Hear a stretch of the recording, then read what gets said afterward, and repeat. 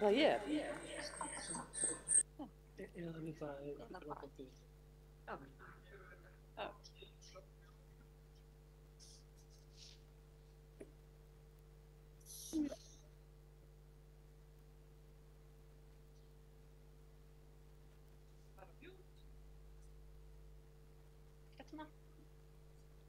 Já.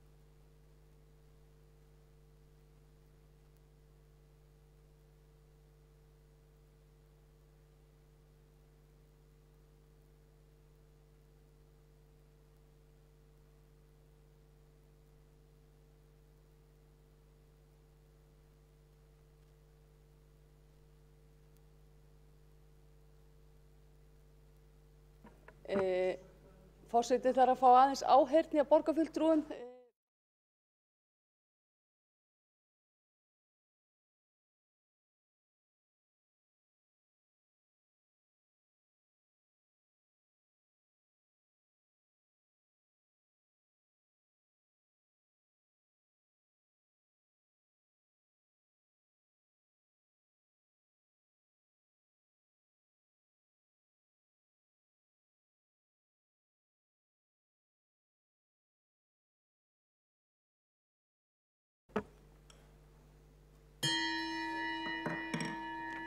Fundur í borgarstjórn Reykjavíkur er settur þriðjudaginn 1. júní klukkan 14:06. Fyrsta mál á dagskrá er umræða stefnu framtíðarskipan tónlistarnáms í Reykjavík til 2030. Að beiðni borgarfulltrúa Samfylkingarinnar, Viðreisnar, Pírata og Vinstri grænna. Til máls tekur borgarfulltrúi Alexandra Brím.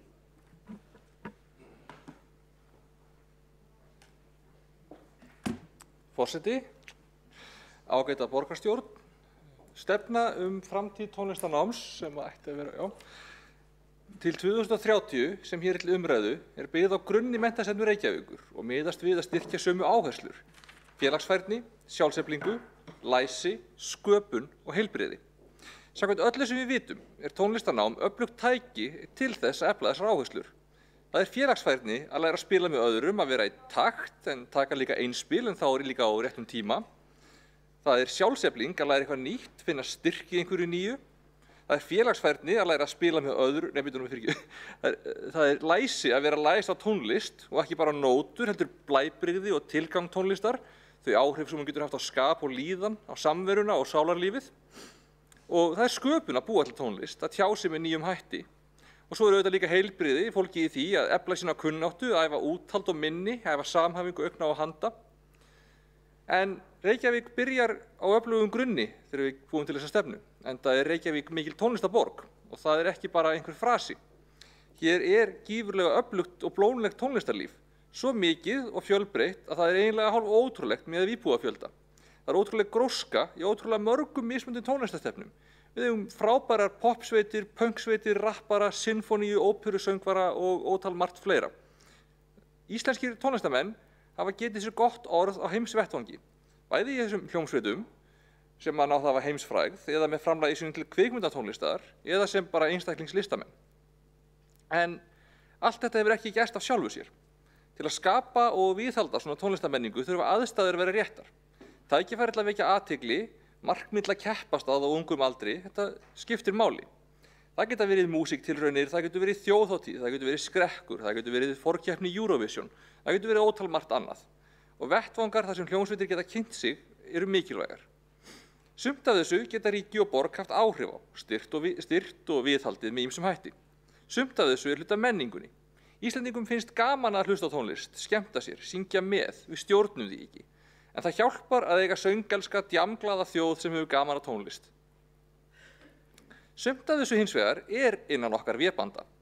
Við eigum til dæmis öfluga tónlistarskóla og skólahljómsveitir sem leggja mikilvægan grunn, kenna undirstöðu atriðin sem allt annað byggir á.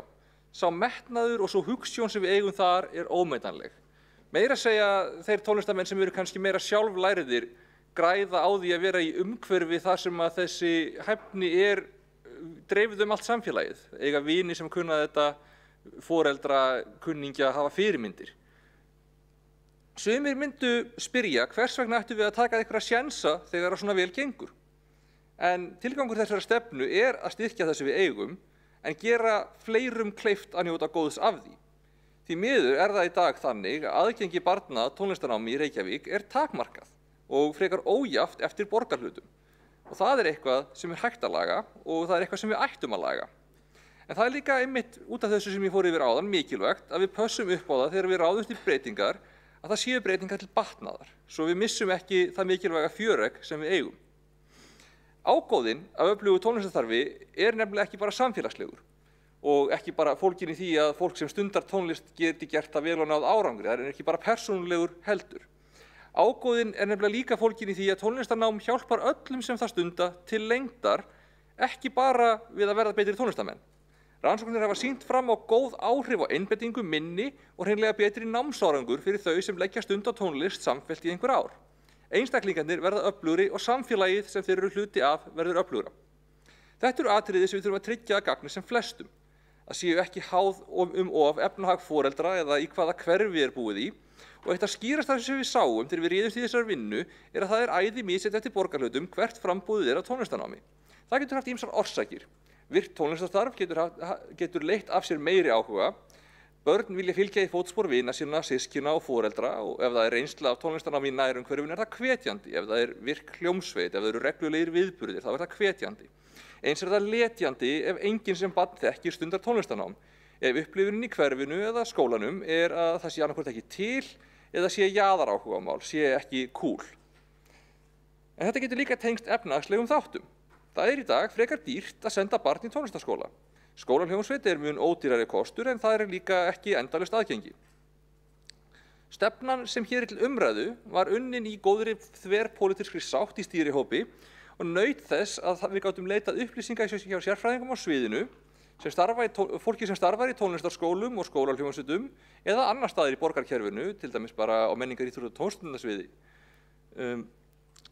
Og líka fólki sem vinnur í nágrannasveitarfélögum. Við fengum til dæmis að heimsækja tónlistarskóla í Kópavogi og skoða hvernig var hjá þeim. Stefnan sem við á endanum skrifuðum var svo send til umsagnar og tók nokkrum breytingum í kjölfarið til að koma til móts við þær. Hún er í dag lögð fram til umræðu ásamt skýrslu sem fylgir með henni og fer ítarlegar í viðfangsefnið og rökin sem liggja að baki þeim þáttum sem eru dregin fram sem markmið og einnig með viðbrögðum við umsögnunum. En núna er í vinnslu á skóla- og frístundasviði aðgerðaáætlun sem mun skipuleggja hvernig stefnan verður innleidd yfir gildistímann. Og ég get bara sagt það hreint út að við byrjuðum vinnuna meðan allt var í lukkunar velstandi en lukum henni þegar COVID var í algleymingi og fjárhagsstaðan er eins og við þekkjum hana. Svo það er mikilvægt að við skipuleggjum okkur vel, svo við náum inn þessum mikilvægu breytingum. Það er gert ráð fyrir því að stefnan verður svo lögð fram til samþykktar ásamt aðgerðaáætlun með haustinu. En skulum sjá. Förum í næstu glæru, hvað er það hérna? Ég held ég hef aldrei verið með ræðu með glærum áður. Frábært. Framtíðarsýnin sem við sáum fyrir okkur er einföld. Við sjáum fyrir okkur framtíð þar sem börn og ungmenni skapa tónlist og þar sem þau njóta tónlistar í leik og starfi alla borg. Við sjáum fyrir okkur vandað, fjölbreytt og aðgengilegt tónlistarnám þar sem ungt tónlistarfólk er sýnilegt í menningarlífi borgarinnar. Okkur þótti mikilvægt að kjarna þessa stefnu vel og lýsa henni á mannamáli. Ítarefni og nánari útlistunni svo að finna í skýrslunni sem fylgir, og ég reyni kannski að fara yfir það helsta. Megin markmiðin snúa öll að því að útvíkka það sem við höfum í dag, láta það ná til fleiri, gera það fjölbreyttara, nýta betur tækni og helstu kennsluaðferðir, finna leiðir til að halda niðri kostnaði sem leggst á foreldra og nemendur og finna leiðir til að tryggja það sem mesta fjármunum fari í kennslu barna, nýta stoðþætti og yfirbyggingu betur, nýta húsnæði borgarinnar betur, gera meira fyrir fleiri börn. Það er mikilvægt að byrja snemma, leggja grunninn. Besti staðurinn til að gera það er í leikskóla. En þá er auðvitað nauðsynlegt líka að byrja rólega, gera það í samstarfi við eða í rauninni bara í gegnum starfsfólk leikskólana, koma inn með kynningar, vera vissum að möguleikunum sem ég haldið að börnum, þau fái tækifæri til þess að prófa og auðvitað með söng sem er auðveldasta og oft fyrsta skrefið inn í meira tónlistarstarf. Ég mæli bara með líka að lesa skýrsluna, það er farið ítarlegar í þetta þar. Í grunnskólum og frístundastarfi er tækifæri til að kynna börn fyrir tónlist með lifandi flutningi, hvort sem er skólahljómsveita, kóra á vegum tónlistarskóla eða einfaldlega annarra aðila, einhverja starfandi tónlistarmanna. Við viljum leggja aukna áherslu á söngiðkun og kórastarf, sérstaklega með yngstu hópunum, og til þess þarf stuðning við starfsfólkið og tengingu við skólahljómsveitir og svo viljum við líka bjóða upp á samstarfstækifæri til að auka sýnileika starfsins, til dæmis með viðburðum sem þá í samstarfi við fagfólk eða tónlistarskólana, en líka bara með viðburðum á okkar vegum eins og skrekk eða í gegnum samninga eins og þá sem við erum með núna við Ungrúf. Til þess að efla gróskuna þá þurfa að vera til staðar bæði aðstaða og hljóðfæri og líka tækifæri og tilefni til að gera eitthvað. Sá hluti stefnunnar sem snertir tónlistarskólana var óneitanlega flóknastur.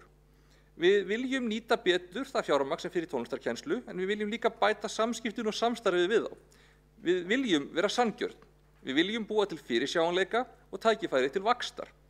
Það gerist bara með skýrum væntingum á báða bóga. Við sjáum fyrir okkur að starfa áfram með öflugum og faglegum tónlistarskólum, en við viljum stefna að því að þeirra umhverfi sé hvetjandi til þess að nýta betur stærðarhagkvæmni og til að geta boðið upp á fjölbreytni og haldi hlutfalli stjórnunarkostnaðar í skefjum og haldi gjöldum sem leggjast á nemendur og fjölskyldur þeirra í lágmarki. Við viljum líka nútímavæða kennsluaðferðir, innleiða samspil og hópkennslu í meiri mæli og opna á formlegt námsmatsferli vegna sjálfsnáms eða vefnáms. Reykjavíkurborg þarf líka að sjá til þess að tónlistarskólarnir starfi í faglegu, skýru og vönduðu stjórnsýslu umhverfi þar sem gögn um starfseminni eru sett fram á aðgengilegan hátt, til dæmis í mælaborði borgarbúa eða á vef borgarinnar.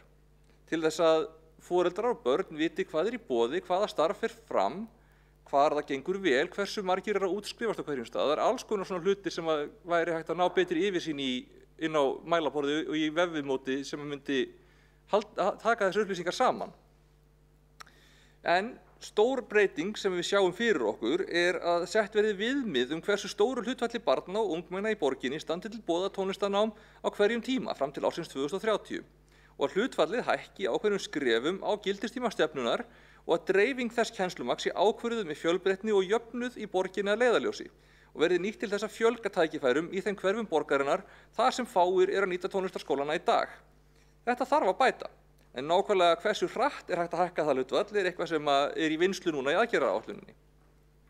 Og svo má þetta taka það fram að annað tól sem við höfum til þess að gera þetta eru skólahljómsveitirnar. Það eru einmitt næsta glæra. Þetta hefur meira kúl en þetta hefur virkað. Skólahljómsveitir Reykjavíkur eru í dag 4. Í hverri þeirra heimild fyrir 130 nemendum og hver þeirra sinnir einum borgarhluta. Það eru gífurlega öflugar og mikilvægar og í þeim starfar öflugt hugsjónafólk. Það gæti reynst nauðsynlegt að fjölga þeim eða stækka þær til að koma betur til móts við þarfir nemenda og dreifingu þeirra í borginni. Það fyrsta áherslan í stefnunni að kanna þá möguleika til hlítar, en líka auka fjölbreytni í kennsluháttum og hljóðfærum. En það liggur alveg fyrir að það gæti verið mjög sniðugt að annarkvort búa til nýja skólahljómsveit eða auka heimildir þar fyrir nemendum. Það eru svona pínu, við sjáum það að aðsóknin meiri heldur en plássin eru. Það þarf líka að skýra þeirra hlutverk, skólahljómsveitina, stöðu þeirra innan skóla- og frístundasviðs og gagnvart borginni, rétt þeirra til nýtingar og húsnæði. Það þarf að tryggja þeim húsnæði og aðstöðu við hæfi og það þarf að tryggja að þær hafi bæði umboð og starfsfólk til að sinna þeim verkefnum sem þeim eru falin. Og það nauðsynlegt að taka í gegnum skráningakerfi og utanumhaldi við nemendur og þeirra skráningu sem núna í bara töluverðum ólestri. Og svo auðvitað bæta húsakost þeirra sem allt frá því að vera sæmilegur yfir í að vera það ekki.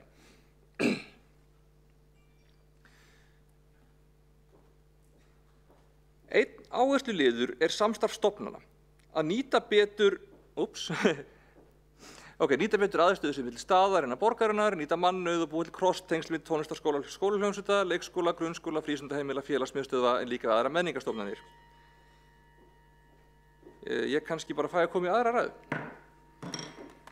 Borgarfulltrúi Alexandra Brím hefur lokið máli sínu. Einn borgarfulltrúi hefur óskað eftir að koma upp í andsvörum. Örn Þórðarson, gjörðu svo vel. Forseti, ágæta borgarstjórn, ég vil þakka borgarfulltrúa Alexandru Brím fyrir þá yfirferð sem hún hefur farið af stað með, en ekki búin að klára. Ég ætla að taka undir að þetta mikilvægt mál og það rétt að nefna það að þetta vöndu vinna sem liggur hérna bakvið og sagt að það þverpólitísk sátt þetta og ég að velta fyrir mér, bara akkurat á þessari stundu, erum við ekki margbúin að samþykja þetta, bæði hér í þessum sal og líka í skóla- og frístundaráði, mér finnst það einhvern veginn og þess vegna er að velta fyrir mér hvað núna, ekki komið tími til að hætta að tala og fara að gera eitthvað, rifja upp slagur sem hérna frá gamalli tíð, minna mas, meiri músík, það var sagt á Bylgjunni þegar ég vann þar á síðustu öld og það á akkurat við í þessu máli núna. Minna mas, meiri músík. Takk. Borgarfulltrúi Örn Þórðarson hefur lokið við að veita andsvar. Þá svarar andsvari borgarfulltrúi Alexandra Briem. Já, forseti, bara þakka fyrir þessa ágætu spurningu. Það er rétt að við höfum núna tekið þessa stefnu fyrir í skóla- og frístundaráði en að mér vitandi hefur hún ekki verið kynnt í borgarstjórn eða með þessum hætti til almennings og það er rétt að við munum svo þurfa að samþykkja hana endanlega með haustinu með aðgerðaáætlun en mér þótti og ég held að það sé við hæfi að hún sé kynnt núna inn hvað segum við, fyrir lok þessa vetrar eða fyrir lok þessa skólaárs til þess að fólk viti hvaða væntingar það ætti að hafa inn í haustið til þess að bæði skólarnir, börnin, tónlistarskólarnir. Ég held að það sé bara vel við hæfi að fara aðeins yfir stefnuna heildstætt á þessari opnu málstofu. Þó ég sé alveg sammála því að vissulega þarf maður á einhverjum punkti hægt að tala og byrja að gera, þá er borgarstjórn vissulega málstofa og hér eru við að kynna hana í orði. Borgarfulltrúi Alexandra Briem hefur lokið við að svara andsvari og þá telst andsvörum lokið. Næstur á mælendaskrá er borgarfulltrúi Eyþór Laxdal Arnalds. Já, forseti, ágæta borgarstjórn og tilheyrendur. Ég vil bara byrja á að þakka fyrir ágætt samstarf í þessum hópi sem að stóða þessari vinnu. Við höfum öll þá sýn að tónlistarnám sé mikilvægt og við samþykktum öll saman skólastefnuna þar sem að kemur skýrt fram að sköpun sé gríðarlega mikilvægur þáttur í námi á 21. öldinni. Það er líka rétt sem að borgarfulltrúi Alexandra Briem og formaður hópsins kom inn á áðan að það er skýr fylgni á milli námsárangurs og tónlistarnáms. Það er að segja að þeir sem hafa stundað skipulagt tónlistarnám í 2-3 ár að þeir eru með betri námsárangur heldur en þeir sem ekki hafa fengið það tækifæri eða stundað það nám. Þannig að það er ekki bara tilfinningarök fyrir því að það eigi að styðja við tónlistarnám heldur líka vísindaleg rök og rannsóknir. Tónlist er merkileg list að mörgu leyti því að hún er svona ósýnileg og er í loftunum en hún er líka allstaðar og bæði í hámenningu og lágmenningu út allt. Það er eitt lykilatriði sem að ég taldi vera rétt að við hefðum að leiðarljósi og það var að við myndum ekki eyðileggja neitt. Því að það er alveg rétt sem að kom mér fram í framsögunni að árangurinn á Íslandi er frábær, hvort sem er litið til dægurtónlistar eða klassíska tónlistar, hvort sem er litið til íslenskrar menningarflóru eða á alþjóðavísu. Og við eigum einhverja glæsilegustu sendiherra í menningu og það er einmitt menningin sem hefur sett Ísland á kortið og ekki síst tónlistin. Og við þurfum ekki að telja upp þá einstöku listamenn því að þeir eru orðnir það margir en þetta litla land og þessi litla þjóð á alveg ótrúlega marga og flotta sendiherra og þeir væri ekki svona sterkir nema að því að við værum með hennar grunn. Því alveg eins og grunnþjálfun í knattspyrnu fyrir börn og unglinga hefur skilað okkur frábærum árangri í þeirri grein að þá er það einmitt grunnþjálfun í tónlist sem skilar okkur afreksfólki. Og þetta spilar allt saman. Því að afreksfólkið er síðan fordæmi og inspirasjón fyrir þá sem eru að byrja, konstitra og við sjáum það að skapandi greinar eru að verða mikilvægari og þegar menn er að leita nýjum stoðum fyrir Ísland þá er það mjög eðlilegt að horft sé á skapandi greinar sem nýja stoð undir atvinnulífið á Íslandi.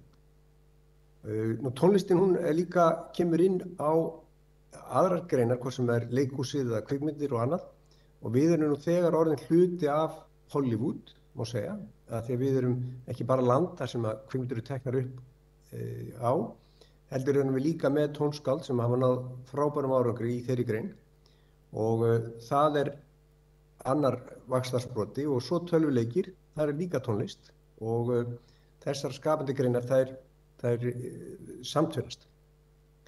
Nú, ég ánægður með það að við náðum því að standa vörð það frábæra starf sem tónlistarskólarnir að sinna í borginni, og við þurfum að byggja sóknina upp á þeim grunni sem við höfum. Ég er líka mjög ánægður með það að við leitum fram þá með tölfræði að sumir borgarhlutar sitja eftir, og ég er mjög ánægður með það að við séum sammála það að það þurfa að bæta úr og jafna tækifærin ekki niður á við heldur upp á við. Og þannig eigum við að geta unnið þetta í góðri sátt. Nú, það má síðan segja að eitt af mikilvægasta sem við þurfum að fara í eftir að hafa talað, eins og borgarfulltrúi Örn Þórðarson kom inn á áðan, eftir masið að þá komið músíkin, að þá mikilvægt að við fylgjum þess eftir með mælingum og tryggjum það að fleiri fái og noti tækifærana, og líka það að við leggjum meiri áherslu á skapandi greinar og tónlist. Þannig eigum við að geta náð meira árangri í skólastarfinu í heild, og þannig náum við betri árangur fyrir börnin okkar, bæði líðan þeirra og árangur. Svo það fleira sem við ræddum í hópnum sem ég held að sé mikilvægt, og það til dæmis húsnæðismálin. Það mikilvægt að bæta úr þeim, og það þarf ekki alltaf að byggja nýtt, en líka spurningum að nýta það sem fyrir Borgin þegar að setja mikla fjármuni bæði í Hörpu og húsnæði eins og Iðnó sem að mætti nýta miklu betur, og það hluti af náminu að fá að spila fyrir aðra, þó að það sé líka gaman að spila fyrir sjálfan sig. En ég vil bara vonast til þess að við fylgjum þessu eftir, þannig að þessi stefna verði ekki endapunktur heldur uppaf, og við pössum það að við slökum hvergi á í þessu, og þó að kórónufaraldurinn sé íþyngjandi að einhverju leyti, þá hann líka hvatning til þess að við bara gerum ennþá betur í þessum málum, og það fullt af hlutum sem við getum gert betur. En annars vil ég bara þakka bæði þeim sem voru í hópnum og starfsfólki borgarinnar fyrir gott samstarf, og tel að þetta sé góður grunnur þar sem að við getum eflt bæði tónlistarskólana og tónlistarstarfið í grunnskólanum og fleiri þætti, skólaþjónustunnar og fleira, og sótt fram á við, og þannig verið betri borg. Og ég vonast þess að einstaklingsmiðað nám verði eflt en ekki minnkað, og þá geta draumar barnanna ræst, því þeir eru ólíkir. Þannig fólkið, og þannig sú skólastefna sem við samþykktum hérna saman. Þannig að ég vonast þess að við eigum bara gott samstarf við að efla tónlistarnámið út frá þessum niðurstöðum, og gott að fá þessa tölfræði fram sem var ekki ljós fyrir marga. En annars bara þakka ég fyrir og vonast þess að bara góða umræði um þetta í dag. Takk. Borgarfulltrúi Eyþór Laxdal Arnalds hefur lokið máli sínu. Næst tekur til máls borgarfulltrúi Elín Oddný Sigurðardóttir.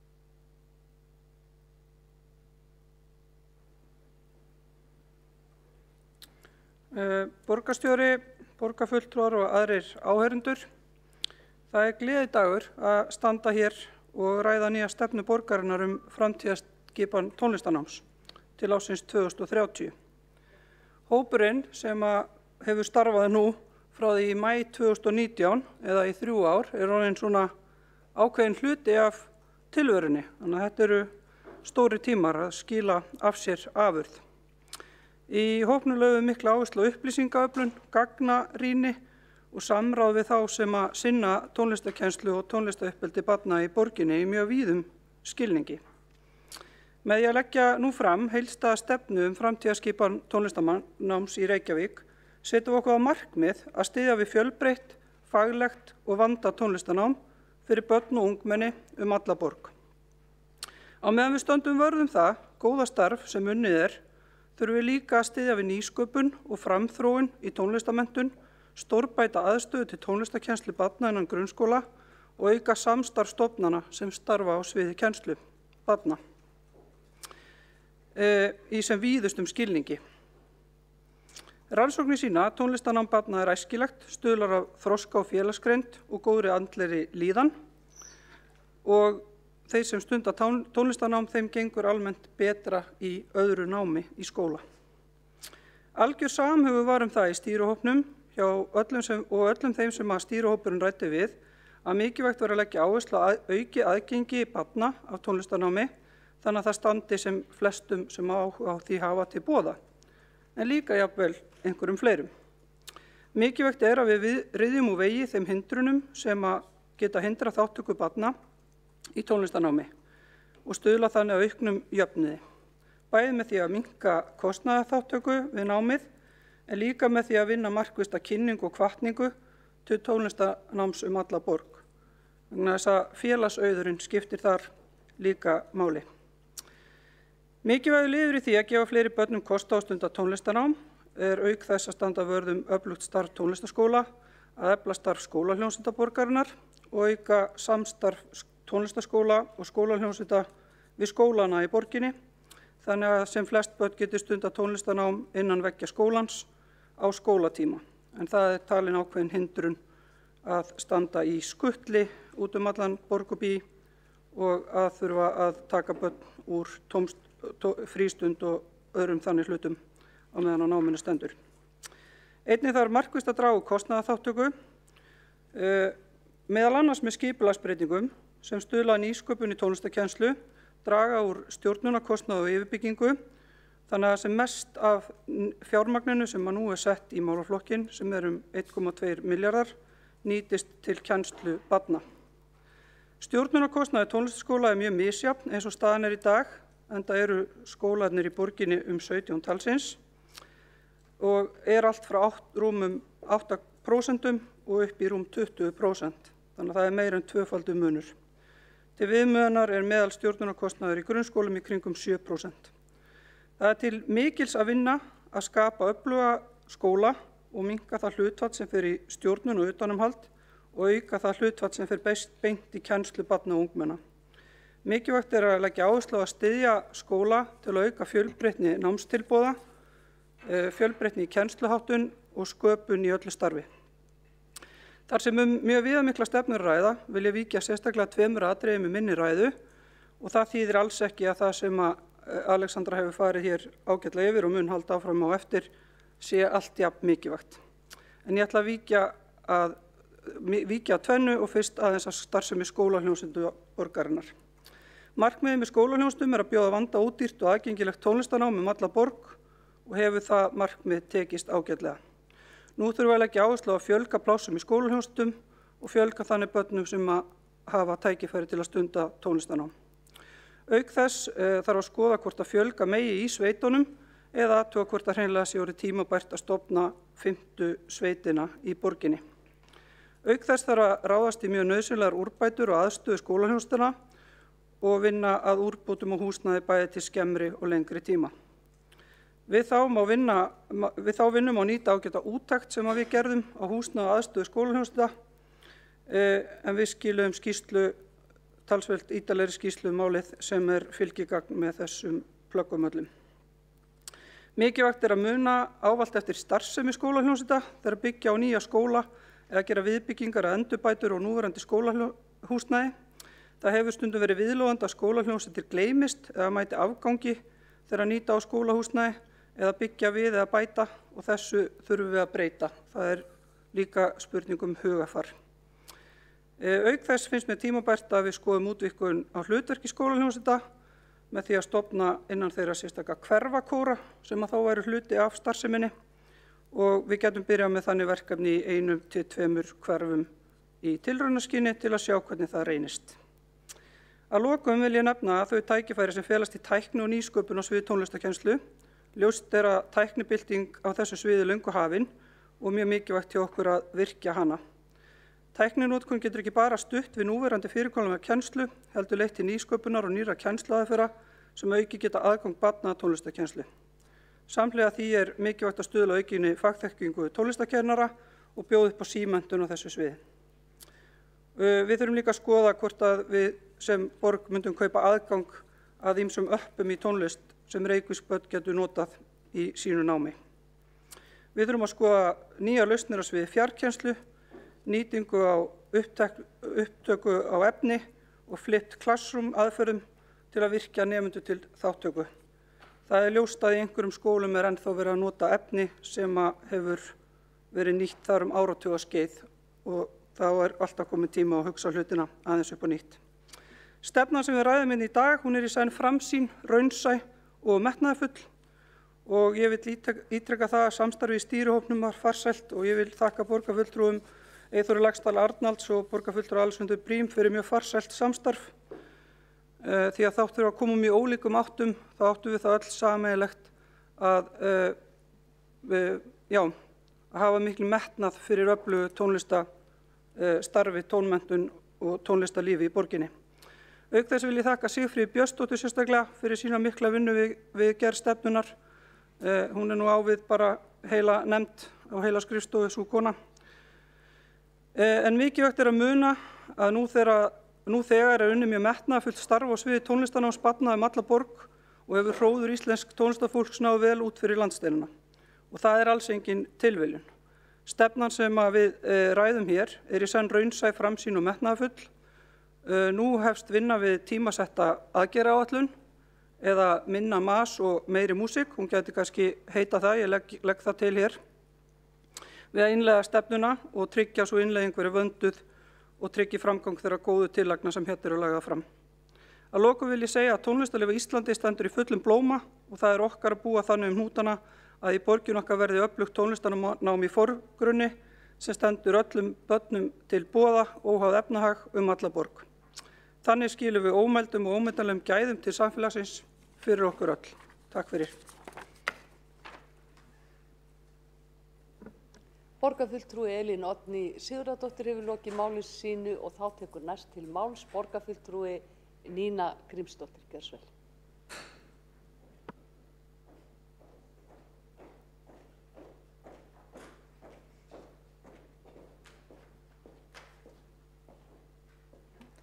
Góðan dag. Það nú skemmtileg tilviljun að þegar ég stend hér í fyrsta skipti að þá eru einmitt 2 nemendur minna voru að ljúka hér spila tónleika hérna niðri í sal Ráðhússins á vegum barnamenningarhátíðar og barnamenningarhátíð sem stofnað var af kennara í Tónskóla Sigursveins, þar sem ég starfa sem deildarstjóri.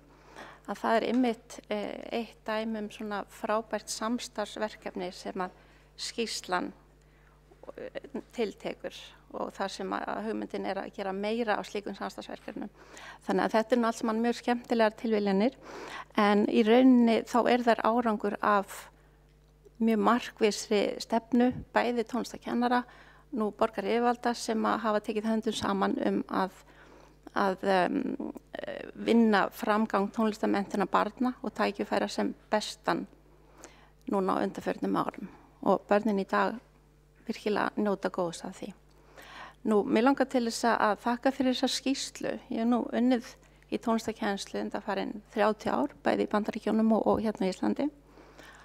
Og það í rauninni mjög mikið gleðiefni að það sé svona markviss skýrsla og vönduð sem sé sett fram hér til ársins 2030 og ég fagna öllu því sem að kemur fram í henni og sérstaklega hvað varðar jöfnuð til tónlistarnáms og jöfnun á aðgengi og til þess að reyna að ná þess að til sem langt flestra borgarhluta vegna þess að þar virkilega pottur brotin og það sem að hins vegar ég hefði gjarnan viljað sjá meira af að því nú þetta auðvitað metnaðarfull skýrsla en hún einblínir ansi mikið á að tónlistarnám eigi að vera fyrir alla, en þá rauninni hugtakið tónlistarnám, það ekki skilgreint neitt nánar, þannig að það nefnilega 2 tegundir af tónlistarnámi, þannig að annars vegar þá tónlistarnám eins og kemur fram hérna í loka orðum skýrslunar, blaðsíðu 39, að þar talað markmið með listkennslu. Listir eru kenndar samkvæmt 2 skilgreindum meginviðhorfum. Það samfélagsgildis, það listmenntun sem undirbýr nemenda fyrir það að verða menningarlegan einstakling og upplýstan þáttakanda í menningarsamfélaginu. Nú hins vegar þá ber menntun á sviði lista að skila menningarlífinu hæfum fagmönnum á sviði lista. Og þarna finnst mér alveg að það mætti gera örlítið betur í skýrslunni og í stefnu borgarinnar, vegna þess að ég saknaði þess að sjá fyrirætlanir hvernig við ætlum að tryggja samkeppnishæfi tónlistarmenntunar okkar og afreksnefendana sem eru til dæmis eins og þessi 2 sem ég nefndi hér upphafi. Þeir eru 12 ára, þeir eru búin að læra á píanó hjá mér í 3 ár og þeir eru komnir í framhaldsstig. Þetta á mínum 30 ára kennsluferli algjörlega einstakt og þeir eru báðir af erlendu bergi brotnir. Þannig að ég hefði viljað sjá meiri metnað, stefnu og ramma fyrir afreksnefndina í tónlist.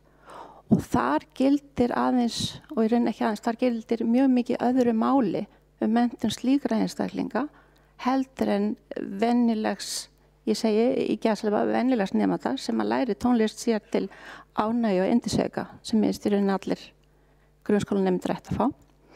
Afreksnemendur gildir öðru máli, þeir þurfa allt annars konar þjálfun og þá ber okkur að líta frekar til afreksstefnu íþróttafélagana þar sem að markvisst frá unga aldri stefnt að því að finna hvar hæfileikarnir liggja hjá hverjum og einum einstakling, að því leyti þetta náttúrulega mjög einstaklingsmiðað nám.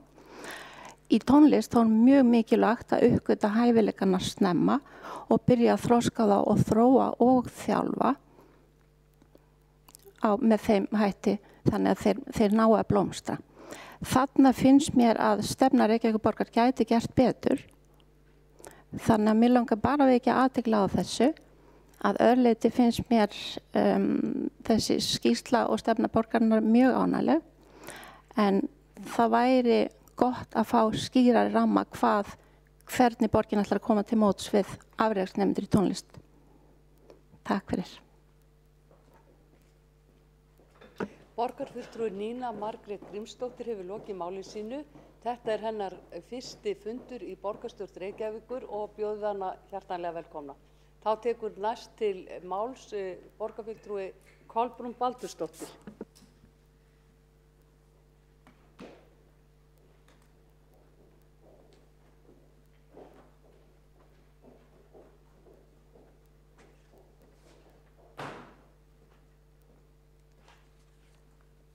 Forseti, ágæta borgarstjórn.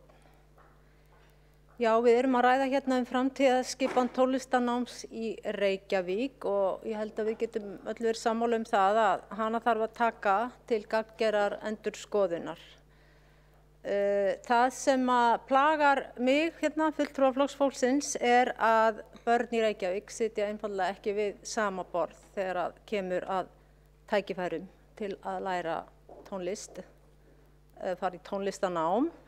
Af þeirra einföldu ástæðu að nám í einkareknum eða í tónlistarskólum, og þeir eru nú fæstir á vegum borgarinnar, hvort það einn sem að borgin rekur, en þetta nám bara fokdýrt og mjög dýrt og aldeilis ekki fyrir alla foreldra að borga, hvað þá systkini, að ræða systkini.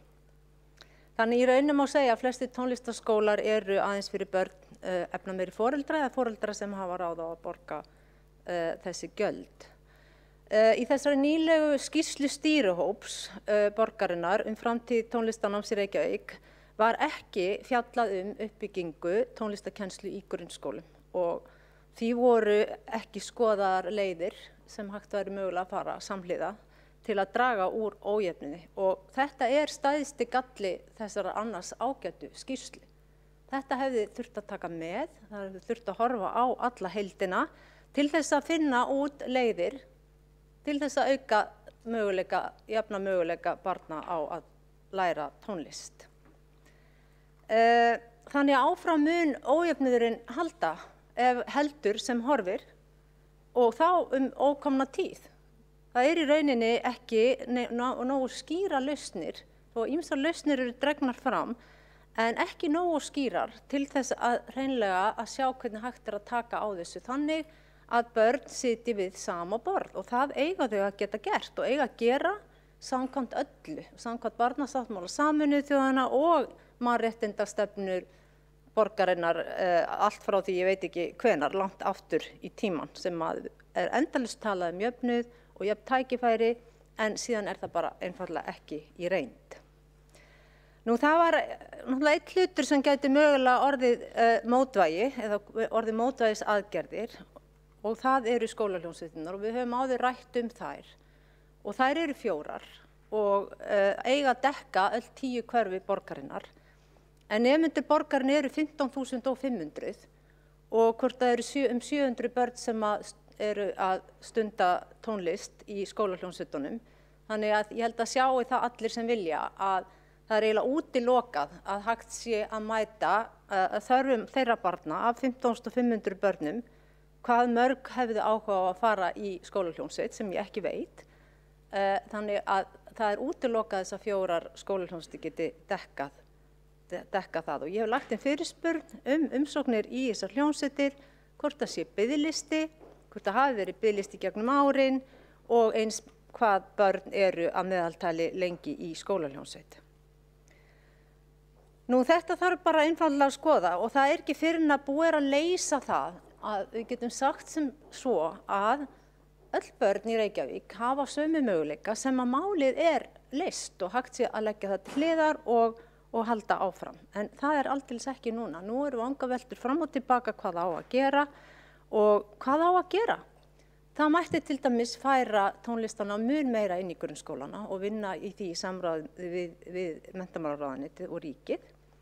En síðan þeir krakkar sem fara í tónlistaskóla og eru þá að læra kannski á þau hljóðfæri sem ekki hægt að kenna í grunnskóla, að þeir eiga bara einfaldlega öll sem eitt að óháð efnahag foreldra að borga sama gjald eða allavega að skoða þá sértækar aðgerðir til þeirra foreldra sem eru láglauna eða fátækir.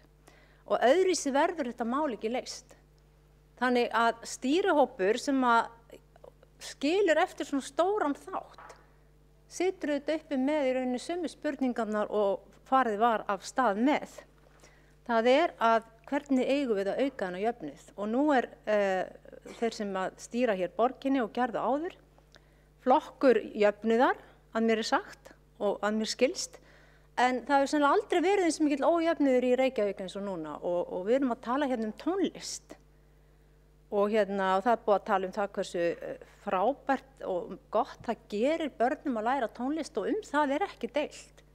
Hvort það hafi bein áhrif á einkunnir barna skal ég ekki segja en sannarlega á líðan.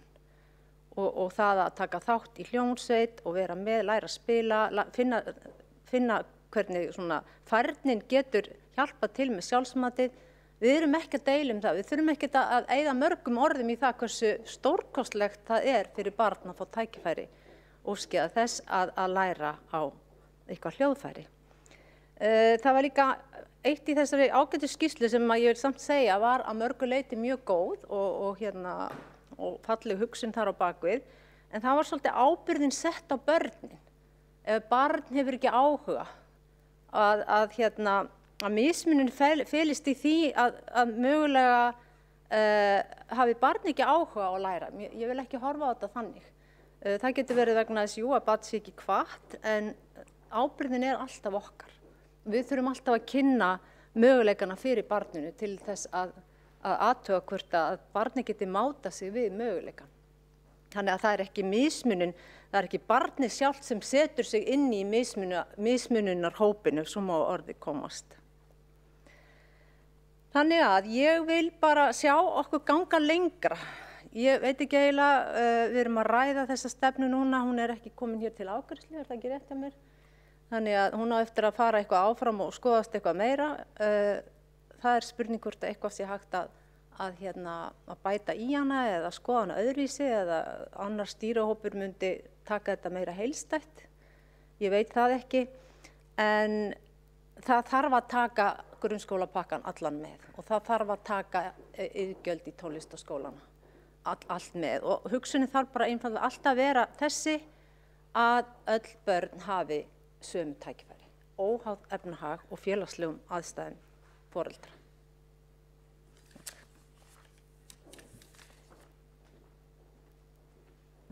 Borgarfulltrúi Kolbrún Baldursdóttir hefur lokið máli sínu. Næst tekur til máls borgarfulltrúi Alexandra Briem.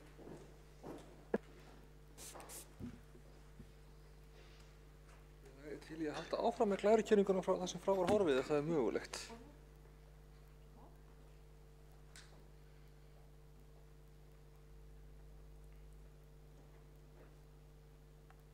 Já, forseti.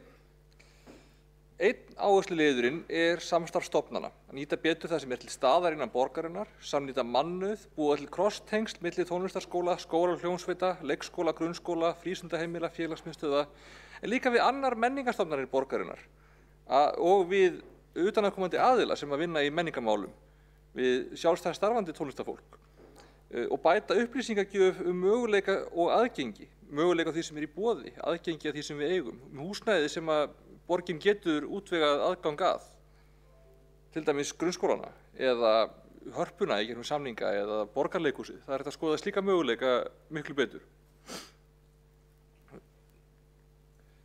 Hvað varðar tækni og tækifæri, þá viljum við finna leiðir til að nýta betur nútíma tækni. Bæði hægt að gera og læra ýmislegt á netinu sem getur þá annarkvort komið í staðinn fyrir að einhverju leyti eða þá að minnstakosti stutt við ítarlegra tónlistarnám, öppin eins og borgarfulltrúin Elín Oddný fór hérna yfir áðan. Og það hægt að nýtast við fjarkennslu og nýta þessa tækni á ýmsan hátt sem að styður við hefðbundin nám. Það hægt að taka hóp samkennslu til dæmis. Við vildum líka formgera, eins og ég sagði áðan, námsmatsferlið vegna sjálfsnáms eða veflagsnáms, þá fyrir alla aldurshópa. En ég vil aðeins fara yfir nokkur atriði sem að komu hérna fram í ræðum borgarfulltrúa sem hérna inn í áður en eftir ég fór yfir fyrirhluta ræðunar. Eitt sem að ég hjó eftir var áherslan á afburðanemendur og ég alveg sammála því að það mikilvægt að þeir fái stuðning við hæfi. Það samt held ég þannig að áhersla borgarinnar þurfi að vera á að víkka grunninn, að koma öllum sem við getum í tækifæri til þess að kanna sína hæfni, sinn áhuga og þá getur það komið í ljós hvort að þau hafi einhverja sérstaka getu til þess að ná lengra en aðrir. Og ég held að það sé líka þannig að þeir sem að finna alveg sérstakan áhuga eða sérstaka getu, þau ferli eru nokkuð vel til staðar í dag.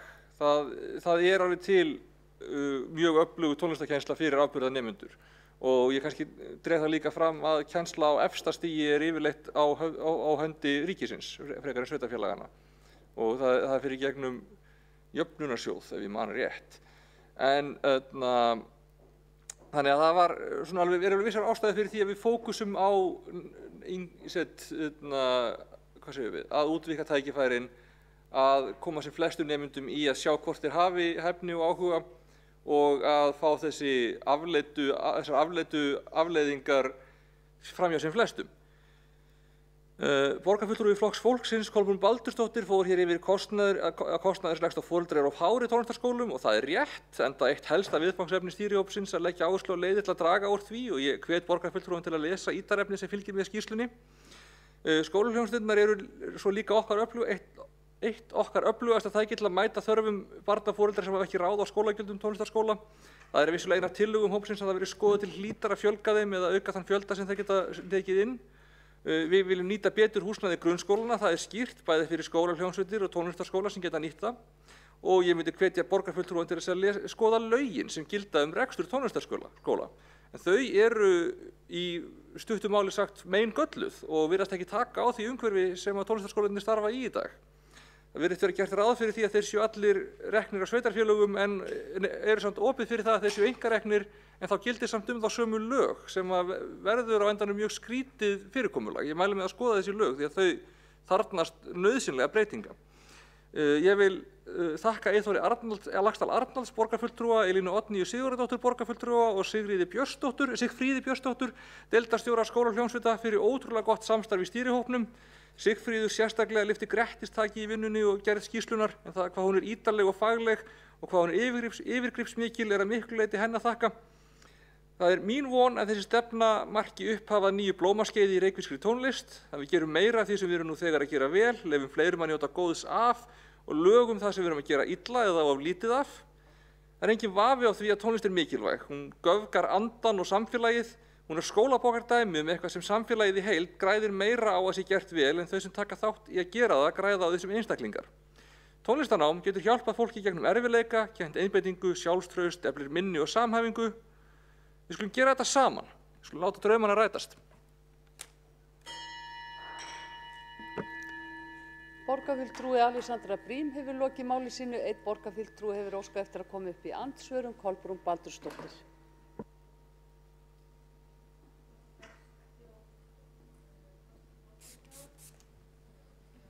Borgarfulltrúanum Alexandru Briem fyrir sína ræðu. Og það sem ég langaði nú að nefna hérna áðan var svona pínlítið persónulega nótum en ég hafiði átti þann kost í morgun að horfa framan í mörg yndisleg, falleg andlit, börn hérna niðri og þar á meðal barnið mitt sem bæði söng og spila og flautu. Þannig að þetta er náttúrulega bara svo stór hluti af lífi okkar allra og í fjölskyldu barna og barnabarna og við viljum ekki vera án tónlistar en þá vil ég bara aftur ítreka mikilvægi þess að börn sitji við sama borð hvað þetta varðar. En ég vil aðeins koma inn á þetta sem að borgarfulltrúin Alexandra Briem var að tala um. Hún var að tala um lögin og þau væru meingölluð. Þá langar mér að spyrja hana, hvað hefur borgarstjórn gert til þess að reyna að ná sambandi við ríkisvaldið og vinna með þeim í að laga þessi lög? Það er ekki nóg bara að sitja og kvarta yfir að lög séu meingölluð og láta þar kyrrt við liggja. Og hin spurningin eða svona kannski velta því upp með borgarfulltrúanum að það eru 15.500 nemendur í Reykjavík og það eru 4 skólahljómsveitir. Það eru 700 börn sem stunda nám í þeim svona sirka bát. Það hlýtur að liggja í augum uppi að það er ekki hægt að mæta óskum allra barna sem vilja komast í skólahljómsveitir og það er útilokað en ég óska eftir upplýsingum um þetta og ég spyr kannski enn bara í allra síðasta sinn í þessu máli af hverju má ekki fjölga skólahljómsveitum. Ég held að borgarstjórn ætti nú vel að geta haft ráð á því og þó að það ekki nema 2 í viðbót eða annað slíkt. Borgarfulltrúi Kolbrún Baldursdóttir hefur lokið við að veita andsvar. Þá svarar andsvari borgarfulltrúi Alexandra Briem. Ég þakka borgarfulltrúanum Kolbrúnu Baldursdóttir fyrir áhugavert andsvar. Það fyrir það fyrsta þá hefur verið bókað um það í skóla- og frístundaráði að löggjöfin sé ekki nógu góð og hvatt til þess að það sé skoðað. Það líka í gangi samstarfshópar á milli ríkis- og sveitarfélaga þar sem að okkar fulltrúar hafa vakið máls á þessu. Mér skilst að það hafi verið farið í gang með endurskoðunarvinnu á lögunum fyrir nokkrum árum en það hafi runnið út í sandinn af einhverjum ástæðum sem ég þekki ekki og tengjast væntanlega meira innanhúspólitík á þinginu heldur en öðru. Það alveg rétt að þau þarf að skoða að fjölga skólahljómsveitunum og það eitt af því sem lagt til þarna að verði skoðað alvarlega. Þannig að það ekki rétt að halda því fram að það megi alls ekki. Og það eitthvað sem ég held að væri raunar mikið gæfuspor en ég held að þau þurfi bara að skoða nákvæmlega með hvaða hætti ætti að gera það, hvar það ætti að vera, hverjir ætti að stjórna þeim, hvernig ætti að skipuleggja þær, væri betra að láta eina skólahljómsveit takast á við stærra svæði og fá undirstjórnanda eða búa til alveg nýja, það alls konar svoleiðis útfærsluatriði.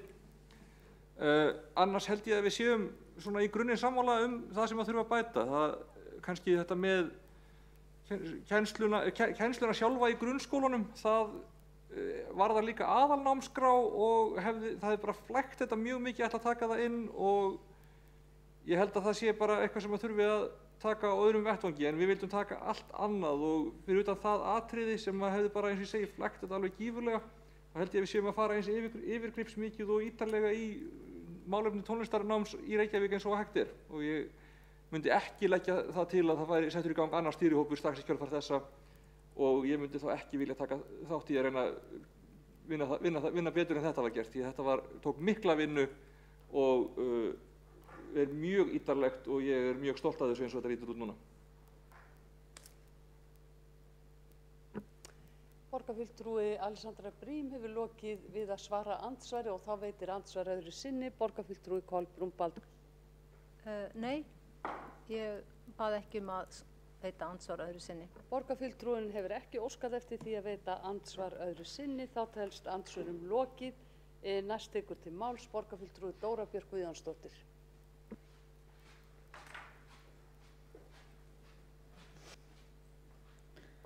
Forseti, ágæta borgarstjórn og kæru íbúar sem að fylgjast með. Ég vil þakka kærlega fyrir þessa stefnu. Þetta er mjög metnaðarfull stefna og ég held hún sé að leggja mjög góðan grunn að framtíðinni í tónlistarnámi í Reykjavík.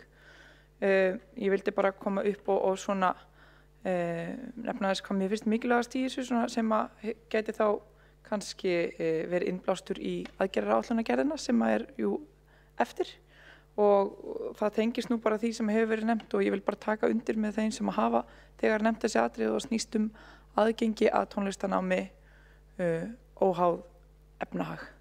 Mér finnst alveg óbúðslega mikilvægt að við sköpum slíka umgjörð í kringum tónlistarnám til framtíðar, að það sé hægt að njóta þess að læra á hljóðfæri og alls konar tónlist, að syngja hvernig sem það óháð því hvernig staða foreldranna hvað varðar efnahagsleg gæði, en í rauninni verðum við einhvern veginn að taka þetta þannig að þetta sé líka óháð svona menningarlegum aðstæðum, vegna þess að það eru þetta mismunandi hvort það sé mikið menningarlegt kapital eða efnahagslegt kapital, og þetta má ekki vera takmark fyrir því hvað tækifæri börn njóta þegar kemur að þeirra menntun í tónlistarnámi. Og ég skil það að sé ótrúlega flókið allt þetta með að við erum með einhverja menntun inn í skólanum og svo erum við tónlistar kennslu annar staðar líka, skólahljómsveitir, og þetta er flókið kerfi.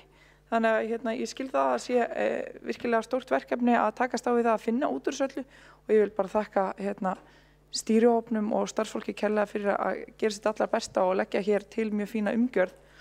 En mér finnst bara svo mikilvægt að við munum hvert markmiðið þarf að vera. Auðvitað er það gæði menntunarinnar, en það verður líka að vera það að öll börn geti notið þess að læra á hljóðfæri, og ef þau vilja, ef þau hafa áhuga og ef þau hafa metnað til þess.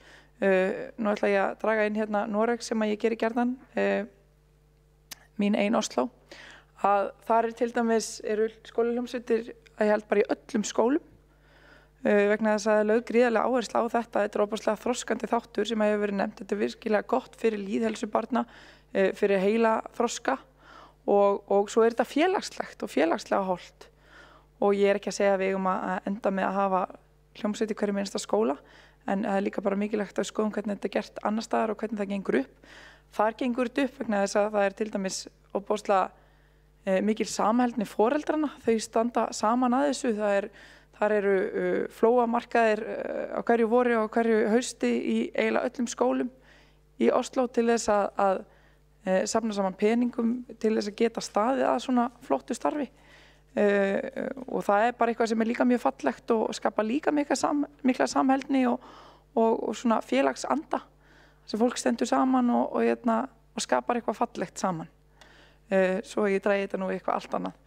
En mér finnst bara óbúslega mikilvægt að við munum hvert leiðarljósi þarf að vera, og ég held að þetta sé mjög fínt skref á þeirri vegferð, og ég vil þakka fyrir það.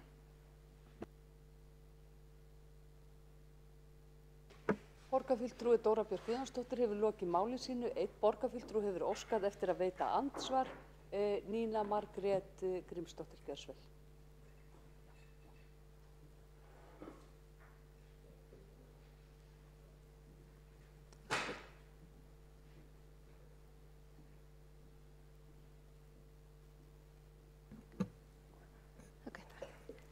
Forseti borgarstjórnar. Bara tvö atriði sem ég langaði til þess að bregðast við. Fyrsta lagi þarna það sem að Alexandra var að minnast á að stefnan með skýrslugerðinni hefði verið svona fyrirfram kannski að einbeita sér að því að auka aðgengi og mér finnst það bara frábært. En síðan hitt sem hún sagði að nefndarmenn myndi þá gera ráð fyrir að hæfileikaríkir nemendur myndi svona svolítið bara sjá sig sjálfir eða þá að kerfi myndi sjá þá. Það ekki þannig. Það þarf að gerast markvisst og þetta náttúrulega íþróttafélagin búin að skilja. Þannig að það þarf markvisst að rækta talent, hæfileika og sinna því frá mjög unga aldri.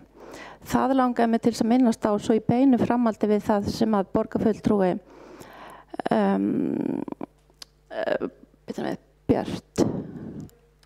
Dóra Björt var að minnast á Oslo og það einmitt alveg frábært að minna okkur á það.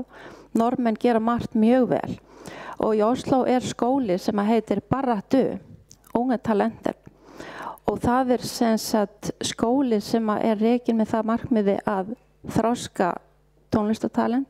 Það hafi líka ríka tónlistarnemendur frá mjög ungum aldri og það komið sem sagt með í hann nemendur af úr öllu landinu í Noregi. Og sumir komast jafnvel bara helgar en þarna markvisst unnið að sem sagt þroska og þjálfa afreksnemendur í tónlist frá unga aldri og þeir sem sagt ná framúrskarandi árangri á heimsvísu og ég nefni þetta bara sem dæmi að það væri hægt að gera þetta hér líka að vera með skóla eða deild þar sem væri markvisst unnið að því að þroska hæfileikana hjá ungu tónlistarfólki sem að verða þá listamenn framtíðarinnar. Takk fyrir.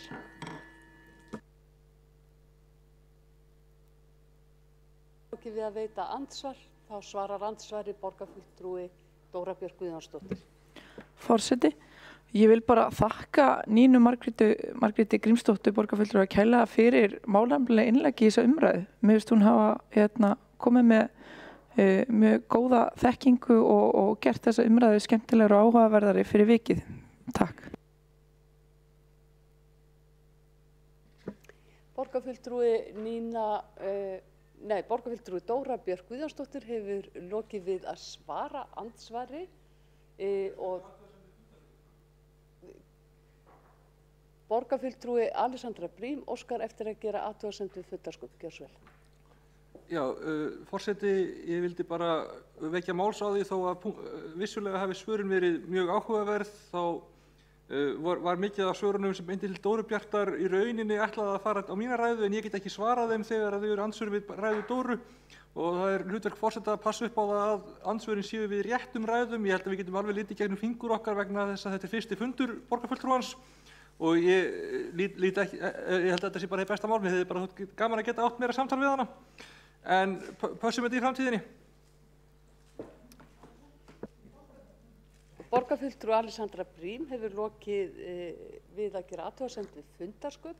Forseti vill taka það fram að eins og borgarfulltrúin Alexandra Briem kom inn á að þetta fyrsti fundur borgarfulltrúans Nínu Margrétar Grímsdóttur og ég ger ráð fyrir því að borgarfulltrúin Nína Margrét Grímsdóttir eigi eftir að setja sig aftur á mælendaskrá enda með öfluga og mikla þekkingu í þessu málaflokki sem við erum að ræðum hér. Þannig að borgarfulltrúanum Alexandru Briem gefst tækifæri á að ræða við borgarfulltrúan í framhaldinu. En næstur tekur til máls borgarfulltrúi Daníel Örn Arnarsson. Gjörðu svo vel.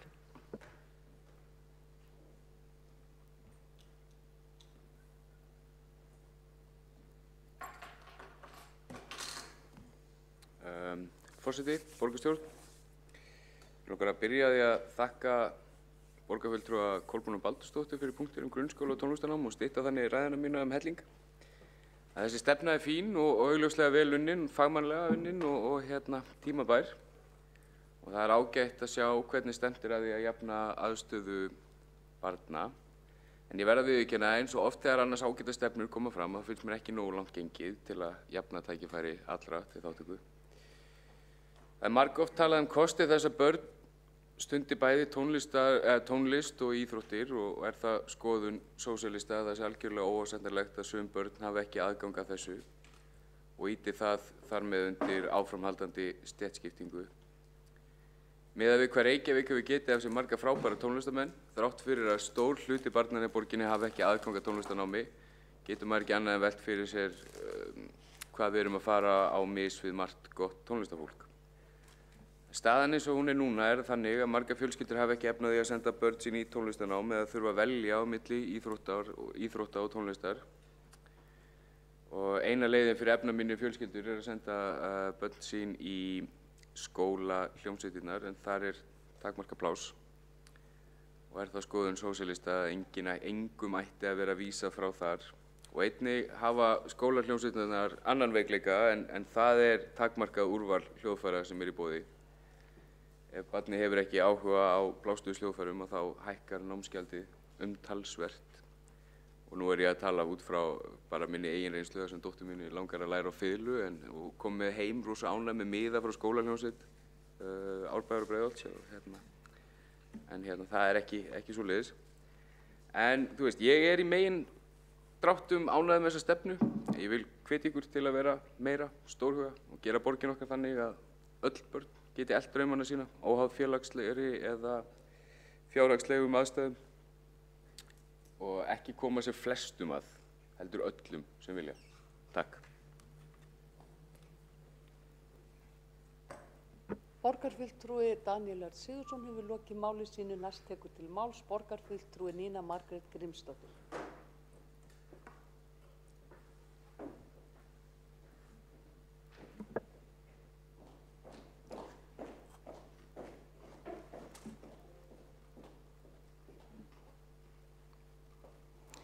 Já, mér langaði bara til þess að kannski fá að bæta við bókun þá sem ber undir fundinn, hvort að það væri þá hægt að bæta við, jafnvel í lokin við þessa annars mjög metnaðfullu stefnu borgarinnar, að það væri tryggt að afreksnemendum og mjög hæfileikaríkum tónlistarnemendum væri tryggður framgangur og að sjálfsögðu líka án tillits til efnahags og aðstæðna eða uppruna. Ég held að það skipti mjög miklu máli til þess að framtíðar tónlistarfólk þurfi ekki að verða innflutt frá útlöndum, heldur verði menntað og uppalið á landinu okkar. Takk. Borgarfulltrúi Nína Margrét Grímsdóttir hefur lokið máli sínu, næstur á mælendaskrá borgarfulltrúi Eyþór Laxdal Arnalds. Andsvar. Áður en ég hleypi borgarfulltrúanum Eyþóri Laxdal Arnalds þá hefur óskað eftir að koma upp í andsvörum borgarfulltrúi Alessandra Brím. Gjörðu svo vel. Já, forseti, ég vildi þakka borgarfulltrúanum Nínu Margréti, var það ekki, Grímsdóttur fyrir ágætis tillögu. Ég held að það sé alveg eitthvað til þess að skoða. Ég held samt miðað við þá vinnu sem við fórum í stýrihópnum að vinna með afburðanemendum sé, eins og ég segi, fyrir mestanpart góð. Það reyndar vissulega eitthvað sem ætti skoða aðgengi að því námi fyrir þá kannski nemendur sem hafa ekki efni á slíku eða þannig. Ég held að það væri kannski eitthvað að skoða. En ég held líka að nám á efsta stigi sé eitthvað sem fellur svona frekar utan vébanda okkar stefnu, en það unnið eins og í menntaskólanum í tónlist og á bara öðrum stöðum í sjálfu sér sem að falla undir samninga við ríkið. En ég held að megi alveg, eins og ég segi, sérstaklega þetta með aðgengið að þessu og bara, já, ég þakka fyrir málefnalega og góða umræðu.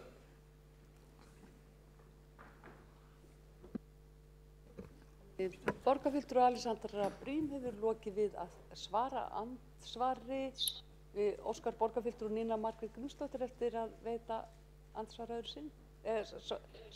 Svara andsvari? Gjörðu svo vel. Já, bara aðeins frábært ef að nefndin geti hugsað sér að skoða þetta aðeins nánar.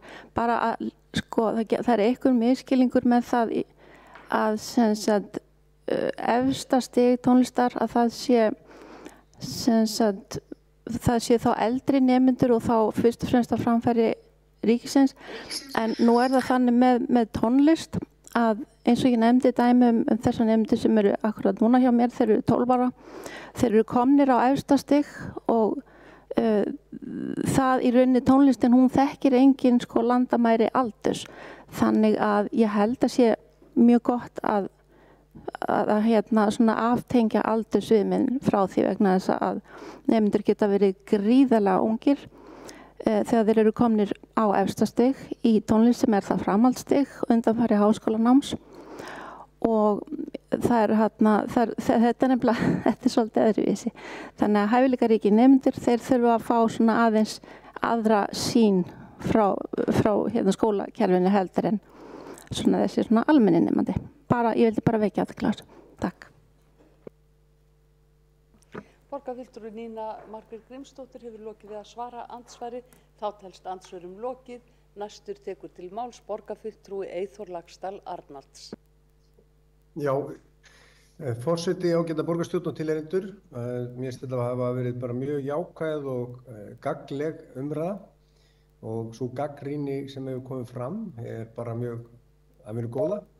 Ég held að við séum að koma úr ólíkum áttum en við þurfum að koma okkur niður á stefnu og síðan þurfum að tryggja að hún sé framkvæmd.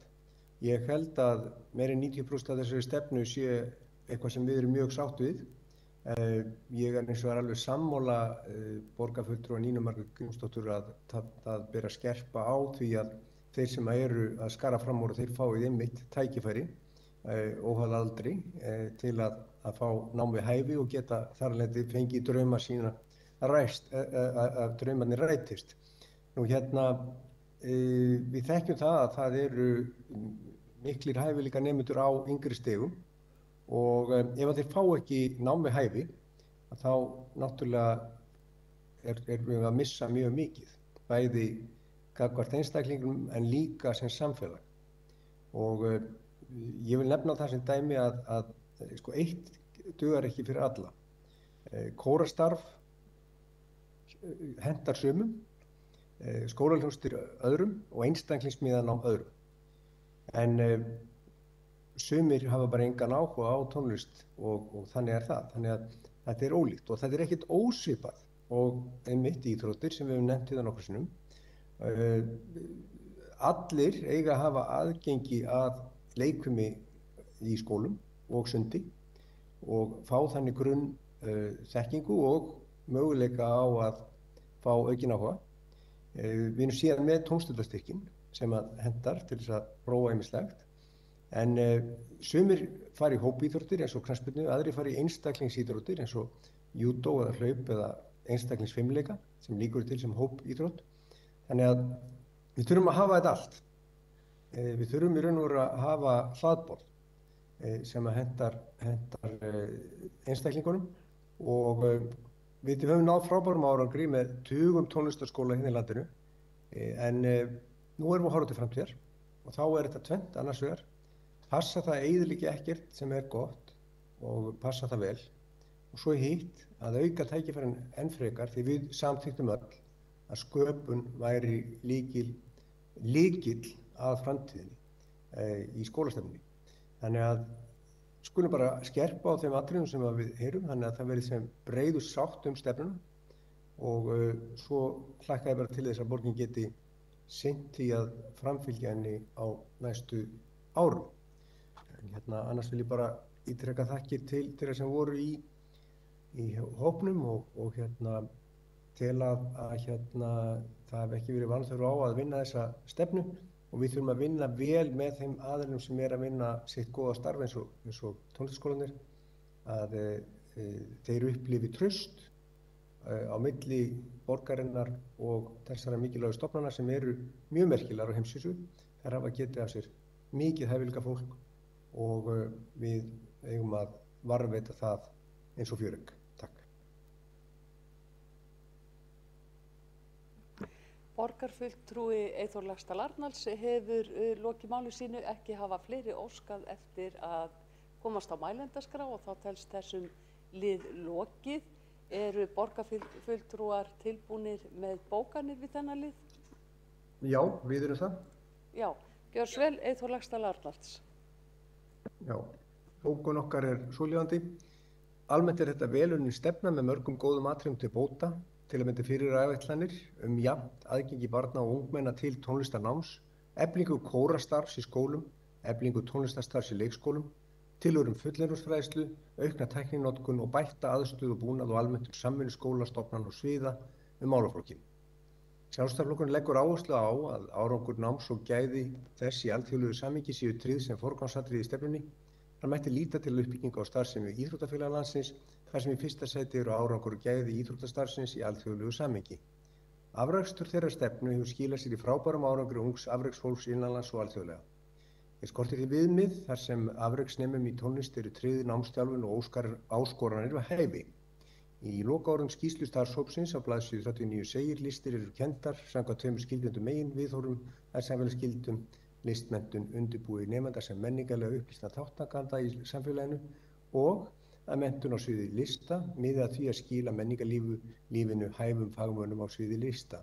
Rökstyðja má að ef afreksstefnan er ekki rekin í tónlistarmenntun landsins með tilheyrandi umgjörð, fækki hæfum fagmönnum á sviði lista og smá saman þurfi íslenskt samfélag að reiða sig á listamenn utanfrá. Þetta er svona okkar bókun. Borgarfulltrúi Eyþór Laxdal Arnalds hefur lokið við að lesa upp bókun, þá lesa upp bókun borgarfulltrúi Kolbrún Baldursdóttir. Já. Forseti borgarstjórn, framtíðarskipan tónlistarnáms í Reykjavík þarf að taka til gagngerrar endurskoðunar. Börn í Reykjavík sitja ekki við sama borð í þessum efnum þar sem nám í tónlistarskóla er fokdýrt. Í þeirri stefnu sem hér er lögð á borð er lausnin að jöfnuð ekki nógu skýr. Í nýlegri skýrslu stýrihóps borgarinn framtíð tónlistarnáms í Reykjavík var ekki fjallað uppbyggingu tónlistarkennslu í grunnskólum og því voru ekki skoðaðar samhliða leiðir til að draga úr ójöfnuði þegar kemur að tækifærum til tónlistarnáms. Ójöfnuður mun því halda áfram með heldur sem horfir ókomna tíð. Það sem þarf að gera og ekki tala skýrt í stefnunni er að færa tónlistarnám mun meira inn í skólan og öll börn hafi jafnan aðgang á tónlistarskólum til að læra til dæmis á þá hljóðfæri sem ekki er hægt að kenna í grunnskólum. Ef horft er til skólahljómsveita þá væru þær í öllum hverfum verið mótvægisaðgerð til að jafna tækifæri barna til tónlistarnáms. Af 15.500 nemendum í Reykjavík 700 börn í þeim 4 skólahljómsveitum sem ætlað er að dekka 10 hverfi borgarinnar. Segja má að það sé útilokað allir þeir nemendur sem þess óska rúmist í þessum 4 hljómsveitum.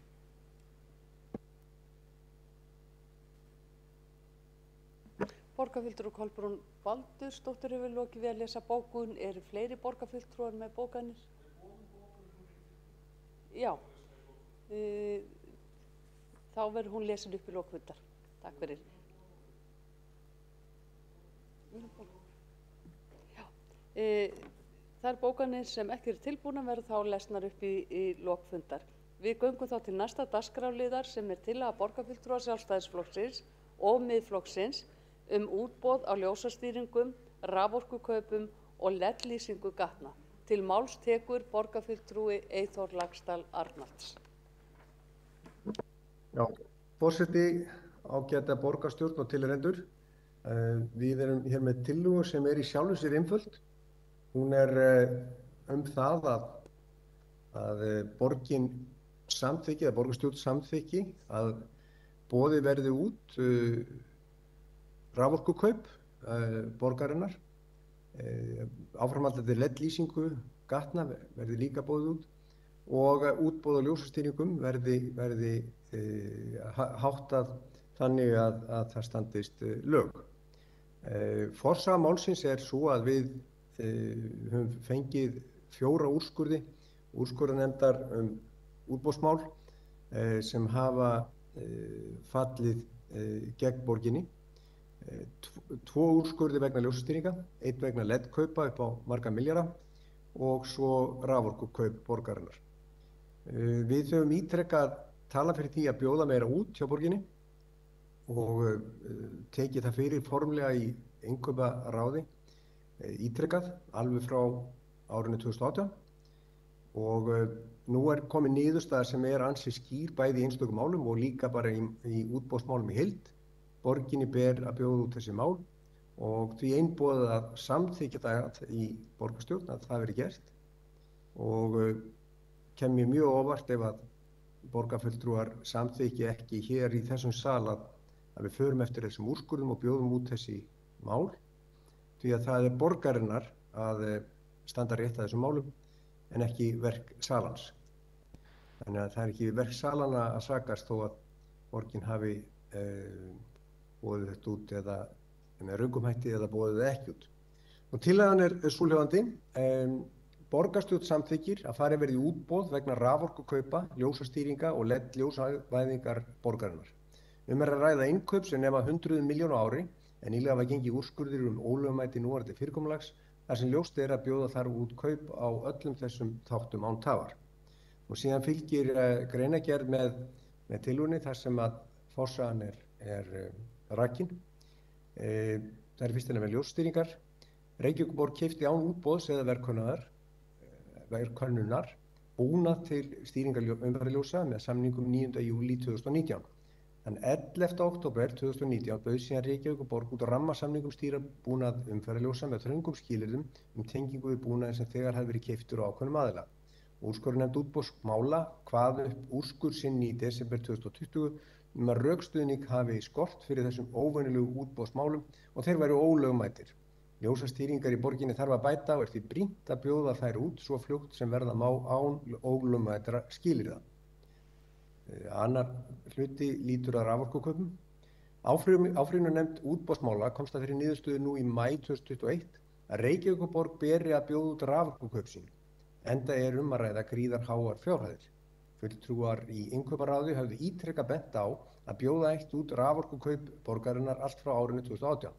Nú komi ljós að bjóða beri út þessi viðskipti sem hafi verið gerð við einn aðila, Orku Náttúrunnar ohf, án útboðs, án samnings og án afsláttar. Það sé án heildarsamnings. Mikill munur á verði á rafmagni eða alltaf 25% munur á kílóvattstund. Það því til mikils að vinna fyrir borgina að bjóða út rafmagnskaup en auk þess nú skylt að gera það samkvæmt lögum. Í þriðja lagi að LED-lýsing gatna. Reykjavíkurborg braut gegn lagaskyldu sínum útboð með samningum við Orku Náttúrunnar ohf vegna LED-væðingar gatna í borginni. Þetta kemur fram í nýlegum úrskurði kærunefndar útboðsmála frá maí 2021 þar sem nefndin gerði borginni að bjóða verkið út. Samtök iðnaðarins kærðu samninga borgarinnar við Orku Náttúrunnar og komst úrskurðarnefndin að því að kaupin væru ólögmæt. Það því einboðið að borgarstjórn taki á skarið og bjóða þessi verkefni út til fyrsta eins og við á. Og líkur þessum lestri. Nú við erum flest, ef ekki öll sammála það, að við þurfum að fara vel með almannafé og fjármagn af skortnum skammti þegar að kreppir að og tekjur hafa vaxið minna heldur en menn vonuðu. Nú erum við búin að sjá það í þessum málum að þetta geta verið gríðarháar fjárhæðir. Bara á síðasta ári voru viðskipti á milli Reykjavíkurborgar og samstæðu Orkuveitu Reykjavíkur á 900 milljóna króna, yfir 800 milljónir á einu ári, yfir 2 milljónir á dag. Og ekki það sem var búið út og ekki var að sjá neina afslætti. Þannig að núna við getum alveg deilt hvort það bjóða út einhver önnur atriði, en þessi 3 atriði sem að úrskurðarnefndin hefur fjallað á ekki verið neitt ágreiningur, pólitískur ágreiningur að þetta beri að bjóða út og við eigum að standa saman það. Ég vonast til þess að við fáum bara góða samstöðu í þessum sal fyrir því að fara þessi leið, að bjóða þetta út. En það væri það óskiljanlegt ef að Reykjavíkurborg myndi ekki fara í þessi útboð. Nú, þetta varðar fjárhagslega hagsmuni borgarinnar, en þetta varðar líka meira. Þetta varðar prinsip. Það er að segja að í frjálsum heimi, þar sem að ríkir samkeppni, þá á að bjóða út. Þannig eru reglur Evrópusambandsins, þannig eru lögin í landinu og þannig eru reglur borgarinnar sjálfrar í innkaupamálum. Við eigum að stuðla að því að hér sé frjáls viðskipti og góð samkeppni og borgin stendur í margs konar atvinnurekstri og það fylgir því ákveðin samfélagslega ábyrgð að borgin skuli eiga svona mörg fyrirtæki. Auk þessara viðskipta þá borgin í viðskiptum við eigin fyrirtæki, til dæmis varðandi Malbygg, síðan borgin með gagnaveituna og fleiri atriði.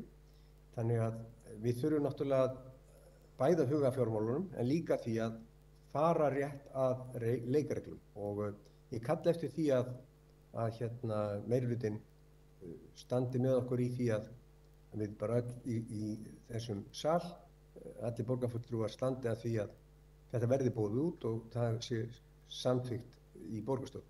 Því að það er mikilvægt skilaboð út á við. Samtök iðnaðarins fóru í það að kæra útboðið út af LED-lýsingunni þar sem að höfðu verið verkkaup upp á 3,6 milljarða án útboðs og þar kom í ljós að það hefði átt að bjóða þetta verk út og þetta eru bæði háar fjárhæðir og líka þarna erum við að tala samtök atvinnulífsins að stóru hluta sem að þurfa að fara í svona kæru og vinna málið. Ég held að hérna sé tækifæri fyrir borgina að sýna betrun og kannski ákveðna iðrun líka, var ekkert verra, en allavega að gera betur og samþykkja samhljóða að þetta verði boðið út hér án tafa. Og ég trúi ekki öðru heldur en að við náum saman það góða mál. Takk.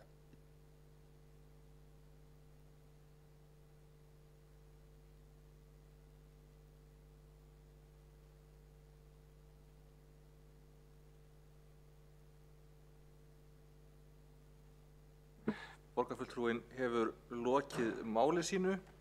Borgarfulltrúinn Sabine Leskop hefur... var Vigdís á undan?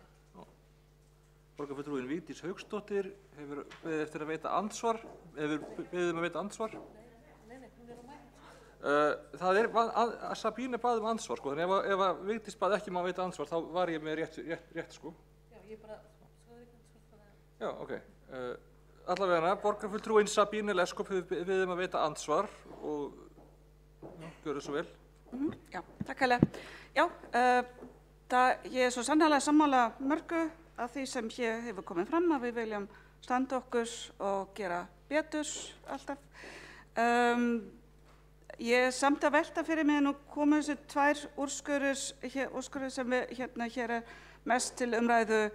Umræðunum eitt er búin að vera til umræðu hér í borgarstjórnin, mál nr. 2 og 3, þessar úrskurðir komu í síðustu viku, voru birtar í síðustu viku. Finnst borgarfulltrúum Eyþóri Laxdal Arnalds eðlilegt að stjórnvald á borð við Reykjavík, á stærð við Reykjavíkurborg, eða hvaða fyrirtæki sem er að bregðast svona við slíkum úrskurði af slíkum, með slíka afleiðinga án þess svo mikið að hafa fengið nokkuð álit frá okkar lögfræðingum, frá borgarlögmanni.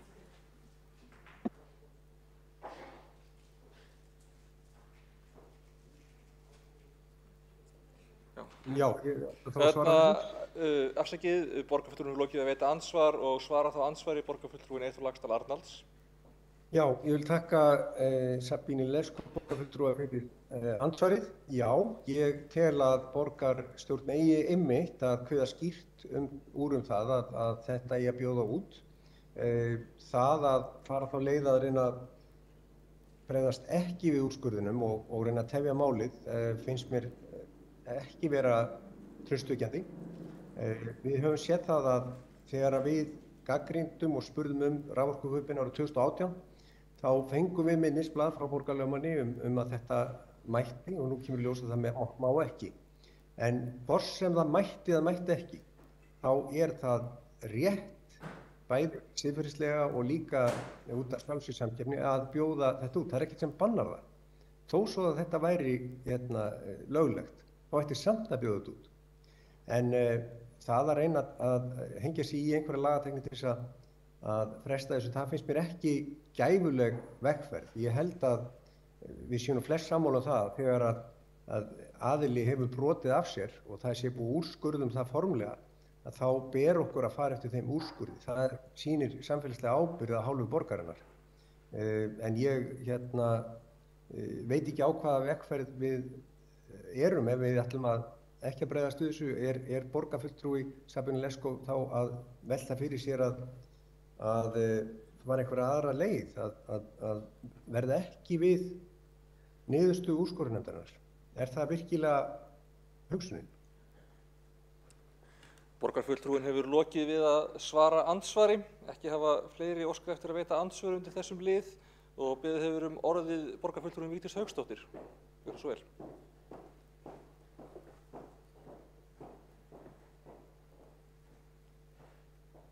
Virðulegi forseti, ágætu borgarfulltrúar og tilheyrendur. Já, ég með flutningsmaður borgarfulltrúa Sjálfstæðisflokksins hér á þessari tillögu og ekki veitir af að reyna að koma þessum innkaupamáli hér í Reykjavíkurborg í lag. En í venjulegu sveitafélagi sem færi að lögum opinber innkaup, þá væri þessi tillaga óþörf. Þetta kannski skýrir best hvernig stjórnsýslan í Reykjavík orðin. Að kjörnir fulltrúar þurfa að flytja hér tillögur inn í þessum sal sem kveða á það að Reykjavíkurborg fari að lögum í varðandi útboðsmál. Lög opinber innkaup og útboð eru mjög skýr. Þess vegna mjög sláandi, virðulegi forseti, að hlusta hér á andsvar frá formanni innkauparáðs, borgarfulltrúanum Sabínu Lefskov, sem segir það hér í andsvari við oddvita Sjálfstæðisflokksins að við eigum bara ekkert að hlusta úrskurðarnefndarinnar úr því að vantar ykkur lögfræði álit frá borginni sjálfri. Þetta lýsir líklega ástandinu hér í Reykjavík best.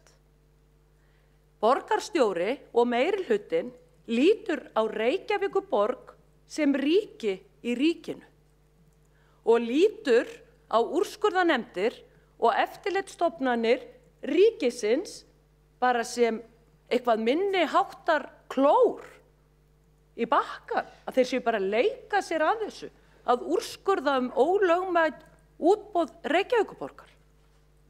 Síðan ég tók sæti borgarstjórn, forseti, þá hefur hver úrskurðurinn og álitið rekið sig hvert á eftir öðru, hvort sem við erum að tala dómsmál, hvort sem við erum að tala álit frá umboðsmanni Alþingis, hvort sem við erum að taka á móti úrskurðum frá persónuvernd kosningasvindl, hvort sem við erum að tala alla þessa áfellisdóma varðandi útboðsmál. Það er bara ekkert hlustað. Meirihlutinn leysir það með því að bíða eftir áliti borgarlögmanns. Þetta til skammar, forseti, hvernig tekið á málum hér í Reykjavíkurborg. Þetta algjörlega hreint til skammar, en lýsir best viðhorfinu, eins og ég hef svo lýst oft hér úr þessum ræðustól, sem viðhorfið, ég á þetta, ég má þetta. Reykjavíkurborg telur sig vera hafin yfir lög. Það ekki bara þessi hér útboð sem eru hér í þessari tillögu sem hafa verið til umfjöllunar hér í þessum stað. Það var ekki hægt að fara í löglegt útboð þegar var verið að reyna að koma útboðin á varðandi hér Fosshúsbrúna yfir á Kársnesið. Það rekur sig hvert málið og fætur öðru. Svo þegar við erum að reyna að hjálpa hér meirihlutanum með að gera hlutina löglega og þurfum til þess tillöguflutning hér í borgarstjórn, þá sagt, já, við erum ekki búin að skila áliti. Okkar lögmenn ekki búin að skrifa andsvar á móti úrskurði nefndarinnar. Ég bara eiginlega, virðulegi forseti, kjafstopp yfir þessu viðhorfi. En svo sem kemur mér ekki óvart. Þetta höfum við líka heyrt fyrr. Það á allt að leysa með ykkur lögfræðiálitum og það eru pöntuð hér lögfræðiálit frá borgarstjóra meirihlutanum sem að setur náttúrulega lögfræðinga borgarinnar í mikinn bobba. Því oftar en ekki þá því miður þegar á reynir þau gagnslaus og þá haldið fram einhverju sjónarmiðum sem ekki við nein rök að styðjast. En þessi meirihluti vil líka tamið sér það að fara með þá sem að andmæla og þá sem að hafa sigur þegar búið að úrskurða eins og til dæmis í þessum tilfellum útboð ógild, fara alltaf með þá lengra og lengra og vilja helst standa í málarekstri við viðkomandi aðila og leysa máli fyrir dómstólum, því eins og allir vita þá næsta stig við úrskurðarnefndir ríkisins sem endanlegur úrskurður, það það að fólk leiti réttar síns fyrir dómstólum. Ef það það sem að formaður Innkauparáðs að meina, að það eigi bara að bíða þetta af sér, núna þetta síðasta ógilda útboð í sambandi við LED-lýsinguna, það sjá þetta allir, og ef við tökum bara það eitt og sér, vitið hver rökstuðningur borgarinnar var, þið sem ekki hafi lesið þann rökstuðning sem lá til grundvallar hjá borginni þar. Jú, það var ekki farið í útboð varðandi, það var rafmagnsljós, það var raforkukaupin afsakið, varðandi raforkukaupin, það var ekki farið í útboð þar heldur sami við félag borgarinnar vegna þess að það þótti tryggja orku afhendingar öryggi á leikskólum og hjúkrunarheimilum. Sko Reykjavíkurborg farin að nota mannlegan skjöld barnan okkar og þeirra sem dvelja á hjúkrunarheimilum og með því að brjóta hér útboðslög og lög opinber innkaup. Sko við erum að tala að stóriðjan þarf að vera með orkuöryggi, því þar má ekki missa úr einustu mínútu fari rafmagnið, þá eru þar varaaflstöðvar. Þannig að sko rökin eru engin og þá hlaupið í þennan mannlega þátt. Ljósastýringamálin náttúrulega eitt stór sko skandall, því að þar hafa verið 2 útboð dæmd ólögleg. Nú hér var skrifað undir samgöngusáttmálann, þar sem að það var sameiginlegur skilningur þá við undirskriftin allavega, borgarstjóra og ríkisstjórnarinnar, að það ætti að flýta hér ljósastýringa aðgerðum á höfuðborgarsvæðinu áður væri farið að gera nokkuð annað. Það var sameiginlegur skilningur til að auka hér umferðarflæði. Ég hérna með frétt frá samtökum iðnaðarins við síðan 3. september 2019, þar sem að stendur að ljósastýring gæti skilað 80 milljörðum ef að það væri farið í aukna umferðarljósastýringu og þetta verði gert eins og í stórborgum. Við erum ekki að tala nema nokkra tugi ljósa hér á höfuðborgarsvæðinu til þess að skila þessum ábata, og ef við getum tafaminkað umferðina hér þá værum við allt öðrum málum. En hvað var gert?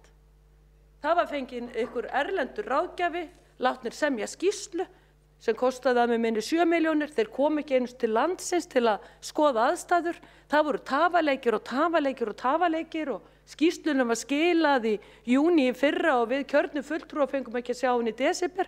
Auðvitað kom ekkert út úr þessari skýrslu, en það voru tafaleikja skýrsla vegna þess að það var okkar, eða allavega mín meining, að umferðarljósastýringamálin ættu að fara inn í betri samgöngur og þar með verða hluti af samgöngusáttmálanum. Á þessum tíma náði Vegagerðin og Reykjavíkurborg að fara í 2 útboð og svo núna meðal annars yfirstandandi útboð þar sem ég lagði fram fyrirspurn það 7. maí. Það umferðarljós sem eru tengd annað á Seltjarnarnesi vegna ljós á gatnamótum Suðurstrandar og Nesvegs og hins vegar á mótum Snorrabrautar og Borgartúns. En forseti, það vildi nú ekki betur til en það að þegar annað útboði varðandi ljósastýringamálið var dæmt ógilt, þá bara hafði Vegagerðin ekki hugmynd það að þeir hefðu verið einu sinni með í þessu útboði, því að þeir skiluðu ekki einu sinni neinum andmælum og ekki neitt og sátu hljóðir já. Reykjavíkurborg keyrði það á fullum þunga. Og til hvers að fara í þetta? Jú, útboðin voru svo þröng skilgreind að þau voru ætluð einum aðila. Í millitíðinni þarna á milli var búið að kaupa ljósastýringatölvu sem svo úrelt og gömul, en útboðin verða miðast að því að þau umferðarljós sem verið að kaupa í þessum útboðum sem öll eru dæmd ólögleg, að ljósastýringabúnaðurinn sem keyptur ber að tengjast við þá tölvu. Og þarna algjörlega skautað fram hjá samgöngusáttmálanum. Algjörlega skautað. Þetta bútasaumur og það verið að fara á bak við tjöldin með þessi mál sem betur fer standa samtök iðnaðarins við bakið á þeim aðilum, samkeppnisaðilum sem eru að baki þessum úrskurðum og þeim aðilum sem telja á sér brotið, en þetta hreint með ólíkindum að Reykjavíkurborg fari ekki í útboð í ljósastýringunum eins og ég fór hér yfir, í raforkukaupunum og í LED-lýsingu gatna, því eins og oddviti Sjálfstæðisflokks í borgarstjórn sagði, hér fleiri 100 milljóna að ræða í hverju einasta útboði. Þannig að það engin sparnaður hugur hjá þessum meirihluta, það ekki verið að fara vel með útsvarsfé, það verið að rétta verkefni við borðin án útboðs og virðulegi forseti, það ólöglegt eins og úrskurðunir sína. Borgarfulltrúinn hefur lokið máli sínu, hefur einn borgarfulltrúi óskað eftir að veita andsvar. Dóra Björt Guðjónsdóttir, gjörðu svo vel. Forseti, innkaupamálin eru reyndar ansi flókin, þau ekki svo einföld eins og borgarfulltrúinn Vigdís Hauksdóttir vill láta og því ágætt að njóta dómstóla sem getur vísað okkur veginn við túlkun þessara laga og það auðvitað mikilvægt að fá leiðsögn frá lögfræðingunum okkar svo áfram hvernig rétt sé að bregðast við og það ekki þannig að meirihlutinn sitji og taki ákvarðanir útboð, heldur halda sérfræðingar utan þetta með pólitísku aðhaldi vissulega. Einmitt vegna þess að þetta flókið og auðvitað viljum við fara rétt að þessu öllu saman. Við erum að gera okkar besta og það verður brugðist við í samræmi við dóminn á yfirvegaðan hátt. Ég vísa því á bug að stjórnsýsla Reykjavíkur sé í mólum og neita að sitja hjá þegar verið að tala niður starfsfólk Reykjavíkurborgar. Svo ég noti orð borgarfulltrúans Vigdísar Hauksdóttur, þá það hreint til skammar hvernig borgarfulltrúin leyfir sér ítrekað og sí og æ að hjakkast á starfsfólki með það eitt fyrir sjónum að hola stjórnkerfið innan og ala á vantrausti sem stríðir beinlínis gegn hagsmunum borgarbúa. Það eru mörg dæmi starfsfólk sem hefur gefist upp á þessu ástandi og flúið og mér finnst það ansi blóðugt og hreinlega mjög skaðlegt. Ég neita að sitja undir þessu, ég neita að láta starfsfólki okkar sitja undir þessu, þetta ekki boðlegt og ég kalla eftir því að þessu verði hætt. Borgarfulltrúinn hefur lokið við að veita andsvar. Borgarfulltrúinn Vigdís Hauksdóttir hefur óskað eftir að svara andsvari. Gjörðu svo vel. Virðulegi forseti, ágæta borgarstjórn og tilheyrendur, útboðsmál eru einföld. Útboðsmál eru ekki flókin. Útboðsmál gilda lög og Reykjavíkurborg hefur sjálf sett sér starfsreglu varðandi útboðsmál.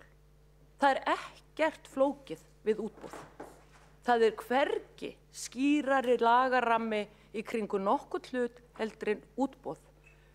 Það eru lágmarksupphæðir í gögnum um opinber innkaup, lögum um opinber innkaup, bæði hvað varðar samninga og eins kaup á vöru og þjónustu.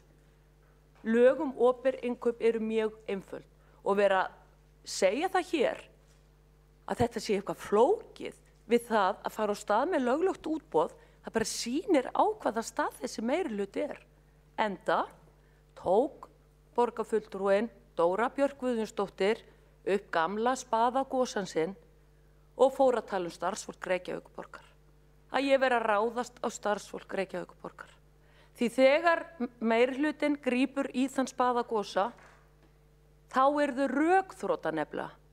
Það nefnilega það sem að gerast. Þetta lýsir stjórnsýslu sem í mólum, hvernig það birtist einu sinni í viku, ef ekki að minnstakosti myndi ég segja, skandalar, sukk og svínari hjá þessum meirihluta sem nú starfar í borginni. Þetta ekki ábyrgð starfsfólksins, starfsfólkið starfar undir borgarstjóra og meirihlutanum. Þetta ábyrgð borgarfulltrúa meirihlutans og borgarstjóra. Þetta ekki ábyrgð starfsmannanna. Þeim sagt fyrir verkum og sá sem stjórnar þar borgarstjóri og þeir fulltrúar sem að sitja hér í hinu svokallaða meirihluta á minnihlutaatkvæða. Þá hefur borgarfulltrúinn lokið við að svara andsvari, kýs borgarfulltrúina ekki. Þá hafa ekki fleiri óskað eftir að veita andsvar. Næst á mælendaskrá borgarfulltrúinn Sabine Leskopf.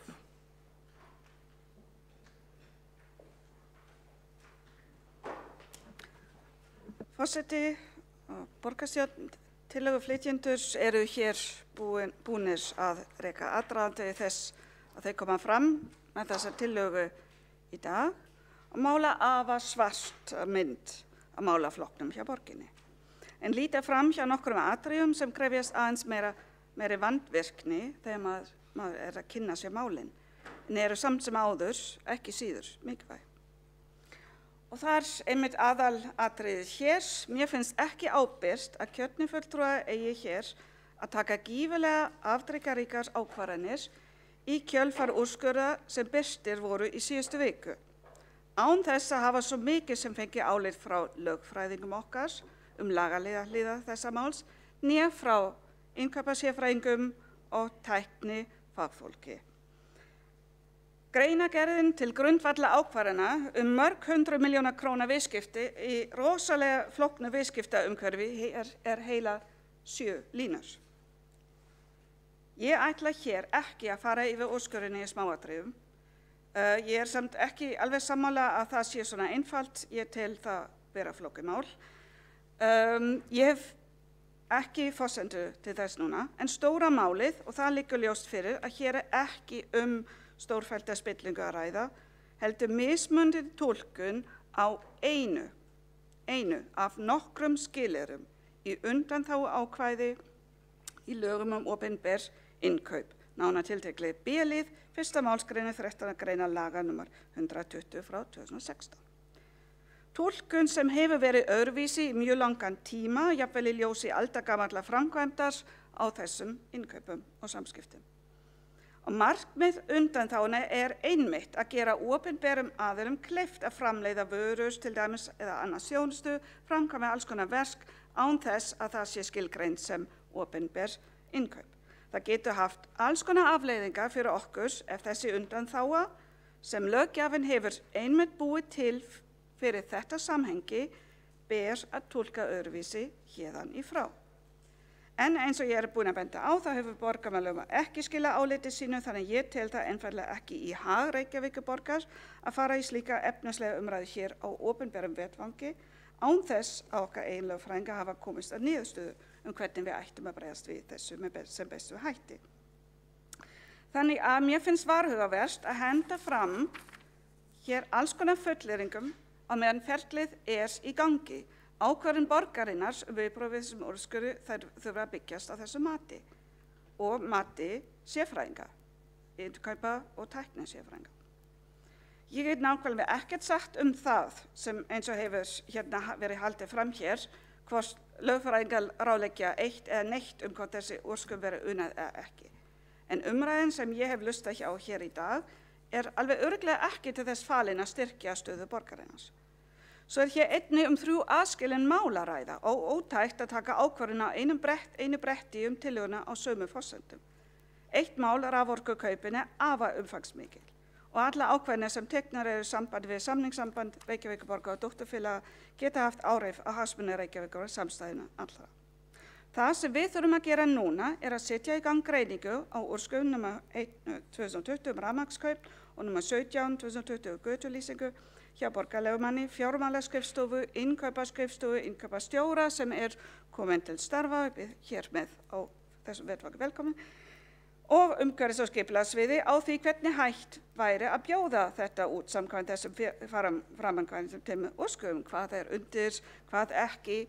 Þetta nefnilega ekki alls ekki skýrt í þessari tillögu sem allt of vítt. Hér verðum við að hafa í huga að þessi aðferð og samskipti hafa verið í höndum Reykjavíkurborgar og dótturfélaga hennar svo áratugum skipti. Þá götuljósakerfi sérstaklega flókið og í gildi rammasamningar öll kaup af LED-lömpum ekki sem sagt einhvers hluti af þessu hér mælt, það sem mælt fyrir útboði. Og það einnig spurning tæknilega fýsileika sem ekki rætt í úrskurðinum. Einnig verður að hafa í huga að túlkun kærunefndar á heimildum til þess konar innkaupa Reykjavíkur hjá dótturfyrirtækjum ný og að ekki hefur reynt á afstöðu nefndarinnar. Reykjavíkurborg hefur 6 mánuði til stefna og það bara almennt svona, það hefur ekkert með þetta mál sérstaklega að gera. Varðandi fyrsta mál sem hér að ræða varðandi ljósastýringu, þá hefur það verið rætt hér í borgarstjórn og í vinnslu. Og að lokum þá mjög mikilvægt að við skoðum þetta hér að kærunefndin leggur að vísu fyrir borgina að bjóða út þessi innkaup í framtíðinni en hafna að óvirkja samninga eftir á. Ég les ekki úr þessu að breytingar á innkaupum okkar séu það knýjandi að ekki megi fara fram ítalegri greiningarvinna. Og þetta vinna sem við erum svo sannarlega tilbúin að fara í og legg ég þess vegna fram eftirfarandi breytingartillögu sem ég er búin að senda á forseta og ritara. Borgarstjórn samþykkir að fela eftirtöldum aðilum eftirfarandi verkefni í tengslu við úrskurði kærunefndar útboðsmanna nr. 1/2020 og 17/2020. Borgarlögmanni er falið að greina og leggja til viðbrögð við framangreindum úrskurðum. Innkaupastjóra er falið að skoða alla mögulega leiðir til sparnaðar í þeim verkefnum sem vara annars vegar innkaup af raforku og hins vegar þjónustu við útskiptingu og uppsetningu LED-lampa í Reykjavík. Takk.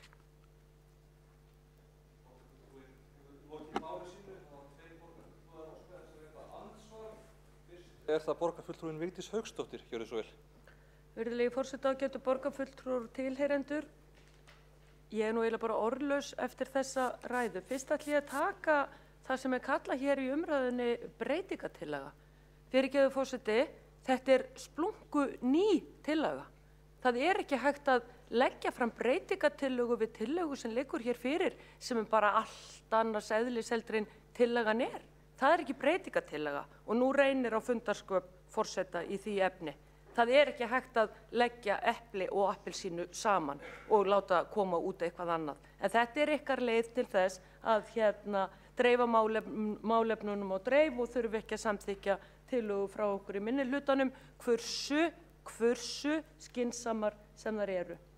Varðandi orð formanns innkauparáðs borgarfulltrúar Sabínu Levskói, þá er ég ótrúlega undrandi yfir því og bara óttaslegin raunverulega á hennar málflutningi því að borgarfulltrúin sem fara fyrir ákveðnum nefndum og ráðum, þeir verða að setja sig inn í málin.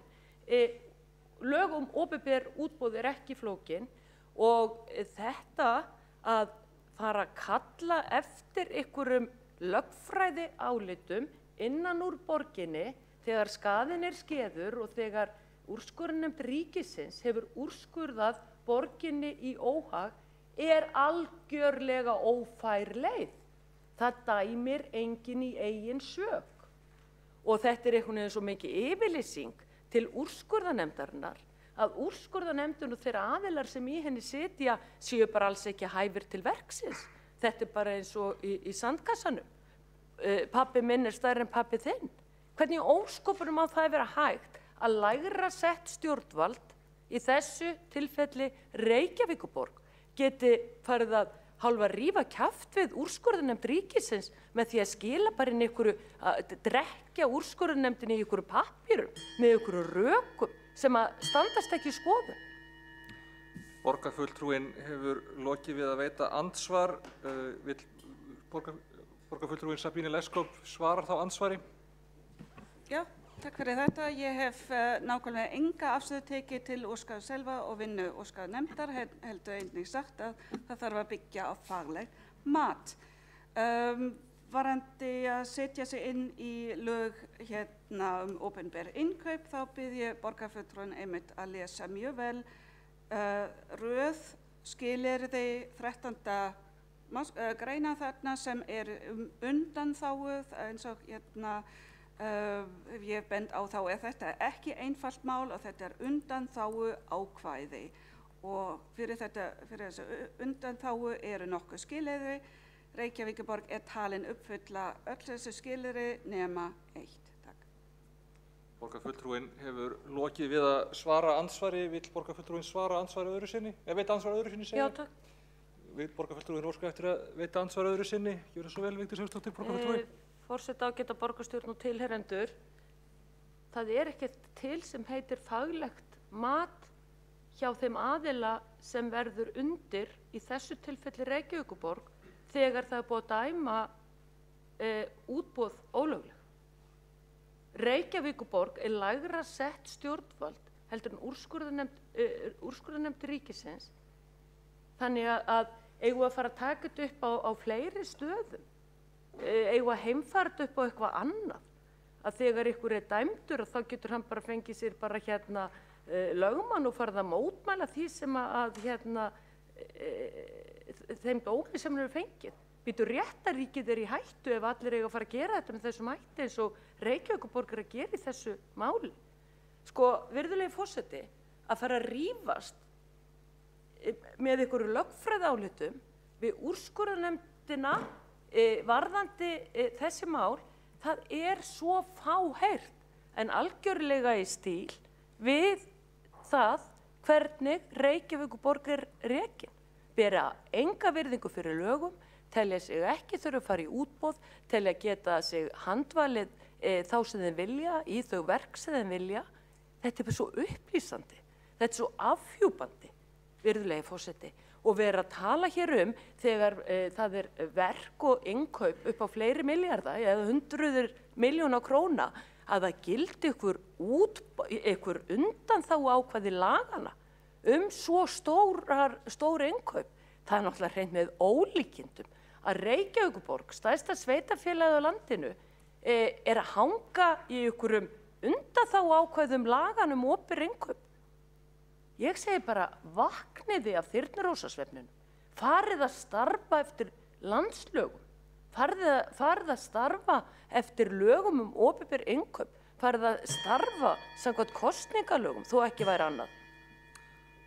Borgarfulltrúinn hefur lokið við að veita andsvar öðru sinni. Borgarfulltrúinn hefur ekki óskað eftir að svara andsvari öðru sinni. Þá hefur óskað eftir að veita andsvar borgarfulltrúi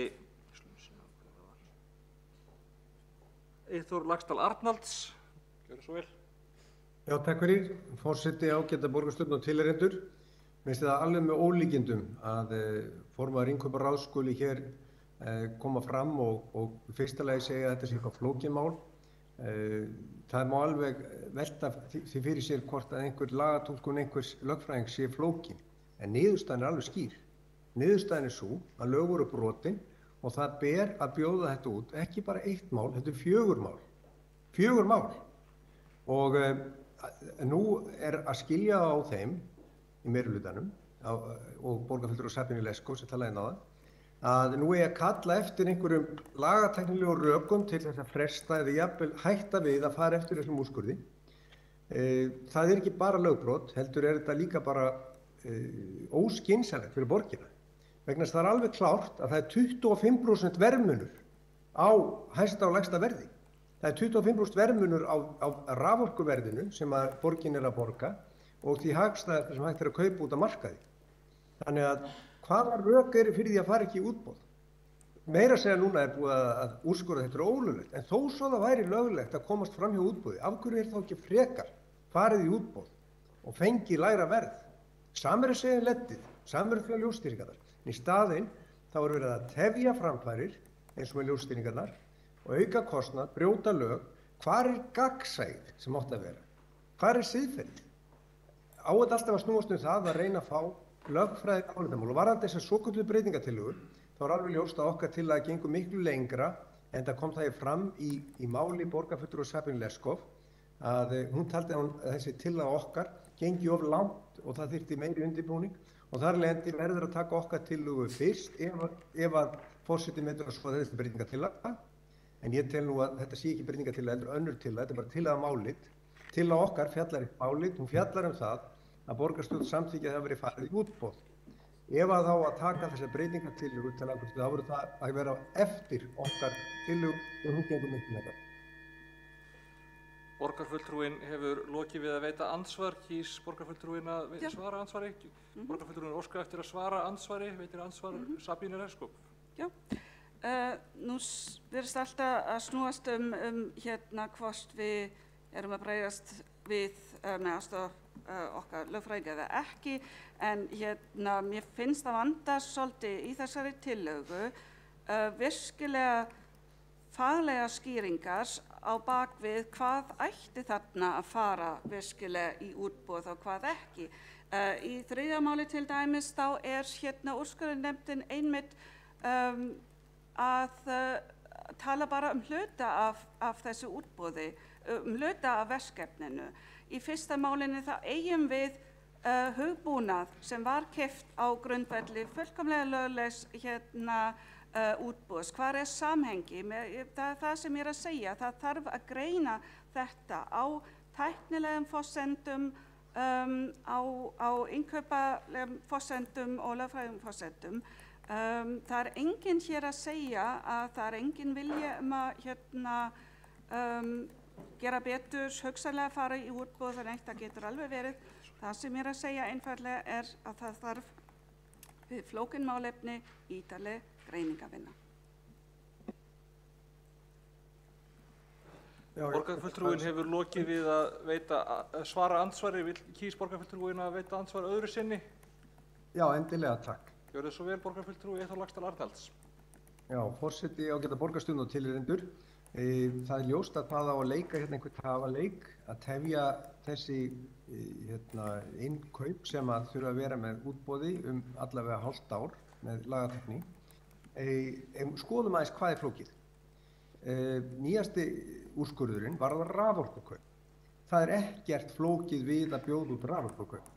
Það er ekkert einfaldara heldur en að bjóða út raforkukaup. Því að raforkan er eins allstaðar, kílóvatstundirnar. Hér er ekki verið að bjóða út einhverja leiðslu, heldur bara rafmagnið sem flæðir á milli. Eini munurinn á rafmagninu er verðið.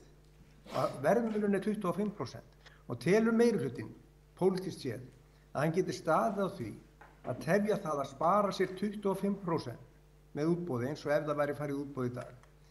Bara vegna þess að þetta sé eitthvað flókið. Þetta er einfaldasta útboð sem hægt er að fara í.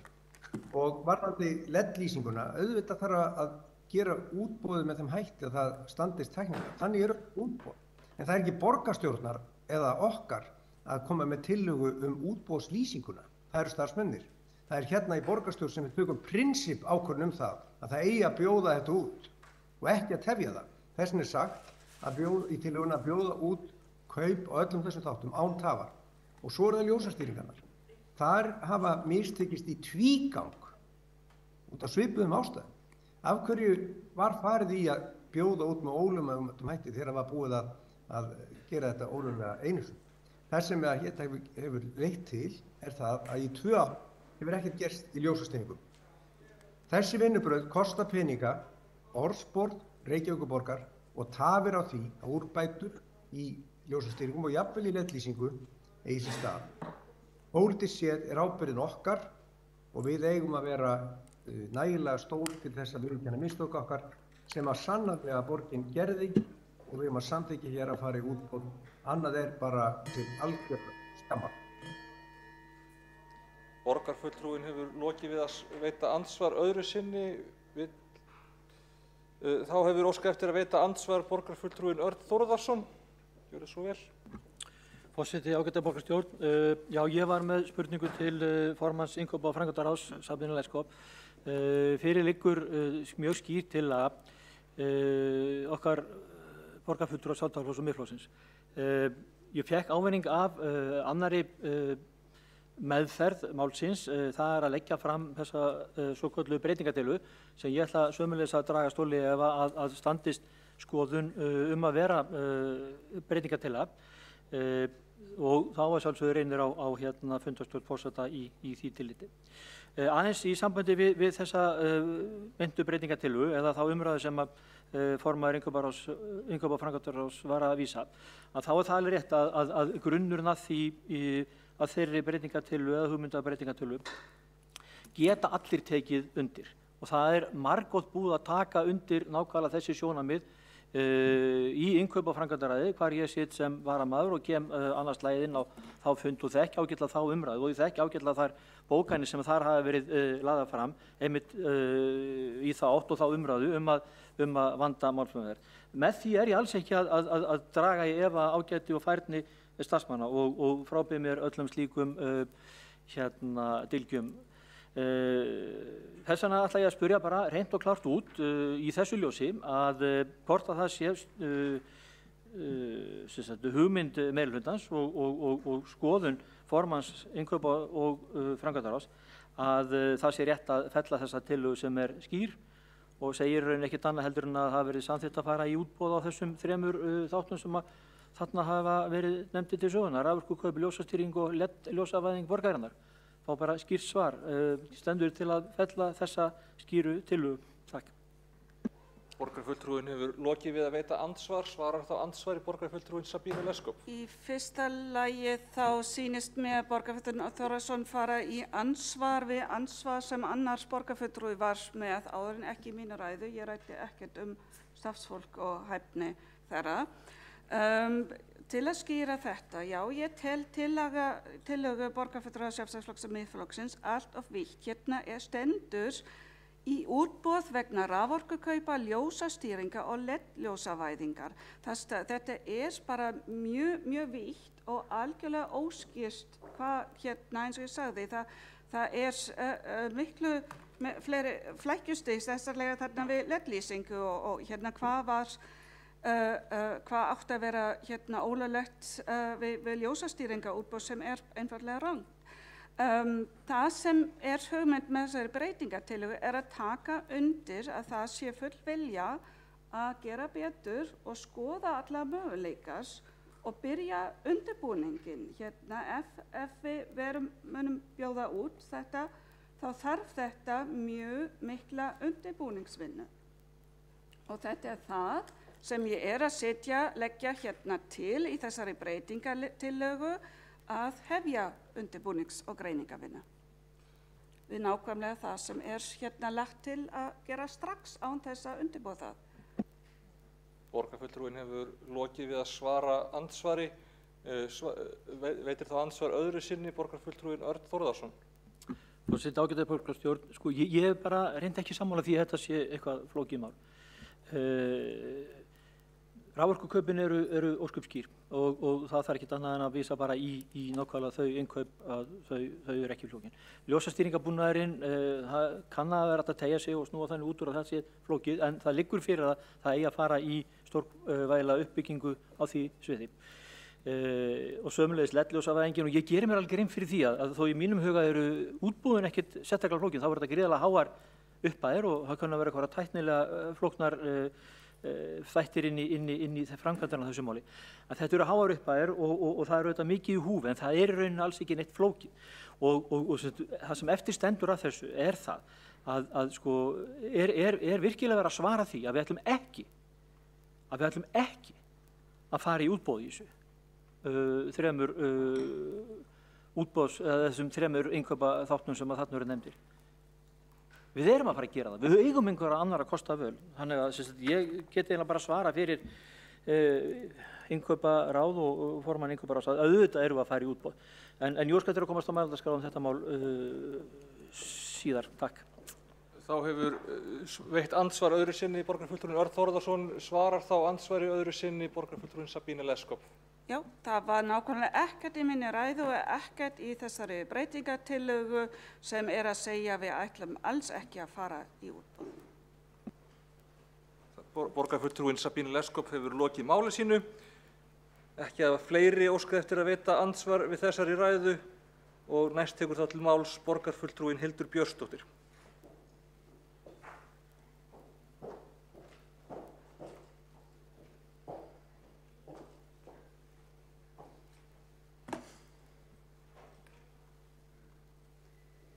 Forseti, ágæta borgarstjórn, við ræðum hér tillögu útboð á ljósastýringum, raforkukaupum og LED-lýsingu gatna. Það kemur ekki að tilefnislausu en á dögunum féllu úrskurðir sem undirstrikuðu málflutning og varnaðarorð okkar sjálfstæðismanna sem við höfum haft uppi síðustu ár. Varnaðarorð sem voru höfð að engu hjá meirihlutanum hér í borginni. Við skulum rekja aðeins söguna. Allt frá árinu 2018 hafa fulltrúar Sjálfstæðisflokks í innkauparáði bent á að bjóða ætti út raforkukaup borgarinnar. Útboð á raforkukaupum myndi skila borginni mun hagstæðari kjörum, jafnvel 25% verðmun á kílóvattstundina. Var athugasemdunum tekið fálega og engin vilji til að kanna hagstæðari kjör. Borgin vildi áfram skipta við fyrirtæki í eigin eigu, Orku náttúrunnar, sem starfar á samkeppnismarkaði en bauð eiganda sínum ósamkeppnishæf kjör. Kærunefnd útboðsmála úrskurðaði á dögunum að Reykjavíkurborg bæri að bjóða út raforkukaup sín og tók þar með undir ítrekaðan málflutning sjálfstæðismanna á kjörtímabilinu.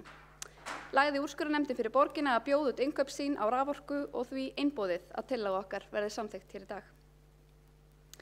Þann 4. júlí 2019 lagði ég sjálf fram fyrirspurn í borgarráði LED-væðingu götulýsingar í borginni.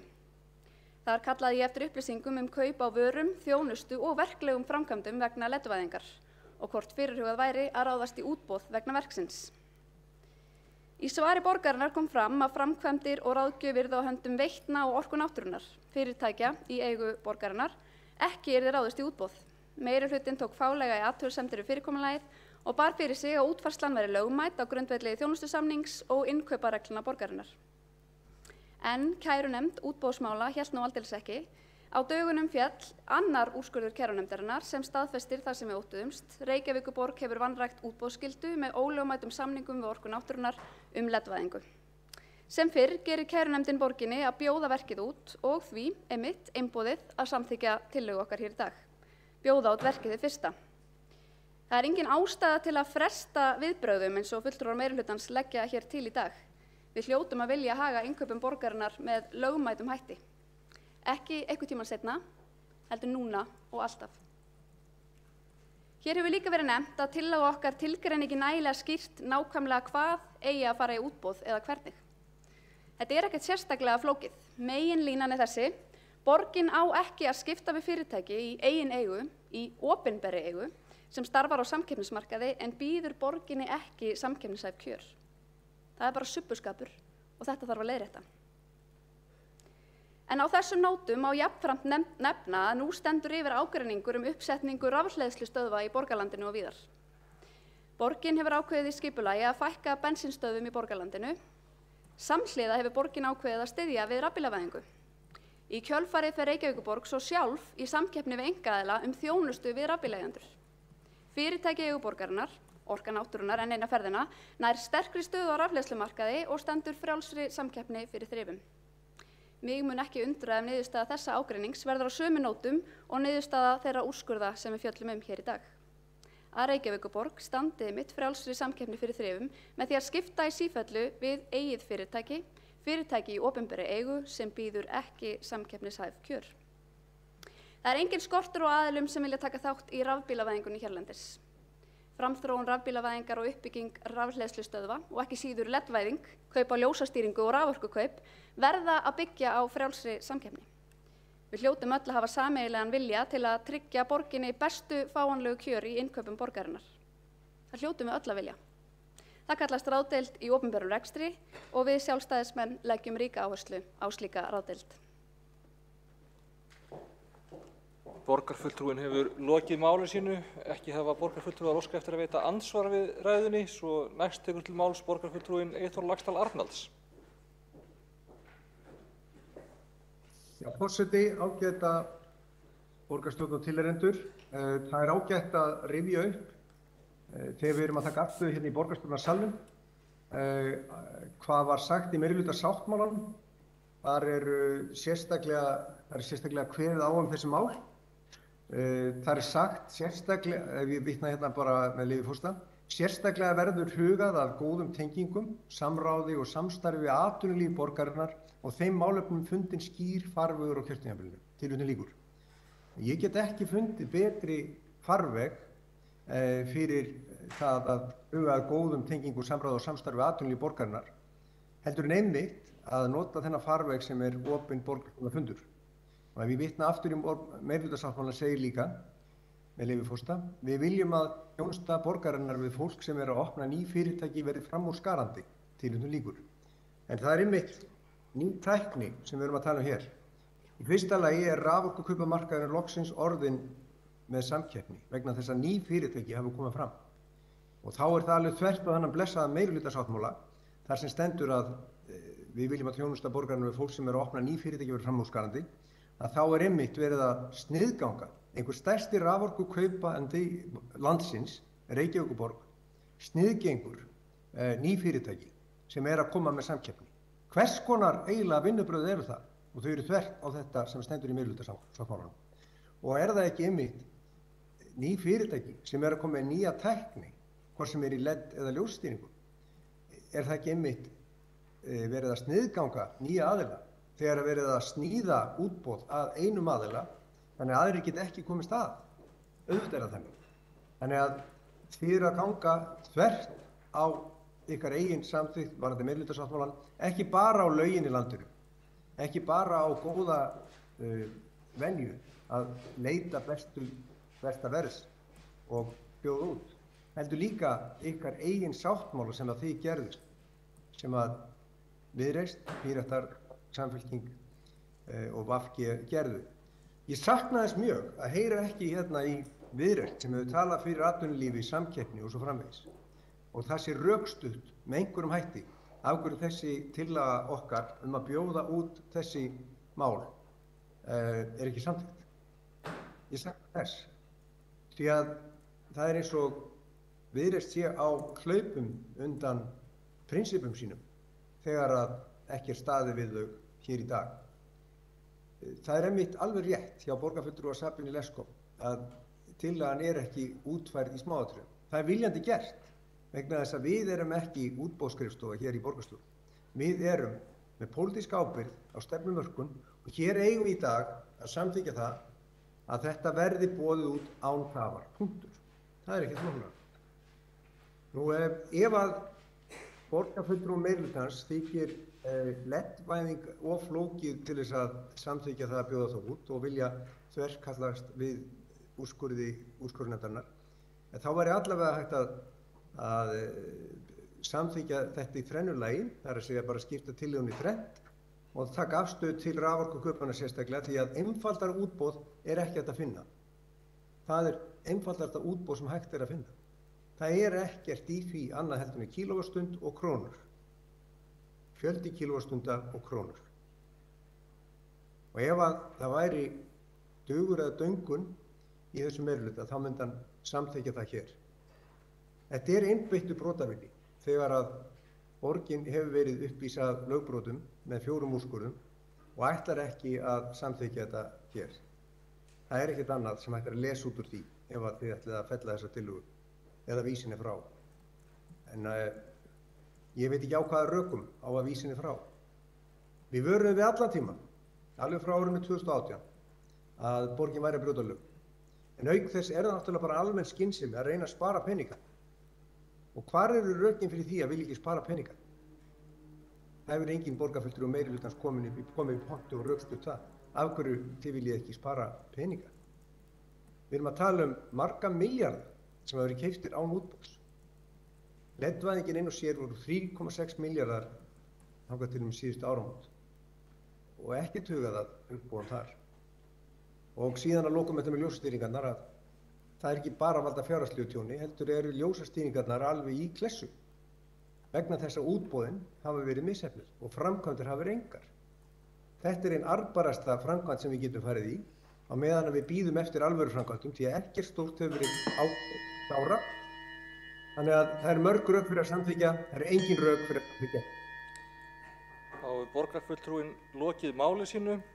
Ekki hafa borgarfulltrúar óskað eftir að veita andsvar og næstur tekur til máls borgarfulltrúinn Örn Þórðarson.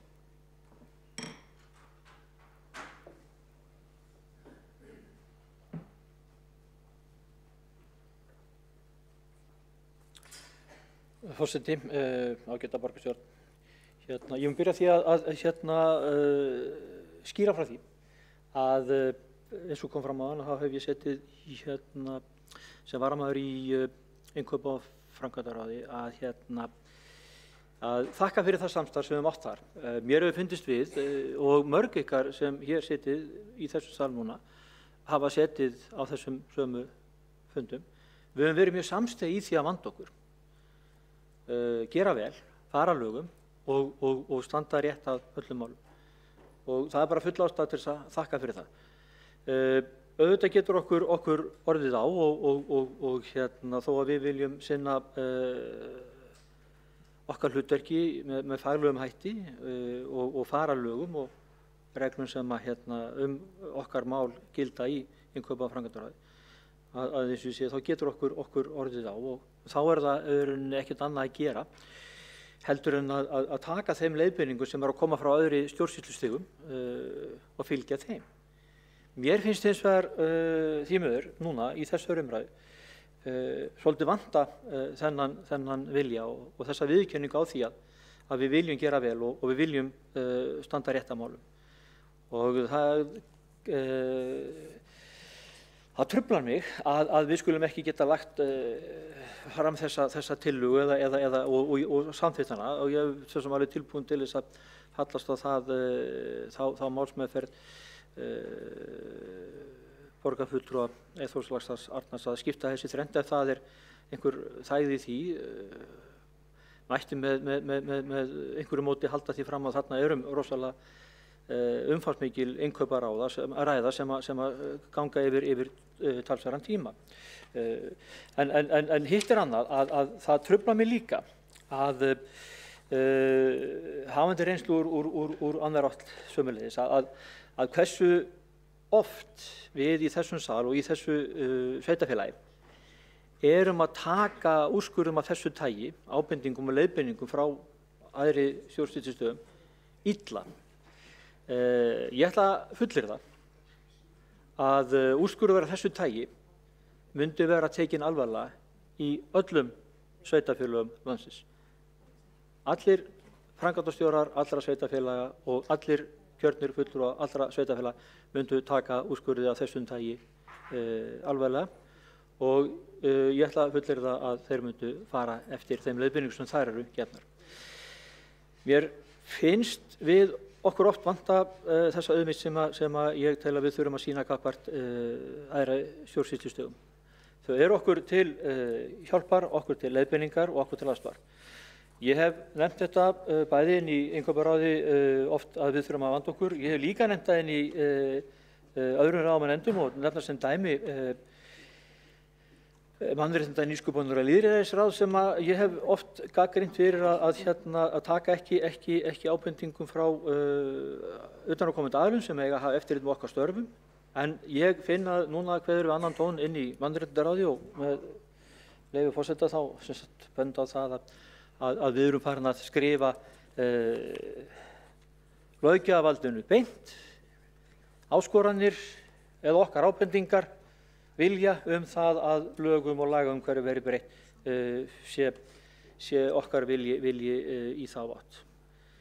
Hér finnst mér að svolítið vanta upp á að við séum að fara sömu leið og ég skal viðurkenna það mér gremsta. Ég myndi vilja að við tækjum þessum leiðbeiningum alvarlega, við sýndum skilning á okkar stöðu sem eitt af fjölda sveitarfélaga í landinu okkur gilda reglur og lög sem við þurfum að fara eftir og það eru eftirlitsaðilar sem hafa eftirlit með þeim störfum sem okkur ber að sinna og þess vegna segi ég að skora hjá okkur að samþykkja tillögu af þessu tagi sem hér hefur verið lögð fram og ef það er eitthvað þægið því að skipta inn í þrjáliði þá get ég fyrir mitt leyti fallist á það.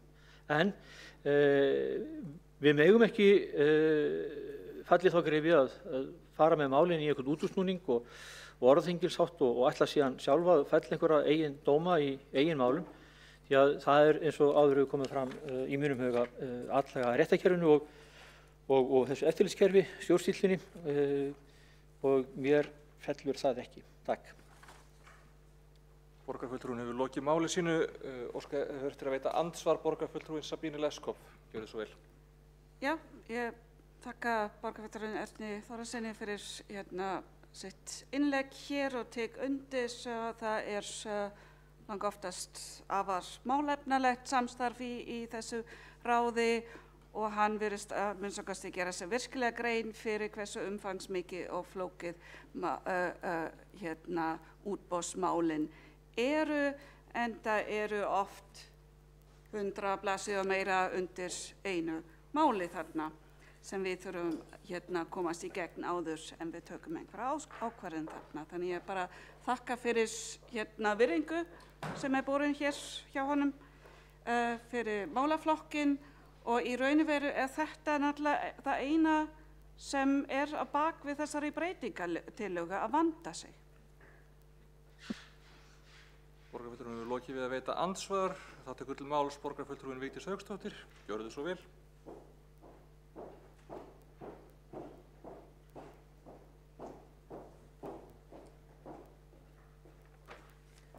Virðulegi forseti, ágæta borgarstjórn og tilheyrendur. Ég ætla hér í upphafi að lesa tillögugrein okkar borgarfulltrúa Sjálfstæðisflokksins með leyfi forseta. Hún hljóðar svo: Borgarstjórn samþykkir að farið verði í útboð vegna raforkukaupa, ljósastýringa og LED-ljósavæðingar borgarinnar. Er að ræða innkaup sem nema 100 milljóna á ári en nýlega hafa gengið úrskurður ólögmæti núverandi fyrirkomulags þar sem ljóst að bjóða þarf út kaup á öllum þessum þáttum án tafar. Tilvitnun lýkur. Þetta mjög skýrt. Förum hér aðeins í ljósastýringamálin og þá úrskurði sem liggja hér til grundvallar. Það voru svo alvarleg útkoma út úr þeirri ógildingu að Reykjavíkurborg þurfti í fyrsta sinn, fyrsta stjórnvaldið á Íslandi að greiða stjórnvaldssekt ásamt vegagerðinni, stjórnvaldssekt vegna ólögmætis þeirra útboða annars í það minnsta. Og hér stendur varðandi það upp úr úrskurðinum: það verður ekki ráðið af gögnum málsins að tæknilegar ástæður eða lögverndaður einkaréttur hafi réttlætt það að gerðir voru samningar við Smith & Norland hf. 9. júlí 2019 án þess að meginreglan að bjóða skuli út innkaup yfir viðmiðunarfjárhæðum væri virt. Verður ekki annað síðan að stofnuninni hafi verið skylt að bjóða umrædd innkaup út enda náðu þau fyrrgreindri viðmiðunarfjárhæð. Tilvitnun lýkur. Förum hér aðeins í úrskurð númer 17 frá 2020 varðandi LED-lýsinguna til að fólk átti sig á þessu. Úrskurðarorð með leyfi forseta. Varnaraðili Reykjavíkurborg greiði stjórnvaldssekt að fjárhæð 2 milljónir í ríkissjóð. Lagt fyrir varnaraðila Reykjavíkurborg að bjóða út þjónustu við útskiptingu og uppsetningu LED-lampa í Reykjavík. Varnaraðili Reykjavíkurborg greiði kæranda samtökum iðnaðarins 1 milljón króna í málskostnað. Tilvitnun lýkur. Þarna eru 3 milljónir sem útsvarsgreiðendur verða af. Förum hér í rafmagnið og kíkjum þar á úrskurðarorðin frá nefndinni. Með leyfi forseta. Varnaraðili Reykjavíkurborg greiði stjórnvaldssekt að fjárhæð 8 milljónir króna í ríkissjóð. Aftur stjórnvaldssekt, sem mjög alvarlegt fyrir opinbera aðila að lenda í. Held áfram hér með tilvitnun. Lagt fyrir varnaraðila Reykjavíkurborg að bjóða út innkaup á raforku. Kröfukæranda Íslenskrar orkumiðlunar EHF að kærunefnd útboðsmála fell úr gildi ákvörðun varnaraðila að framkvæma kaup á raforku frá Orku náttúrunnar OHF án útboðs vísað frá nefndinni. Varnaraðili Reykjavíkurborg greiði kæranda Íslenskri orkumiðlun 1,5 milljón í málskostnað. Þarna liggja 9,5 milljón sem útsvarsgreiðendur verða af. Og hér liggur fyrir tillaga frá okkur að það verði farið strax í lögleg útboð á þessum 3 þáttum. Hvað gerist þá, virðulegi forseti? Meirihlutinn kemur hér með breytingatillögu að tillögun okkar sem hljómar svo, með leyfi forseta: borgarstjórn samþykkir að fela eftirtöldum aðilum eftirfarandi verkefni tengslum við úrskurði kærunefndar útboðsmála númer 1/2020 og 17/2020. Borgarlögmanni er falið að greina og leggja til viðbrögð við framangreindum úrskurðum. Innkaupastjóra er falið að skoða allar mögulega leiðir til sparnaðar í þeim verkefnum sem varða annars vegar innkaup á raforku og hins vegar þjónustu við útskiptingu og uppsetningu LED-lampa í Reykjavík. Tilvitnun lýkur. Ef að þetta er skilningur borgarstjóra og meirihlutans á þeim alvarlegu úrskurðum sem fyrir þessum fundi liggja, þá er ekki nema von að borgin sé rekin eins og hún er. Þau virða ekki úrskurði kærunefndar útboðsmála sem kærunefnd sem að bæði einstaklingar og fyrirtæki geta leitað til þegar á þeim er brotið. Nei, þá koma þeir bara hér inn á fundi með allt aðra tillögu sem málinu algjörlega óskyld. Ég skora á forseta að þessi svokallaða breytingatillaga kom ekki hér til afgreiðslu því það er sjálfstæð tillaga og það verði greitt hér atkvæði tillöguna sem liggur fyrir fundinum með þeim rökum sem ég fór yfir.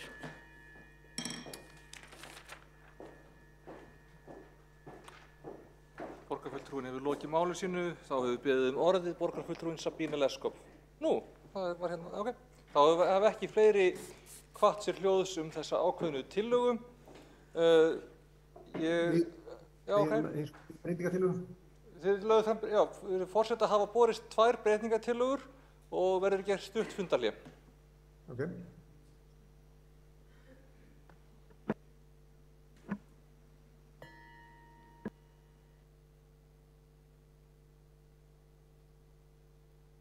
Þannig þau eru að reyna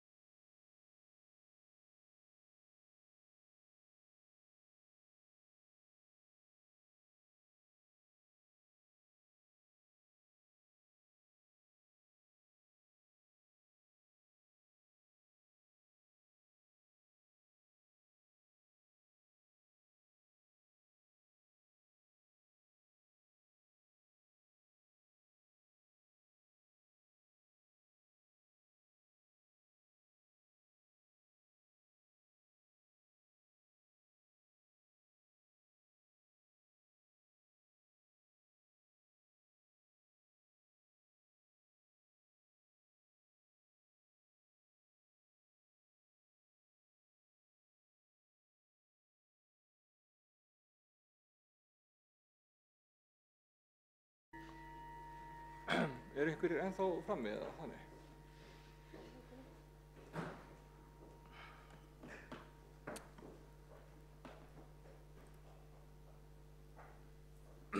Já, þannig að fundinum hafa borist 2 breytingartillögur að tillögunni sem liggur fyrir fundinum og förum aðeins yfir samkvæmt samþykktum borgarstjórnar. Þá það þannig að borgarstjóri og borgarfulltrúar getur borið fram breytingartillögur, viðaukatillögu, frestunartillögu eða frávísunartillögu við hvert það mál sem til umræðu og borgarstjórn úrskurðarvald slíkar tillögur skulu vera skriflegar, báðar hafa verið skriflegar. Mál má afgreiða með því að samþykkja það, fella, vísa frá, vísa því til afgreiðslu borgarstjóra eða nefndar eða með því að samþykkja tillögum frestun. Forseti ákveður í hvaða röð og með hvaða hætti slíkar tillögur eru teknar til afgreiðslu í samræmi við almennar reglur fundarsköp og forseti skýrir úr því hvernig atkvæðagreiðslum tillögur skuli hagað. Það almenn regla í fundarsköpum að fyrst eigi að bera fram þá tillögu sem gengur lengst. Ég vil meina þá tillögu sem felur í sér, sú tillaga sem felur í sér meira frávik frá aðaltillögunni yfirleitt sú sem ætti að bera upp fyrst. Ef að upp kemur ágreiningur það og ef fólk ekki sammála það hvaða tillaga gengur lengst, þá það forseti sem ákveður, en það víst þumalputtaregla í fundarsköpum að ef það farið að verða erfitt að dæma úr þá borin upp á undan sú sem lögð fram á undan. Þannig að ég held að það liggi ljóst fyrir. Ég vil að minnsta kosti meina það að af þeim breytingartillögum sem hafa verið bornar fram, þá það tillaga borgarfulltrúans Sabínu Leskop sem felur í sér meira frávik frá megintillögunni. Ég held að það sé engin ágreiningur það í þessum sal. Þar af leiðandi ætlum við núna að... Forseti, fundarsköp. Gjörðu svo vel. Forseti, ágæta borgarstjórn og tilheyrendur. Ég lýsi með algjörlega andvíga þessari túlkun forseta því að sú tillaga sem lagt til hér að verði borin upp fyrst, breytingartillaga, hún með öllu óskyld þeirri tillögu og efnislega allt annað mál heldur en tillaga okkar, borgarfulltrúa Sjálfstæðisflokksins og mín. Þannig að það ekki hægt að bera þá tillögu upp á undan því að hér höfum við gert breytingartillögu að okkar eigin breytingartillögu sem að snýra því að breyta tímafrestum, að þetta sé ekki farið í þetta strax, heldur erum við búin að setja þarna inn mánaðar ákvæði. Þannig að ég lýsi mig algjörlega andvíga því að jafnframt þeirri túlkun forseta að sú breytingartillaga sem berst fundinu fyrst eigi að greiða atkvæði það hef ég aldrei heyrt í fundarsköpum og hef nú góða reynslu af fundarsköpum, þannig að þetta bara eitthvað sem ekki takt að gera því þá hér bara gæti komið upp hér bara breytingartillagna stríða sá sem að bera upp fyrstu breytingartillagna og sú tillaga skuli vera borin upp fyrst. Efnislega breytingartillaga meirihlutans ótæk á þessum fundi, ótæk miðað við efni upphaflegu tillögunar sem lá fyrir fundinum. Það ekki mat forseta enda felur sú tillaga í sér viðbrögð við sömu málum og felur í sér hvernig á að bregðast við þeim og hvernig á að haga því að fara í þær aðgerðir sem að telja má að þurfi í samræmi við þá úrskurði sem fallið hafa. Þannig ekki hægt að sjá að það sé alls óskyld mál að ræða, eins og til dæmis ef að breytingartillaga hefði verið lögð fram að ætti að ráðast í viðbyggingu við húsaskóla eða eitthvað svoleiðis, sem að væri fullkomlega ótæk breytingartillaga á tillögunni sem lá fyrir. Borgarfulltrúi Örn Þórðarsson vildi ræða eitthvað fundarsköp eða stjórn forseta. Forseti, ágæta borgarstjórn, ég hef uppi ákveðnar efasemdir að þetta gangi og ég nefndi það í umræðu þetta mál nákvæmlega að við þurftum að vanda okkur og ég get ekki fallist á það að við séum að nota einhverja þumalputtareglu þegar mál af þessu tagi annars vegar. Það örugglega einhverja leiðbeiningar sem okkar færustu stjórnsýslu sérfræðingar hafa þessi mál og ætti að vera hægt að fletta upp hvernig tekið á svona málum og hvernig svona mál eru til lyktarleitt. Út af fyrir sig, eins og ég sagði áðan, mér finnst ekkert athugavert við þessa tillögu frá borgarfulltrúa Sabínu Leskop, mér líst ágætlega á hana, þetta tillaga sem gengur í þá átt að vanda alla málsmeðferð í innkaupa og framkvæmdaráði og gera vel hjá og rétt hjá öðrum embættismönnum borgarinnar og það er bara í besta mál og ég velti fyrir mig hvort það var ekki bara eðlilegt að leita bara eftir afbrigðum og fá að bera fram tillögu af þessu tagi, þó ekki í tengslu við þetta sérstaka mál. Það er svona bara tölum hugsunar en ég myndi vilja að við værum algjörlega hár réttum stað í sambandi við fundarsköp og hvernig ber að fara með þessa afgreiðslu, þessa máls með réttum hætti. Takk. Takk fyrir borgarfulltrúi Þórðarsson.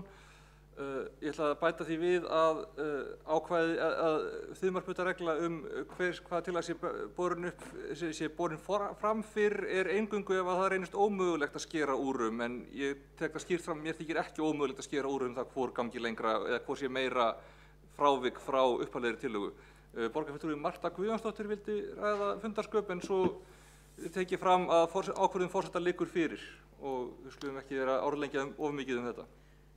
Forseti, ágætu borgarfulltrúar, mér finnst það dálítið undarlegt að álit forseta liggi fyrir eftir áður en að hann hefur heyrt sjónarmið allra borgarfulltrúa vegna þess að oft kemur eitthvað fram í umræðinu sem að kannski opnar augu forsetans og einhverjar nýjar upplýsingar eða einhver atriði sem hann hefur ekki áttað sig á. En okkar tillaga, hún gengur mun lengra, það er alveg ljóst. Það er búið að breyta henni efnislega þannig að eins og við fengum leiðbeiningarskyldu frá skrifstofustjóra borgarstjórnar, þannig að ég fæ ekki séð að það eigi ekki annað en að taka okkar tillögu fyrir fyrst. Ég held að það liggi alveg ljóst fyrir og ég held að forseti ætti að taka sér smá fundarhlé og yfirfara tillögurnar betur áður en að tekur afstöðu til málsins og eftir umræðurnar. Ekki vera búin að gefa sér fyrirfram ákveðna niðurstöðu eins og kom fram í máli forseta hér rétt áðan. Forseti ítrekar að þegar að meta skal hvor breytingartillaga gengur lengra þá felst matið í því hvor er meira frávik frá upphaflegri tillögu, ekki í því hvor leggur til meiri aðgerðir eða verður kostnaðarsamari eða felur í sér meiri aðgerðir. Það felst í hvor þeirra er meiri breyting við upphaflegu tillöguna, gengur lengra í frávikum. Vildi borgarfulltrúin svara þessu? Já. Forseti, ágætu borgarfulltrúar, við þurfum að fá skýrari rökstuðning í hverju forseti telur þessi frávik vera nákvæmlega og að þau gangi svona miklu lengra heldur en breytingar til okkar. Forseti hefur svarað því og verður nú gengið til atkvæðagreiðslu. Borgarfulltrúin Örn Þórðarsson hefur beðið orðið væntanlega vegna fundarstjórnar forseta. Já, forseti, ágæta borgarstjórn, ég bara spyr. Hvað liggur orðið? Liggur þessi breytingartali eitthvað frammi þannig að við getum kynnt okkur hana og skoða hana áður en við greiðum atkvæði hana? Hvar hefur hún verið? Hún hefur verið lesin upp í ræðustól.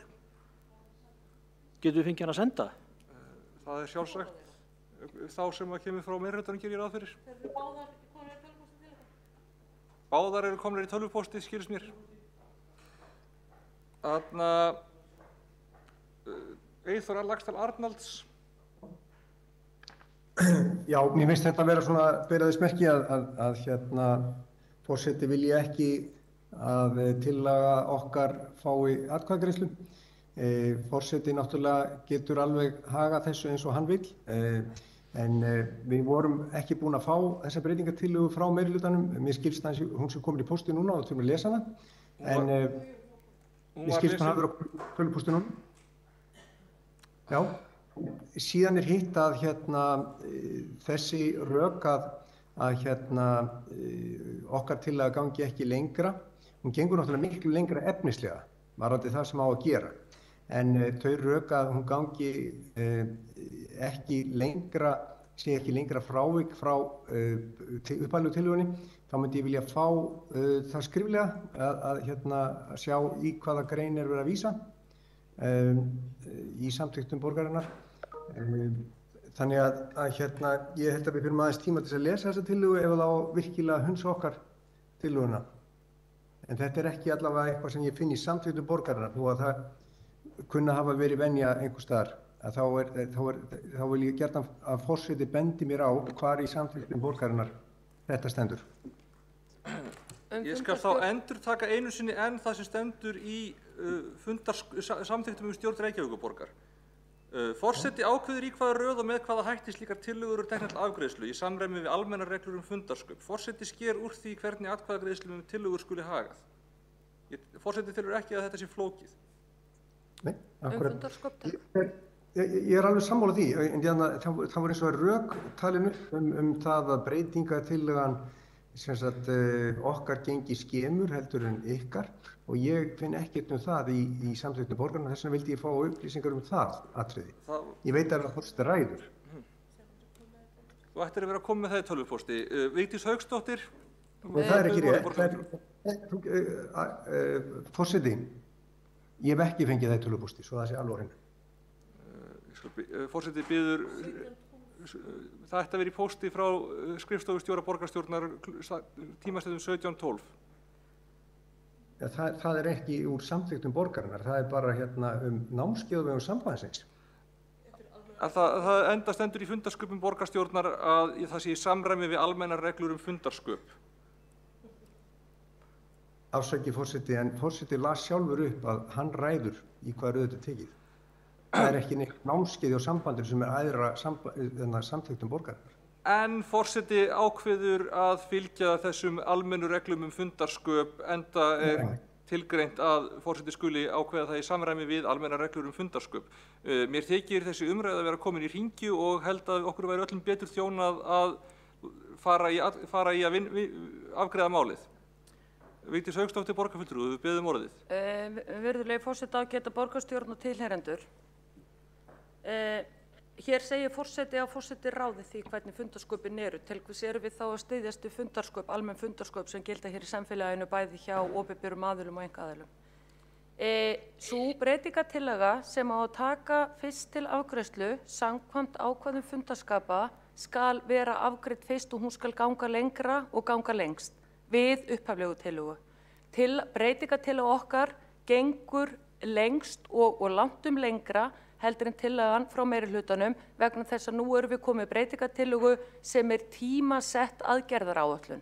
Með leyfi forseta þá ætla ég til samanburðar að lesa breytingartillögu meirihlutans. Hún hljóðar svo með leyfi forseta: Borgarstjórn samþykkir að fela eftirtöldum aðilum eftirfarandi verkefni tengslu við úrskurð kærunefndar útboðsmála nr. 1/2020 og 17/2020. Borgarlögmanni falið að greina og leggja til viðbrögð við framangreindum úrskurðum, innkaupastjóri falið að skoða allar mögulegar leiðir til sparnaðar í þeim verkefnum sem varða annars vegar innkaup á raforku og hins vegar þjónustu við útskiptingu og uppsetningu LED-lampa í Reykjavík, tilvitnun lýkur.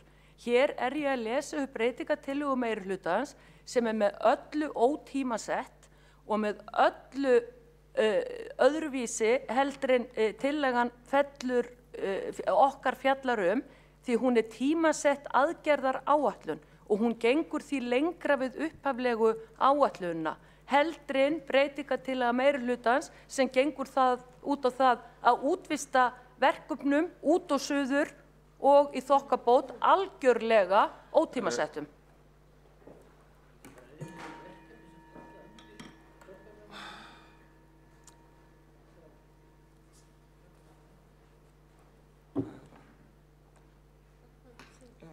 Gerðu greiðir atkvæði þetta svona?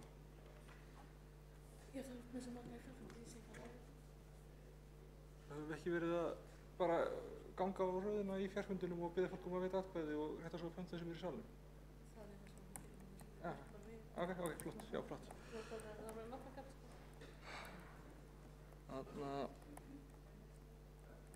Sko, það er mat forseta að það sé breytingartillaga meirihlutan sem að sé meira frávik frá þeirri tillögu sem lá fyrir fundinum í upphafi fundar. Er hægt að vísa þessu til sveitarstjórnarráðsins? Ég geti hins vegar samþykkt það ef að það er eitthvað stórt atriði að það verði greitt atkvæði breytingartillögu minnihlutans á undan. það er sett, þá göngum við út frá því að greitt verði atkvæði aðra breytingartillöguna og ef hún er felld þá hina breytingartillöguna og hvort sem hún er samþykkt eða felld þá aðaltillöguna þá annarkvort svo breyta eða ekki. Fínt, ég mjög ánægður, forseti, ég þakka fyrir að við fáum atkvæðagreiðslu. Örn Þórðarson, þú beðið orðið. Nei, ég bara fagna þessu. Ok. Þá bara göngum við til atkvæðagreiðslu, fyrst þá breytingartillögu Sjálfstæðisflokks og Miðflokks, ef ég skil rétt, á eigin tillögum. Hún felst í því, hvernig er það, segist að þau lesa hana sjálf eða ég lesa hana, eða bara vísa ég til þess sem er í gögnum? Já, þarf að lesa þá tillögu, eða, hafa allir borgarfulltrúar séð þá tillögu?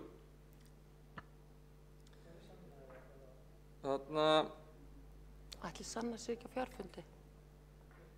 Sósíalistaflokkurinn er á fjarfundi. Ok, er óskað eftir að forseti lesi breytingartillöguna? Nei. Og breytingartillaga Sjálfstæðisflokks og Miðflokks er þá borin fram. Þau sem að samþykkja hana, fyrst spyrjum við þau sem eru í salnum og svo verður gengið á rauðina á þeim sem eru í fjarfundi. Þau sem að samþykkja þá breytingartillögum Sjálfstæðisflokks og Miðflokks við tillögu 2. Rétt upp hönd.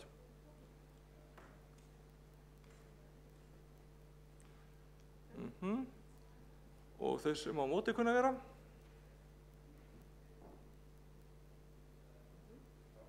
Hjálmar situr hjá. Ég satt hjá. Og svo förum við í fjarfundin. Sjá, hverjir eru bara í fjarfundi? Það eru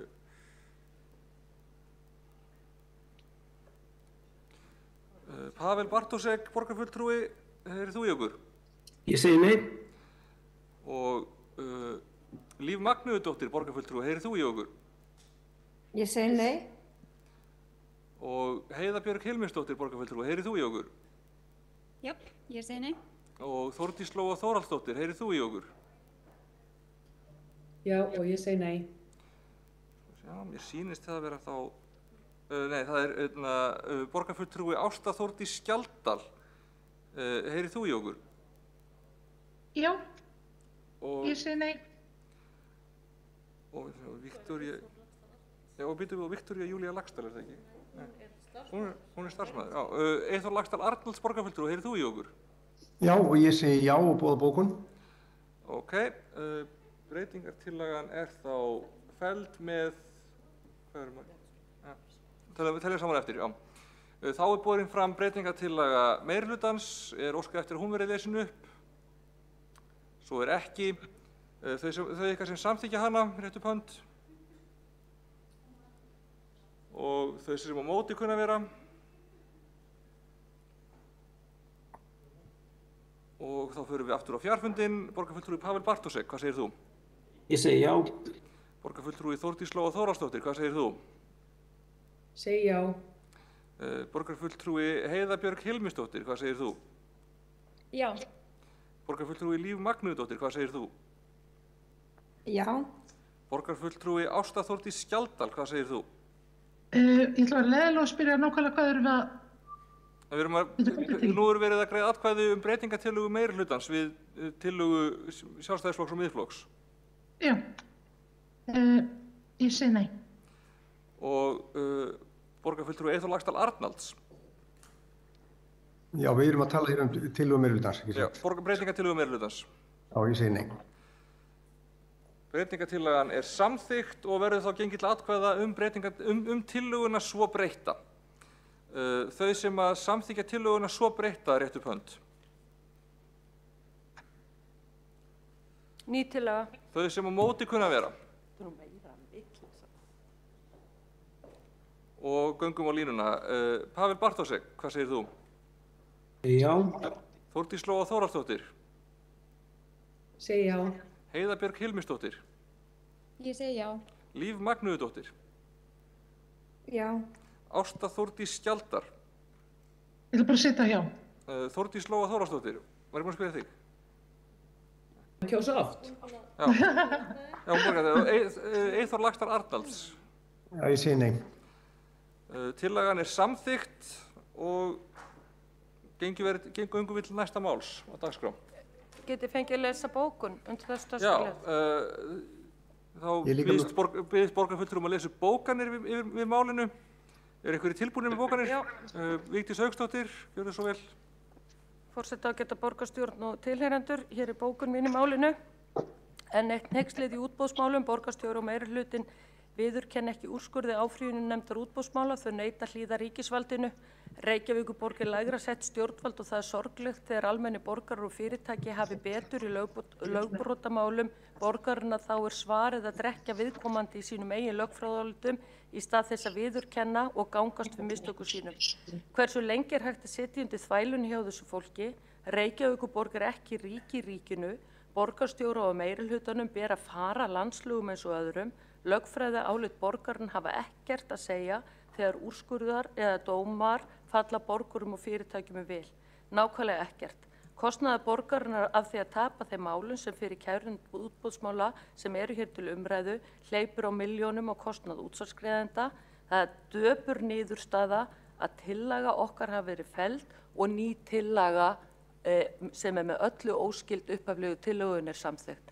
Tilvitnun lýkur og þá ég með fyrirspurn til forseta, hægt að vísa deilum atkvæðagreiðslur til sveitarstjórnarráðuneytisins? Ég tel ekki svo sé. Það örugglega hægt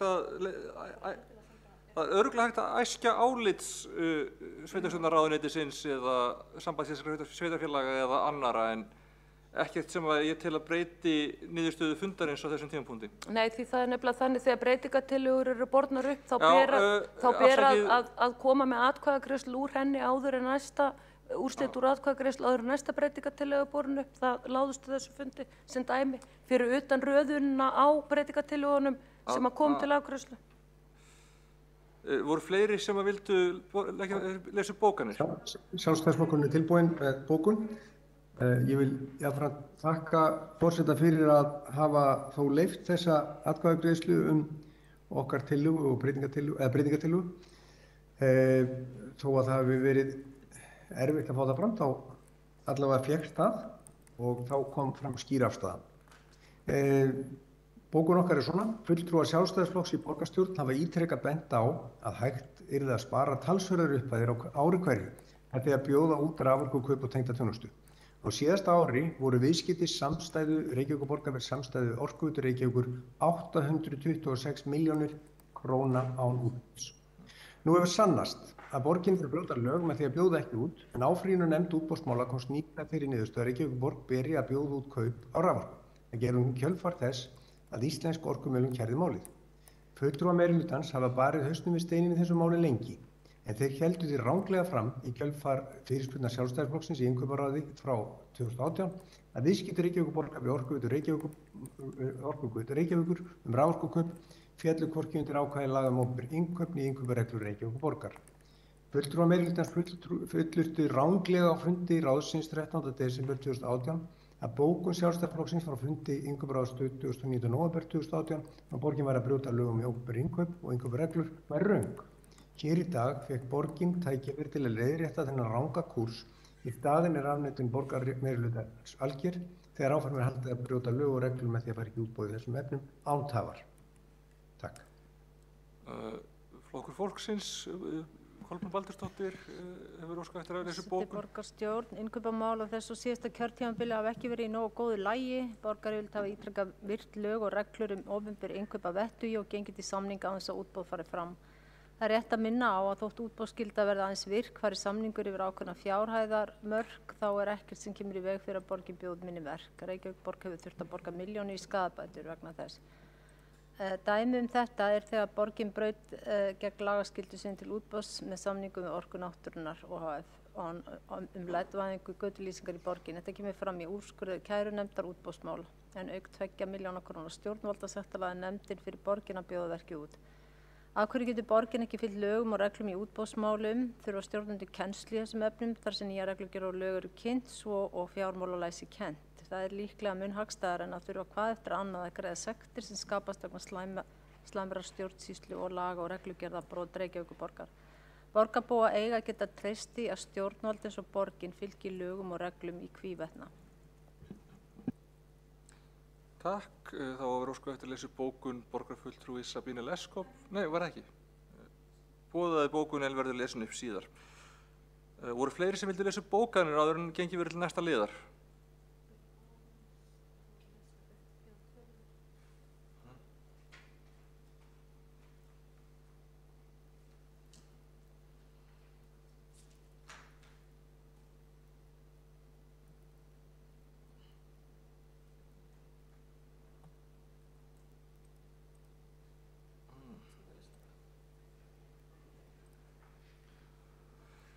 Já, svo ég fari yfir kosningar, breytingartillaga Sjálfstæðisflokks og Miðflokks felld með 13 atkvæðum Samfylkingar, Viðreisnar, Pírata, Sósíalistaflokks Íslands og Vinstri grænna gegn 10 atkvæðum borgarfulltrúa Sjálfstæðisflokksins, Miðflokksins og Flokks fólksins. Breytingartillaga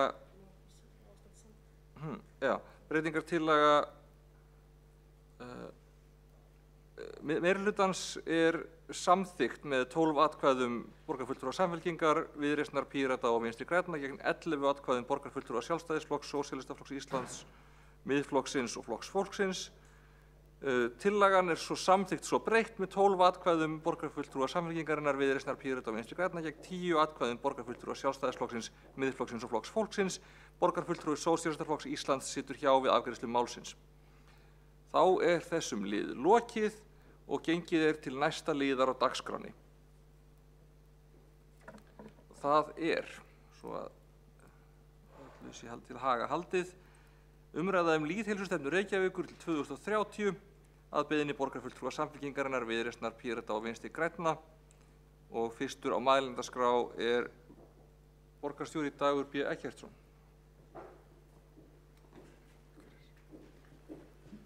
Forseti, ágæta borgarstjórn, það ánægjulegt að mæla hér fyrir eða öllu kynna tillögu að lýðheilsustefnu borgarinna til 2030 sem hefur verið í undirbúningi undanfarin misseri í náinni og góðri samvinnu fjölmargra starfsmanna á sviða borgarinnar og við embætti landlæknis.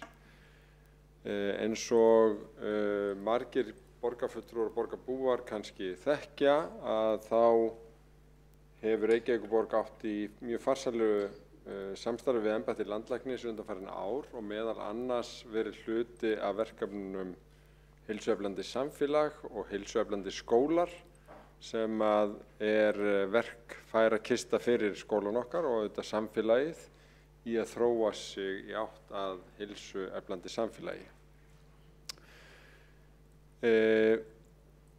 Stefnan nokkuð mikil vöxtum og ég ætla ekki að fara yfir alla þætti hennar hér, heldur bara hvetja fólk til þess að kynna sér hana. Framundan umsagnaferli og við gerum ráð fyrir því kringum mánaðamótin ágúst-september að þá verður einhvers konar samtal eða vinnustofa borgarfulltrúa þegar við erum búin að fá inn umsagnirnar. En stefnan byggð á því sem talin besta þekking á þessu sviði. Hún rannsóknarstudd, felur í sér bæði ýmis hugtök sem eru skilgreind í upphafi en byggir í raun á alþjóðlegum verkefnum og stefnumörkun sem að í mörgum tilvikum Reykjavíkurborg hefur átt aðild að og mátar sín í heimsmarkmiðin og þau innlendu og erlendu verkefni sem að við erum þátttakendur í. Framtíðarsýnin skýr að Reykjavík sé heilsueflandi, sjálfbært og fjölskrúðugt borgarsamfélag sem stuðlar að öryggi, jöfnuði, virkri þátttöku og vellíðan allra. Leiðarljósið að í staðinn fyrir að hugsa lýðheilsu sem sjálfstæða stefnu eina út af fyrir sig að þá þetta stefna það að lýðheilsa sé ofin inn í alla starfsemi og stefnumörkum Reykjavíkur auk þess að byggja bestu þekkingu og reynslu á hverjum tíma. þessi svona tímabinding felur það í sér að það þarf að fylgjast með. Þannig að það er lögð áhersla bæði á utanumhaldið og gagnaöflun og þetta er það sem að Alþjóðaheilbrigðismálastofnunin hefur talað fyrir allangt skeið, þar að segja Health in All Policies á ensku, og þannig er stefnan sett fram. Meginmarkmiðin felast í að bæta heilsu og veljiðan á öllum æviskeiðum með því að vera heilsueflandi borg, með því að vera fyrirmyndaborg í forvörnum, með því að muna eftir lýðheilsunni og áhrifum skipulags- og borgarumhverfisins á heilsu. Í öðru lagi að stuðla að heilbrigði allra með áherslu á jöfnuð og enginn verði skilinn eftir, og síðan að tryggja að þessu sé fylgt í samstarfi og samstarfsverkefnum með sérstöku utanumhaldi. Og það er farið nánar út í einstaka þætti og meginmarkmið stefnunar í stefnudrögunum, eða stefnutillögun öllu heldur, og víða komið við vegna þess að það auðvitað mjög fátt í mannlegu samfélagi og viðfangsefnum borgarinnar sem ekki er hægt að halda því fram að tengist heilsu á einn eða annan hátt. Við þekkjum það sannarlega úr forvörnunum þar sem við höfum beitt bestu þekkingu við að þróa nálgun til dæmis í forvörnum hjá ungu fólki og náð gríðarlega góðum árangri sem að er raunar orðin heimsþekktur að segja má, og við viljum nýta þessi vinnubrögð og þessa kerfisbundnu nálgun til þess að ná árangri í lýðheilsu einnig. Þetta er auðvitað samofið sýn borgarinnar í skipulagsmálum. Það má í raun lesa aðalskipulagið sem samfellda heilsu borgarstefnu, því að áherslan á sjálfbæra og heilsueflandi hverfi, áherslan á 15 eða 20 mínútna hverfið gengur auðvitað út á að ýta undir virka ferðamáta og heilnæmt umhverfi. Og það að bæta loftgæði er sannarlega lýðheilsumál, en það tengist mjög hinu manngerða umhverfi. Hvernig samgöngunar eru, hvernig orkugjafarnir eru og svo framvegis.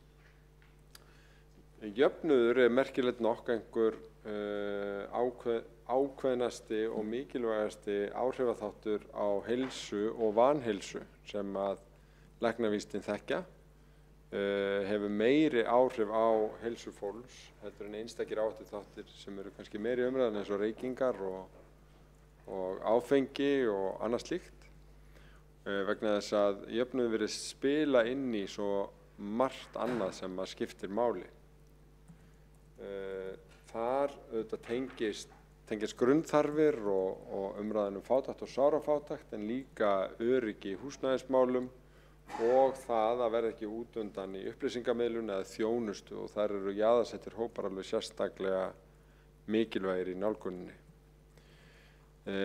Eins og þátttaka allra og umræðan félagsauð sem eru tengslin milli fólks, og borgin getur sannarlega stuðlað að félagsauði eða unnið gegnum skipulag sitt og samsetning og þjónustu, og við höfum í mörg ár lagt áherslu á að styðja við félagsauðin í hverfunum og í borginni í heild.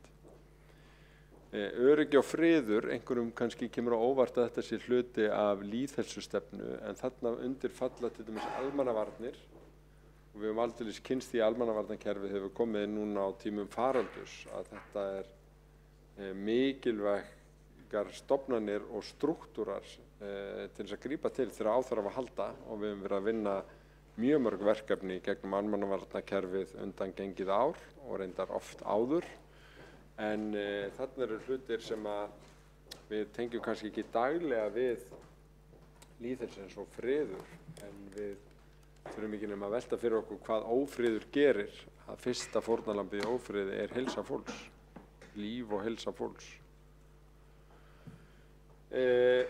Lýðheilsa ásönd að vera leiðarvísir og vegvísir í allri starfsemi borgarinnar, en ekki bara heilsa í þrengsta skilningi, heldur heilsa í skilningi Alþjóðaheilbrigðisstofnunarinnar, sem sagt líkamleg, andleg og félagsleg heilsa. og vellíðan sem að hefur komið sterkar inn í umræðuna sem hugtak á undanförnum árum. Og við gerum þetta ekki hvorki sem einstaklingar né borgin, þannig að við ætlum að vinna þetta í breiðu samstarfi út allt borgarsamfélagið og innanlands og utan.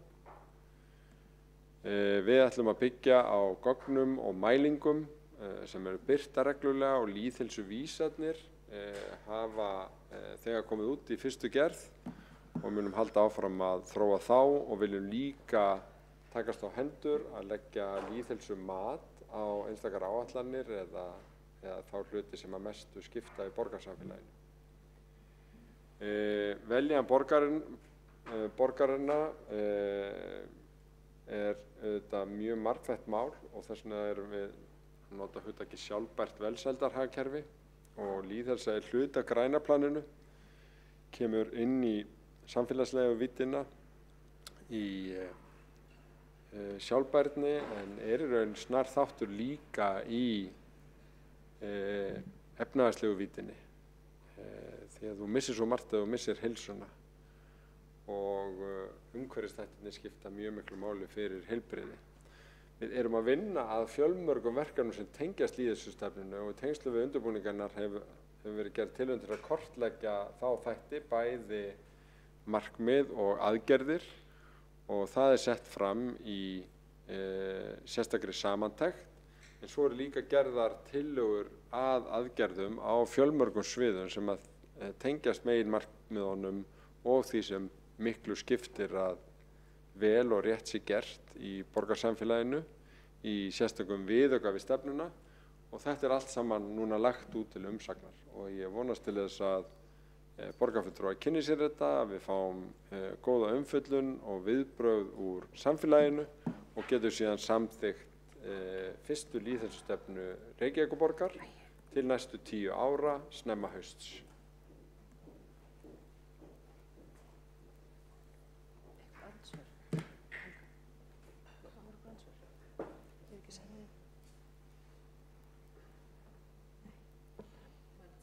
Þá borgarstjóri lokið máli sínu og næsta mælendaskrá borgarfulltrúi Kolbrún Baldursdóttir.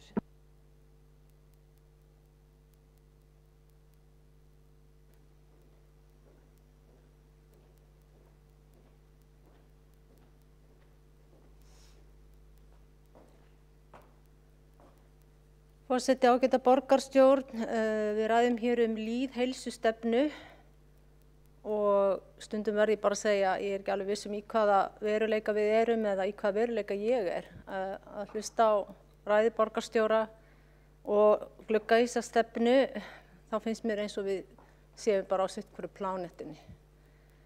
Það sem að þessi meirihluti má þó eiga að hann afskaplega flinkur að búa til fallegar stefnur, því líka lýsingar og fögur orð og svona gefið í skyn að það á sannarlega að gera mikið af góðum hlutum. Sumt af þessu var reyndar talað að gera í ykkar meiri hluta sáttmála eða hvað hann var kallaður. Ég nú ekki farin að sjá það komið í verk sem þar stendur nema bara eitthvað smá brot, kannski á það eftir að skella á kortir fyrir kosningar, svona til þess að aðeins að hífa upp móralinn. En mér þótti náttúrulega bara hreint miður að lesa í þessari stefnu og finna hvergi eitt einasta orð biðlistavandann. Og nú var borgarstjóra tíðrætt heilsu, ég held að hann hafi sagt heilsa örugglega 10 sinnum í sinni ræðu og tengir ekkert við rúmlega 1000 barna biðlista sem eru nákvæmlega að bíða eftir að fá aðstoð vegna þess að þeim líður illa andlega og eiga við vandamál, raskanir og þurfa faglega aðstoð. Hvað með heilsu þessara barna? Og hvað með heilsu allara annara sem bíða á biðlistum borgarinnar? Tengist það ekkert lýðheilsu? Ég held að biðlistavandinn í Reykjavíkurborg sé eitt stærsti lýðheilsuvandi borgarinnar og það ekki eitt einasta orð að taka eigi á því í þessari stefnu. Það heldur ekki eitt einasta orð hvernig á að útrýma fátækt sem fer hér ört vaxandi, ekki síst eftir faraldurinn sem við erum vonandi að skríða út úr. Það jú rætt börn og það eitthvað komið inn á fátækt en að útrýma fátækt, það ekki eitt orð það. Það eins og það sé bara í lagi að það sé til fátækt hér í þessari borg.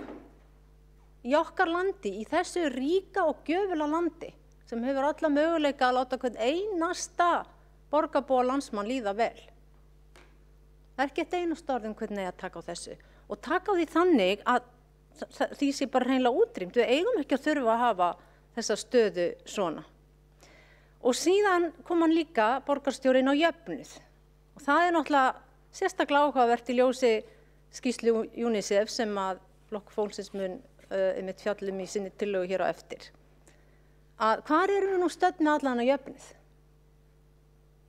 Hvað sagði skýrslan okkur með jöfnuð? Og nú ég ekki endilega að tala almenna skort heldur til dæmis bara í tómstundastarfi.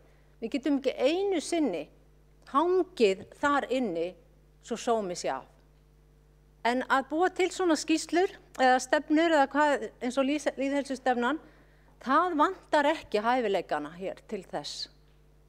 Og þetta á fólk að tróða í kokið á sér og trúa. Mér svo mikið móðgun og sérstaklega þegar það ekki orð stæðstu vandamálin hérna í borginni. Þannig að ég bara kalla eftir því að við förum að tengja okkur hérna og sérstaklega því meirihlutanum sem hafið valdasprótan, að við förum að tengja okkur við ákveðin raunveruleika. Þó svo að það sé ekki fátækur einstaklingur í ykkar eða okkar borgarfulltrúa fjölskyldu, þá þýðir ekki að halda það sé ekki til.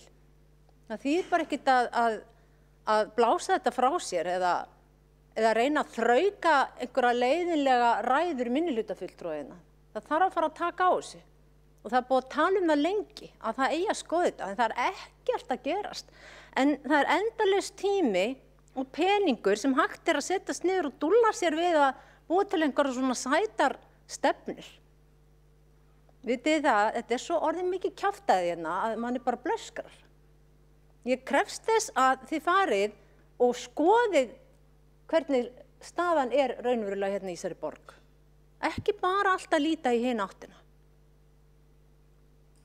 Góð heilsa felst í líkamlegu og andlegu jafnvægi. Það alveg borðuliggjandi. En við erum hérna að tala börn. Börnin í leikskólabörn sem geta ekki borið ábyrgð á sér. Og síðan það líka allir hinir, fullorðnir. En það stóð í þessari skýrslu sem að mér þótti nú fínt að heyra, það nú að reyna að manna stöður leikskóla. Hugsið ykkur að það skuli standa í lýðheilsustefnu þegar 3 ár eru búin að kjörtímabilinu. Þvílíkt markmið. Hvar var þetta markmið þegar sem meirihluti tók hér við? En orð eru til alls fyrst og maður alltaf þegar maður lesir svo stefnur meirihlutans þá hugsa maður, jæja, skildi nú eitthvað fara að gerast. Og maður búin að segja það í 3 ár, skildi nú eitthvað fara að gerast. Og að vera komin inn á loka árið og vera í þessari stöðu að lesa svona pappír og líta sín í kringum sig. Og það ekkert verið að felista tölur, það hægt að fá þess að biðlista tölur inn á Velstat, það hægt að skoða þær bara fara hérna hækkandi frá degi til dags. Það bæst við eitthvað 60 börn hérna á 2 mánuðum. Þannig að þetta fer ekkert milli mála, það ekki eins og maður sé að búta til.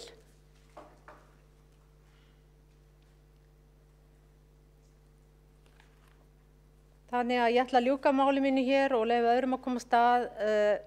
Það vantaði umræðinu biðlista í þessa stefnu, það vantaði umræðinu hvernig á að taka á ójöfnuði hér, talandi alla þessa jafnunarflokka sem hér á það og það vantaði umræðinu hvernig á að útrýma fátækt.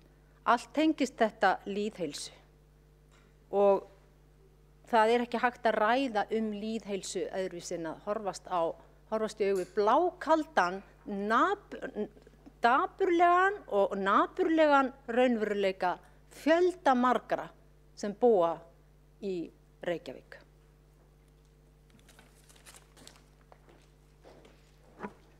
Þá er borgarfulltrúi Kolbrún Baldursdóttir lokið máli sínu og næsta mælendaskrá er borgarfulltrúi Marta Guðjónsdóttir. Hvar kom það fram, afsakið?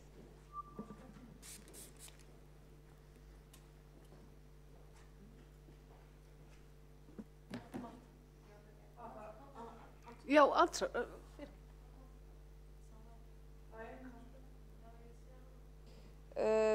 Borgarfulltrúi Dóra Björt Guðjónsdóttir óskar eftir að veita andsvar úr ræðu borgarfulltrúans. Afsakað. Forseti, já, ég vildi bara taka örstutt að stefnur eru nú oft til að framfylgja meirihlutasáttmála, þetta er kannski ein af þeim stefnum, þannig að þetta komið fram í meirihlutasáttmála þýðir ekki að okkur hafi einhvern veginn mistekist, heldur að hér er bara verið að setja það í einhver konkrét verkefni og oft er það þannig í stefnum og aðgerðaáætlunum að sé verið að ramma inn þau verkefni sem við stöndum í og það eru mörg verkefni sem eru þannig að þau verði ekki kláruð á einu bretti, heldur eru þau eitthvað sem við verðum að fylgja eftir, samanber umræðan leikskólapláss. Þannig að ég vildi bara að þetta fylgdi sögunni. Takk. Þá hefur borgarfulltrúi Dóra Björt Guðjónsdóttir lokið að veita andsvar úr ræðu borgarfulltrúans og svara þá borgarfulltrúi Kolbrún Baldursdóttir. Forseti, ágæta borgarstjórn, það hefði þá verið heiðarlegra að segja það einfaldlega í þessu meirihluta meirihlutans að þetta yrði, allt þetta fallega sem átt að gera yrði gert á lokametrunum á þessu kjörtímabili. Þá hefur borgarfulltrúi Kolbrún Baldursdóttir lokið að svara andsvari og veiti þá andsvar öðru sinni borgarfulltrúi Dóra Björt Guðjónsdóttir. Meirihlutasáttmálinn er fyrir allt kjörtímabili. Hann er ekki sérstaklega metinn út frá einhverjum öðrum þáttum. Næsta mælendaskrá er borgarfulltrúi Marta Guðjónsdóttir.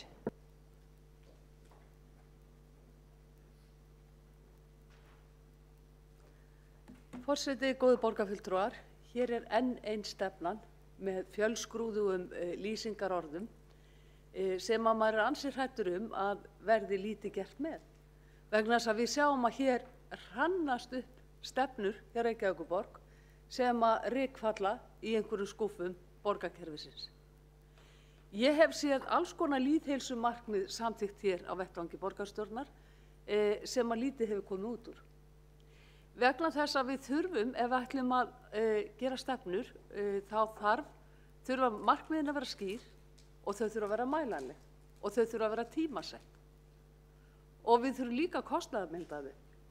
Hér sér þess ekki stað og þess vegna hef ég ekki mikla trú á því að við höfum eftir að koma þessari stefnu í framkvæmd. Vissulega margt mjög gott og mjög jákvætt í þessari stefnu sem við getum öll tekið heilshugar undir. Og ég yrði manna fyrst til þess að óska þess að við getum komið þessari stefnu í framkvæmd og við getum bætt lýðheilsu í borginni og borgin verði heilsueflandi borg í fremstu röð. En við höfum tekist á hér ýmsa þætti sem ekki sérstaklega mjög heilsueflandi, eins og svifrykið í borginni. Eins og borgarfulltrúi Kolbrún Baldursdóttir kom hér inn á varðandi vellíðan barna og alla þá biðlista sem eftir sértækri þjónustu. Við þurfum að hlúa að öllum þessum þáttum. Við sjáum líka að við þurfum að hlúa að ekki bara börnunum, heldur bara öllum kynslóðum og ég tala nú ekki eldri borgurum í þessari borg sem eiga mjög erfitt með að fá ýmsa þjónustu og það er löng bið eftir að fá þjónustu og þjónustan er oft verulega skert hvað þann aldurshóp varðar. Það myndi spara samfélaginu heilmikla fjármuni ef við myndum hlúa til að mynda betur að þeim aldurshópi, auka hreyfingu þeirra, styðja betur við á félagslega, efla hér félagsstarf eldri borgara og svo framvegis. Ég fæ ekki betur séð en að það sé ekki heldur verið að taka á því að við séum að auka lýðheilsu þegar að skipulagsmálin er í þeim farvegi að hér er byggt á hverjum einasta græna blett í borginni. Hér á að fara í landfyllingar á fjörum sem að stendur til að friða. Það er nú allur áhuginn hjá meirihlutanum á útivist og hreyfingu og auka lífsgæði borgarbúa. Það er mikið lífsgæði fólgin í því að búa þannig að það er stutt út í náttúruna, stutt til að hreyfa sig, til að bæta bæði líkamlega og andlega heilsu. Það að sólarljósið fái skínið inn í húsnæði borgarbúa. Nú eru skipulagsmálum þannig háttað að það er byggt svo þétt að sums staðar næst sólarljósið ekki inn í íbúðir. Og svo er verið að fara að skipuleggja byggð þar sem ekki verða leyfðir opnanlegir gluggar, eins og til að mynda í Nýja Skerjafirði. Og því á þinglýsa á íbúðirnar að það megi ekki opna gluggana. Er það mikið lífsgæði? Nei, það er ekki mikið lífsgæði. Er það mikið lífsgæði að taka ekki á umferðarvandanum þannig að fólk hafi meiri frítíma, þannig að það eyði ekki tíma sínum lengur en þörf krefur til og frá vinnu? Það er engin vilji til þess að taka raunverulega á þessum vanda eða á þessum málum að bæta lýðheilsu borgarbúa. Ég held að meirihluti hér þurfa að taka sér taki áður en að setur fram stefnu sem er pakkað inn í sellófánpappír og sett utan að slaufa sem ekkert innihald er fyrir og engin innistæða fyrir.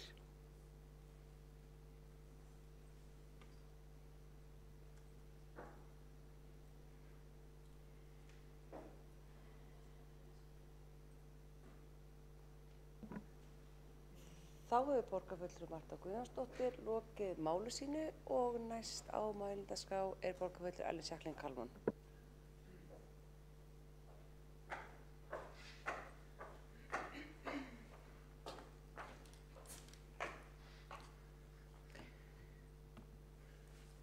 Forseti, ágæti borgarfulltrúar og aðrir, fyrir liggur viðamikil og að mér finnst greinagóð lýðheilsustefna Reykjavíkurborgar sem er áætluð til ársins 2030. En fátt verður okkur úr verki, manneskjónum, ef okkur líður ekki nægilega vel, andlega, líkamlega eða félagslega. Og með þessari stefnu erum við að setja okkur markmið til að þjónusta borgarbúa með ráðum og dáð, umhverfi og innviðum til að sem flestum líði vel í borgin okkar. Þannig að manneskjan ná að blómstra, nýta styrkleika sína, fái stuðning við það sem þarf til að geta lifa sjálfstæðu lífi í virkni, njóti jöfnuðar og geti leikið sér og dafnað frá æsku til eldri ára á eins heilbrigðan máta og hverjum er unnt. Í stefnunni er að finna 3 meginmarkmið og áherslur til ársins 2030 og með leyfi forseta þá er það fyrst bætt heilsa og vellíðan á öllum æviskeiðum. Það er jöfnuður til heilsu og vellíðunar og það er heilsu og vellíðanir vegvísir í allir starfsemi Reykjavíkurborgar. Eins og borgarstjóri fór ágætlega yfir áðan að þá hefur þetta verið langt ferli og það hefur verið vandað til verks. Þetta hófst í raun og veru allt löngu áður en ég kom á stjórnmálum eða árið 2013 með samstarfi Reykjavíkurborgar og embættis landlæknis þar sem Reykjavíkurborg lagði af stað í verkefni heilsueflandi samfélag. Í framhaldinu var svo stofnað stýrihópur og svo undirhópar sem höfðu víðtækt samráð við lykilaðila í málaflokknum, starfsfólk og íbúa, börn, fullorðna og aldraða. Þá var haldið málþing og árið 2017 hófst vinna við gerð lýðheilsustefnu borgarinnar. Þá tók fjöldi starfsfólks borgarinnar þátt í vinnu við stefnuna og fleiri aðilar og embætti á vegum ríkisins. Stefnan ber glöggt merki víðtæks samráðs enda viðamikil og samofin öllum sviðum borgarinnar og er með vísun í aðrar stefnur borgarinnar. Það sem mér þykir gott að sjá í þessu viðamikla skjali er þessi heildarmynd. Lýðheilsustefnan hún talar við menntastefnun okkar og menningarstefnuna og stefnu í skipulagsmálum, til dæmis með lýðheilsugátlistum í hverfiskipulagi sem og aðrar stefnur. Mig langar til að vekja sérstaklega athygli á tengslum lýðheilsustefnuna við menningu, en þar segir að menning stuðli bara í eðli sínu að bættri lýðheilsu og með leyfi forseta, hún veitir mikilvægan félagslegan ávinning og andlega næringu og eykur almennt lífsgæði. Fjölmargar rannsóknir sýna að þátttaka í menningu og listum er mikilvægur þáttur í að rjúfa félagslega einangrun, ekki síst hjá börnum og ungu fólki. Allt þetta er svo hægt að hnýta við aðrar stefnur og græna planið að sjálfsögðu, því loftslagsmálin eru svo sannarlega lýðheilsumál eins og glöggir vita. Áhersla á að vakta heilsu, líðan og lifnaðarhætti borgarbúa hefur verið síaukin. Með því að vakta þessa þætti þá erum við að leggja áherslu á að geta mætt fólki með þjónustu þannig að sem flest búi við góða heilsu, andlega, líkamlega og félagslega, þannig að sem flest geti verið virkir þáttakendur í samfélaginu og lifa sjálfstæðu lífi. Mér þykir gaman og áhugavert að sjá og finna með þessari stefnu og öðrum stefnum sem í bígerð, það eru þessi lýðræðislegu vinnubrögð sem eru í hávegum höfð við stefnumótunarvinnu. Þar sem við leggjum okkur fram að leita til flestra hagaðila, sérfræðinga og borgarbúa við slíka vinnu. Þá var einnig horft til barnasáttmála Sameinuðu þjóðanna við gerð stefnunnar og sérstaklega var haft samráð við börn. En í Reykjavík eru 21% borgarbúa börn undir 18 ára aldri. Og það eru þetta líka stöðust við heimsmarkmið Sameinuðu þjóðanna. Í markmið 1, nánar tiltekið 1a, er talað að vinna eigi markvisst með áhrifaþætti heilbrigðis á öllum æviskeiðum, meðal annars með heilsueflandi nálgunum í samfélaginu, það er leikskóla, grunnskóla, frístundastarfi og framhaldsskólum. Í þessu markmiði fyrst og fremst hugað að 2 tímabilum æviskeiðsins, það eru börn og aldraðir. Þá eru markmiðin varða börn og ungmenni grundvelli á barnasáttmála Sameinuðu þjóðanna þar sem verið að huga framtíðarheilsu einstaklingsins. Mér finnst mjög mikilvægt að borgaryfirvöld hafi skýra stefnu í að leggja grunn að góðri heilsu barna sem hefur svo áhrif ævina út. En það einmitt það sem lagt upp með þessari stefnu. En við getum nú þegar státað okkur af því frístundastarfi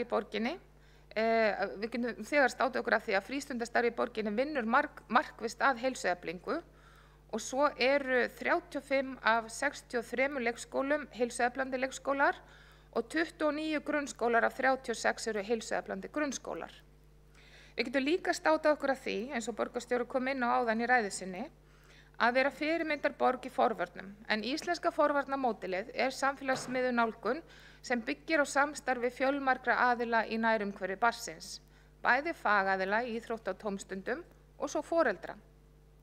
Aðferðin hefur vakið athygli víða heim og hefur haft þau áhrif að áfengis- og vímuefnaneysla ungmenna á Íslandi hefur dregist margfalt saman frá því á miðjum áratug síðustu aldar. En til að viðhalda slíkum árangri verðum við öll að vera á tánum. Það eru ný börn, aðrir unglingar og forsjáraðilar, tímarnir breytast og við þurfum að vera vakin og sofin yfir velferð barna okkar. Frístundakort borgarinnar tengist þessu íslenska módeli og er hvatning fyrir börn til að stunda skipulagt tómstundastarf, vera virk undir leiðsögn fagfólks sem hefur gríðar mikið forvarnagildi. Við verðum áfram að veita börnum og ungmennum greiðan aðgang að auðlindum borgarsamfélagsins og þegar ég er að tala auðlindir þá yfir menningu, íþróttir, tómstundir, umhverfi og náttúru og leið og við leitum álits hjá þeim málefni sem þau varðar. Því ég trúi því að með þeim aðferðum og aðgangi að þeim auðlindum getum við haft uppbyggjandi og jákvæð áhrif á lýðheilsu barna og ungmenna. Ég fagna þessari lýðheilsustefnu sem ég trú að verði lifandi plagg fyrir öll svið borgarinnar. Það eru sett fram markmið sem eru mælanleg og vel framsett og það er raunhæft að uppfylla. Og það sem ég sagði upp af ræðu minnar að ég fagni lýðræðislegu vinnubrögðum sem hafa verið viðhöfð við þessa stefnugerð, þá vil ég að lokum hvetja alla borgarbúa til að kynna sér stefnuna og senda inn umsögn hana því þið getið öll haft áhrif.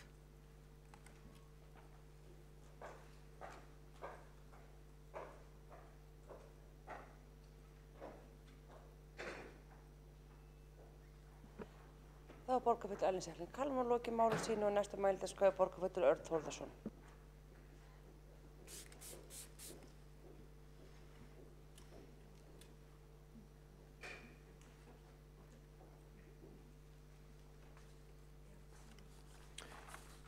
Forseti, ágæta borgarstjórn, við erum að ræða hérna lýðheilsustefnu Reykjavíkurborgar til 2030.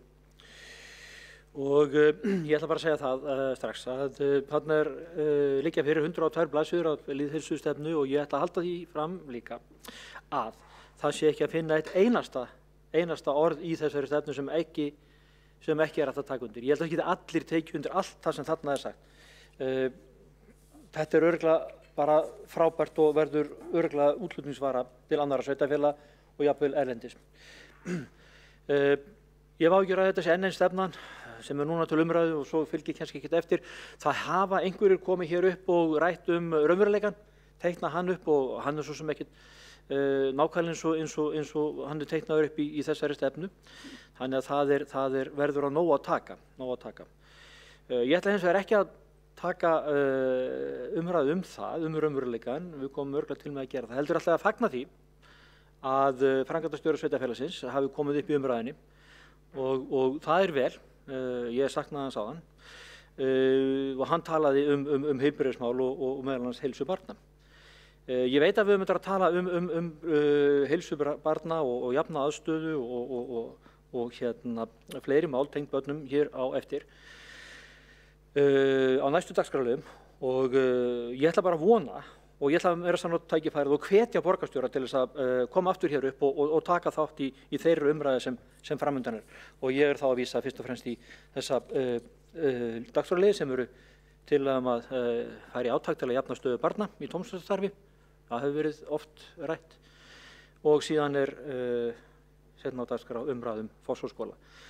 Og þar hefur verið gerðar athugasemdir heilsufar barna og ekki síður starfsfólks. Þannig að ég hlakka bara til kvöldsins að fá að heyra hreinskipta og öfluga umræðu nákvæmlega þessi mál sem eru í lýðheilsustefnunni og svona máta okkur við raunveruleikann í þeim efnum. En takk. Það var borgarfulltrúi Örn Þórðarson lokið máli sínu og áður en við höldum áfram með þessar hreinskiptu og skemmtilegu umræðu lýðheilsustefnu borgarinnar þá boða ég matarhlé og við tökum hlé í 20 mínútur. Ég var að taka hlé í 20 mínútur.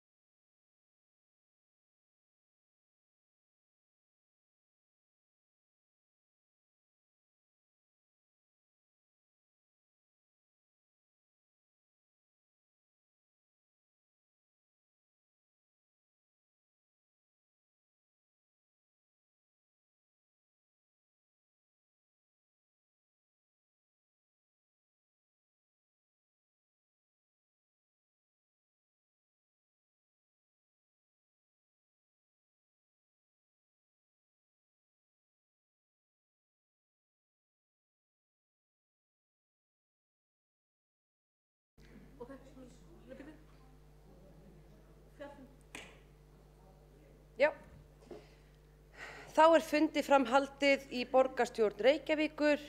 Við erum í 5. lið dagskrár, nei, 3. lið dagskrár, umræðum lýðheilsustefnu Reykjavíkur til 2030 og næsta mælendaskrá borgarfulltrúi Dóra Björk Guðjónsdóttir.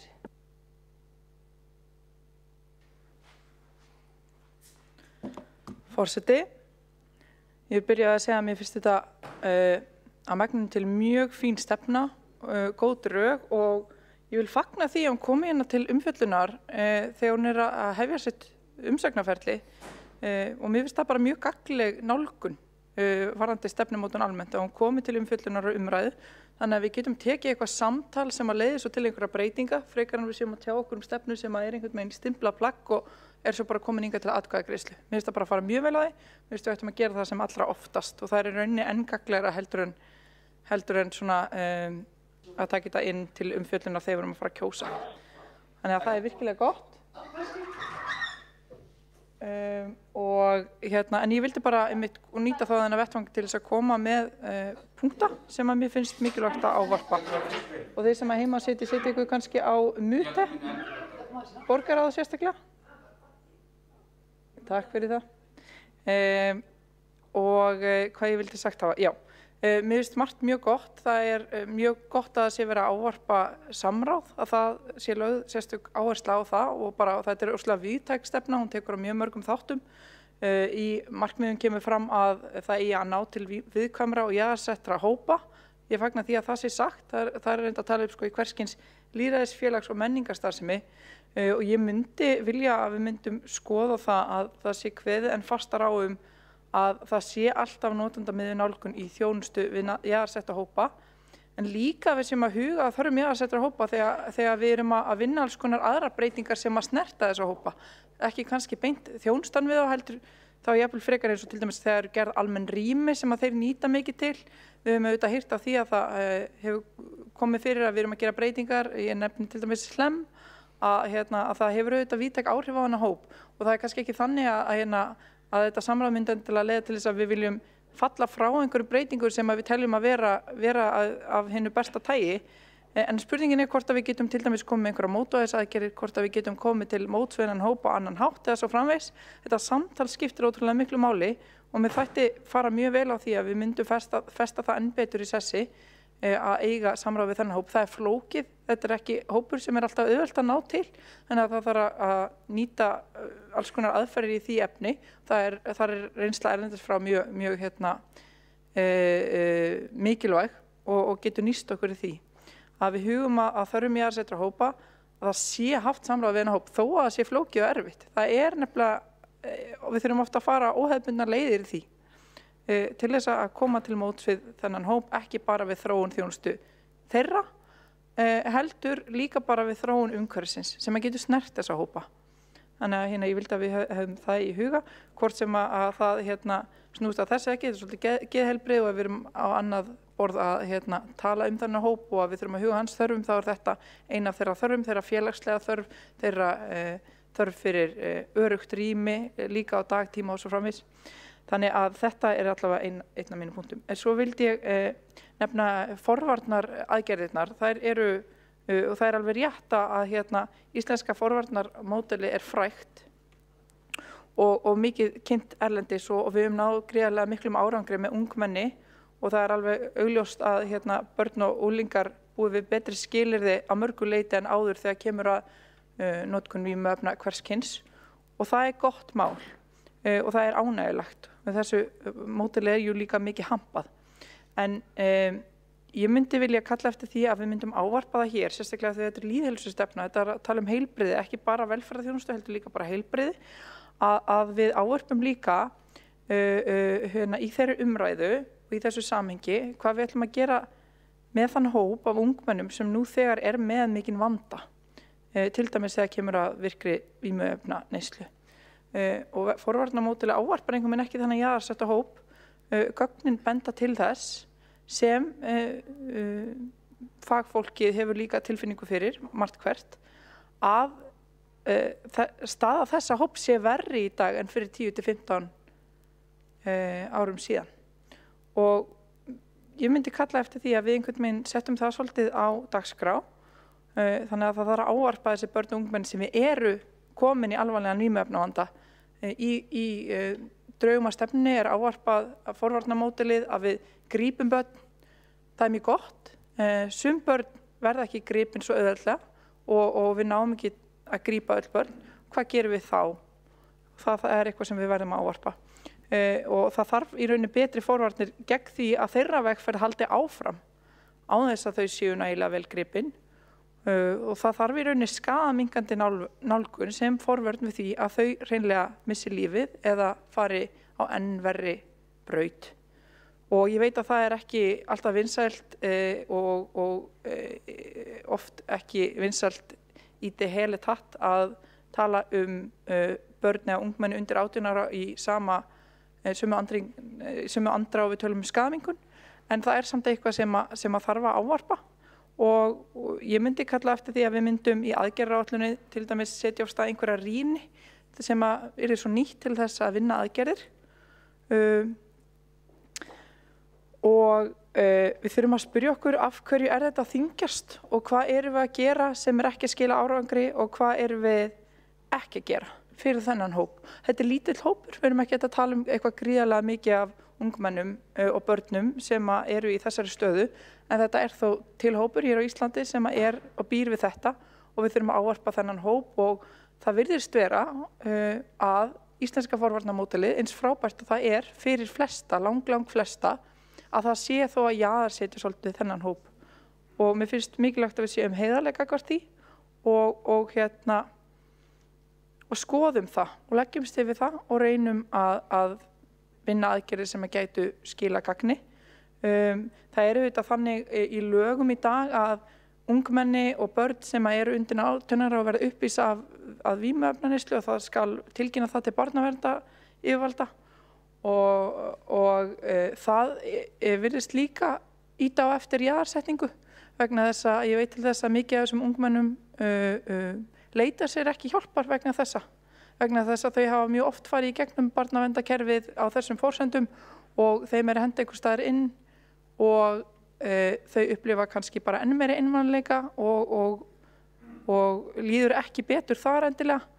Við sjáum að það eru sum úrræði sem að börnin eru sett inn í þar sem að ýta á jaðarsetningu þeirra og ungmenni sem hafa verið langt leit koma kannski inn á eitthvað slíkt úrræði, stuðla eða annað og ég veit ég er ekki að tala um þægilega hluti og ég er ekki en þú veist sum ungmenni hefja bara það að nota vímuefnum í þessum úrræðum vegna þess að þeim líður illa, þau eru einmana og þau eru langt frá fjölskyldum sínum og þeim líður ekkert endilega betur. Ég er ekki að fullyrða að það sé alltaf þannig og það eru auðvitað mikið að góðu starfsfólki í þessum geira sem er að gera sitt allra besta. Ekki misskilja mig, ég veit það og ég veit við erum öll sammála hvað við þurfum að gera. Við þurfum að bæta aðstæður þessa hóps og grípa þennan hóp eins vel og við getum. En við verðum einhvern veginn að þora að tala um þetta. Önnur lönd hafa farið þá leið að breyta þessum lögum. Þannig að það þurfi ekki að tilkynna þetta til barnaverndar til þess að jaðarsetja ekki þennan hóp en frekar. Og það sé farnar aðrar leiðir í því. Mér finnst við ættum að ávarpa það og við ættum jafnvel að hefja eitthvað samtal við ríkið um þetta. Hvað er best að gera? Mér skilst að það sé í gangi skoðun hjá ríkinu varðandi aðstæður fólks án heimilis, heilbrigðisaðstæður fólks án heimilis og ég myndi vilja ávarpa þetta og að við myndum vilja nýta það til aðgerða.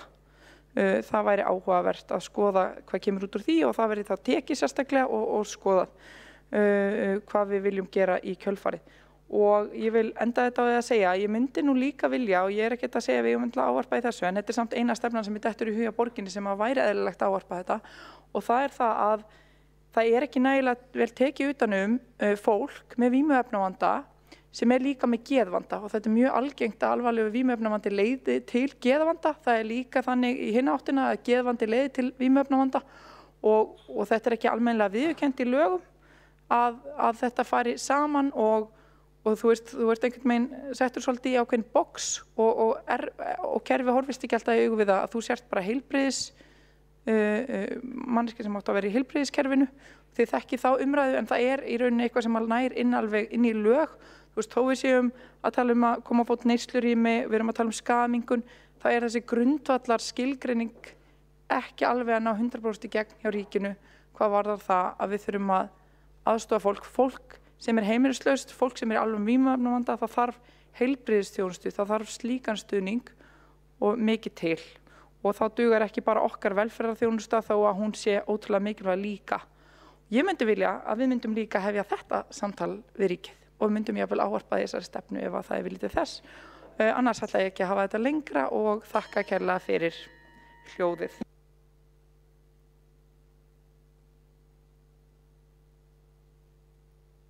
Þá borgarfulltrúi Dóra Björk Guðjónsdóttir lokið máli sínu og næsta mælendaskrá Líf Magnúðardóttir.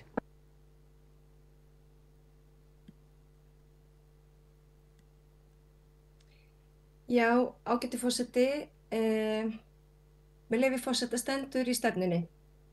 Geðrækt, hreyfing, næring, svefnvenjur, félagsfærni, kynheilbrigði og endurheimt og tími til að njóta lífsins. Tilvitnun lýkur. Já, þetta eitt og sér svo sem ekki flókið, en það að vera manneskja getur verið ansi flókið. Menning, venjur, samfélagslegar áherslur, staða kynja, pólitísk stefnumörkun og innviður og umhverfi. Þetta eru allt þættir sem hafa margvísleg áhrif á okkur, á líf okkar og heilsu. Og það sem við kunum að ákveða hér í þessum sal, það getur haft ævarandi áhrif á tilveru okkar í borginni, bæði til lengri tíma en líka til skamms tíma og bæði til góðs og ills.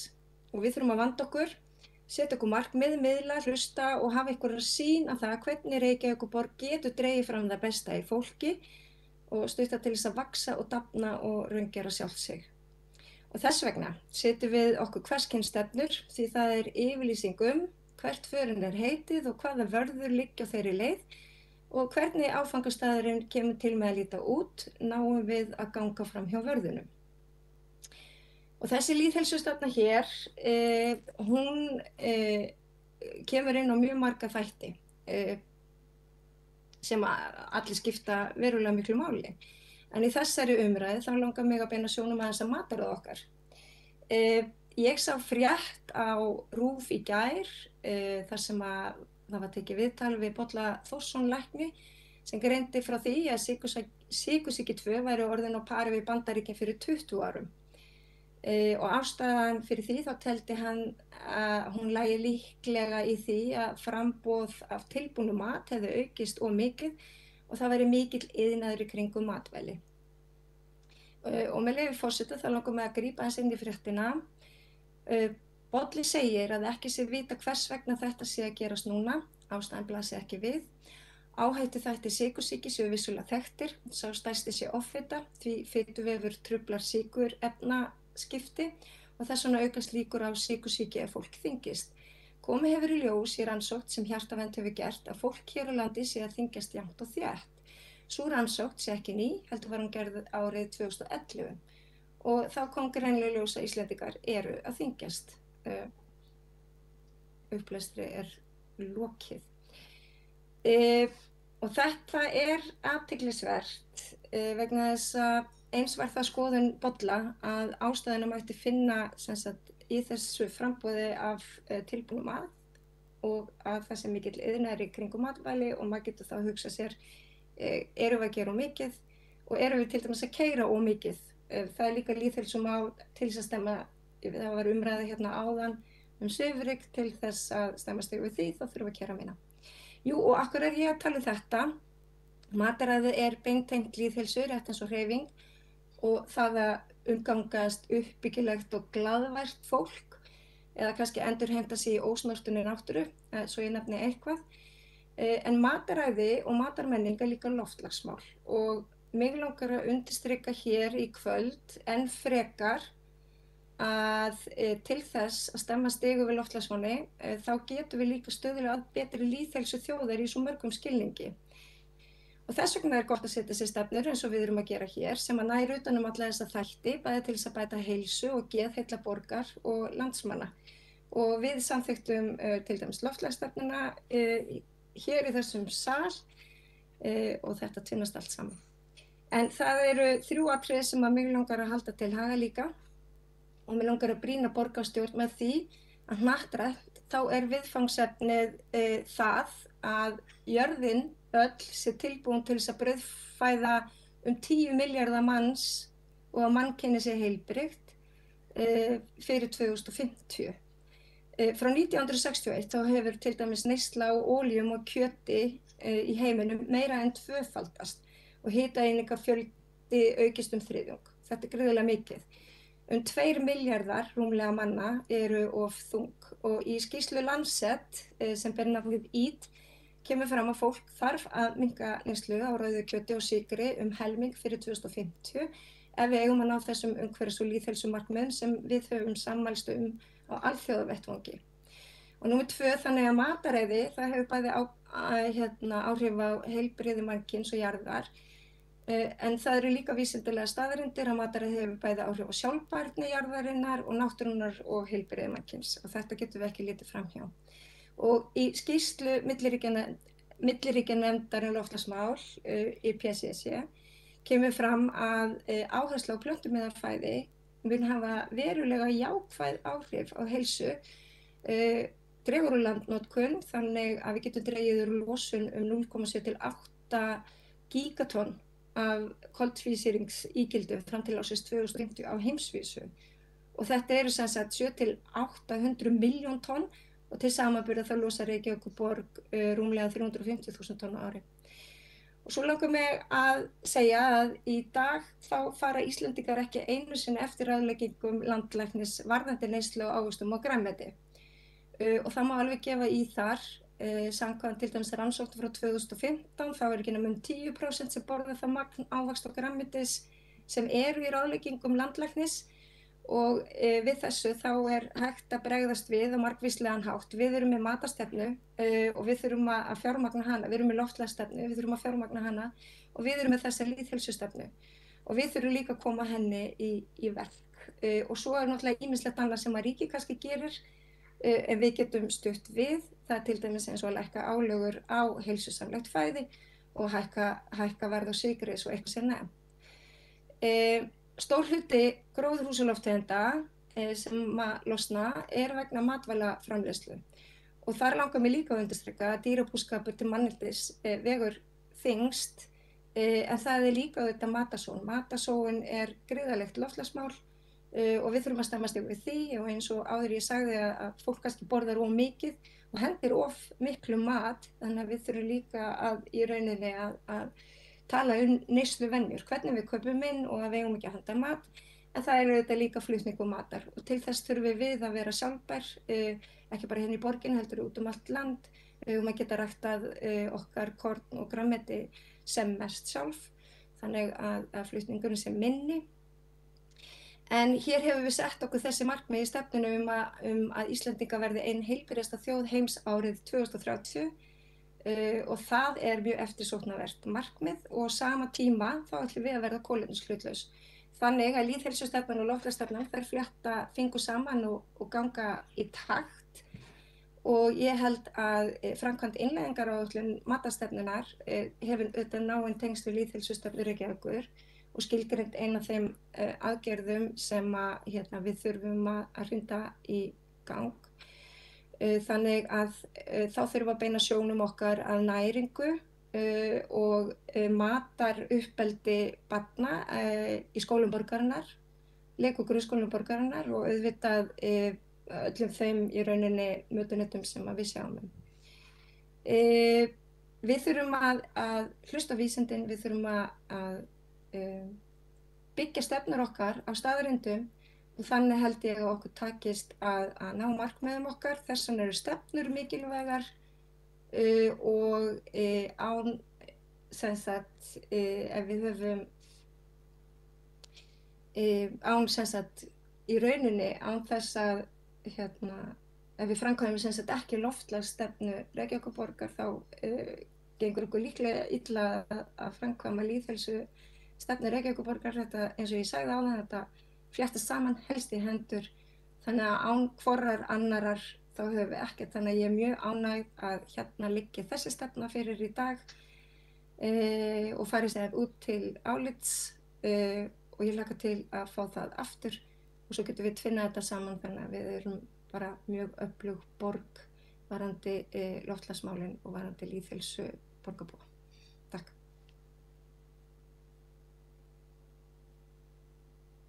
Þá borgarfulltrúi Líf Magnúsdóttir lokið máli sínu og umræðu þá lokið og við snúum okkur að 4. lið á dagskrá sem tillaga borgarfulltrúa Flokks fólksins átak til að jafna stöðu barna í tómstundastarfi í ljósi skýrslu UNICEF og frumvarandi borgarfulltrúi Kolbrún Baldursdóttir.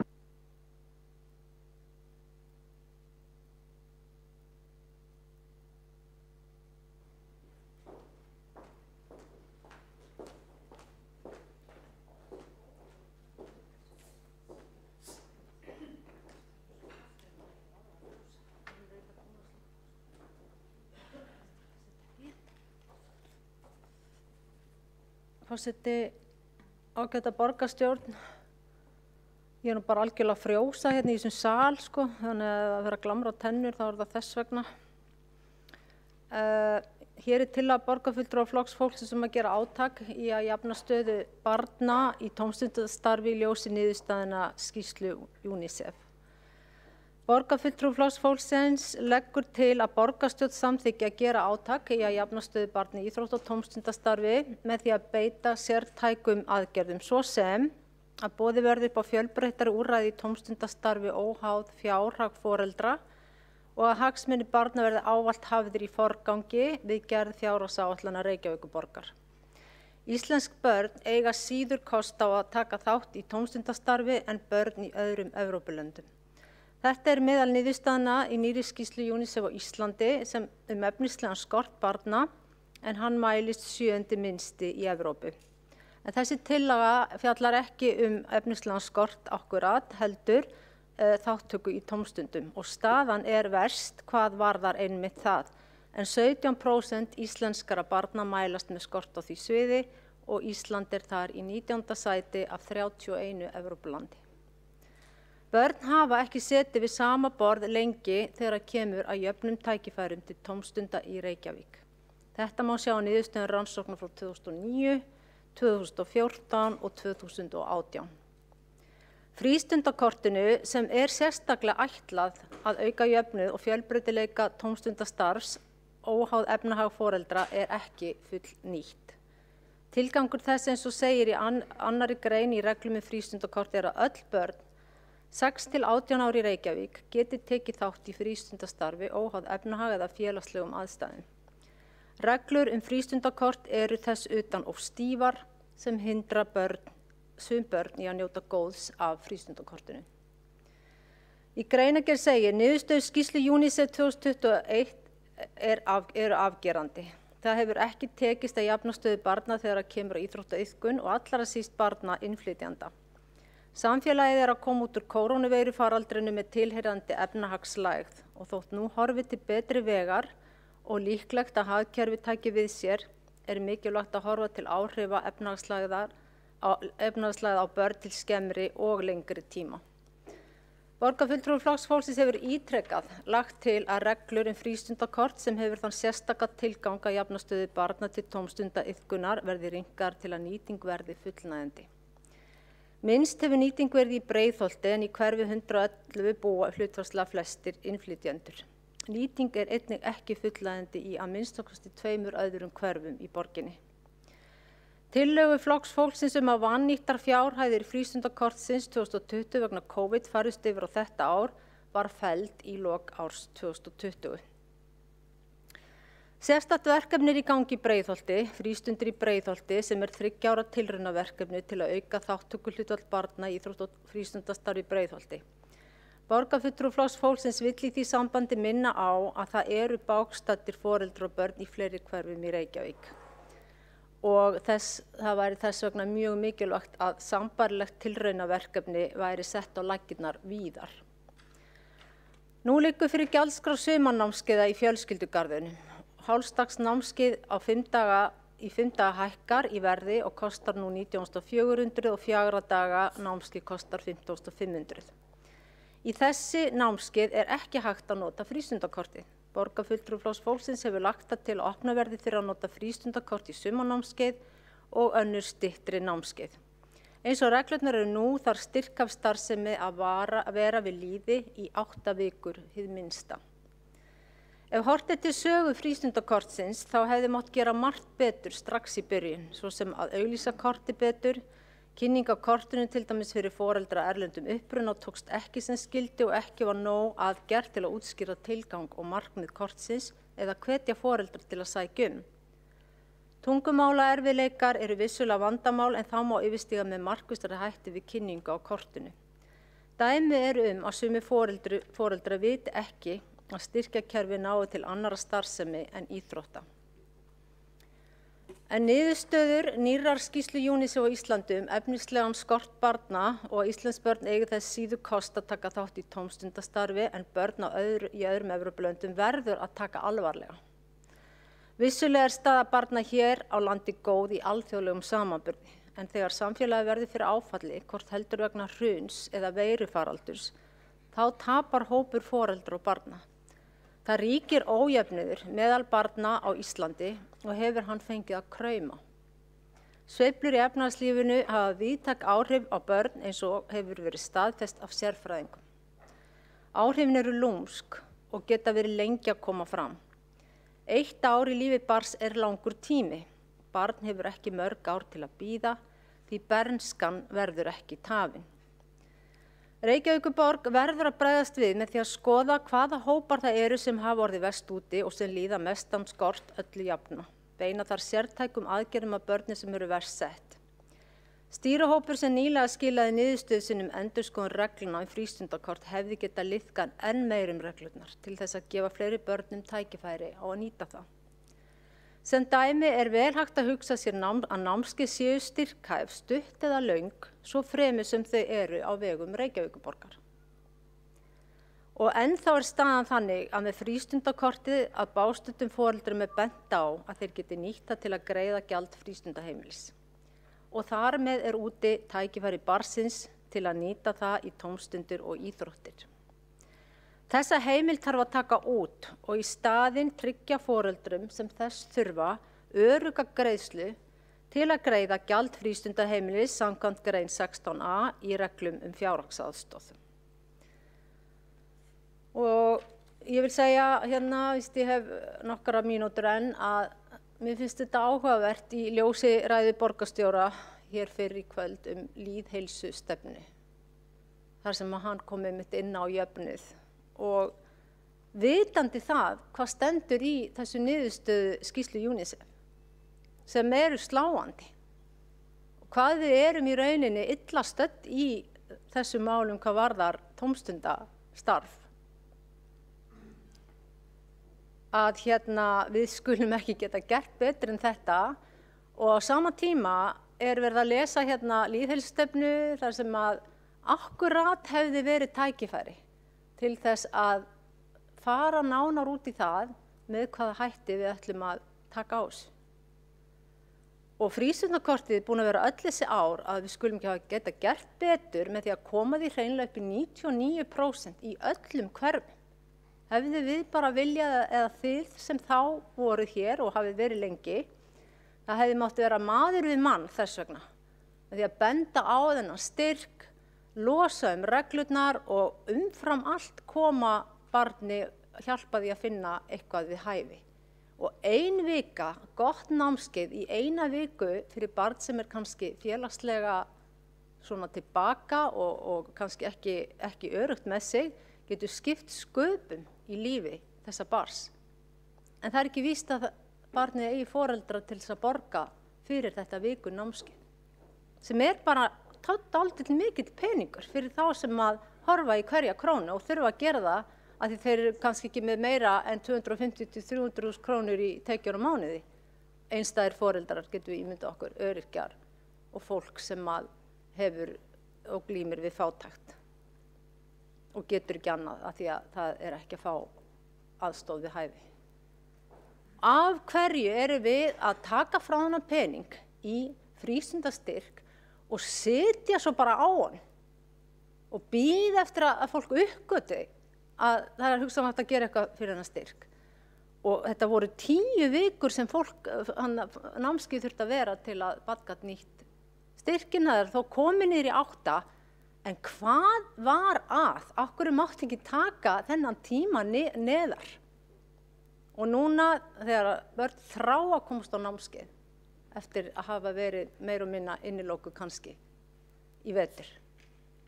Að viljum við frekar bara alltaf eiga afgang í loka árs og færa hann síðan ekki einu sinni yfir á næsta ár. Nota hann í hvað? Nei, þetta svo röng stjórnsýsla, þetta svo röng hugsun og þetta óskiljanlegt. Og þegar svona niðurstöður blasa við okkur frá UNICEF á Íslandi að það skuli ekki vera hægt að ávarpa það einmitt í lýðheilsustefnu. Það ekki eins og minnst á það. Hver staðan hvernig þessar niðurstöður eru. Eða annar skort ef því að skipta, fátækt. Svo ég tala nú ekki börnin sem bíða. En ég hef flutt þessa tillögu og greinargerð með henni og nú að sjá hvort að hún hljóti náð í ljósi nýrrar stefnu lýðheilsu. Borgarfulltrúi Kolbrún Baldursdóttir hefur lokið máli sínu. Næstur tekur til máls borgarfulltrúi Hjálmar Sveinsson.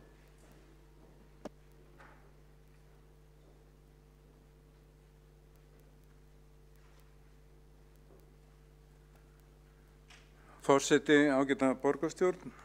Ég ætla að byrja því að vitna hérna í skýrslu UNICEF réttindi barna á Íslandi og hún svona, tilvitnunin: öll börn eiga rétt til tómstunda og til að stunda skemmtanir og leiki sem hæfa þeirra aldri. UNICEF leggur áherslu á mikilvægt hlutverk leiks í þroska barna.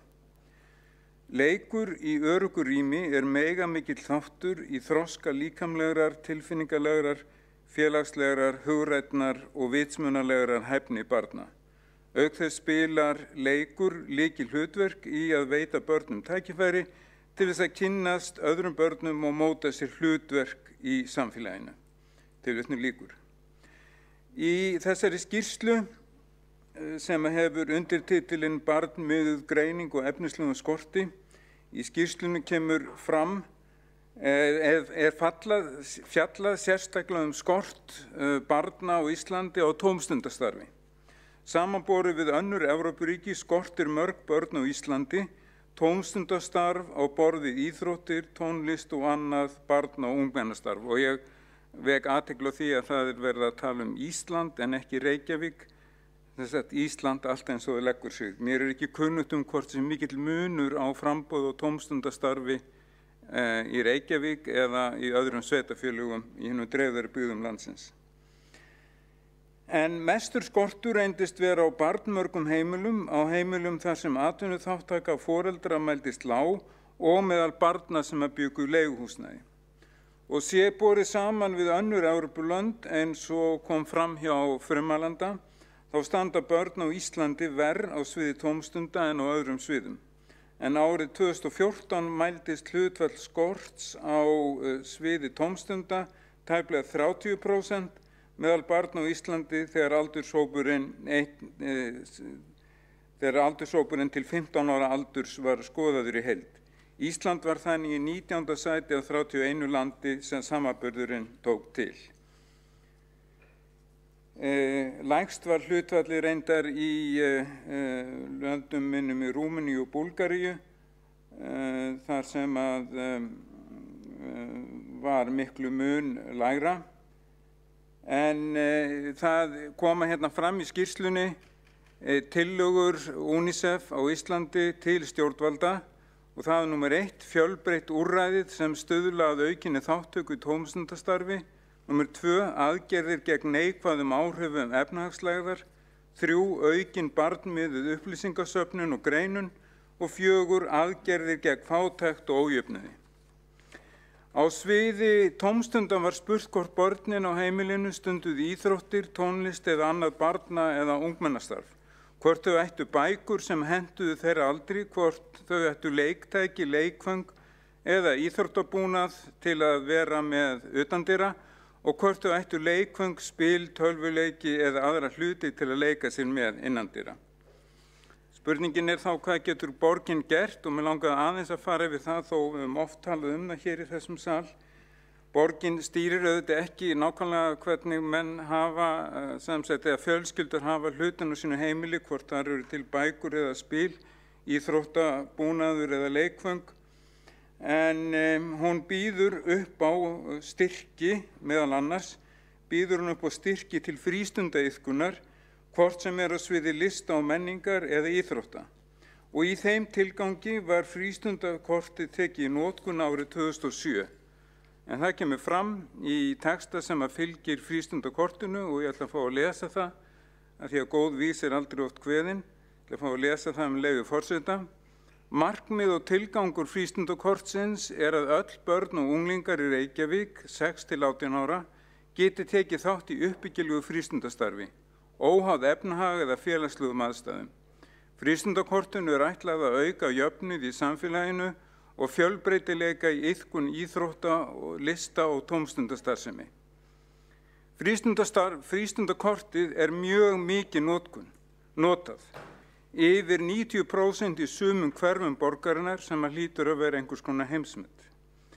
Nýting frístundakortsins hefur aukist ár frá ári eftir að kortið eða frá því að kortið var tekið í notkun. Árið 2019 voru 81% barna sem nýttu frístundakortið að einhverju leyti og það auðvitað alveg gríðarlega há tala. Þátttaka barna mest í 6 til 9 ára aldurshópnum, 92%, og minnst í 16 til 18 ára aldurshópnum. En hann líka, og það vitum við að því við höfum rætt hér í þessum sal, hann mismikill eftir hverfum. Í póstnúmerum 111 og 101 notkunin talsvert minni en í öðrum hverfum, svona það bil 70%. Hún virðist raunar vera minnst í hverfum þar sem flestir innflytjendur. Af þeim sökum meðal annars var settur á laggirnar sérstakur starfshópur frístundakortið til að, samkvæmt erindisbréfi, til að taka til sérstakrar athugunar reglur notkun frístundakortsins og skilyrði félaga til að geta nota frístundakortið í námskeiðum sínum með það að markmiði að auka enn frekar nýtingu kortsins og tryggja enn fjölbreyttara framboð frístundastarfs.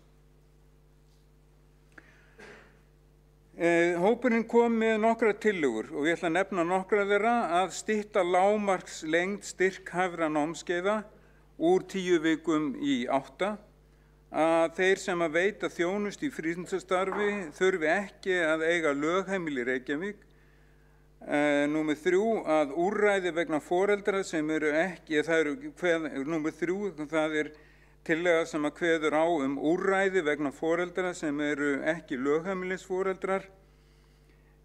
Þarna kemur einnig fram að 15 ára og eldri krakkar geta fengið styrki til að sækja líkamsræktarstöðvar og svo einnig kveðið þarna á rétt til frístundakorts varðandi einkakennslu í tónlist. Og svo ætla ég líka að nefna það sem frumælendum kom inn á og það þetta sérstaka úrræði fyrir Breiðholt, en borgarráð samþykkti 2020 að hleypa af stokkunum 3 ára tilraunaverkefni með það að markmið að auka þátttökuhlutfall barna í íþrótt- og tómstundastarfi í Breiðholti til jafns við önnur hverfi í borginni. Og megin inntak þeirra aðgerða það að allt íþrótta- og frístundastarf í Breiðholti fyrir börn í 1. og 2. bekk grunnskóla verði í boði allt árið gegn frístundakortsframlagi borgarinnar sem eða var árið 2020 50.000 og en auk þess greiðir Reykjavíkurborg 30.000 með hverju barni, þannig að framlagið með hverju þeirra verði 80.000 krónur árin 2021 og 2022. Þetta nefni ég hér allt til þess að árétta það og ítreka að Reykjavíkurborg sér full meðvituð þann vanda sem við að etja, þessa mismiklu nýtingu frístundakortsins og þar af leiðandi mismikla virkni í frístundum meðal barna. Í heildina tekið má segja að frístundakortið hafi gengið alveg ótrúlega vel og farið langt fram úr albjörtustu vonum, en það má gera betur. Það ber að taka þessa skýrslu UNICEF alvarlega og það mín tillaga að tillögunni verði vísað til menningar, íþrótta og tómstundaráðs. Takk fyrir. Borgarfulltrúi Hjálmar Sveinsson hefur lokið máli sínu. Einn borgarfulltrúi hefur óskað eftir að koma upp í andsvörum, Kolbrún Baldursdóttir.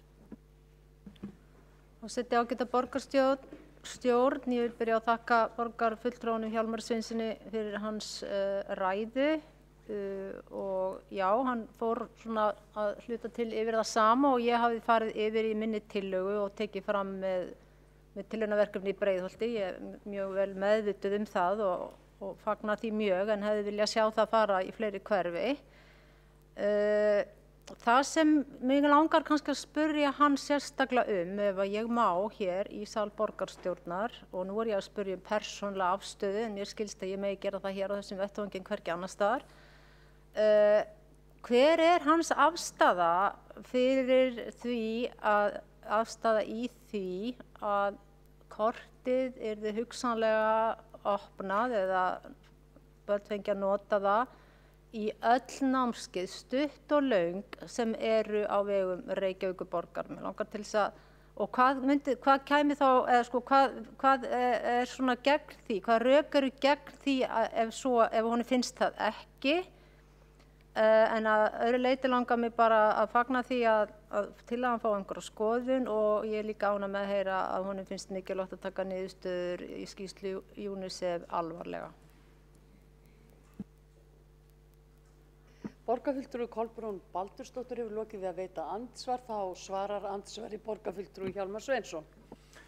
Já, það er svolítið erfitt að svara almennt spurningu þessu tagi, en ég verð að segja það að mér finnst rökin sem að liggja á bakvið því að vera ekki að styrkja með stutt námskeið, þau felast í því að það sé mikilvægt fyrir börnin að mynda félagsleg tengsl og að læra það að umgangast önnur börn í svolítið, sem sagt, ekki bara í fáeina daga heldur nokkrar vikur.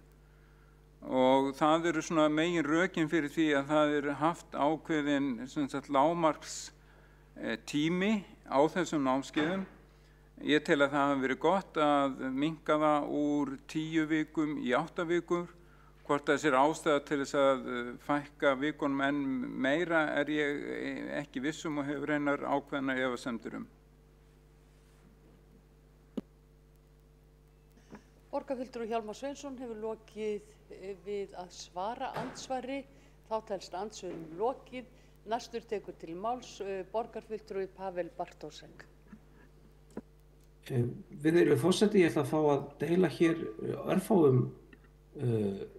örfáum glærum og hérna ég bara vil byrja með að þakka borgarfulltrúa Kolbrún Baldursdóttir fyrir að brýta upp á þessari mikilvæg umræðum sem byggir á þessari skýrslu, en mér langaði kannski bara út að ljósi hver fókusinn settur í umræðin. Þá mætti þetta halda að þetta væri einhvern veginn algjörlega svört skýrsla sem bæri okkur sem samfélagi mjög vont merki, og það er vissulega rétt að allar svona skýrslur það benda á það sem betur mætti fara á hvar sóknarfærin eru, eins og þessi gerir, en heildarmyndin sem er teiknuð upp á okkar samfélagi er alls ekki svört. Í skýrslunum kemur þetta fram að ef litið er til þess í hvaða löndum, Evrópulöndum, börn líða skort að einhver leyti, þá er Ísland stendur nokkuð vel að víka það var. Auðvitað viljum við alltaf gera betur, en niðurstaðan er auðvitað enga síður sú að það er frekar þannig að önnur lönd líti til okkar hvað flesta þætti þessari málaflokksvarðar heldur en að við eigum að gera öfugt hvað mjög margt varðar. Hérna er það mjög forvitnilegt graf sem sýnir ólíka skortþætti hjá börnum 1 til 5 ára, og það sem er náttúrulega bara upplifandi er að horfa á því breyting hefur náðst bara undanförnum, þetta er 2009, 14 og 18, og við sjáum alltaf hérna varðandi mat og fæði að mældur skortur þar samkvæmt upplifun hefur þess að fara úr 4, 5, 6, 7% niður í 1 eða í tilfelli að eiga föt sem enginn hefur átt áður í 0,1. Þannig að það er bara mjög gleðilegt og það er bara gott að deila því með borgarstjórn að það hefur sannarlega næst margtakur árangur á undanförnum 4-5 árum eftir raunum bakslag hrun áranna. Það er eitt sem valdi að smá forvitni í mér, svo ég tengi að hlutfall þeirra barna sem sjáum næst neðst, sem fær ekki að bjóða vinum sínum heim til að leika að borða með, það hefur samt vaxið öll árin og ég velti fyrir hvað það er, hvort það sé eitthvað menningarlegt félagslegt sem við þurfum að huga að, hvort það sé hugsanlega of rauninni mikil dagskrá sem börn eru sett á sem gerir þetta verkum eða hvort það sé eitthvað annað. Ég held að þetta sé eitthvað sem ætti að skoða en þarna sjáum við líka hvað það er sem fólk upplifir sem skort í alþjóðlegu samhengi sem kannski er ekki jafn mikið til umræðu hér, er enga síður mikilvægt. Og hér er síðan þessi tafla sem snýr þessum skorti varðandi aðgengi að frístundum. Við sjáum líka að öll frá árið 2014 til 2018 hefur orðið marktæk bæting í öllum nánast flokkum hvað varðar aðgengi að frístundum. Þannig að það er aftur ekki hægt að bera þess merki að allt sé hér á niðurleið, alls ekki, en auðvitað vildum við ennþá geta komist kannski á þann stað sem við vorum á fyrir hrun, en þá þetta velti maður fyrir sér er skilningu fólks á þessu sami milli landa, hvað veldur, hvernig stöndum og hvað getum við gert betur. Og aftur þá kannski á samhátt og önnur lönd mátti sannlega líta til okkar fordæma varðandi þættirinn sem líta að efnislegum skorti og skort á mat eða fatnaði, þá getum við þá mögulega lært eitthvað af öðrum þegar kemur að þessum þáttum. En bara svo ítreki að þetta er staðan í okkar evrópska samanburði að þegar kemur að flestu þáttum þá erum við þarna með Norðurlöndum, Sviss og Hollandi algjörlega í fremsta flokki. Menntun, það er í engu Evrópulandi sem aðgengi leikskólabarna að menntun, að leikskóla er jafn gott og á Íslandi, en þegar kemur að tómstundum þá erum við þarna fyrir miðja leið. Er staðan algjörlega, staðan algjörlega glötuð? Það má kannski segja að þessi mynd sýnir svolítið að dreifingin í þessum málaflokki er aðeins jafnari heldur en ef við myndum bara bera saman við annan skort, það segja það eru langflest lönd sem liggja þarna með þetta hlutfall þarna einhvers staðar milli segjum 15 og 30% hvað var það skort á aðgengi frístundum, en 2 lönd skera sig algjörlega úr. Og svo þetta má alltaf spyrja sig hvað er takmark þarna 0%, það eru þetta börn geta verið ólík og ég til dæmis var barn sem tók ekki mikið þátt í frístundum en upplifði kannski ekkert skort hvað það varðar, og nú er ég ekki að segja að það sé rök fyrir því að þessi tala ætti að vera hærri, en einhvers síður þá eru krakkar ólíkir og svo þegar við nefnum alltaf frístundakortið, ég er ekki viss að öll lönd sem eru fyrir ofan okkur í þessu samanburði séu með virkt frístundakort á borðið okkur. Þannig að það er líka eitthvað sem við þurfum að hafa í þessu umræðu, er þetta þá réttasta úrræðið eða er eitthvað annað sem við getum dregið út úr þessu samanburði, kannski jafnvel að krakkar og hættir upplifa frístundastarf sem frístundastarf, þessi orðið eitthvað of skipulagt og of mikil festa á því. En því get ég ekki svarað, en mér finnst mjög góð hugmynd að við ræðum þessa skýrslu á vettvangi menningar, íþrótta og tómstundaráðs. Eitt í lokin vegna þess að það vakti svo mikla athygli mér, það er svo oft nefnt að þetta kemur út úr skýrslunni, að það vekur athygli á skortur á svið tómstundum meðal barnaforeldra af vernduðu upplöðarstöð í stað frá 2019, en jókst aftur á móti meðal barnaforeldra sem eru fæddir á Íslandi. Árið 2018 mældist ekki marktækur munur milli hópanna, og þetta er dálítið þvert á það sem við höfum talað sem algjör sjálfstæð sannindi, að það sé mjög mikill munur þarna á milli, og hann er sannarlega mælanlegur í skipulögðu notkun frístundakortinu, en hann virðist allavega ekki vera mælanlegur í þessum gögnum. En ég þakka fyrir umræðuna og hlakka til að ræða málið vonandi á vettvangi menningar, íþrótta og tómstundaráðs. Borgarfulltrúi Pavel Bartošek hefur lokið máli sínu, einn borgarfulltrúi hefur óskað eftir að koma upp í andsvörum. Kolbrún Baldursdóttir, gjörðu svo vel. Forseti, ágæta borgarstjórn, já, ég vil þakka Pavel Bartošek borgarfulltrúi fyrir hans innlegg. Mér finnst hann samt engu að síður draga nokkuð upp svart-hvíta mynd í sinni ræðu. Það var nú fyrst og fremst enginn að tala að eitthvað væri glatað, það var allavega ekki mín orð. Og í þessari tillögu er ekki verið að tala almenningskort, heldur er verið að fókusera á tómstundirnar, og það er líka verið að benda á að í mörg ár hefur staðan verið ekki nógu góð.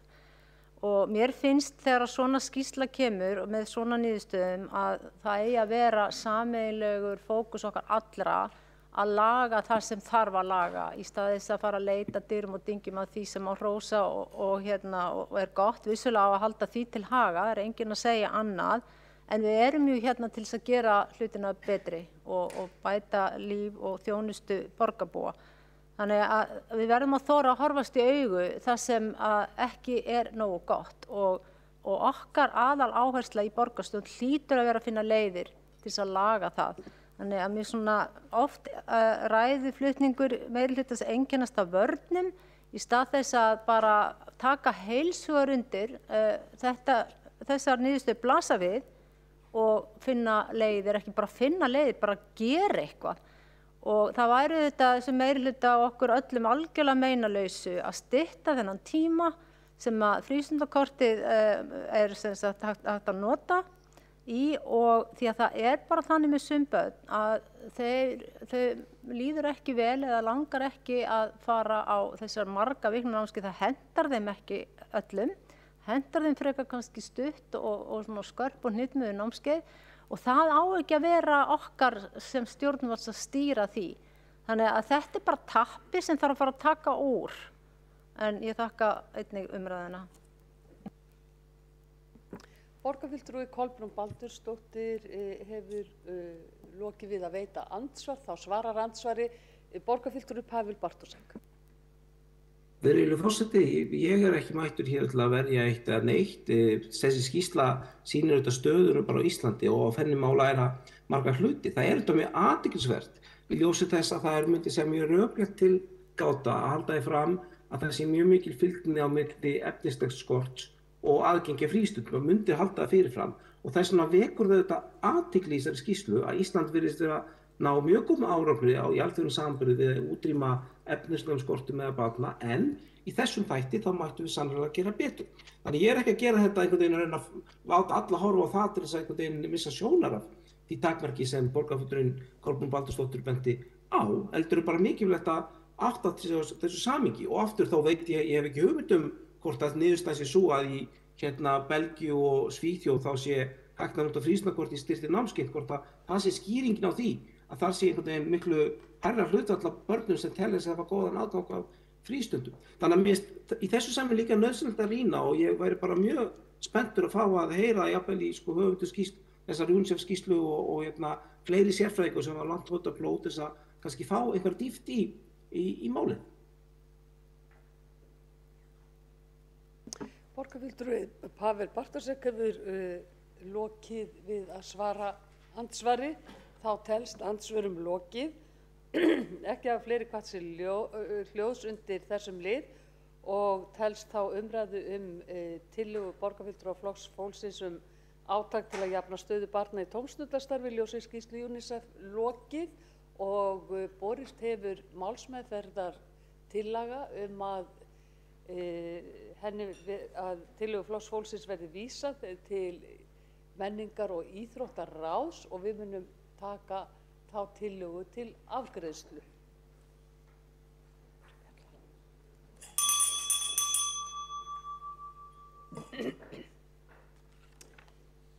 Já, allir borgarfulltrúar virðast vera í salnum og við byrjum þá á salnum.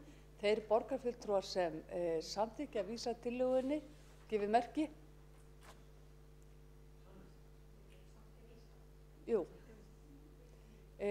Þeir borgarfulltrúar, já, það eru allir hér í salnum samþykkir. Þeir borgarfulltrúar sem eru í fjarfundi, Líf Magnúsdóttir. Já. Já.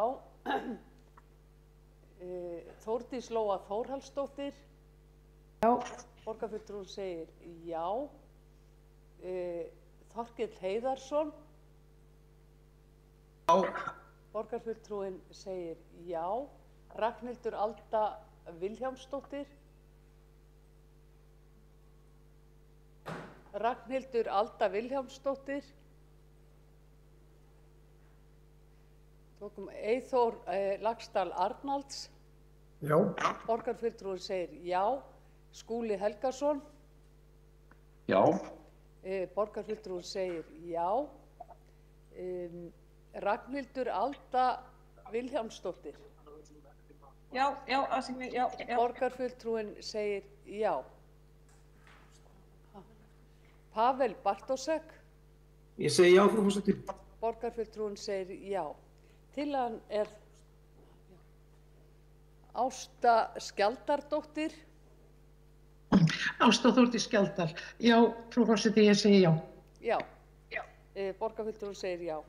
Þá telst tillagan vera samþykkt og við göngum til næsta liðar á dagskránni sem umræða Fossvogsskóla að beiðni borgarfulltrúa Sjálfstæðisflokksins.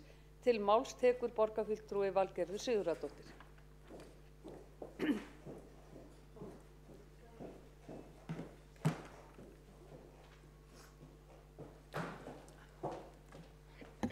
Forseti, ágæta borgarstjórn. Við erum hér í umboði borgarbúa, það eru þeir sem við vinnum fyrir. Þeir hafa hins vegar ekki beina rödd hingað inn í sal borgarstjórnar. Mikill fjöldi foreldra setti sig í samband við mig þegar þeir vissu að málið væri á dagskrá borgarstjórnar. Ég mun því lesa upp lýsingu foreldra með leyfi forseta á þeirra upplifun í þessu máli.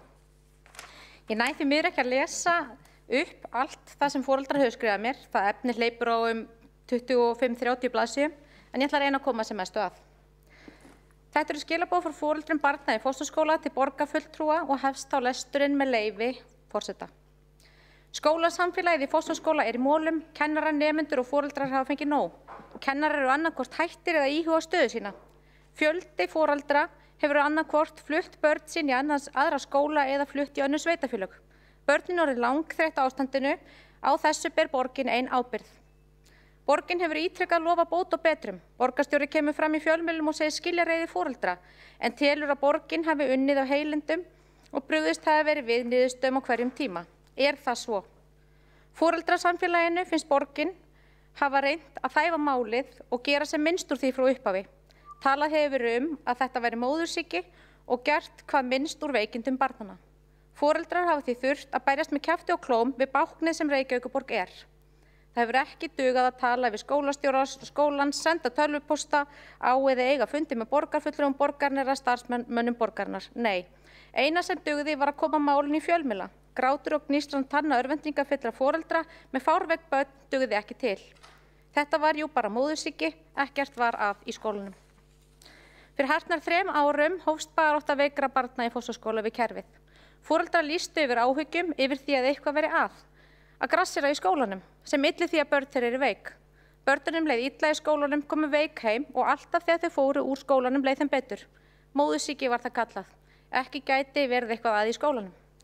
Í nóvember 2018 gaf heilbrigðiseftirlit Reykjavíkurborgar skólanum 4 stjörnur af 5 í einkunn. Það er ein besta einkunn fyrir úttekt í Reykjavík. Þrátt fyrir það héldu foreldrar áfram að berjast í borgina. Í kjölfari kom svo niðurstaða að myglugróf hefði fundist í skólanum. En hvað átt að gera? Jú, þá farið allsherjarþrif. Það var niðurstaða borgarinnar samkvæmt ráðleggingum frá umhverfis- og skipulagssviði og skóla- og frístundasviði borgarinnar. Enn voru börn þó veik og foreldrar þurftu áfram að berjast. Forseti, ágæta borgarstjórn, hér rekur foreldri í ítarlega tímalínu í máli Fossvogsskóla. Ég ætla ekki að lesa alla tímalínuna, frekar að fara beint í þær spurningar sem viðkomandi hafði til ykkar. Hver eru viðbrögð borgarinnar? Enn er tönglast á því að eitt hafi verið 100 milljóna í framkvæmdir við skólan. En í hvað fóru þessar milljónir?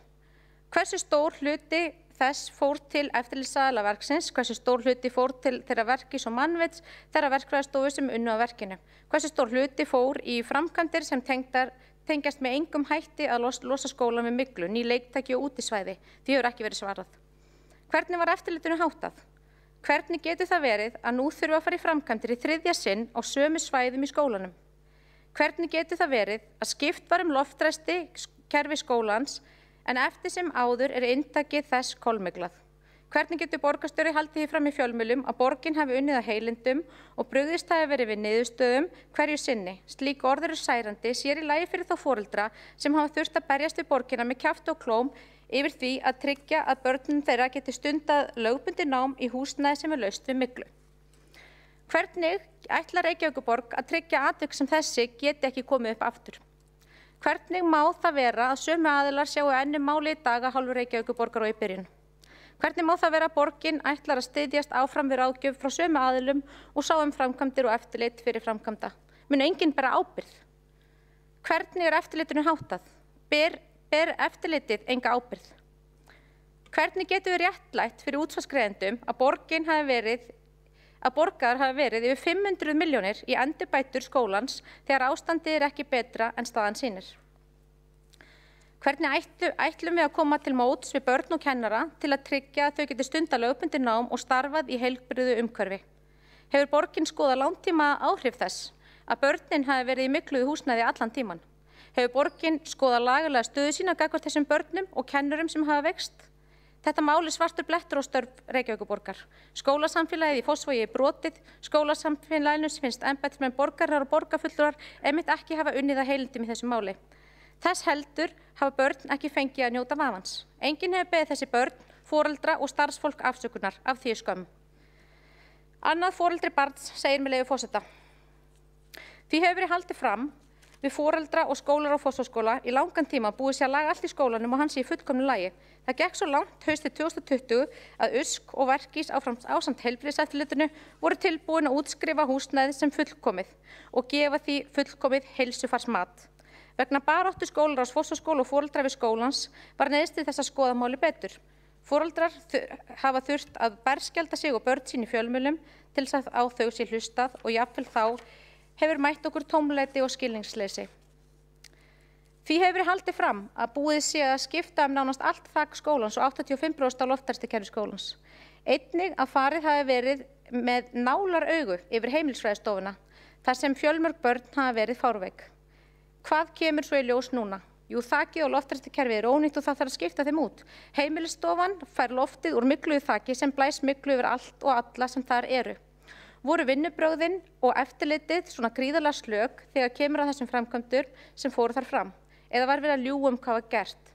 Hver ber ábyrgð á því? Það sló mig eftir yfirlýsingu frá Reykjavíkurborg í síðustu viku að þær framkvæmdir sem ætti að ráðast í nútímavæða skólan og svo framvegis. Á foreldrafundi daginn eftir svo sagt að ekki væri búið að ákveða hvað mikið ætti að gera eða í hvaða framkvæmdir ætti að fara. Hvað er rétt í því máli? Hver ákveður þetta? Skilji það rétt að sömu menn og hafi hingað til komið að málinu eða að koma þessum ákvörðunum? Hvernig má það vera? Hefur verið gerð kostnaðargreining á því hvað kostar að laga skólan þannig að hann sé í fullkomnu lagi miðað við það sem það kostar að rífa hann og byggja nýjan? Ég á bágt með að trúa því að það eigi sama fólk líkt og áður að taka þessar risastóru ákvarðanir. Ég hef enga trú á því að í viðgerði verið ráðist af heilindum og fullnægjandi hátt. Hver axlar ábyrgð á því hvernig málin standa í dag? Það veit enginn hvað langtíma afleiðingar þetta mun hafa fyrir alla sem hafa stundað nám og unnið í þessu húsnæði til þessa. Og það kannast nákvæmlega enginn við að bera ábyrgð á þessu öllu saman. Hvar eiga börnin svo að vera? Í rakaskemmdum Korpuskóla að minnstakosti næsta ár en sennilega lengur. Í skóla sem ber ekki þann fjölda sem þarf að dvelja í húsinu. Fjöldi barna hefur veikst í húsnæði Korpuskóla líka vegna þeirra raka og myglu sem þar er. Hvað verður börnin næstu 1–2 ár? Hvernig ætla borgin að tryggja það að börnin fái kennslu sem þau eiga að fá og að kennarar fái að sinna sinni vinnu við boðlegar aðstæður? Það er eindregin krafa foreldra að fundin verði úrræði í Fossvogi með færanlegum kennslustofum, ekki gömlum rakaskemmdum vinnuskúrum á hálendinu. Inn í húsnæði Fossvogsskóla er ekki boðlegt að bjóða neinum fyrir en viðgerðum er að fullu lokið. Gefum öðru foreldri orðið með leyfi forseta. Má ég fá klukku halda? Það er flótti starfsmanna frá skólanum, þar sem þeim líkar ekki starfsumhverfi sitt nýja barnana. Af hverju hefur enginn sætt ábyrgð fyrir að eyða 600 milljónum þegar foreldrar vissu að ekkert myndi breytast. Þá hefur annað foreldri þetta að segja við ykkur öll með leyfi forseta. Ég hef verulegar áhyggjur af asbestinu í skólanum og það að sé asbest í sólbekkjum í heimilisfræðistofunni. Þar sem vitað er að sólbekkir voru teknir upp og settir aftur í eftir framkvæmdir. Það hefur ítrekað verið sagt um mig að allar spýtur hefur verið fjarlægar úr þakinu á Vesturlandi og nú kemur í ljós að gamalt efni er í þakinu. Það var ítrekað sagt að engin raki væri í skólanum en nú finnst raki og rakaskemmdir víða. Virðist hafa verið vísvitandi sagt ósatt til að fela. Það var sagt að það væri búið að skipta 85% af loftræstikerfinu í skólanum en nú kemur í ljós að það er allt í ólagi og uppfyllir ekki reglugerð brunavarnir. Hvar var eftirlitsstaðilinn? Nýjar framkvæmdir hjá mötuneytinu eru ókláraðar sem hefur orðið til þess að veggir leki og raki er í veggjum og gólfi á nýframkvæmdu svæði. Hvar var eftirlitsaðilinn? Nýjar viðgerðir hafa ekki haldið raka né verið fullnægjandi. Raki og rakaskemmdir í nýjum framkvæmdum. Ítrekaðar athugasemdir frá Verkís vegna loftlega frá rökum skriðkjöllunum með óheilnæmu lofti upp í íverurými barna sem ekki hefur verið brugðist við. Ekki þótt aðstæður til þess að skoða frekar þegar ítrekkaðar tilkynningar bárust veikindi barna eftir framkvæmdir. Foreldrar hafa alltaf þurft að berjast fyrir öllum úttektum. Barnið mitt hefur ekki borið þess bætur eftir að hafa verið í fósturskóla. Læknar tengja veikindin við skólann. Því miður þá kemst ég ekki mikið lengra, þrátt fyrir mikið og ólesið efni, og ætla ég enda á þessum skilaboðum frá öðru foreldri, með leyfi forseta. Tryggið skólahald í fósturskóla næsta vetur. Það virðist ekki standa á því að útvega færanlegt húsnæði fyrir auka 300 leikskólabörn. Nú eru 350 grunnskólanemendur á vergangi vegna vanrækslu ykkar. Hættið að beita smjörklípum til að dreipa málinu á dreif. Þið klúðruðu málinu. Ykkar að taka ábyrgðina á ákvarðanirnar, en ekki látast með að skólasamfélagið fái einhverjum það ráðið. Því hefur ekki verið að dreifa hingað til. Borgarstjórn ætti að samþykkja á þessum fundi að senda Fossvogsskólamáli í rannsókn hjá innri endurskoðun. Hver axlar einhverja ábyrgð á þessu máli? Hvenær stendur einhver upp og segir, ég gerði rangt, ég tók ranga ákvörðun, ég hefði átt að hlusta betur, eða eitthvað sem blásið hefði manni örlítið von í brjósti að kerfið sé ekki fyrst og fremst að vera sjálft sig eins og slóðinn gefur til kynna. Þá hefur Valgerður Sigurðardóttir borgarfulltrúa máli sínu og næstur á mælendaskrá Skúli Helgason.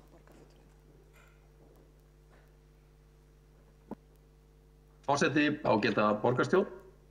Við ræðum hér enn á nýja húsnæðismál Fossvogsskóla hér í borgarstjórn. Síðast að þessi mál bar á góma fyrir rúmum 2 mánuðum.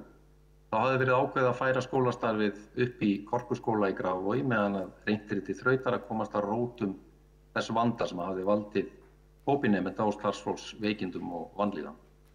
Verkfræðistofan Efla var að tillögu foreldra fengið til að vinna ítarlega úttekt á ástandi húsnæðisins og samantekt á niðurstöðum þeirrar úttektar var kynnt á fundum með skólaráðum og foreldrum í síðustu viku.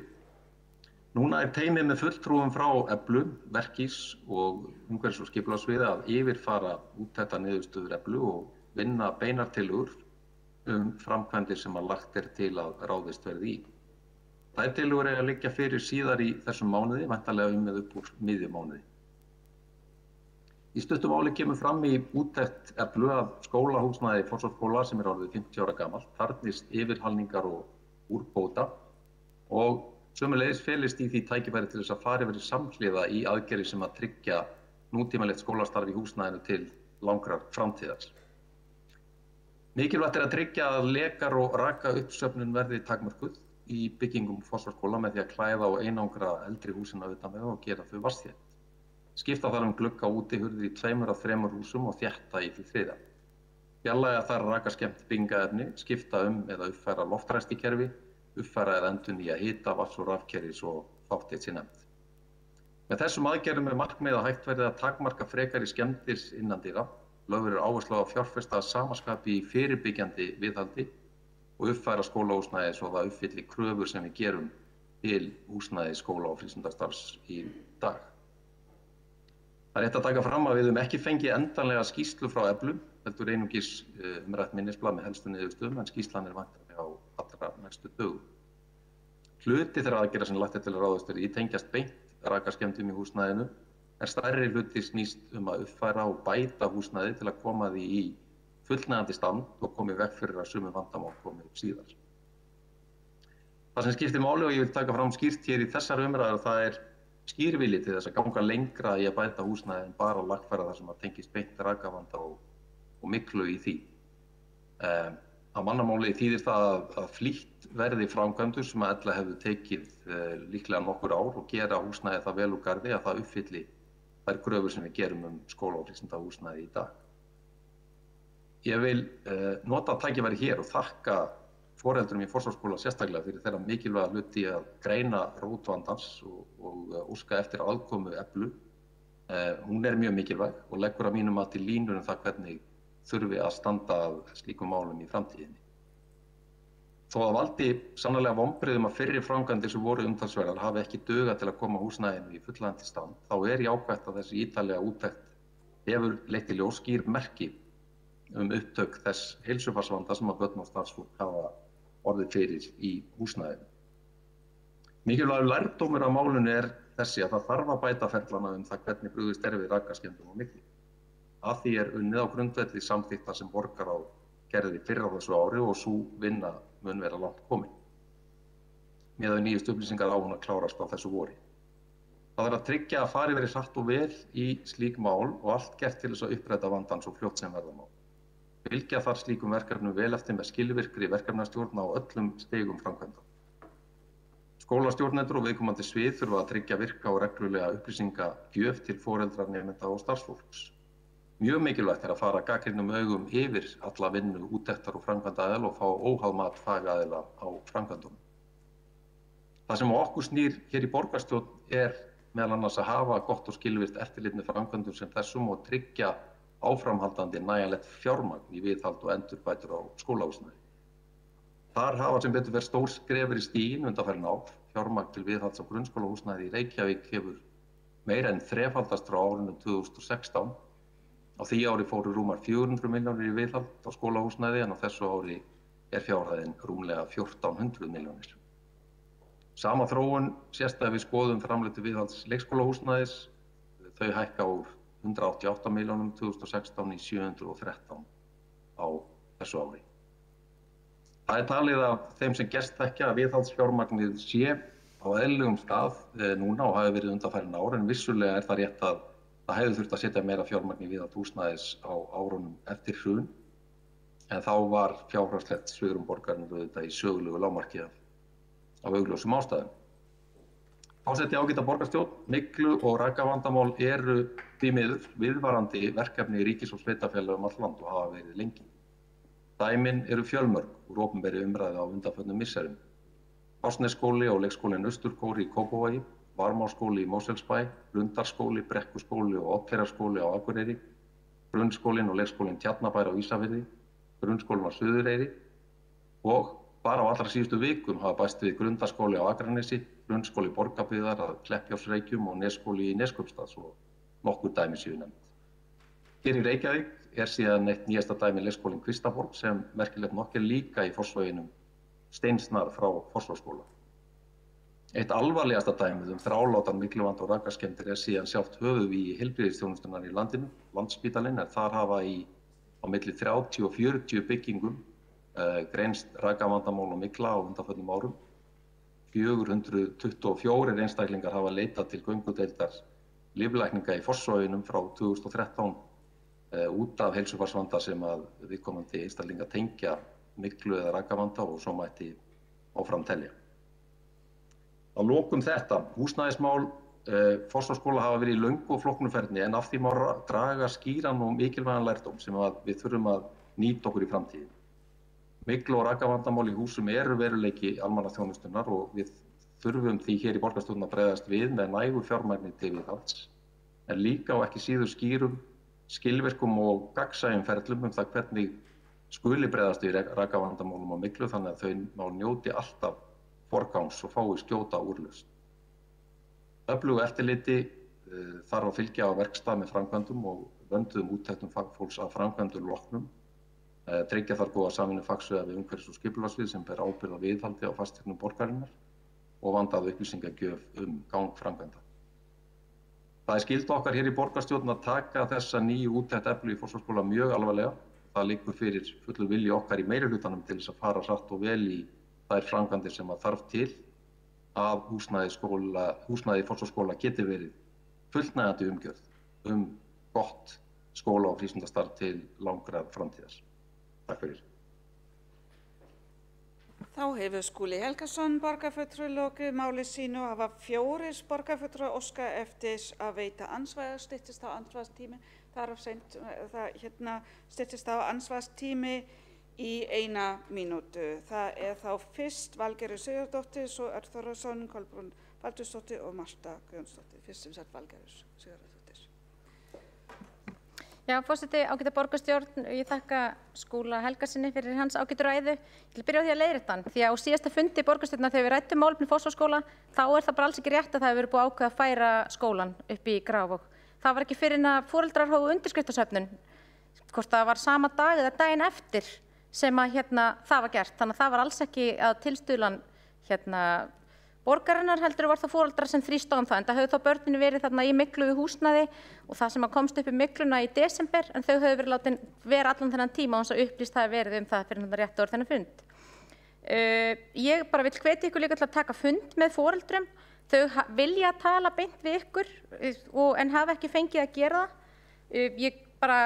Mér finnst mjög bagalegt að þessi engir ferlar til varðandi þessi myglumál hjá borginni. Ég vil bara aftur koma inn á það og ég geri það bara í öllum ræðum mínum þegar við erum að ræða þessi mál og bara mun gera það oftar. Það hefur verið allt og lítið viðhald undanfarin ár og allt og lítið peningar settir í viðhald og þess vegna nákvæmlega svona komið. Það eru vissulega rétt hjá skóla, það eru fjölmörg dæmi myglumál út allt land, en það bara eitt mál sem alltaf verið í fréttum undanfarin 3 ár og það Fossvogsskóli.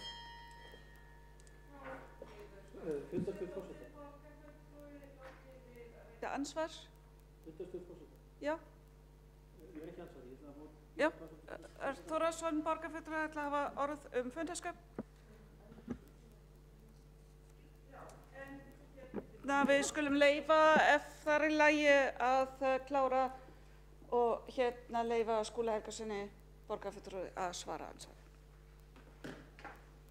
Já, forseti ágæta borgarstjórn.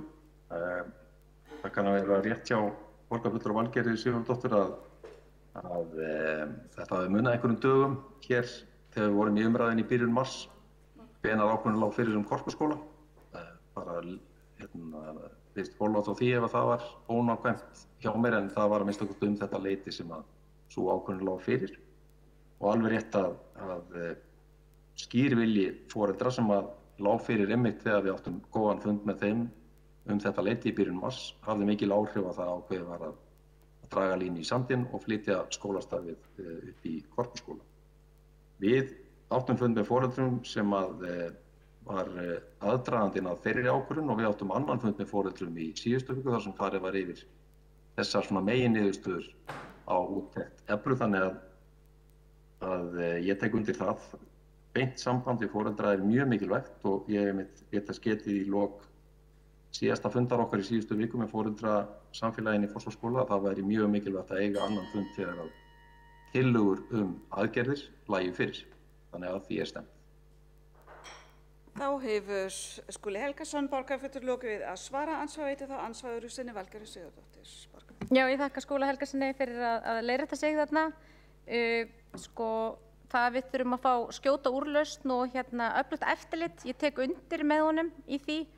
En það hins vegar brást allt í málefnum Fossvogsskóla, þannig að mér þætti vænt að heyra hvernig við ætlum að bæta þetta öfluga eftirlit og hvernig við eigum að fá skjótari úrlausnir þegar komið upp myglumál í Reykjavík. Þá hefur Valgerður Sigurðardóttir, borgarfulltrúi, lokið við að veita ansvar öðru sinni. Svara þá ansvar öðru sinni Skúli Helgason.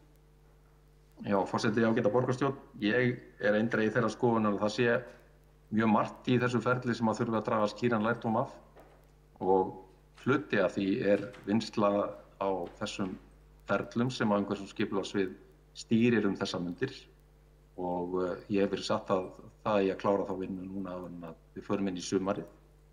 Þannig að það stutt í að við fáum að sjá framan í þá vinnu og niðurstöður hennar. Og það ýmislegt þarna sem að hefði betur mátt fara að mínu mati.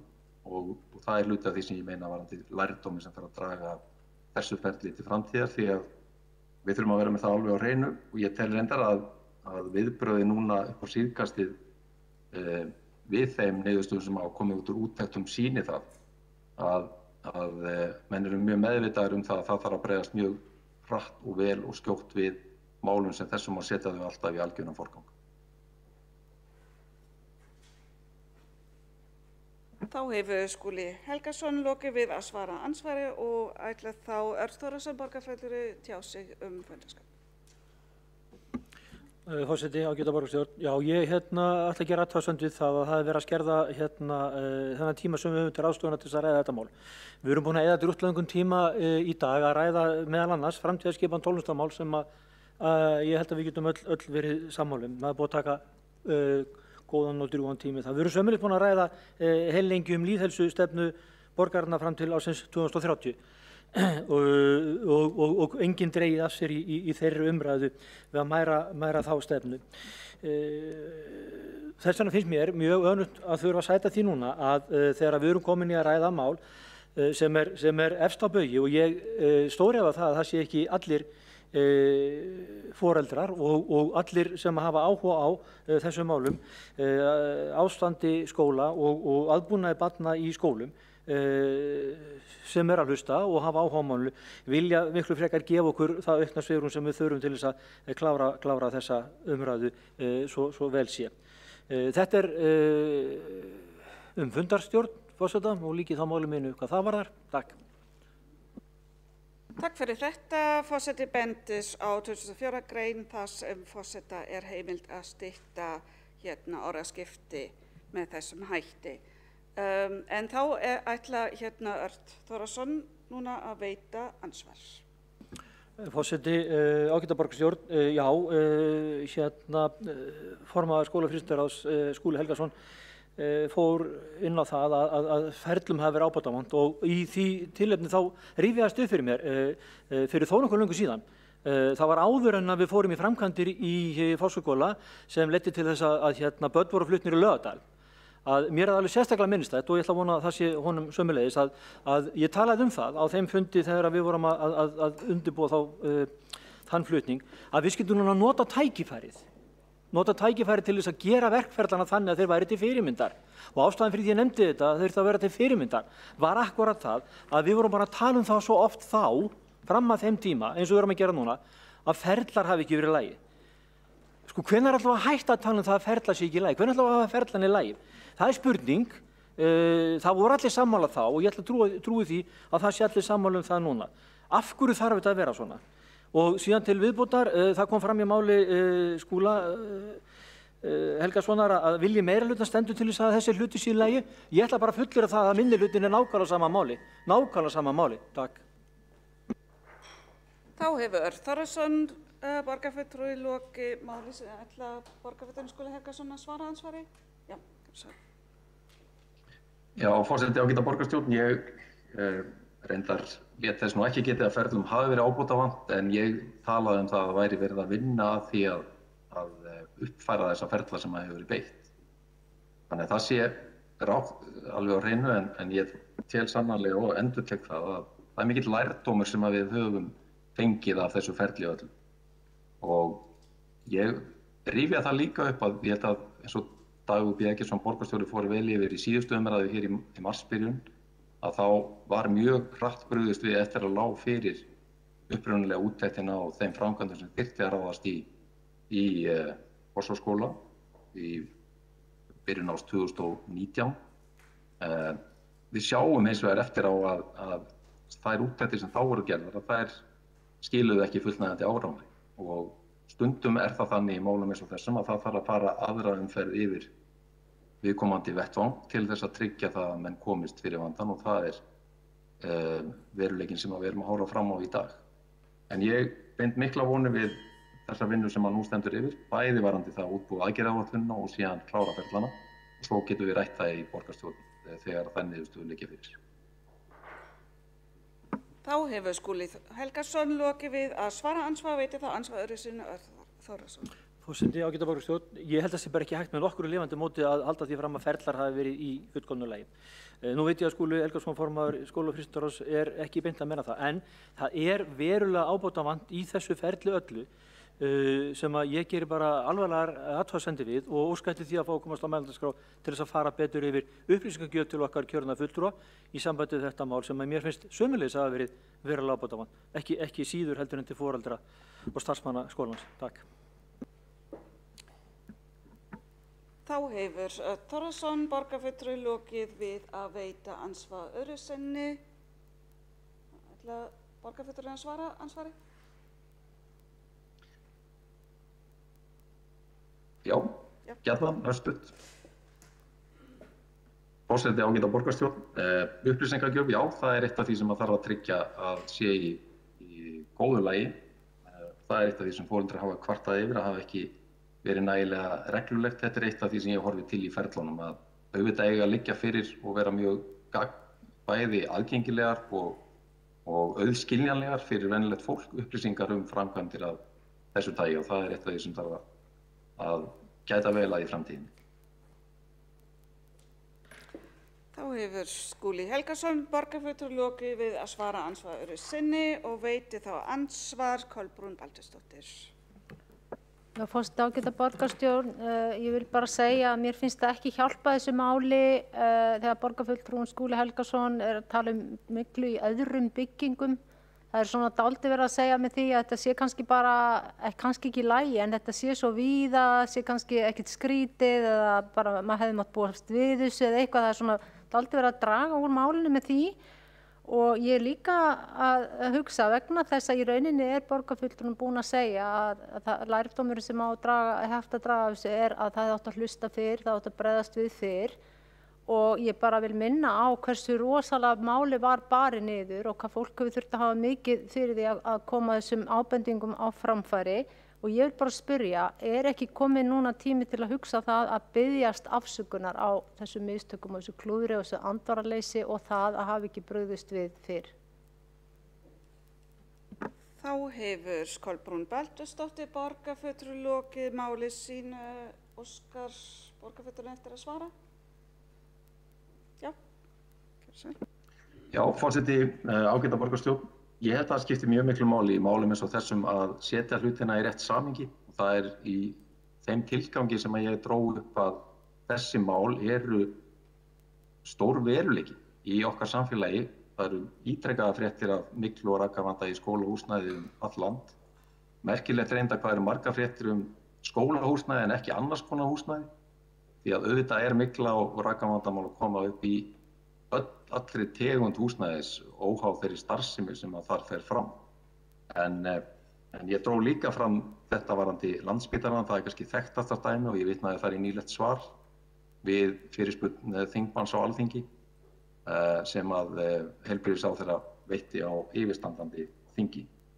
Og það ekki gert til þess að draga neitt athyglina frá þessu máli. Það til að setja hlutina í samhengi þannig að menn haldi ekki að það sé einhvers konar pólitík á baki það að það komi upp mygla í húsum og það sé einhvers konar leiðangur meirihlutans í Reykjavík að standa þannig að málum að mygla komi upp í húsum. Það bara ekki þannig, þetta veruleiki sem við þurfum að takast á við og öllum máli skiptir að við gerum það almennilega.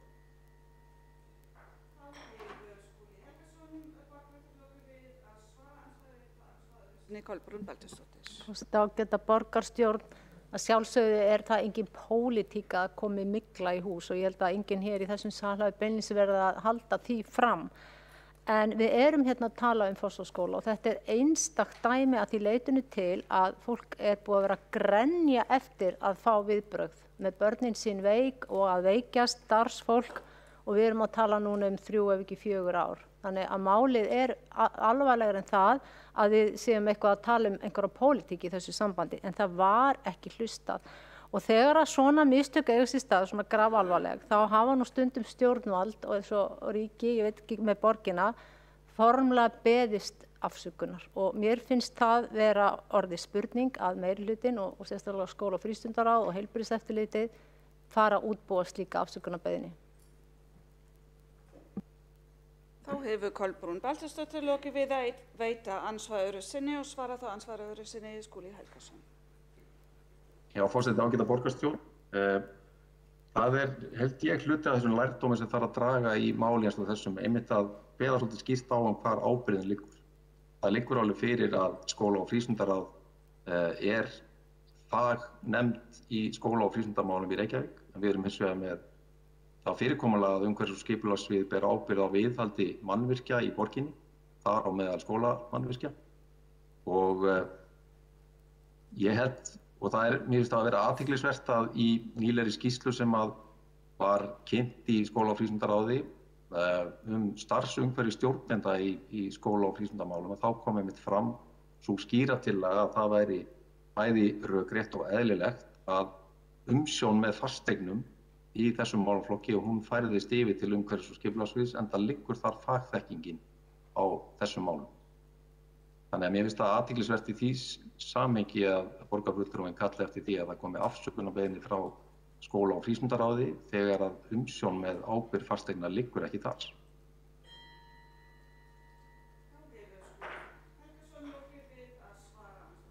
Og veitir þá ansvar Marta Guðjónsdóttir. Forseti, ágætu borgarfulltrúar, ég spyr formann skóla- og frístundaráðs, Skúla Helgason, að því hvað þau ætla að taka sér mörg ár í að draga lærdóm af þessu grafalvarlega máli sem að Fossvogsskóli stendur frammi fyrir. Þarna erum við að tala um heilsuspillandi húsnæði fyrir börn sem að þau eru búin að starfa í og starfsfólk sömuleiðis og bæði hafa nemendur og starfsfólk kennt sér meins og orðið veik af ástandi húsins. Ég minni borgarfulltrúana á það að borgarráðsfulltrúar Sjálfstæðisflokksins lögðu fram tillögu í borgarráði árið 2013 varðandi ástand Breiðholtsskóla. Í fyrra þurftu kennarar og starfsfólk Breiðholtsskóla að gangast undir myglupróf þar. Þessi ár eru farin að verða ansi mörg sem að meirihlutinn hér í borginni ætlar að taka sér til þess að draga lærdóm af svona alvarlegum málum sem þessum.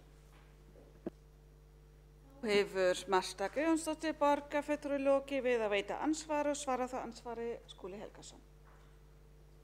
Já, forseti, ágæta borgarstjórn. Það er enginn að fara að taka inn mörg ári í að draga lærdóm á þessu ferli. Ég tel að vinnubrögðin sérstaklega síðustu mánuði og misseri sýni fram á það að það er verið að draga lærdóm af þessu ferli. Nýjasta úttekt Eflu er skýrt dæmi um það að menn er að draga lærdóm af því að fyrri framkvæmdir hafi ekki skilað nægilegum árangri og menn þurfa að vera menn til þess að taka því. Síðan setur borgarfulltrúi málið einmitt í svona einhvers konar pólitískt ljós. Ég hef verið að segja það hér, ég tel að þessi myglu- og rakamál séu ekki þess eðlis að það sé sanngjarnt eða eðlilegt að setja þetta í pólitískt ljós eins og hér er gert í þessari umræðu. Þetta er einfaldlega verkefni sem að menn þurfa að takast á við og öllu máli skiptir að það sé sett nægilegt fjármagn í viðhaldi. Ég hef sýnt fram á það hér í mínu erindi hér á þessum fundi og reyndar áður líka að það er búið að þrefalda fjármagn í viðhald skólabygginga sérstaklega frá 2016 og það segir meira en mörg orð. Þá hefur Skúli Helgason borgarfulltrúi lokið við að svara ansvar, veitir þá ansvar öðru sinni Marta Guðjónsdóttir borgarfulltrúi. Forseti, ágætu borgarfulltrúar, það er dapurlegt að borgarfulltrúi Skúli Helgason skuli halda því fram að hér sé verið að reyna að fara eitthvað pólitískt karp. Við höfum fyrst og síðast hér hagsmuni barnanna og starfsfólksins að leiðarljósi þegar við erum að fjalla um þessi alvarlegu mál. Gleymir borgarfulltrúin því að þrjár frístundamiðstöðvar þær hafa verið ónothæfar vegna myglu. Hann er kannski búinn að gleyma því hvað þetta eru orðin mörg skólahúsnæði og margar frístundamiðstöðvar og jafnvel leikskólar eins og Kvistaborg. Árið 2018 þá ræddi ég það mál hér í borgarstjórn, hér í þessum sal, hversu alvarlegt ástandið var í Kvistaborg. Nú er komin upp aftur mygla í því húsnæði. Málin er bara komin að það alvarlega stað að það þarf að bregðast við. Við höfum flutt fjölmargar tillögur þess efnis en ekki hefur verið á það hlustað og það hefur verið forgangsraðað í önnur verkefni, gæluverkefni eins og Bragga og Vita og Mathallir og fleira þegar ekki er verið að sinna nauðsynlegu viðhaldi í stofnunum þar sem okkur ber að hafa lögborna þjónustu. Þá hefur Marta Guðjónsdóttir borgarfulltrúi lokið við að veita ansvar, svara þá ansvari Skúli Helgason. Já, forseti, ágæta borgarstjórn. Ég get ekki elt óla við það ef að fólk annarkvort heyrir ekki málflutningi sem hér fer fram eða vill ekki taka mark á honum, en staðreyndin er þessi að fjármagn í viðhald á skólahúsnæði, það hefur verið stóraukið, þrefaldað frá 2016 úr 400 milljónum í 1400 milljónir og það er fullnægjandi fjármagn til þess að mæta viðhaldi samkvæmt bestu manna yfirsýn. Hins vegar var það þannig hér á árunum eftir hrun sem að við þekkjum öll að þá var fjárhagur borgarinnar ekki nægilega burðugur til þess að geta gert allt í einu, varið störfin, tryggt það ekki þyrfti að hýrudraga starfsmenn og að halda upp í fullu viðhaldi og og það staðreynd sem að menn hafa þurft að búa við síðan. Svo geta menn rætt það hverjir báru ábyrgð á hruninu. Ég ætla ekki að eyða tíma borgarstjórnar í það og vona að allir muni eftir því.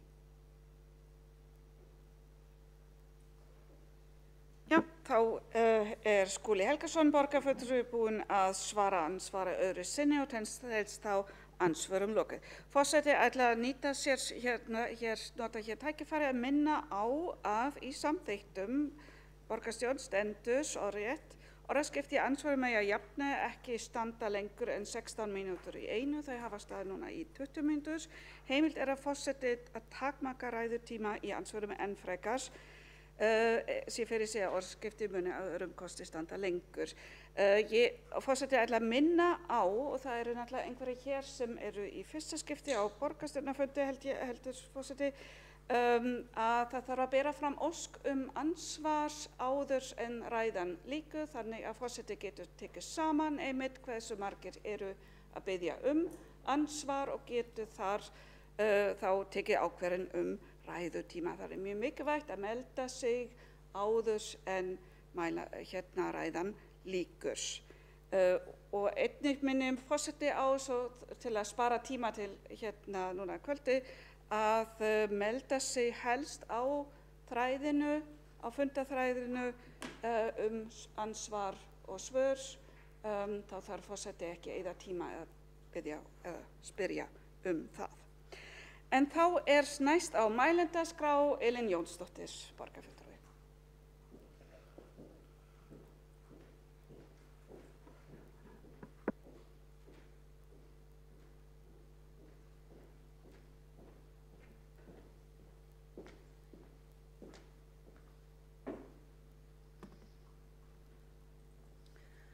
Forseti og ágætu borgarfulltrúar, ég líkt og margir aðrir á höfuðborgarsvæðinu hef fylgst vel með gangi mála vegna myglu og rakaskemmda í Fossvogsskóla.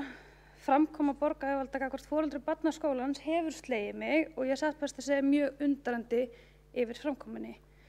Sem foreldri grunnskólabarns upplifi ég mikið vantraust eftir framferði borgaryfirvalda í þessu máli. Get ég treyst því að loftgæði séu í lagi í skóla dóttur minnar? Get ég treyst því að þær framkvæmdir sem eru gerðar á skólabyggingum vegna viðhalds og galla séu með fullnægjandi hætti eða gerðar yfir höfuð? Sjá ég eitthvað athugavert, má ég reikna með því að mæta því mótlæti sem foreldrar barna í Fossvogsskóla mættu. Ég ímynda mér að við séum öll sammála að heilsa barna okkar og allra barna skuli tryggð og það sé ekki boðlegt að borgaryfirvöld sé ástæða þess að börn hafi mist heilsuna einungis vegna þess að þau mættu í skólan. Er þetta traustvekjandi? Samkvæmt foreldrar barna í Fossvogsskóla hafa samskipti milli foreldra og borgaryfirvalda verið erfið. Þeir hafa upplifað ekki sé hlusta á þá og meira púður sé lagt í að sannfæra þau ástand skólans hafi verið gott eftir að framkvæmdir hófust í mars 2019. Þeir hafa ítrekkað reynt að benda á verstu svæðin og þurft að setja gríðanlegan tíma og orku í það eitt að fá úttektir á skólanum og sama máli gegnur niðurstöður úttekta. Staðan hefur meira svo orðið svo slæm að foreldrafélagið þurfti að ráða sér lögfræðing.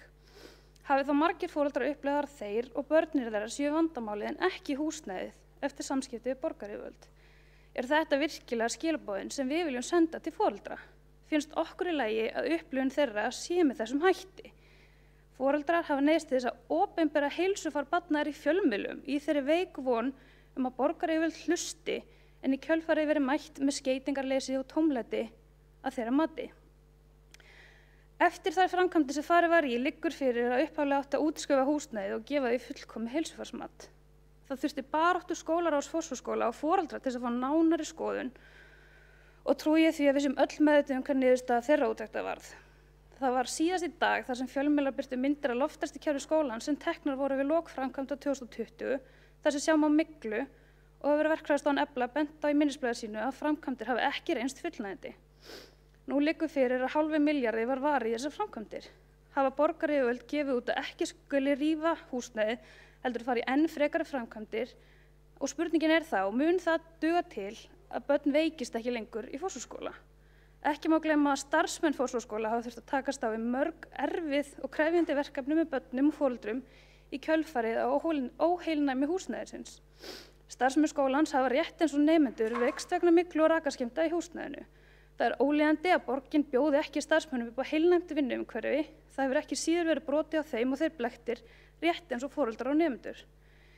Nýlega tjáði borgarstjóri sig málefni Fossvogsskóla og þakkaði starfsmönnum fyrir að halda uppi góðum skólabrag sem algjör fyrra í samanburði við það að starfsmenn skólans gáfu nýverið frá sér yfirlýsingu þar sem fram kemur að margir þeirra séu að hugsa sér til hreyfings og sjá ekki fram á að geta starfað í þessu umhverfi lengur. Alvarlegast finnst mér þó að eftir alla þá baráttu sem foreldrar hafa þurft að heyja til að fá áheyrn borgaryfirvalda hefur þeim ekki enn borist afsökunarbeiðni og ekki þykir mér duga að þakka þeim að benda á þann vanda sem var til staðar. Það er staðreynd að nemendur skólans hafa hlotið skaða af ástandinu og sum þeirra munu lifa við heilsubrest inn í fullorðinsárin vegna þessara aðstæðna.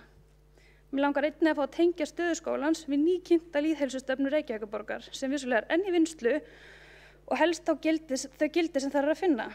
Með leyfi forseta vil ég vitna í hugtak stefnunnar sem skilgreint er á eftirfarandi veg. Tilvitnun hefst. Heilsa er líkamleg, andleg og félagsleg vellíðan en ekki einungis það að vera laus við sjúkdóma og örorku. Tilvitnun lýkur. Vil ég einnig með leyfi forseta vitna í skilgreiningu hugtaksins jöfnuður samkvæmt stefnunni. Tilvitnun hefst. Jöfnuður til heilsu snýst að allir hafi jöfn tækifæri til að varðveita og bæta heilsu sína. Tilvitnun lýkur.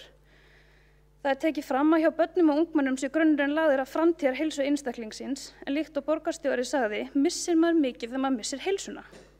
Ég get með engu móti tengt framangreint hugtök og fullyrðingar stefnunnar við aðstæður barna í Fossvogsskóla og þvert á móti hefur verið gert lítið úr þeim heilsubrest sem foreldrar og starfsmenn hafa lengi reynt að benda á. Falla þessi börn utan stefnunnar. Það er mikinn lærdóm að draga af þessu máli sem hvergi nærri lokið. Ég vona að borgaryfirvöld hætti með innantóm til foreldra og starfsmanna að gera eitthvað. Heldur þarf að axla ábyrgð, viðurkenna mistök og fyrst og fremst gera betur.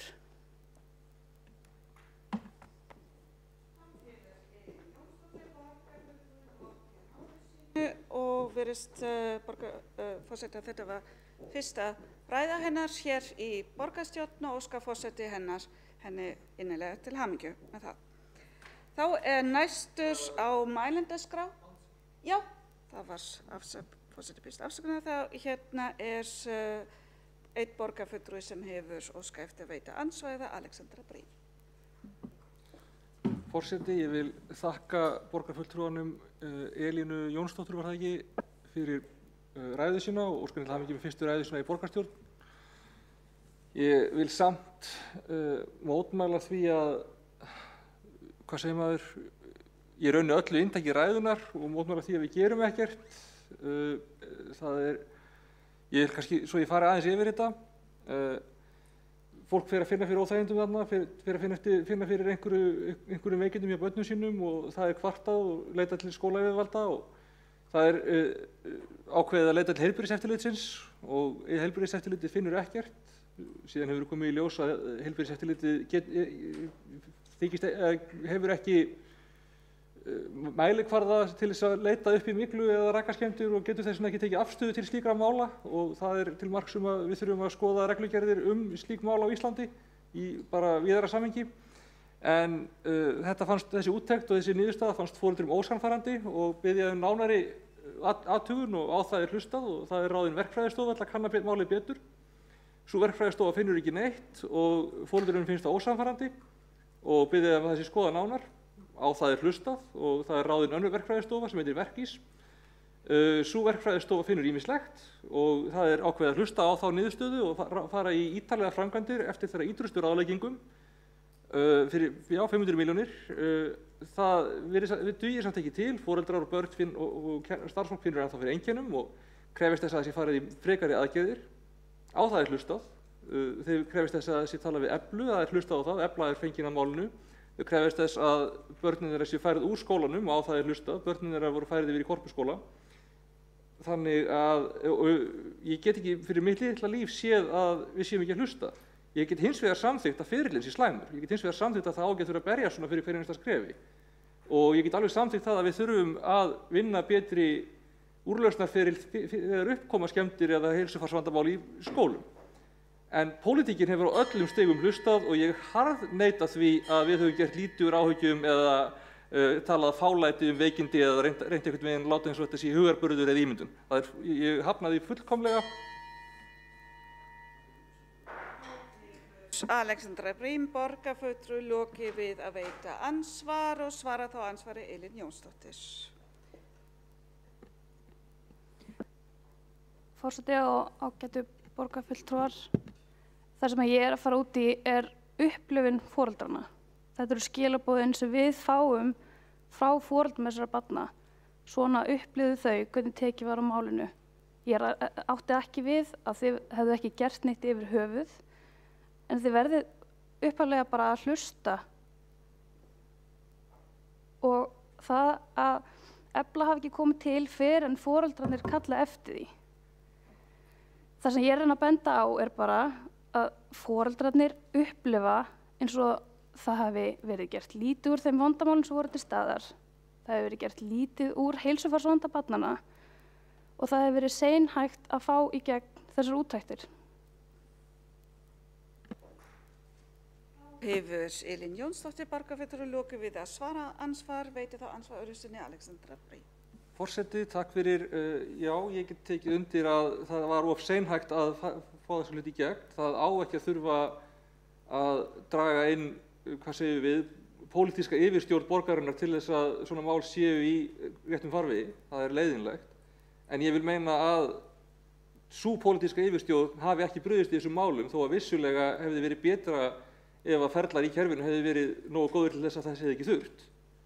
Það leiðinlegt að á hverju einasta skrefi þurfi að koma til ákvörðunar héðan til þess að benda málum aftur í réttan farveg. Það vissulega leiðilegt, en að tala eins og það séu við sem höfum brugðist get ég ekki mögulega samþykkt, af því að við höfum alltaf hlustað, alltaf reynt að bregðast rétt við. Við höfum alltaf verið tilbúin að meiri pening, tala við aðra aðila, fara í frekari úttektir. Við höfum alltaf viljað hlusta og ég bara kann ekki að meta þá aðdróttun að við séum ekki að gera það. Að lokum vil ég benda á að það bara rosalega erfitt pólitískt sem stjórnvald að fara út í það að handvelja eina tiltekna verkfræðistofu til að tala við. Við getum ekki ákveðið það að niðurstöður allra aðila á markaði nema þessa eina séu ómarktækar. Við höfum ekkert í höndunum til þess og það væri bara, það myndi líkta eins og spilling í mínu eyru, í mínu nefi segi ég, ef að einhver ætla að haga sér þannig. Ég get alveg samþykkt að það alveg rétt að það mismunandi mikil þekking á milli fyrirtækja. Ég get alveg samþykkt að þau eru mislangt komin með hvernig á að greina svona vandamál. En meðan við höfum ekki almennilega staðla á Íslandi, meðan við höfum ekki rannsóknarstofnun byggingariðnaðarins sem gefur út einhver ákveðin viðmið sem að verkfræðistofnun geta unnið eftir, þá get ég ekki sem einhver pólitíkus sagt þegar þið verða að tala við fyrirtæki A en ekki fyrirtæki B að þeim líkar betur við niðurstöður hjá fyrirtæki A. Ég hef enga faglega stöðu eða ég verð svolítið að treysta því að þeir fagaðalar sem við fáum til þess að ráða verkfræðistofur inn í svona séu að meta rétt. Ég get alveg samþykkt að þessi leiðilegt ef það gengur svo ekki eftir. En það ekki hægt að beinlínis skamma okkur fyrir að hafa ekki handvalið tiltekna verkfræðistofu þegar það hefði bara verið í raun pólitísk spilling að gera það.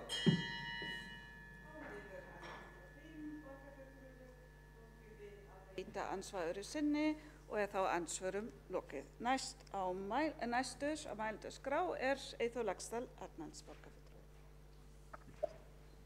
Já, takk fyrir forseti, ágæta borgarstjórn og tilheyrendur. Fossvogsskóli skólabókardæmi vanrækslu.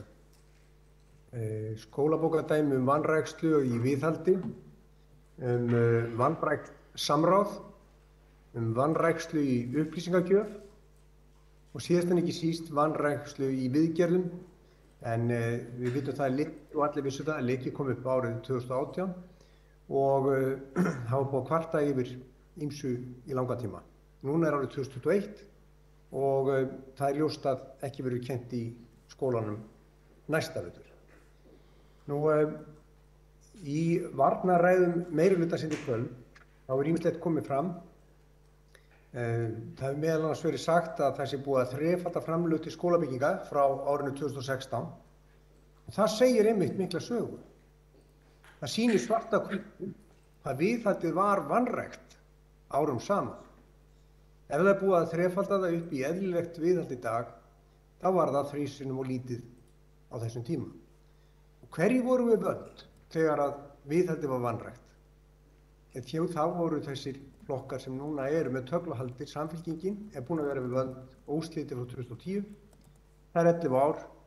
Og þá segi ég, þegar þið eru með formann skólaráðs og borgarstjóra, sýnið ábyrgð og ekki benda á aðra. Þið voru við að völd allan tíman og það er bara þroskamerki að viðurkenna mistök. Það geta allir gert mistök og fyrsta skrefið er bara að viðurkenna mistök, horfast í augu við mistökin og horfa í speilin og viðurkenna þetta er ekki í lagi. Borgin ber margfalda ábyrgð, ekki einfalda, heldur margfalda ábyrgð. Förum aðeins yfir hver þessi ábyrgð er. Skóla- og frístundasvið heyrir undir borgina og skólareksturinn. Skólahúsnæðið heyrir undir borgina. Viðhald Foxvogsskóla heyrir undir borgina. Heilbrigðiseftirlitið sem átti að hafa eftirlit og gefa út vottorð heyrir undir borgina. Heilbrigði barna og kennara heyrir undir borgina. Framkvæmdir heyrir undir borgarstjóra og ekki síst borgarstjóra sem er framkvæmdastjóri borgarinnar samkvæmt lögum. Frestun og viðhaldi er ekki sparnaður. Það eru dýrustu lán sem að borgin getur tekið.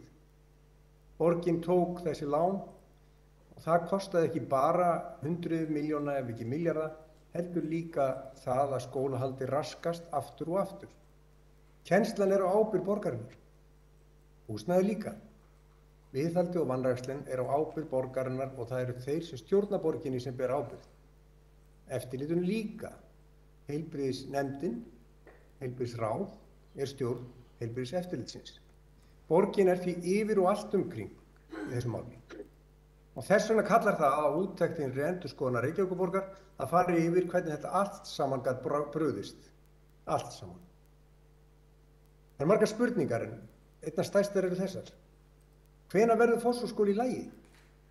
Hvenær geta nemendur Fossvogsskóla stundar nám á ný í hverfinu sínu? Verður það bara kosningaloforð að þau geti það á ný? Og svo er spurningin hvernig ákvarðanir eru teknar. Hvernig var staðið að ákvörðun að flytja kennsluna annað í Laugardalshöll, í Korpússkóla, í Fossvogsskóla aftur án þess að það væri í lagi og síðan núna í Korpússkóla. Þessar ákvarðanir eru ekki gagnsæjar og það er annað sem að þyrfti að rannsaka. Er það virkilega svo að Korpússkóli er eina lausnin fyrir árið 2022 eftir 30 ára umræðu málið? Það eru liðin 3 ár þar sem foreldrar hafa þurft að berjast fyrir upplýsingum, fengu litlar upplýsingar, kjörnir fulltrúar fengu litlar upplýsingar, gagnsæði var lítið en myglan var mikil. Og asbest sem enginn vissum eða enginn fékk að vitum. Hvernig var það? Rakinn er víða, foreldrar þurft að sækja rétt sinn og barna sinna, sækja upplýsingar og knýja á úttektir. Þetta er ekki í lagi. Það er ennþá verið að fegra málið. Núna er talað að nútímavæða. Þegar hér er einfallega verið að biðja að tryggja heilnæmt húsnæði eins og börnin eiga kröfu um. Það er ekki nútímavæðing að koma í veg fyrir leka, raka, myglu og asbest. Það er krafa að húsnæði sé ekki heilsuspillandi. Lýðheilsustefna, var það ekki eitthvað sem var rætt hérna í kvöld? Nú, það er bent á annað húsnæði annars staðar. En hvað með annað húsnæði borgarinnar? Það hefur liðið fyrir lélegt viðhald, því að viðhaldslánin voru tekin víða. Annað skólahúsnæði, leikskólar, frístundahúsnæði, meira segja Korpússkóli sem núna er notaður. Gufunesi sem er þarna rétt hjá, félagsbústaðir, þar sem viðhaldið er algjörlega vanrækt og er einhver búinn að gleyma höfuðstöðum Orkuveitu Reykjavíkur sem voru úrskurðaðar nær ónýtar vegna rakverkjandi og myglu. Báran er ekki stök, hún er víða. Og svo hitt, hvar er afsökunarbeiðnin? Borgin skuldar mikið, við vitum það. Hún skuldar börnum betra húsnæði, en hún skuldar líka öllum sem máli varðar skýringar. Og hún skuldar einlæga afsökunarbeiðni. Og hvar er borgarstjóri? Hann er ekki einu svona mælendaskrá. Hann fjallaði lýðheilsustefnu í löngu máli. Tagði arfari því að farið var yfir brot borgarinnar í útboðsmálum. Það heyrist ekkert í borgarstjóra þegar málinu er erfið. Það væri við hæfi, ekki síst þegar að formaður skólaráðsins bendir á önnur svið borgarinnar að afsökunarbeiðnin kæmi frá borgarstjóra á þessum fundi, biðja foreldra, kennara og nemendur afsökunar. Það væri góð byrjun, ekki síst þegar mál Fossvogsskóla eru komin aftur á byrjunarreit.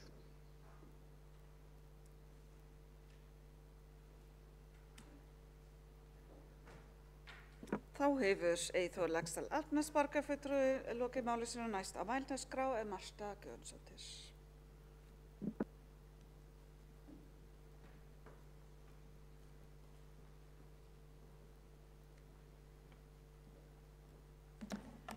Forseti, góðu borgarfulltrúar, mér langar til þess að hefja mál mitt á smá athugasemd hér við forseta borgarstjórnar Alexandru Briem vegna þess að hér kom upp borgarfulltrúi Elín Jónsdóttir, hélt sína jómfrúar ræðu áðan. Ég vil benda forseta borgarstjórnar á að það er hefð fyrir því að fara ekki upp í andsvörum við jómfrúarræður. En svo læri sem lengi lifir. Þannig að nú veit forseti borgarstjórnar að þetta er hefðin sem ég vona að við munum ekki brjóta í framtíðinni. En nú sný ég mér að máli málanna sem hér er á dagskrá, sem er mun alvarlegra, sem er ástand Fossvogsskóla, sem búið að ríkja í allt og langan tíma. Allt og langan tíma með mjög alvarlegum afleiðingum. Með þeim afleiðingum að börn hafa veikst, starfsmenn hafa veikst og það hefur þurft að loka skólanum og börn þurfa að sækja skóla langar leiðir á hverjum einasta degi. Og við vitum ekki hversu lengi það mun vara. Það hafa verið gerð hver skýrslan á fætur annarri varðandi ástand skólans. Við sem höfum setið í skóla- og frístundaráði, við höfum gjarnan þurft að kalla eftir upplýsingum varðandi vinnuna við endurbætur á Fossvogsskóla, koma með tillögur verklag, koma með tillögur úttektir, en það sem verra var, við þurftum að leggja fram og ég lagði fram tillögu í skóla- og frístundaráði árið 2019 það að haft yrði samráð við foreldra, við foreldrafélagið, skólaráðið, við starfsfólk skólans það að þeir hefðu aðkomu og upplýsingar að framkvæmdum við skólan og hvernig þeim myndi framvinda og geta komið á framfæri athugasemdum. Og það sætu allir hringinn í kringum borðið og ræddu saman ástandið og leystu það saman. Við tölum alltaf skólasamfélag, en það alltaf þegar eitthvað ábjátar eins og skólasamfélagið séu bara yfirvöld, ekki foreldrarnir og ekki börnin, eins og þeim komið það bara hreint ekkert við. Það eru foreldrar sem bera ábyrgð á menntun og uppeldi barna sinna og mig furðar ekki að foreldrar séu orðnir öskuillir yfir framkomu borgaryfirvalda í þessu máli. Hún er ekki þessum meiri hluta til framdráttar. Hún er þessum meiri hluta til háborinnar skammar. Þessa tillögu sem ég nefndi hér áðan lögðum við fram í byrjun árs. Hún var tekin fyrir tæplega hálfu ári síðar.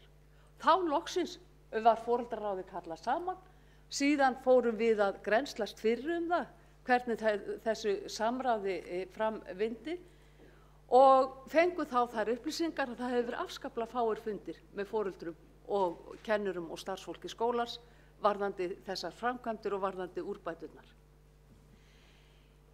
Núna á vormánuðum lá fyrir skýrsla Verkís og hún hafði verið send borgaryfirvöldum 5. mars. Í skóla- og frístundaráði var fundur 9. mars. Málið var ekki einu sinni á dagskrá. Það var eins og okkur borgarfulltrúum kæmi það bara hreint ekkert við. Hvort að ástand Fossvogsskóla væri í lagi, hver staðan væri, hver væri niðurstaða þessara skýrslu. Hvað þá foreldrum? Það var ekki fyrir en að við kölluðum eftir að það yrði aukafundir í ráðinu, að ráðið var kallað saman og skýrslan lögð fram og rædd. Við komum þar með fjölmargar tillögur sem að suma hverjar hafa ekki einu sinni verið teknar fyrir enn þann daginn í dag. Við bentum á ýmsa vankanta og ýmislegt sem að betur mætti fara varðandi þessar endurbætur og varðandi samráð og fleira. Við bentum líka á það að það þyrfti að bregðast strax við.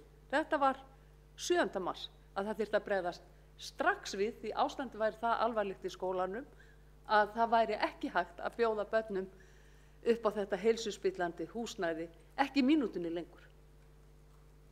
En það var ekki brugðið strax við, ekki frekar en fyrir daginn. Og ég velti því fyrir mér þegar svo kemur hér borgarfulltrúi upp í andsvörum áðan, borgarfulltrúi Alexandra Briem, og lætur í veðri vaka eins og að borgarstjórn eða skóla- og frístundaráði komi bara málið ekkert við. Það sé verkferlar sem eigi að vera í lagi og það eigi bara eitthvað verklag að vera hjá Reykjavíkurborg og hjá starfsmönnum hennar sem eigi að virka þannig að það fari bara í gang einhverjar endurbætur og hlutirnir gerist. Nei, það er ekki þannig. Það erum við sem berum ábyrgð á skólastarfi í borginni, við berum ábyrgð á vellíðan nemenda, við berum ábyrgð á því að þeir geti stundað sitt nám í heilsusamlegu húsnæði. Skóla- og frístundaráð ber ábyrgð á rekstri og starfi grunnskóla borgarinnar. Fossvogsskóli er einn af þeim skólum, hann er ekki undanskilinn. Ef að meirihlutinn í skóla- og frístundaráði og meirihlutinn hér í borgarstjórn heldur það, þá er hann á villigötum. En það mætti stundum halda að hann héldi að Fossvogsskóli kæmi sér ekkert við. Þetta er borgarrekinn grunnskóli. Þetta er lögboðin þjónusta sem okkur ber að sinna. Við höfum ekkert val um það. Það er skólaskylda á Íslandi. Foreldrar hafa heldur ekki val um það hvort þau senda börnin sín í skóla eða ekki. Það er kominn tími til að borgarstjórn átti sig á ábyrgð sinni í þessu máli. En það er líka kominn tími til að hún skammi sín og að meirihlutinn skammi sín og biðji foreldra og börnin og starfsfólkið í þessum skóla afsökunar og taki á þessum málum og geri bragarbót og hraði framkvæmdum við þennan skóla þannig að börnin geti farið að stunda skóla í sínu heimahverfi. Þetta mál er ykkur til háborinnar skammar, herra borgarstjóri.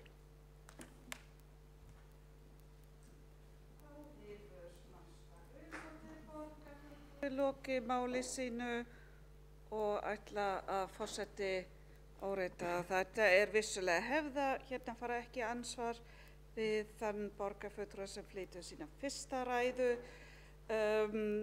Forseti ætla samt líka árétta við borgarfulltrúa Mörtu Guðjónsdóttur að þegar við hér í salnum ávörpum forseta þá erum við að tala um þann sem situr í þessu stóli. Þegar forseti er í hlutverki borgarfulltrúans þá er hann ávarpað sem borgarfulltrúa. En næst á mælendaskrá er það Vigdís Hauksdóttir, borgarfulltrúi.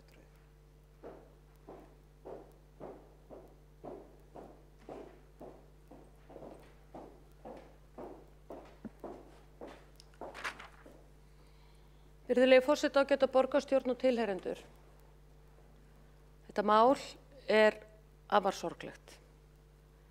Og þetta mál er búið að vera mjög langvinnt og þetta mál hefur reynt mjög á foreldra og börn og starfsfólk í Fossvogsskóla.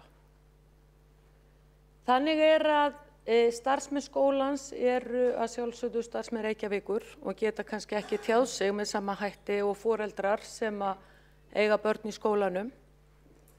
En ég er alveg viss um það að þeir hafa liðið mjög fyrir þetta ástand í Fossvogsskóla alveg eins og börnin, þó að þeir kannski hafa ekki getað stigið fram í umræðinu með það vegna húsbónda og hollustu við sinn vinnustað. Það er staðreynd. En nú er þetta mál orðið svo alvarlegt að það er búið að ákveða fyrir börnin sem þarna í þessum skóla eru og verða að vera í skóla því að eins og þið vita á Íslandi er skólaskylda.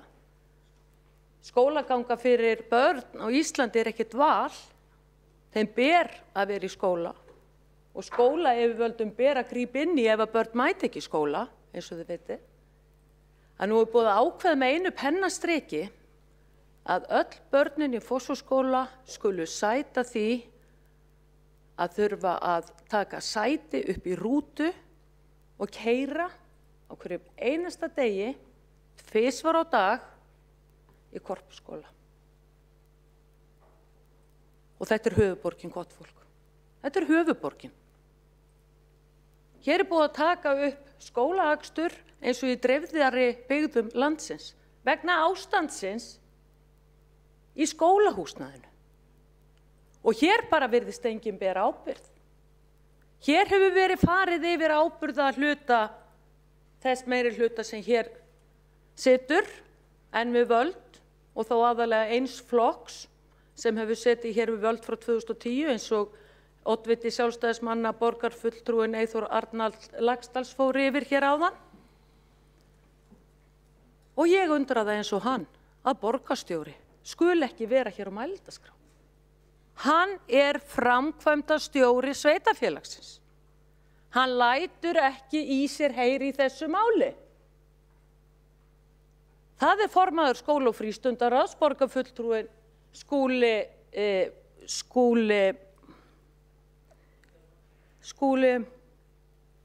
Helgason. Ég ætlaði að fara að segja Skúli Magnússon, afsakið, þegar farið að líða svona vel á kvöldi þá fer maður að gleyma föðurnöfnunum eins og Skúli Helgason. Sko, hann búinn að þurfa að bera þennan þunga og takið nú eftir ágæta fólk. Alltaf þegar meiri hlutin komin í ykkur vandræði með málflutning og rök okkar hér í minni hlutanum, þá grípa þau alltaf í það hálmstrá, þann spaðagosa að segja að við séum að ráðast á starfsfólkið. Það búið að nota þann spaðagosa á mig hér einu sinni í dag. En hvað gerist þegar koma upp svona alvarleg krísumál hér í Reykjavíkurborg? Hvað gerir borgarstjóri þá? Jú, hann tekur á sprett og stillir sér upp á bakvið embættismennina. Embættismennin eru látnir bera hitan og þungan að erfiðum málum. Þá sést hann ekki. Þá sést borgarstjóri ekki. Og svo þegar við förum að gagnrýna, að þá náttúrulega kannski að sjálfsögðu taka embættismennir kannski eitthvað til sín af þeirri gagnrýni, því að þeir þurfa að standa í forsvari fyrir öllum erfiðum málunum. Mér var bent á það að líklega taldist aðila hér í bæ það til í desembermánuði, lok nóvember og október á síðasta ári, að borgarstjóri náði að koma sér 4 eða 5 sinnum í fréttir út af einhverju jólaljósa tendringum á Laugaveginum. Það var fyrst verið að forstarta ljósunum á Laugaveginum og svo var það jólalósin og svo var það jólakötturinn og svo var það Oslóðatréð. Alltaf var hann mættur. Fyrsta frétt á báðum stöðum verið að kveikja á jólaljósunum niður á Laugavegi þrátt fyrir að sami borgarstjóri væri búinn að rústa reksturinnum á Laugaveginum. En hvað gerist þegar stóru málin kom upp, alvarlegu málin? Þá hleypur hann í felur. Hann hleypur í felur. Mér finnst þetta hreint með ólíkindum hvernig framkvæmdastjóri sveitarfélagsins getur skýlt sér á bakvið sína formenn, nefnd og ráða hjá borginni og embættismenn þegar svona graf alvarleg mál kom upp. Og þá segi ég nú bara eins og maðurinn, hvar eru fjölmiðlar? Hvers vegna ganga fjölmiðlar ekki hart fram í því að framkvæmdastjóri sveitarfélagsins sé til svara í svona erfiðum málum? Það sást ekki til borgarstjóra þegar sorpið flaut hérna upp á Ægisíðu eða orkuveitumálið eða guð má vita hvað. Öll þessi skandalmál sem hafa komið upp, braggamálið og hálfvitamálið og hvað þetta heitir allt. Þá sést borgarstjóri ekki. Þá eins og jörðin hafi gleypt hann og það á við í þessu máli. Hugur minn hjá foreldrum og börnunum sem að þurfa í heilt skólaár að sækja skóla í annað hverfi sem að vísu hafa borist fréttir af að sé jafnvel húsnæði sem að þau eru að fara í sem að sé jafnvel ekki alveg hreint af meglu eða sveppum.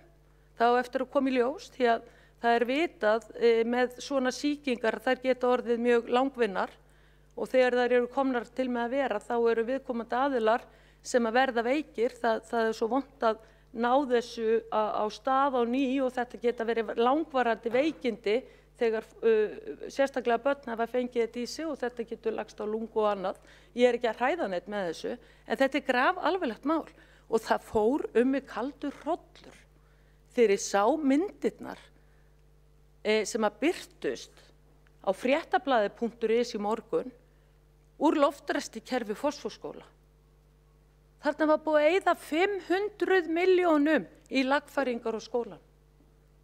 Og hér kemur borgarfulltrúinn Alexandra Briem fram og segir að þetta sé bara ekki þeim að kenna. að þetta sé bara verkfræðistofunar og þeir sem munum verkið. Þetta sé þeim að kenna. Þau ber enga ábyrgð í þessu. Þeir sem að hlustuðu á ræðu hennar hér áðan, heyrðu hann að segja þetta. Þetta hreint með ólíkindum að þetta skuli vera með þessum hætti, en ég ætla að lýsa því yfir að þessum 500 milljónum sé ég ekki eftir.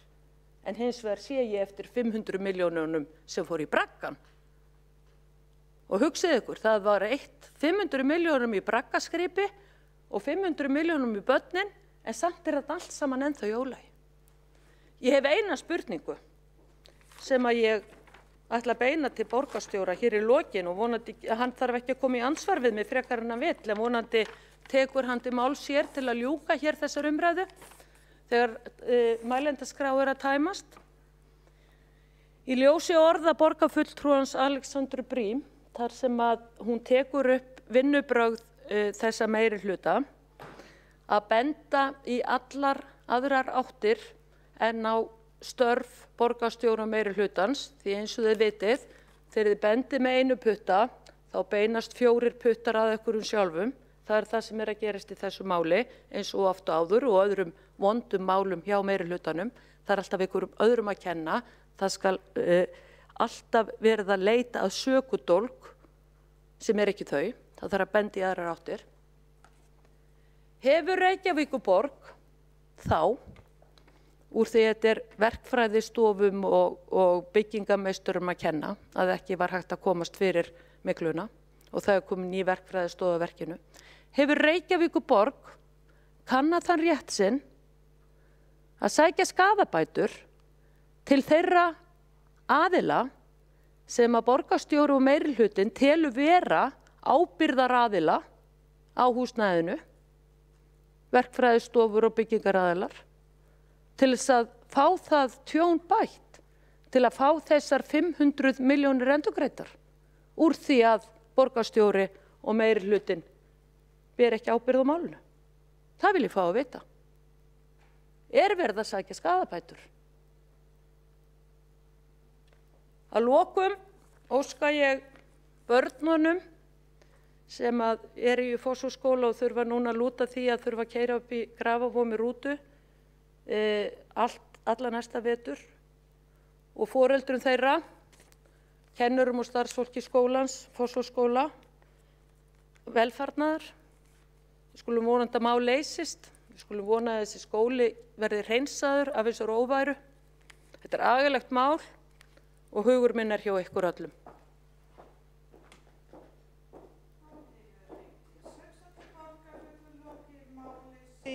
Og á meðan næsti borgarfulltrúi er búinn að melda ansvar. Já. Þannig að næst á mælendaskrá þá er Kolbrún Baldursdóttir, borgarfulltrúi, og var komin fram ósk mælendaskrá. Forseti biðst afsökunar. Kom þetta fram? Nei? Þá kom þetta því miður of seint fram. Já. En þá er Kolbrún Baldursdóttir sem er næst á mælendaskrá og á meðan ætla forseti að loka mælendaskrá.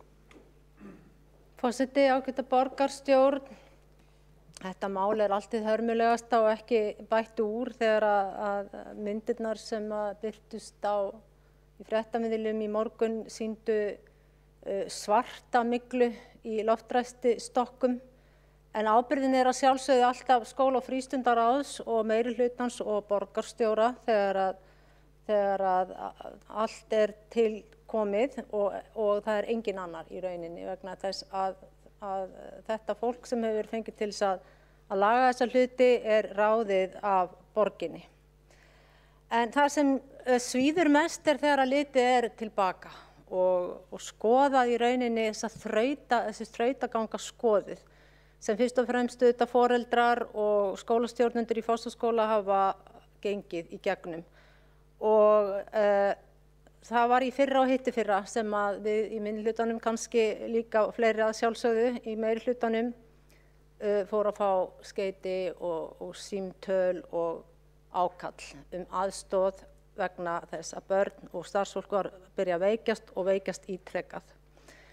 Og ég eins og margir aðrir var með fyrirspurnir málið og fór að grafa upp svar Heilbrigðiseftirlits Reykjavíkur og fara yfir hvernig þau svöruðu fyrirspurnum Flokks fólksins þetta mál sem var að ganga erinda foreldra.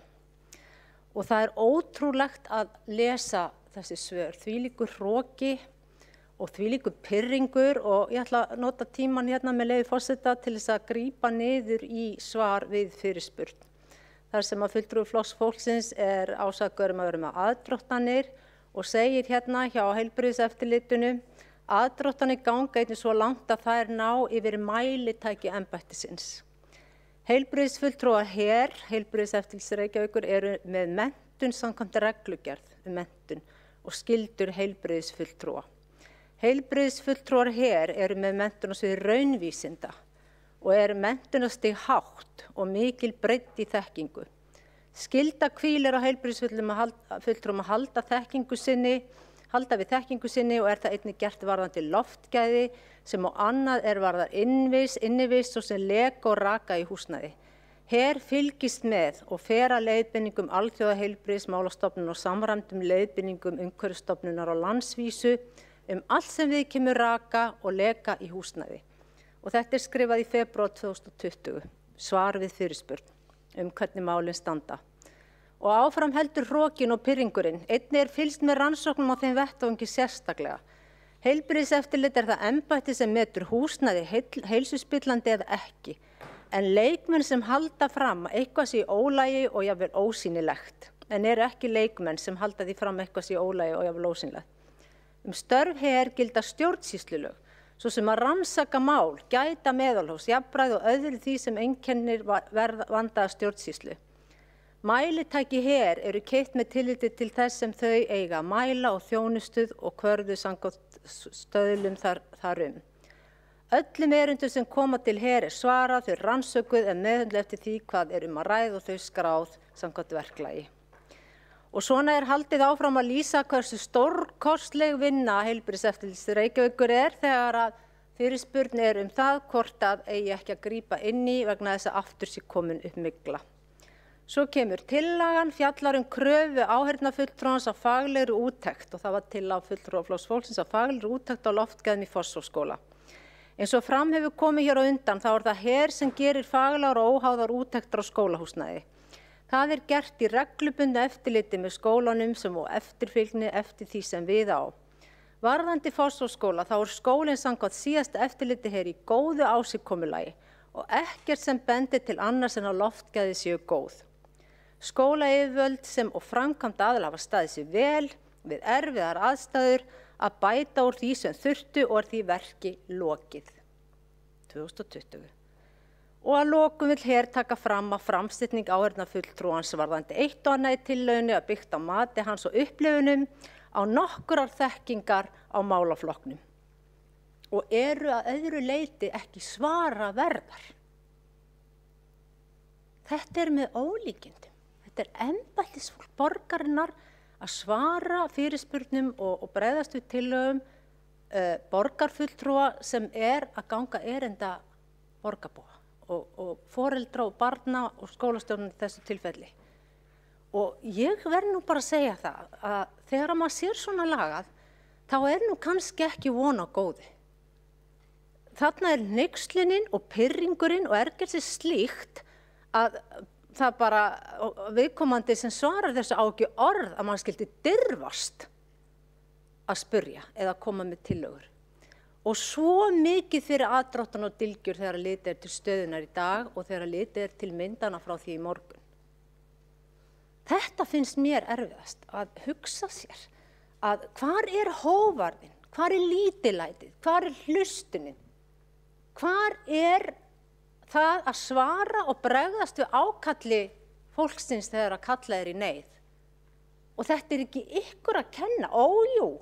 Þetta 100% á ábyrgð þessa meirihluta og að yfir þessum embættismönnum þið í meirihlutanum. Þið fólki sem ræður embættisfólkið og þið ábyrg líka fyrir svona svörum. Og það hneyksli að lesa þetta og hugsa sér að allavega þarna hefði vel mátt hugsa, ok, þetta gæti mögulega ekki verið búið, þetta gæti mögulega verið eitthvað til í þessu sem nú verið að segja, að það sé komið mygla aftur, en það bara slegið í rot á staðnum. Þannig að það ekki skrítið að fólk sé brjálað núna þegar að staðin svona, eftir að hafa fengið blauta tusku ítrekkað í andlitið þegar að foreldrar og börn sem voru veika myglunni voru að hafa samband og við hérna mörg að reyna að ganga erinda þeirra. Þannig að þið eigið ykkur engar málsbætur, akkurat ekki neinar. Bara viðurkenniði að það hafi verið komið illa fram í þessu máli og þeir hafa gert stórkostleg mistök fyrst og fremst fyrir andvaraleysi og hafa ekki sýnt lítillæti og hógværð og hlustað. Fólki sem lofaði að hlusta á borgarbúana. Aldeilis ekki. Þannig að staðan núna svo ískyggileg og svo neyðarleg í ljósi þessara viðbragða og það voru fleiri svona svör sem ég gæti lesið hérna og mun sennilega einhvern tímann gera. Og nú staðan eins og við öll vitum bara mjög alvarleg og húsnæðið kannski mögulega ónýtt og þarna verður aldrei kennt aftur. Og þetta allt eitt stórt klúðursmál og ég spyr bara hvar eftirlitið sem ráðið hérna á borginni? Hverjir eiga að passa upp á verðina hérna og aðal eftirlitsfólkið? Þannig að það bara einfaldlega þannig að þið þurfum bara að kyngja þessum mistökum og það að beðast afsökunar algjört lágmark. Það bara lágmark, bara leggist á gólfið flöt fyrir framan þetta fólk og segi fyrirgefiði hvernig við komum fram. Fyrirgefiði að við hlustuðum ekki. Fyrirgefiði að drullað yfir ykkur og minnihlutafulltrúa sem reyndu að kalla eftir aðstoð fyrir fólkið. Það bara komið að þeirri stöðu. Það alveg sama hvað þið reynið að verjast hérna og því miður að þá það einstaka hérna sem að fara að ganga svo langt í að reyna að kenna öðrum En ég vil þá gefa henni það, formanni skóla- og frístundaráðs, sem mér finnst hann nú taka ábyrgð, þó hann ætli nú greinilega ekki að biðjast afsökunar, en hann þá allavega ekki að reyna að koma á sökin eitthvað annað, eða þykjast ekki einhvern veginn að þetta sé ekki einhvern veginn í hans verkefnabunka. En það, mér finnst það á svo lágu plani að fara að reyna að finna einhverja sökudólga. Þetta voru hræðileg mistök og já, það að læra þessu en það bara ekki nóg. Ég hef lagt það til að það verða skaðabætur fyrir börnin sem veikst og foreldrana að læknareikningar verði borgaðir og þessu fólki verði boðið einhverja skaðabætur, að verði rætt við hvern einn og einasta, farið yfir veikindasöguna og persónulega þarf að biðja hvern og einn afsökunar sem og opinberlega. Og það algjört lágmark. Algjört lágmark. En það var svo hræðilega reynt að þakka þetta. Það var svo hræðilega reynt að verjast og með svona svörum þykjast vera eitthvað. Þykjast vera sérfræðingar á sviðinu, þykjast vera flottust hjá heilbrigðiseftirlitinu og sitja nú í súpunni. Vandinn sko aldeilis ekki leystur. En hann mygla og svona viðbjóður bara því miður, það ekki hægt að breiða yfir þetta. Það alveg sama hvað reynt að dúkleggja, múra og hvað sem þetta skýtur sér alltaf upp einhvers staðar. Þannig að svona viðbjóð eins og myglu og gró ekki hægt að breiða yfir. Það bara ekki hægt. Sem betur fer. Þetta ótrúlega neyðarlegt mál fyrir þennan meirihluta.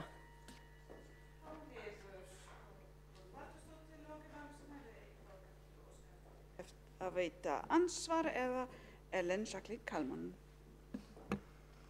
Forseti, aðrir borgarfulltrúar. Hugur minn líka hjá foreldrum og börnum og mér finnst þetta ömurlegt mál en mér finnst hins vegar dylgjur borgarfulltrúum að ekki hafi verið hlustað og ekki tekið mark á greiningum, á vandanum eða röddum foreldra. En mér finnst þær dylgjur ómaklegar, ólíðandi stagl. Ég kýs að treysta starfsfólki borgarinnar sem með sérþekkingu og sérmenntun á þeirra sviði. Það má spyrja sig hvort svör við fyrirspurnum frá borgarfulltrúa Flokks fólksins séu í takti við það hvernig eða með hvaða tóni spurt var. Má vera að þar hafi gætt yfirlætis eða auðmýktar. Ég spyr mig, þegar háttvirtur borgarfulltrúi Kolbrún Baldursdóttir tekur sér jafn auðmjúklega til munns að drullað sé yfir fólk og enn aðrir eigi að leggjast flatir á gólfið. Auðmýkt. En mér þykir hins vegar gott að heyra að minnihlutinn hafi komið fram með tillögur og lagt til að hlutirnir verið skoðaðir og metnir og ég vil ítreka það sem fram hefur komið í ræðum annarra borgarfulltrúa úr meirihlutanum að við höfum hlustað, við höfum tekið ráðleggingum fagaðila, við höfum farið í þær úttektir og endurbætur sem hafa verið lagðar til af fagaðilum. Stjórnmálafólk hefur kannski ekki þá fagþekkingu sem þarf í svona sértækum málum, en auðvitað getur ekki útilokað að stjórnmálafólk sem með verkfræði eða byggingatækni þekkingu með sérhæfingu og mygluvanda, ég ætla ekki að taka fyrir það, en við ákveðum samt sem áður svo allt sé gagnsætt og upp á skrifa að leita sér til sérfræðinga út í bæ. Við höfum leitað til að minnstakosti 3 verkfræðistofa og mætt öllum tillögum og ábendingum bæði sérfræðinga þar til bærum sviðum borgarinnar og foreldra þar Það hefur ekki verið lagt til af neinum fagaðilum að rífa í skólahúsnæðið þó að það hefur mögulega verið tillögur einhverja borgarfulltrúa í minnihlutanum. Sko, ég vil líka minna á álíka mál í Kópavogi. Það var Kársnesskóli fyrir 4 árum að ekki eru enn framkvæmdir við að reisa hann hafnar en talið að sú framkvæmd muni kosta 1.500 milljónir. Við skiljum að þetta verið reynt á hlutaðeigandi aðila og það er verið að vinna lausn málsins og sú vinnsla er ekki í neinni biðstöðu, heldur í fullri vinnslu.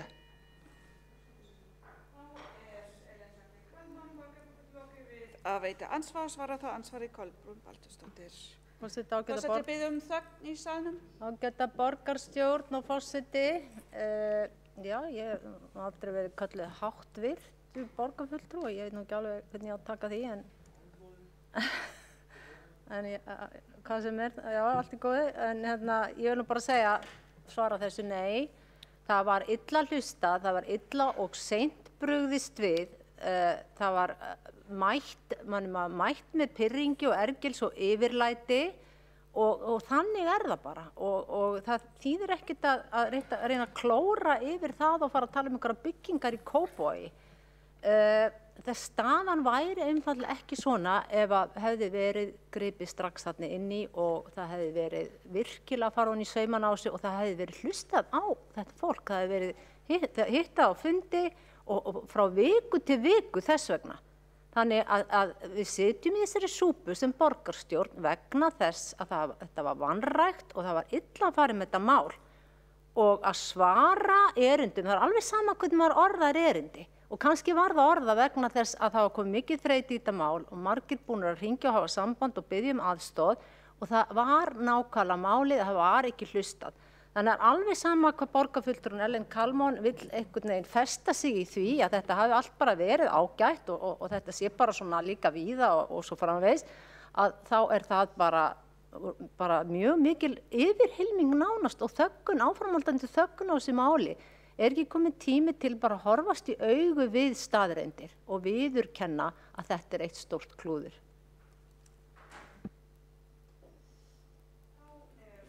Þá Kolbrún Baldursdóttir borgarfulltrúi búin að svara ansvari og veiti þá ansvari sinni Ellen Jacqueline Kalman.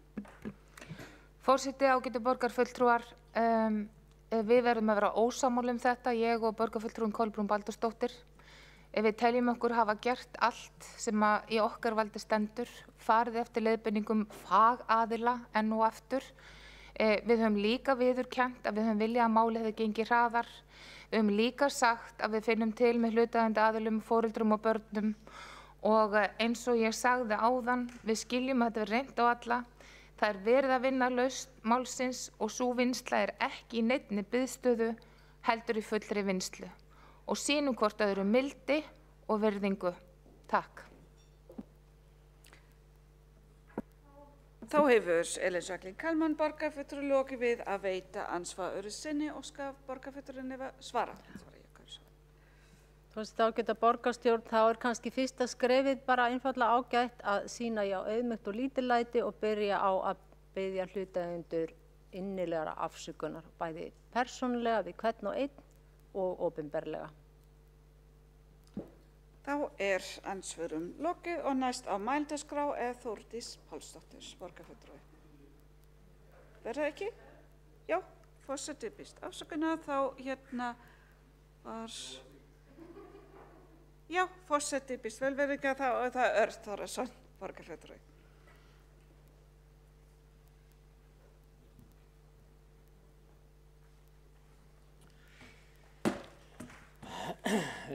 Forseti, ágæta borgarstjórn, það ég 2 mínútur? Nei. Takk. Við erum að ræða málefni Fossvogsskóla og ég svona skynja það að, forseti, ágæta borgarstjórn, við erum að ræða málefni Fossvogsskóla og ég skynja það að umræðan að færast til betri vegar. Ég heyri ákveðna hluttekningu og ég fagna því við séum að færast í þá átt. Við erum auðvitað að tala upplifun fólks og það skiptir máli hvernig við bregðumst við því. Persónulega get ég beðist afsökunar á mínum þætti í þessu máli. Mér finnst við, eða ég, ekki hafa staðið mig nægilega vel í málinu. Ég hefði viljað geta gert betur í skólafrístundaráði og við á sviðinu. Þannig að ég tek til mín ákveðna ábyrgð. Ég treysti mér alveg til að biðjast afsökunar á því að málið hafi farið í þann farveg sem það er í dag. En af því að formaður skólafrístundaráðs sagði í sinni ræðu, Skúli Helgason, fyrir í kvöld, að við gætum í rauninni ekki beðist afsökunar á sviðinu eða í ráðinu og útskýra það með þeim hætti að eftir því sem að ég heyrði og ég tók úr hans málflutningi að það væri ekki við eins sem bærum sökina. En vissulega gerum við það. Við berum mesta ábyrgð sem sitjum í skólafrístundaráði því það eru við sem berum ábyrgð á ástandi skólahúsnæðisins, sama hvaðan það kemur, hvort það komið frá einhverju fasteignafélagi út í bæ eða annars staðar, að þá er það auðvitað okkar í skólafrístundaráði að bera ábyrgð á að húsnæði sé í lagi. En það er rétt sem kom fram í máli formanns skólafrístundaráðs að það er framkvæmdasviðið sem sér þessar fasteignir sem að borgin á og leggur skólafrístundasviði til, hefur með það að gera að sjá viðhald og framkvæmdir á þessum byggingum. Og það er allt gott og vel. Það hefur kannski verið betra ef einhver frá því sviði hefði geta komið og skýrt sína hlið á málinu. En því miður það er ekki og þá spyr maður auðvitað einhver sem getur talað fyrir þessi bæði svið. Og svarið er einfalt, já, það er aðili sem getur gert það. Það er auðvitað framkvæmdastjóri sveitarfélagsins, borgarstjóri, sem fer fyrir þessu báðum sviðum og reyndar öllum sviðum. Og borgarfulltrúi Eyþór Laxdal Arnars fór ágætlega yfir þau svið sem að tengjast þessu máli. Og ég kalla bara eftir því að þessi ágæta yfirferð borgarstjóra yfir lýðheilsustefnuna sem hann kynnti fyrir í dag, að það væri kannski skynsamlegt og gott að tengja það nákvæmlega við þessa umræðu sem hér og nú er í gangi. Nú aftur og enn einu sinni að þessari upplifun. Nú Elín Jónsdóttir, fulltrúi Sjálfstæðisflokksins á sínu fyrsta fundi, fórum við sérstaklega yfir það sem hún hafði kynnst í gegnum upplifun foreldra. Sjálfur gæti ég farið yfir upplifun starfsfólks því að þau eru mér persónulega tengt og þannig tengist í málinu. Sömuleiðis nemenda því að þessi mál eru mér skild í gegnum bæði starfsfólk og nemendur og auðvitað foreldra. Og það er auðvitað þetta sem við erum að ræða sem er upplifun fólksins, að hún er ekki góð og hún er ekki jákvæð og hún er ekki uppbyggileg, hún er vond og neikvæð. Og mér finnst það vond að hafa ekki geta svarað þessu fólki, hvort sem hefur staðið mig nær eða fjær, sem hefur verið að spyrjast upplýsinga um þessi mál, hvar þau væru stefnt og í hvaða farveg þau væru og hvert þau var að stefna. Mér hefur oft vantað þessar upplýsingar til að geta svarað þessu fólki og öllu öðru sem hefur haft áhuga á ástandi mála. Þannig að ég ætla að segja að upplýsingagjöf hafi verið verulega ábótavant. Það er allavega mín upplifun og ekki síður upplifun foreldra og starfsfólks. Það snýst þetta allt upplifun, þannig að það þarf svo sem ekki að hafa neitt sérstaklega mörg orð það hver sé upplifun þessa fólks. En hún hefur allavega komið henni hefur komið á framfæri. Og ég spyr sjálfan mig og kannski ykkur líka og fleiri hvort það sé ekki ástæða til þess að gera úttekt eða einhvers konar rannsókn á öllu þessu ferli. af einhverjum óháðum aðila hvað það fyrir úrskeiðis. Ég nefndi það fyrr í kvöld í andmælum að það rífast upp fyrir mér að við höfum kallað eftir því á sinn tíma þegar þessi mál voru að fara af stað að þarna væri hægt að búa einhvers konar fyrirmyndardæmi hvernig þetta standa á öllum þessum málum. Þannig að læra því og vera síðan til eftirbreytni þegar eftir kæmi. Því fyrir þá hefur það ekki gengið eftir. En nú ætlum ég aðeins að víkja út af málinu og forseti stöðva mig þá ef henni finnst ég vera að koma út í aukaatriði eða mál ótengd. En þið var engu að síður varpað fram og spurt af formanni skóla- og frístundaráðs, Skúla Helgasyni, og vísað í bankahrunið árið 2008 og að þar var að finna skýringuna á ástandi skólahúsnæðis í dag. Og þá er kannski ágætt að ég svari að hverjir báru ábyrgð á málum þá. Það er rétt að fjármálaráðherra kom frá Sjálfstæðisflokknum og kom að Suðurlandi, þar sem ég var og starfaði á þeim tíma, og hann stýrði í ríkisfjármálum. Það hefur eitthvað verið farið yfir þau mál á fundum hér, en það er líka rétt að upplýsa það að bankamálaráðherra, hann kom líka að Suðurlandi, og hann sá að halda utan bankamálin og sá kom frá Samfylkingum. En persónulega finnst mér þetta algjört aukaatriði. Ég er ekki komin hingað til að leita sökudólgum eða slíkum, hvorki innan fyrri ríkisstjórna eða embættismanna eða starfsmanna eða verkfræðinga eða sérfræðinga. Ég er komin hingað til þess að leita lausna. Það er allir löngu hættir að kenna bankahrunum og það er bara kjánalegt að láta þetta það í hug.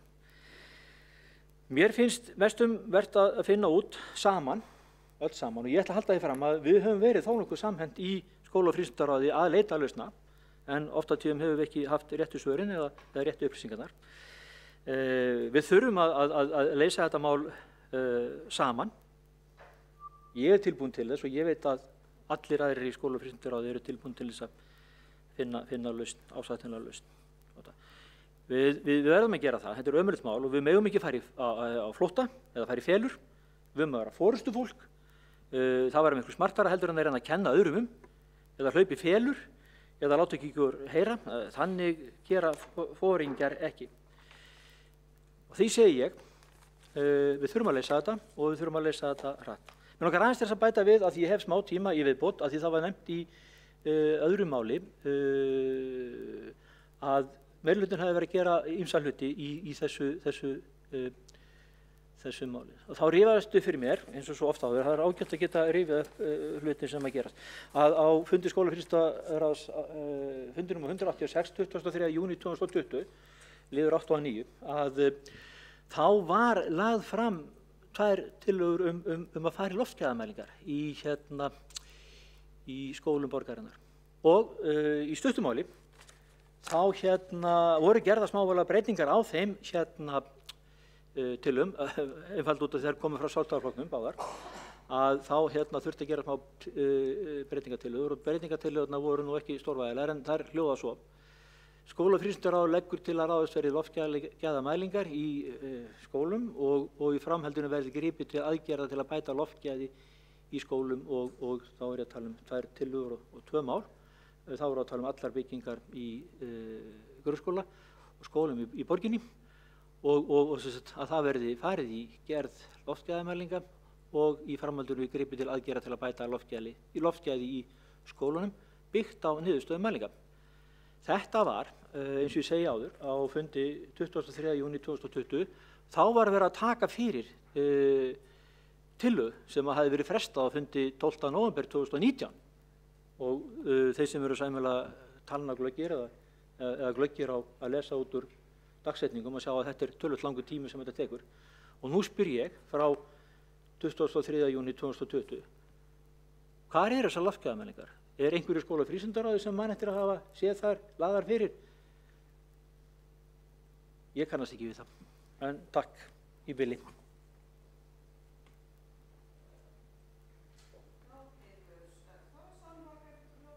Og nú er næst ámælendaskrá Þórdís Pálsdóttir.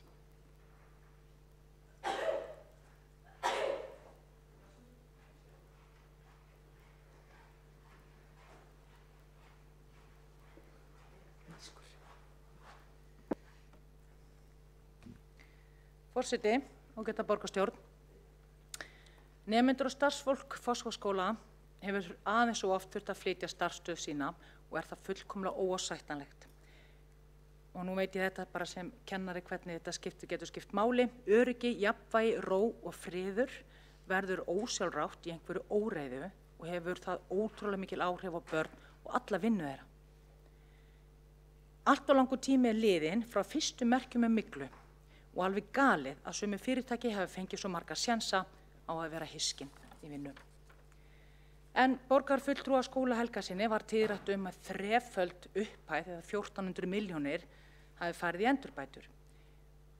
Bara gott og gilt, frábært. En ég hef aðeins eina spurningu. Hve há upphæð af þessu flokkast undir bruðl vegna lítillar eða lélegrar vinnu? En fyrirtæki, eða ef fyrirtæki, verktakar, stæðu sig svona illa, jafnvel ítrekað í vinnu hjá einstaklingum eða einkafyrirtækjum, fengi þeir pottit ekki vinnun aftur og pottit ekki góð meðmæli. En stundum er greinilega gott að vera áskrifandi á laununum sínum. Handvalin fyrirtæki sem fá mjög mörg tækifæri til að standa sig illa eru merki mikið kæruleysi og eða jafnvel spillingu. En vonandi verður þetta til þess að verkferlar verði endurskoðaðir. En svona í framhaldi þá ætla ég aðeins að lesa bréf, yfirlýsingu frá meirihluta starfsfólks Fossvogsskóla varðandi stöðu húsnæðismála. Starfsfólk Fossvogsskóla er miður sín yfir þeirri ákvörðun að starfsemi skólans eigi að fara fram í Korpuskóla næsta skólaár. Starfsmenn eru mjög ósáttir við stöðuna eins og hún er og það að þessar upplýsingar berist jafn seint og þær gerðu. Töluverður urgur er í starfsfólkinu yfir þeirri staðreynd að enginn er enn kominn frá SFS að ræða við okkur. Við þurftum að lesa það í blöðum að ekki verði kennt í skólahúsnæði Fossvogsskóla næsta vetur. Húsnæði Kelduskóla við Korpu er of lítið fyrir nemendafjölda Fossvogsskóla sem eru 350. Það eitt veldur miklu álagi á starfsfólk og nemendur. Síðast þegar starfsemi var í Korpu voru nemendur Kelduskóla 360 og á 2 starfsstöðum, Vík við Hamravík og Korpu við Bakkastaði.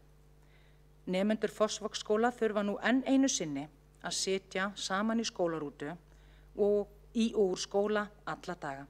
Það má greinilega finna neikvæð merki á líðan meðal nemenda vegna þessara rútuferða, svo sem kvíða, þreytu og óróleika.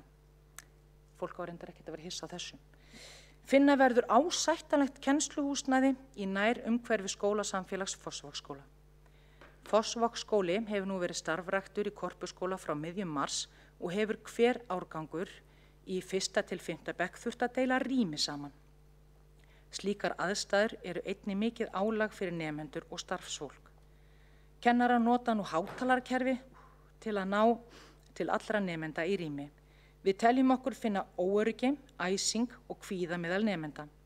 Í skóla án aðgreiningar eru margir einstaklingar sem þola ekki við í slíku námsumhverfi.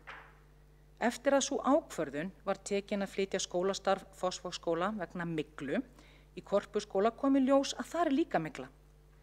Þetta hefur kallað á áframhaldandi leit að úrræðum fyrir nemendur sem hafast ekki við í þeim kennslurýmum sem eru á boðstólum og hafa sumir því þurft að stunda nám sitt í litlum vinnuherbergjum starfsfólks eða kompum.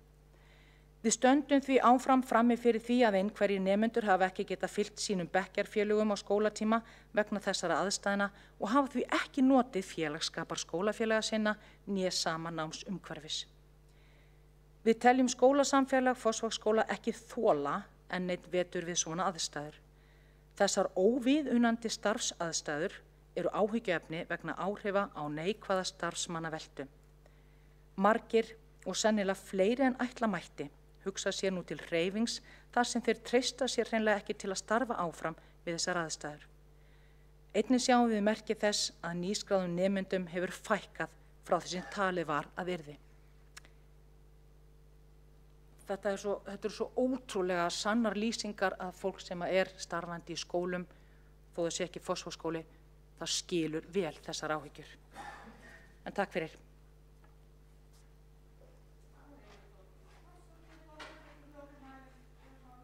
Næst á mælendaskrá Alexandra Brím, borgarfulltrúi.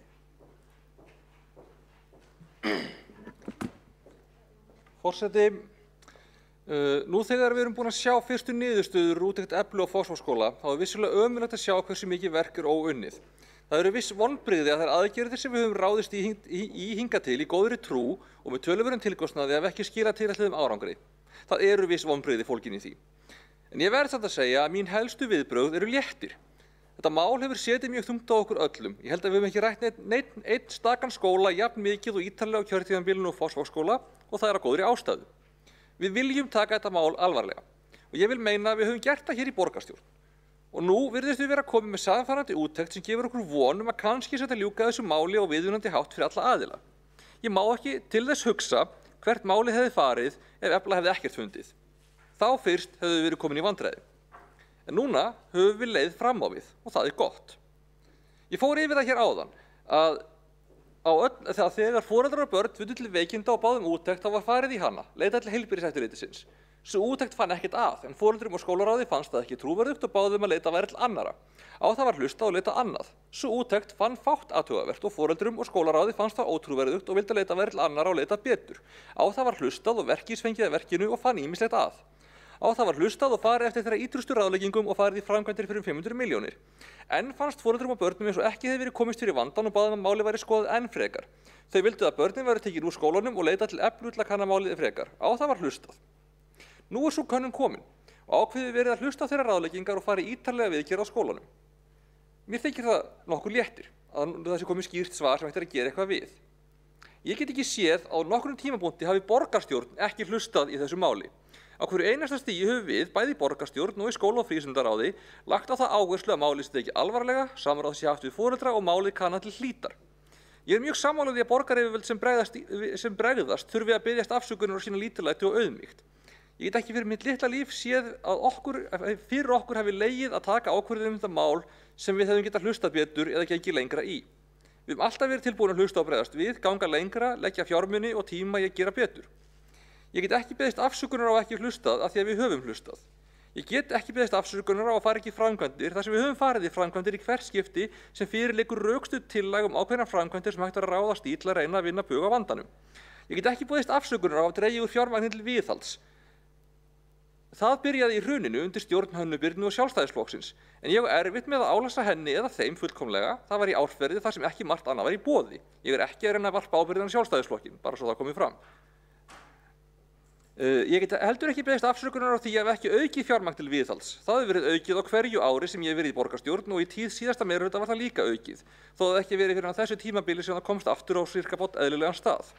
Það er ekki kjánalegt að rekja orsakasamhengið í viðhaldsmálum aftur til þess atburðar sem leiddi til þess að draga varð úr allri fjárfestingu og viðhaldi í mörg ár. Ég get ekki beðist afsökunar á því að staðlar og verklag þegar kemur að því að greina myglu sem heilbrigðiseftirlitið myndi þurfa á að halda séu ekki í lagi á Íslandi. Það er eitthvað sem ætti að vera framkvæmt af rannsóknarstofnun byggingariðnaðarins eða öðrum viðlíka óháðum fagaðila og byggjast á nýjustu rannsóknum og þekkingu. Það er ekki við heilbrigðiseftirlitið að borgarstjórn að sakast að þessi staðlar og verkferla sé ekki til staðar. Það er vegna þess að þessi mál hafa verið vanrækt af hálfu ríkisins sem virðist liggja meira og leggja niður stofnanir sem stunda slíkar rannsóknir en Efla þeir. Meðan þessa hluti vantar er mjög erfitt að takast á við myglu og rakvandamál í húsnæði á heildstæðan hátt. Öll slík mál þarf að ræða sem stök mál og rökræða fram og tilbaka eftir aðstæðum, skoðunum og reynslu hverju sinni.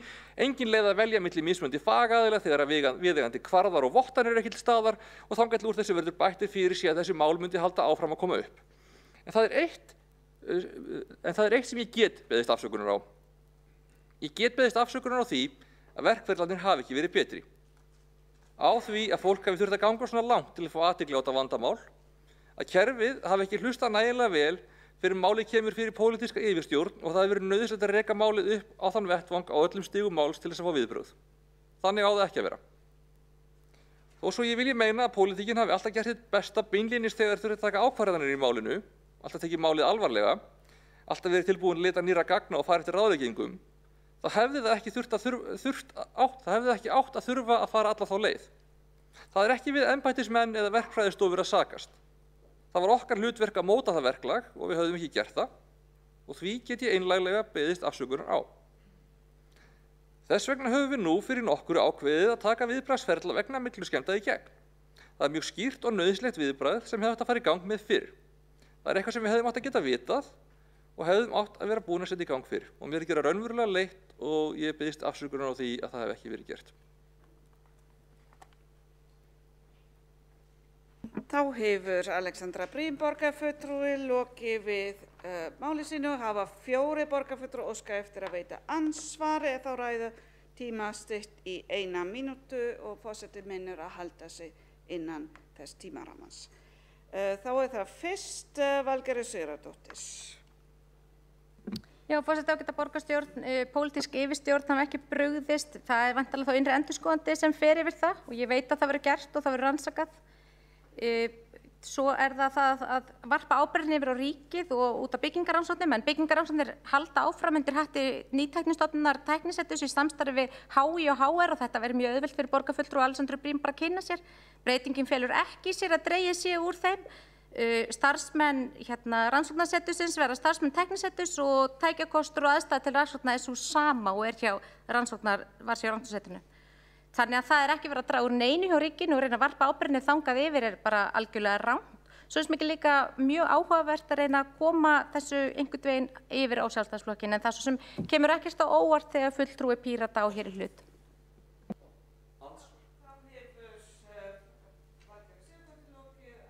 Og svara þá ansvar Alexandra Briem. Forseti, það hafa ekki verið settar viðeigandi kvarðar eða vottanir eða verklög rannsóknir á myglu og það ríkið hefur ekki staðið sig í því hvernig sem hvar þeim rannsóknum með þeirri ábyrgð hefur verið komið fyrir á þeim stað og eins og ég hef skilið umræðina að leggja niður rannsóknarstofnun byggingariðnaðarins þá hefur verið að færa ábyrgð yfir á stað þar sem einkaaðilar sem eru á markaði og hafa hagsmuni af því hverjir staðlarnir séu eða hverjar niðurstöðurnar verðu gætu haft með niðurstöðurnar að gera og ég hef verið með að treysta því og það kannski bara því ég sé pírati eða kannski bara því að ég ekki blind. Og að lokum vil ég nefna að ég tók það sérstaklega fram í minni ræðu að ég var ekki að kenna Sjálfstæðisflokknum ég rakti hins vegar ferilinn aftur til þeirra borgarstjórnar sem var við völd þegar að hrunið varð og þegar að farið var í aðgerðir til þess að draga úr útgjöldum og ég tók það sérstaklega fram að ég álasaði þeim ekki enda hefðu aðstæður ekki boðið upp á annað.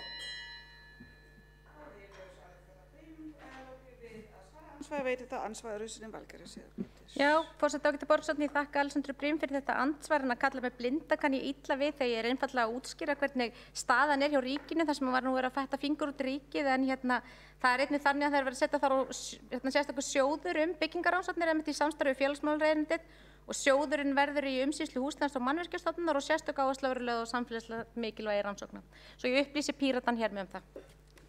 Þá hefur Valgerður Sigurðardóttir lokið við að veita ansvar öðru sinni. Ég vil veita ansvar, ég vil að það komi fram að ég var ekki að kalla borgarfulltrúa Valgerði Sigurðardóttur blinda, ég var eingöngu að halda því fram að ég sjálf væri ekki blind. Takk fyrir þetta og þá það næst Örn Þórðarson, borgarfulltrúi.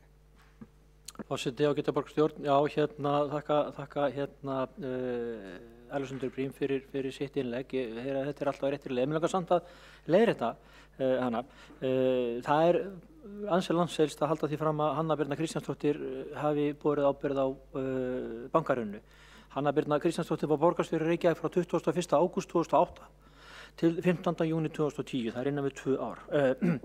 Þannig að það frekar langsótt að kenna Hönnu Birnu Kristjánsdóttir það. Hún fór ekki fyrir bankamálum í bankahruninu og hún bar ekki ábyrgð á bankahruninu. Það var bankamálaráðherra sem kom úr Samfylkingunni og eins og ég sagði áður kom úr Suðurkjördæmi og ég þekki það ágætlega. Þannig að það ekki hægt að með nokkru móti að tengja Hönnu Birnu Kristjánsdóttir við bankahruninu og það ástand sem skapaðist í kjölfar þess. Takk. Þá hefur Þórðarson borgarfulltrúi lokið við að veita ansvar, svara þá ansvari Alexandra Briem. Forseti, ég get staðfest að ég hef engar upplýsingar undir höndum sem benda til þess að Hanna Birna Kristjánsdóttir hafi nokkuð með bankahrunið eða orsakir þess að gera og af öllu því sem ég gæti vilja segja hana þá myndi ég aldrei saka hana það.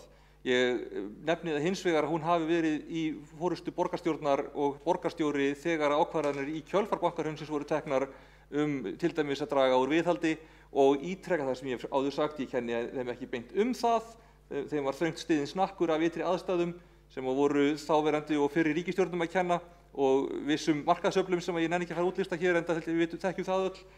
En Hanna Birna ber vissulega ekki ábyrgð á hruninu en hún var hins vegar borgarstjóri á þessum tíma.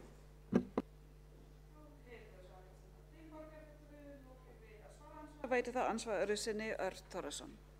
Forseti, ágæta borgarstjórn, já ég þakka borgarfulltrúa Alexöndru Brím fyrir hennar svör og rauninni þakka fyrir þetta hrós sem ég get nú svo sem ekki litið á neitt annað heldur en bara hrós að hvernig þáverandi borgarstjóri Hanna Birna Kristjánsdóttir tók á stöðum mála sem upp að komin í kjölfar hrunsins. Ég ætla að halda því fram að það hafi verið að festu ábyrgð og svo sem til eftirbreytni því að ég veit að það voru mörg sveitarfélög akkurat að nákvæmlega þeim tíma sem að þurftu að horfast í augu við breytt rekstrarumhverfi sem brugðust við með þessum hætti.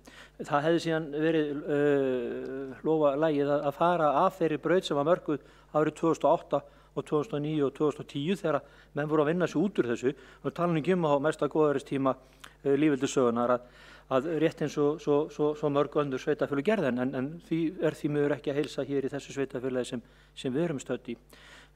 Þar var ekki farin sama leið. Það er ekki hægt að kenna bankarunum viðhaldsleysi eða Hönnu Birnu Kristjánsdóttur og hennar ákvörðunum sem ég held að hafi verið ábyrgar og traustar. Takk. Ansvar öðru sinni og veitir þá næst ansvar Marta Guðjónsdóttir.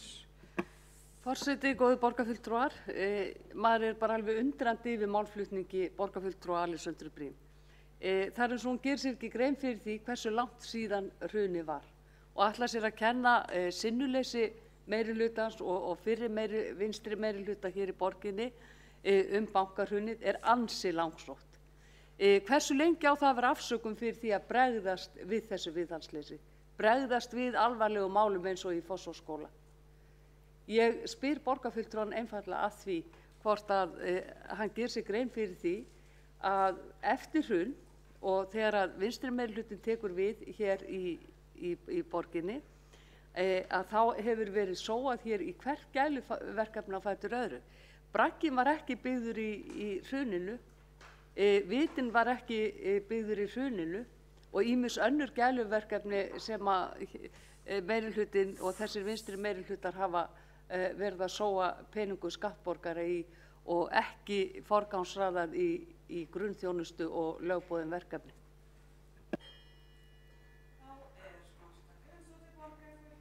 Búin að veita ansvar og næst veitir þá ansvar Eyþór Laxdal Arnalds. Já, forseti, ágæta borgarstjórn og tilheyrendur.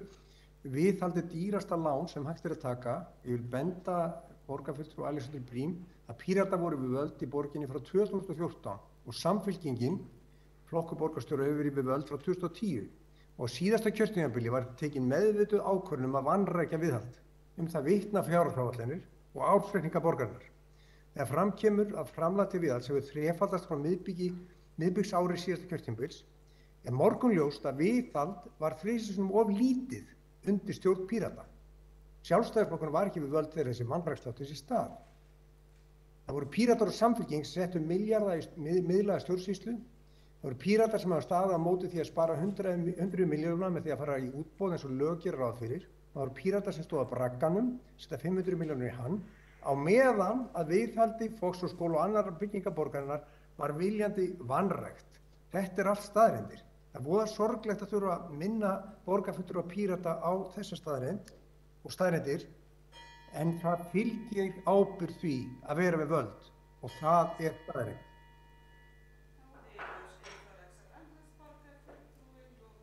Að veita ansvars og þá ansvarum lokið. Já, þá óskar Alexander Brím eftir að svara ansvari.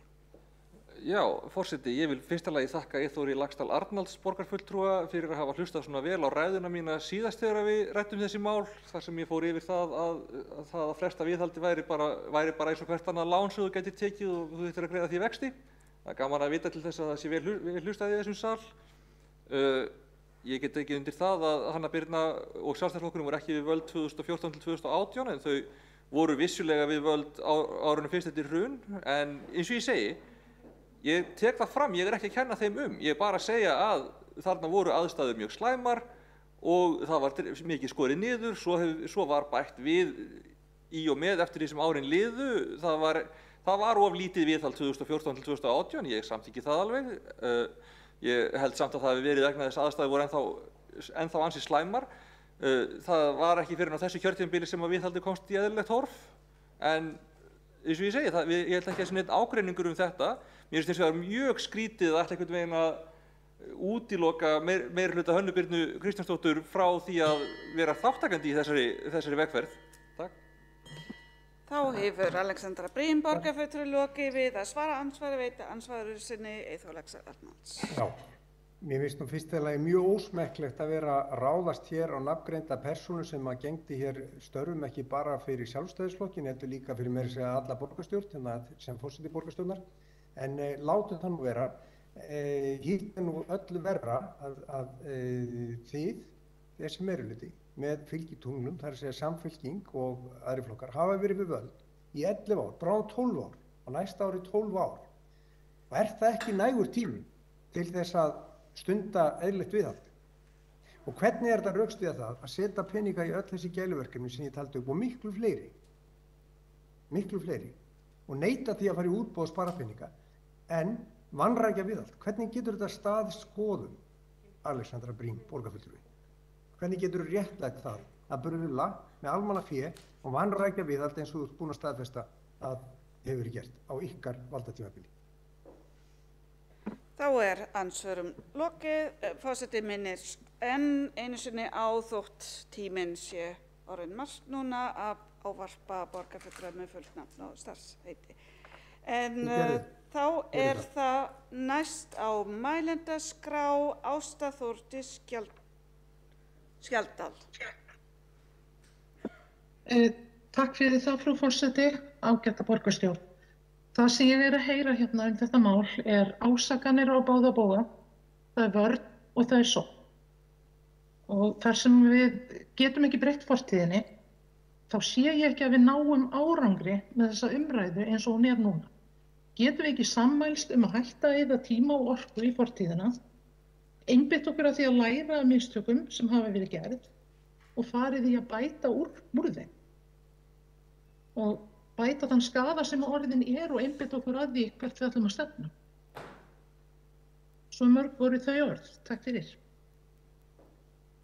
Þá hefur Ásta Þórdís Skjaldal lokið máli sínu og langar forseti að óska borgarfulltrúum til hamingju með fyrstu ræðuna sína hér í borgarstjórn. En næstur á mælendaskrá þá Skúli Helgason borgarfulltrúi. Forseti ágæta borgarstjórn. Hér hefur margt komið fram í umræðunni og þó að ég vil nú ekki lengja umræðuna mikið, þá vil ég þó ávarpa nokkur atriði sem ég tel skipta máli og varpa skýrara ljósi á ákveðna þætti. Það sem kannski veigamest að mínum mati í þessu að það hefur komið fram í máli nokkurra borgarfulltrúa að það hefur verið tekin endanlega ákvörðun að skólastarfið næsta vetur fari fram í Korpúlfsskóla og ég vildi leiðrétta þetta. Þetta ekki alls kostar rétt. Þau mál voru rædd á fundum með starfsfólki og foreldrum í síðustu viku og þar kom vissulega fram að einn valkosturinn í stöðunni sem lægi á borðinu væri að hafa skólahaldi áfram í Korpúlfsskóla næsta skólaár. En það var hins vegar einn mikilvægasti tilgangur þessara funda fyrir utan að kynna niðurstöður skýrslu Eflu að heyra sjónarmið foreldra og starfsfólks varðandi það hvar þeim hugnaðist helst að skóla- og frístundastarfið færi fram meðan unnið yrði að þeim framkvæmdum sem framundan eru. Og það kom skýrt fram á báðum fundunum að ósk starfsfólks og foreldra væri að yrði leiða til þess að hægt yrði að vera með skólastarfið í Fossvoginum upp að einhverju marki, eins miklu marki og kostur væri og eftir að þau sjónarmið komu fram hófst vinna sem stendur yfir við að skoða hvort og þá hvernig væri hægt að koma til móts við þær óskir. Og sú skoðun stendur yfir með það að fara í gegnum það hvaða bráðabirgða húsnæði kæmi til greina, húsnæði í nágrenninu sem hægt væri að nýta og svo framvegis. Það hefur verið nefnt hér að umræðan hafi snúist fortíðina og það rétt upp á ákveðnu marki. Við þurfum auðvitað að horfa til hennar til þess að læra af henni. Ýmsir hafa nefnt viðhaldsskort og ég gerði það sjálfur í minni ræðu hér fyrir kvöld og nefndi hve mikið fjármagn til viðhalds hefur hækkað undanfarin 5 ár. En af því að einstakir borgarfulltrúar minnihlutans hafa viljað setja það mál í flokkspólitískt samhengi og hengja bjölluna á Samfylkinguna, þá er rétt að halda því til haga eins og reyndar hefur verið gert að ákvörðun að skera fjármagn til viðhalds skólahúsnæðis og annarra fasteigna borgarinnar niður við trog var tekin í stjórnartíð Sjálfstæðisflokksins hér í borginni, sem var við völd í borginni þegar fjármálakerfið hrundi í október 2008 og með því hrundi auðvitað fjárhagur borgarinnar sömuleiðis. Ég gagnrýni ekki þá ákvörðun, hún var einfaldlega neyðarúrræði við aðstæður þar sem að fjármálakerfi landsins sem að sami Sjálfstæðisflokkur einkavæddi og byggðu upp á algjörum brauðfótum ásamt Framsóknarflokknum, hafði hrunið með geigvænlegum afleiðingum fyrir þjóðina alla og þjóðarbúið mörg ára á eftir. Ég vil líka segja mér við söguskýring Arnar Þórðarsonar borgarfulltrúa á bankahruninu vera afar fátækleg.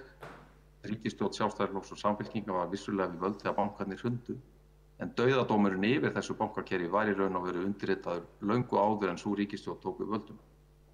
Og það er niðurstaða rannsóknarnefndar Alþingis sem að gaf út 8 binda skýrslu sem ég hvet alla til að lesa og rifja upp, að sá dauðadómur hefur verið undirritaður 2006 en ríkisstjórn Sjálfstæðisflokks og Samfylkingar tók við völdum vorið 2007. Þar með er vægast vafasamt að sækja viðskiptaráðherra Samfylkingarinnar bankahrunið sem tók við embætti korteri áður en að kerfið hrundi. Það tók mörg ár að reisa fjárhag borgarna við en það hafði þriðja hver króna horfið úr borgarsjóði. En þegar sá aftur til sólar í fjármálum borgarinnar upp úr miðjum síðasta áratug var fjármagn til viðhalds margfalda eins og ég hef farið yfir hér í kvöld og get endurtekið eins og oft og þurfa þykir. Skóla- og frístundasvið rekur 170 starfsstöðvar út borgina, vel á 300 byggingar eru þar undir. Sem betur fer ástand flestra þeirra ágætt með þær úttektir sem að fram hafa farið, en sannarlega þarf að halda þeim byggingu við. Það er viðvarandi verkefni. En staða málsins akkúrat núna er þessi: við höfum fengið mikilvæga niðurstöðu frá verkfræðistofunni Eflu það sem þurfi að gera í Fossvogsskóla til þess að hann komist í sómasamlegt horf. Og þær staðfesta að gengið hefur verið lengra enn í úttektum fyrir verkfræðistofu. Og þessi nýjasta úttekt gefur okkur skýra mynd af þeim aðgerðum sem þarf að ráðast í. Núna er unnið að tillögum þessar aðgerðir, hvernig þær nákvæmlega verða útfærðar og við höfum lagt áherslu á að þær liggi fyrir sem allra fyrst í þessum mánuði og þá munu foreldrar og starfsfólk verða upplýst þær og okkar verkefni verður að tryggja fjármagn til að ráðast hratt og vel í framkvæmdir. Ég vil þakka fyrir þessa umræðu. Við þurfum sannarlega að gangast við því að þetta mál hefði þurft að vinna betur og gerum það. Af því þarf að draga skýran lærdóm, skerpa á ferlum, bæta eftirlit með framkvæmdum og vinnu úttektaraðila, bæta samskipti og upplýsingagjöf við foreldra, nemendur og starfsfólk. Og ég trúi því og mun beita mig fyrir því að þetta verði sameiginlegt átak okkar allra sem erum í borgarstjórn og tekst það út úr umræðunni hér í kvöld. Þá hefur Skúli Helgason borgarfulltrúi lokið málasviðum. Það hafa 2 borgarfulltrúi óska eftir að veita andsvar, Örn Þórðarson og Eyþór Laxdal Arnalds. Örn Þórðarson borgarfulltrúi hins vegar búinn að veita andsvar undir 2 ræðum og samkvæmt 24. grein í samþykktum. Já, takk. Þá er það sem sagt Eyþór Laxdal Arnalds. Forseti, ágæta borgarstjórn og tilheyrendur. Bara þakka Skúla Helgasyni fyrir ræðuna en það var svolítið skondið að það var nýlega búið að ræða það við ættum ekki að ræða fortíðina og þá kemur áframhaldandi söguskýring ýmsa ráðherra í ríkisstjórn fyrir hrun. En það sem að mér finnst skrítið er það að meirihlutinn skuli vilja halda áfram að ræða Hönnu Kristjánsdóttur og kenna henni viðhaldsleysi síðustu 10 árin. Hún hætti 2010, núna er árið 2021 og það liggur alveg fyrir að viðhaldsleysið er hluti af vandanum, bæði þetta og svo annað. Og ég vil bara spyrja Skúla Helgason, telur þú rétt að viðhaldið hafi verið svona lítið, það þurfti að þrefalda það eins og þið hafið staðfest, þar lendi var það fyrir sem og lítið, á sama tíma og farið var til dæmis í braggann og að þið fellið tillögu á þessum fundi að spara pening með því að fyrir útboð, finnst borgarfulltrúi Skúla Helgasyni það vera rétt stefna að stunda þessa, hvað getur sagt, eyðslu stefnu, vil ekki bjóða út og annað, og réttlæta verkefni eins og Braggann og fleiri sem eru ennþá á dagskrá á sama tíma og þeir voru síðustu 10 árin að vanrækja viðhald. Og vanræksla viðhalds áframhaldandi núna til dæmis í félagsbústöðum og verður áfram vegna þess að það bara gert ráð fyrir 1% í viðhald þar. Þannig að þó að við búið að laga þetta í ákveðnum hlutum núna seint, þá þetta ennþá í gangi annar staðar. Og mér finnst að borgarfulltrúum verða að útskýra eða rökstyðja hvernig þið getið réttlætt það að hafa vanrækt viðhald í skólahúsnæði og fleiru á sama tíma og brugðla var með Braggann og farið í að eyða efni fram. Því að bara verðmunurinn á rafmagninu er 25% og þetta ekki þetta réttlæta. Hefur Eyþór Laxdal Arnalds borgarfulltrúi lokið við að veita ansvar og svara þá ansvari Skúli Helgason. Forseti ágæta borgarstjórn, ég var ekki að kenna Hönnu Birnu viðhaldsleysi borgarinnar, alls ekki. Ég var að halda því til haga að það neyðarákvörðun Sjálfstæðisflokksins við hrun bankakerfisins sem að Sjálfstæðisflokkurinn bar mesta ábyrgð á af öllum stjórnmálaflokkum á Íslandi, svo það sé ítrekað, að þurfa að skera niður fjármagn til viðhalds. Menn vildu standa vörð störfin, menn vildu standa vörð launin, og það var rétt ákvörðun, en viðhaldið þurfti undan að láta. Og það tók mörg ár að reisa við þennan borgarsjóð sem að Sjálfstæðisflokkurinn bar ábyrgð á að hrundi rétt eins og fjármálakerfið 2008. Það sagnfræði að tala að viðhald hafi verið vanrækt. Þeirri þróun var snúið við upp úr miðjum síðasta áratug eins og ég hef farið yfir á þessum fundi. Þá fjármagnið til viðhalds margfaldað. Var hægt að gera það fyrr. Svigrúmið í fjárhag borgarsjóðs til þess að margfalda fjármagn til viðhalds var bara einfaldlega ekki til staðar fyrr en á þeim tímum. Það bitur staðreynd en það veruleikinn sem við vorum að vinna með á þeim tíma. Aðstæðan allt önnur núna, en vissulega það þannig í stóru kerfi eins og okkar þar sem það eru margar byggingar á 300 fara í skólamálunum eins og ég nefndi hér áðan, að þá í mörg horn að líta og þess vegna komu svona dæmi eins og í Fossvogsskóla þar sem að viðhald fyrr á árum var ekki nægilega mikið og við þurfum að vinna með þá staðreynd núna. Ansvar. Hefur Skúli Helgason borgarfulltrúi lokið við að svara ansvari og veiti það ansvar öðru sinni Eyþór Laxdal Arnalds. Já, ef það voru ekki til peningar fyrir viðhaldi skólahalds, af hverju voru þá til peningar fyrir að reka svona dýra miðlæga stjórnsýslu og af hverju voru þá til peningar til þess að fara í Braggamálið? Já, sko, dýra miðlæga stjórnsýslu, spurningin miðlæga stjórnsýslan dýrar hjá borginni heldur en til dæmis hjá ríkinu. Hvaða samanburð ætlum við að vera með þar? Ég hef tekið eftir því að í tíð núverandi ríkisstjórnar og þeirra sem fór á undan, þá hefur miðlæg stjórnsýsla einmitt blásið út, báknið hefur sannarlega blásið út. Ég hef aldrei séð jafn mikið af pólitískum aðstofamönnum ráðherra svo það sé sérstaklega áréttað eins og á undanförnum árum og flokkur eins og Sjálfstæðisflokkurinn sem að vakti athygli á sínum tíma fyrir slagorð eins og báknið burt, að hann þarf heldur betur að taka til heima á sér áður en að fyrir að ásaka aðra að blása upp miðlæga stjórnsýslu að mínum mati. Það að koma með stutt athugasemd. Þá Skúli Helgason búinn að svara ansvarið sinni og óskars þá Eyþór Laxdal að gera stutta athugasemd. Já, til miður svaraði borgarfulltrúinn Skúli Helgason ekki spurningum minni, heldur bar saman epli og appelsínur. Ef við berum saman sveitarfélögin hérna í kring, það að segja Kópavog, Hafnarfjörð, Garðabæ, Mosfellsbæ og annars vegar Reykjavík hins vegar, Kragann, þá kemur í ljós að hér 20% hærri kostnaður heldur en per íbúa heldur en í hinum sveitarfélögum. Sá samanburður sýnir að hér verið að eyða miklu meiri pening per íbúa heldur en í nágranna sveitarfélögunum og þess vegna samanburðurinn algerlega valið að hér sé dýrt stjórnkerfi, það sýna allir mælikvarðar.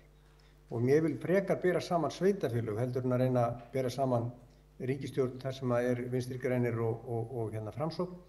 Ég vil horfa á hvernig eru sveitarfélögin að standa sig og þegar ég horfa á töluna þar, þá erum við með 20% hærri kostnað per íbúa og ég vildi gjarnan fá svar við spurningunni varðandi braggann. Það var farið í það mál fyrir í síðasta kjörtímabili.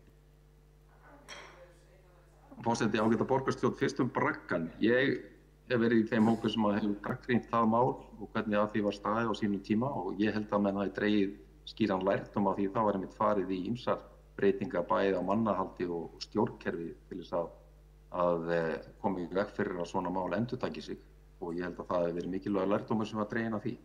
Ég tek eftir því að borgarfulltrúi Eyþór Arnalds nefnir 2 flokka af 3 sem eru í núverandi ríkisstjórn, Vinstri græna og Framsóknarflokkinn en ekki Sjálfstæðisflokkinn sem að er með fjármálaráðuneyti, hefur farið með fjármálaráðuneyti lengur en nokkur annar flokkar á undanförnum áratugum og ber auðvitað mesta ábyrgð á því að ekki hefur verið haldið vel utan fjármál ríkisins í mörgum af þessum árum sem við erum að horfa til. Varðandi samanburð við hin sveitarfélögin, já, það er margt áhugavert í þeim samanburði, til dæmis það að sveitarfélög eins og Garðabær, þar sem að Sjálfstæðisflokkurinn hefur yfirleitt alltaf farið með stjórntaumana eða alltaf held ég reyndar. Þar hafa menn einfaldlega vanrækt að sinna velferðarmálum, sinna uppbyggingu félagslegs húsnæðis og svo fleira sem að eru þetta stór þáttur í hagkerfi borgarinnar.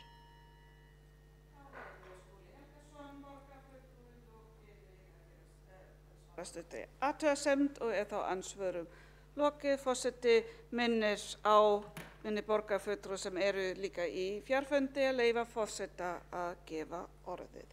En næst og síðast á mælendaskrá undir þessum dagskráði þá Valgerður Sigurðardóttir borgarfulltrúi.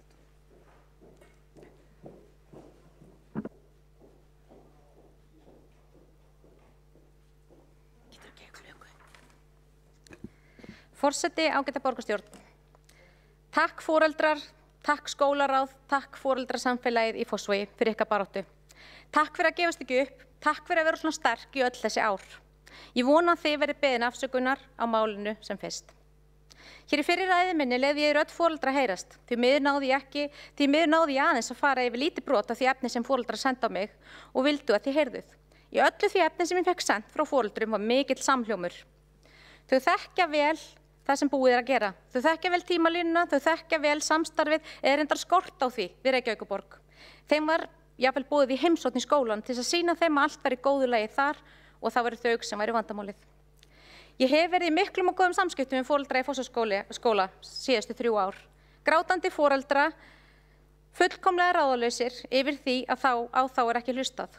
Foreldra sem eru vissir það að þeirra ákvörðun það að senda börn sín í skólan sé að valda þeim alvarlegum veikindum. Ég myndi ekki hafa viljað verið í þeirra sporum foreldra barna í Fossvogsskóla. Ég efast að einhvert okkar sem hér sitjum hefði viljað verið í þeirra sporum. Þau höfðu ekkert val. Það er skólaskylda og það er okkar að tryggja heilnæmt húsnæði. Í síðustu viku kom svo fram að asbest er að finna í gluggakistum. Ég barist fyrir því að asbest sé kortlagt í byggingum sem í eigu Reykjavíkurborgar en þeirri tillögu var hafnað. Asbest er í lagi á meðan við því er ekki hróflað. Nú er fullyrt að við því hafi ekki verið hróflað. Hins vegar þó eru til myndir frá framkvæmdatímanum sem sýna að búið er að fjarlægja viðkomandi gluggakistur og það má einnig lýsa í skýrslum á verkinu. Þar er tekið fram að þær hafi verið þrifnar og kantarnir hafi verið endurnýjaðir. Á þessu krefst ég útskýringar fyrir allt skólasamfélagið og foreldrasamfélagið í Fossvogsskóla og þá iðnaðarmenn sem voru í byggingunni á þessum tíma. Hvar er eftirlitsaðilar borgarinnar í öllu þessu ferli, þar sem allt virðist hafa brugðið?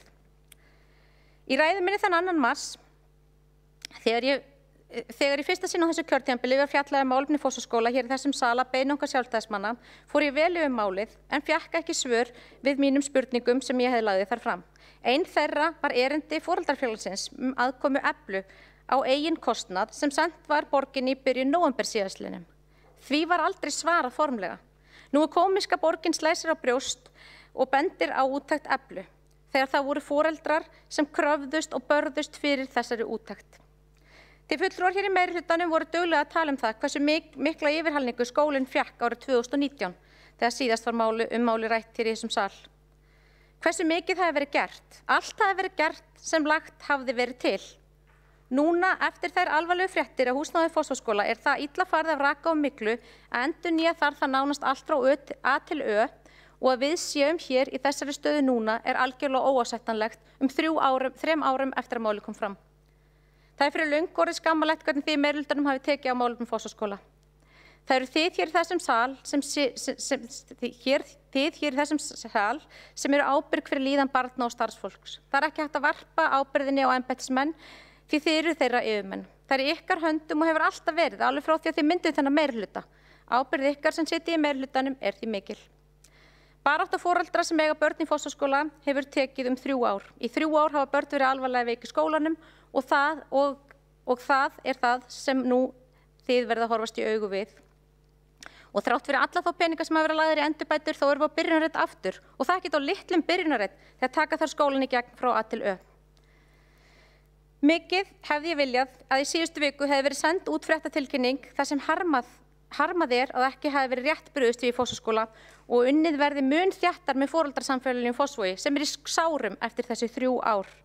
Beðist afsökunar á málinu.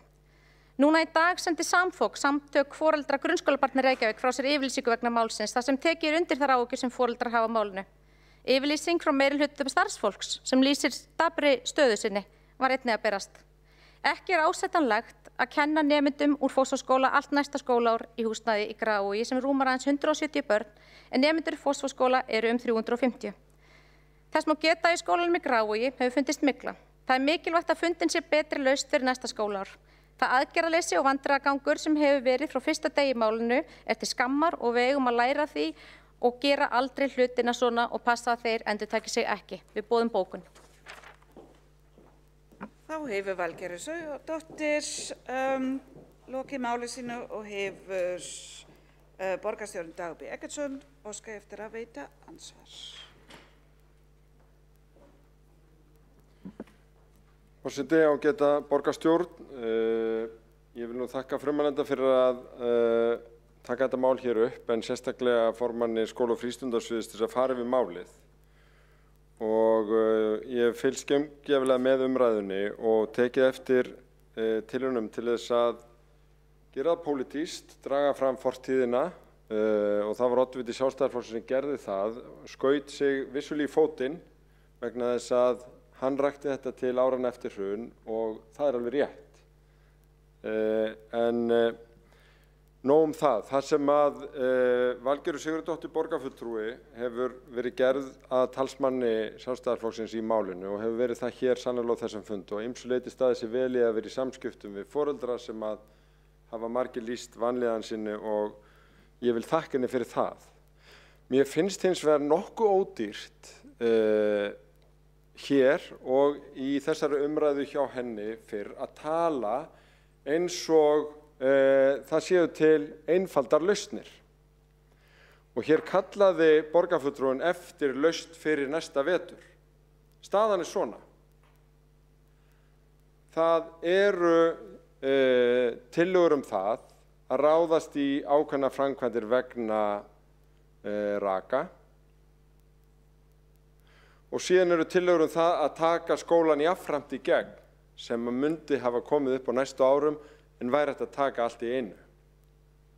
Er borgarfulltrúinn að tala fyrir því að einbeita okkur að því sem lítur á rakanum og er minni hluti þessara framkvæmda og dreifa hinn á fleiri ár sem er vissulega kostur í stöðunni en ekki það sem að skólaráðinu leist best á samráðsfundunum sem var haldið við það, eða heldur borgarfulltrúinn sig við tillögu sína að rífa skólann og hafa skólahaldið þá á hrakhólu næstu 4 til 5 ár.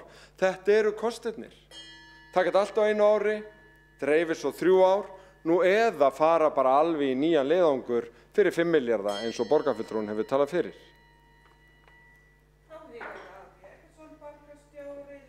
Við að veita ansvar, svara þá ansvar Valgerður Sigurðardóttir. Ég þakka borgarstjóra kærlega fyrir að koma hérna upp í þessari umræðu. Ég vissulega saknaði hans og að tala það það að ég sé fjalla eitthvað pólitískt ódýrt málið. Ég hef einfaldlega og ég sé einhvern svona sú sem hafi leitt málið frá Sjálfstæðisflokknum, það er vissulega rétt að ég hef gert það. En það er einfaldlega bara því að ég hef verið í mjög góðum samskiptum við þá foreldra og ég hef alltaf hlustað á foreldra þarna í skólanum. Þó að fleiri aðilar Sjálfstæðisflokksins sem hafa vissulega tjáð sig málið ef borgarstjóri hefur lesið það í fjölmiðlum. Einfaldar lausnir, ég hef einfaldlega talað hér eins og í fyrri ræðu minni það sem foreldrar eru að kalla eftir núna og líka kennarar. Þeir óskuðu hér eftir að það veri komið upp færanlegum lausnum á húsnæði á lóðinni, fleiri en einn og fleiri en tveir, og ég kom inn á það hérna í fyrriræðu minni. Það er eitthvað sem ég held við ættum vissulega að skoða, hvort að ég rífa skólann. Ég tel að það geti alveg komið til greina líka, við gerðum það. Það þarf bara einfaldlega kostnaðar útreikningar að sýna, hvort að það þurfi að gera það eða ekki. Ég myndi vilja sjá endanlega skýrslu áður en sú ákvörðun verið tekin. Í raun og veru skýrslan sem er núna bara, þá erum við búin að taka allt innan úr skólanum, það stendur ekkert eftir nema bara steypan og það þarf jafnvel að klæða hana utan, gríðarlegu kostnaðar sem hlýst af því. Er það nóg? Ég veit það ekki. Ég myndi vilja sjá frekari skýrslu af því við vitum að þetta er bara frumskýrsla. Það getur meiri vandi komið í ljós í Fossvogsskóla heldur en þessi sem við sáum núna í þessari fyrstu frumskýrslu Eflu. Þannig að þegar það liggur fyrir hver raunverulegur vandi skólans þá tel ég mikilvægt að þið hér vinnið með foreldrasamfélaginu þétt, hlustið á það sem þau vilja, þau kalla eftir því að skólinn verði færður í nær samfélagið, hvort svo sem það sé í færanlegum kennslustofum eða einhverju húsnæði sem er til staðar þarna nálægt, það er eitthvað sem við þurfum bara að skoða og ég get bara að hjálpa ykkur með það, ekkert mál.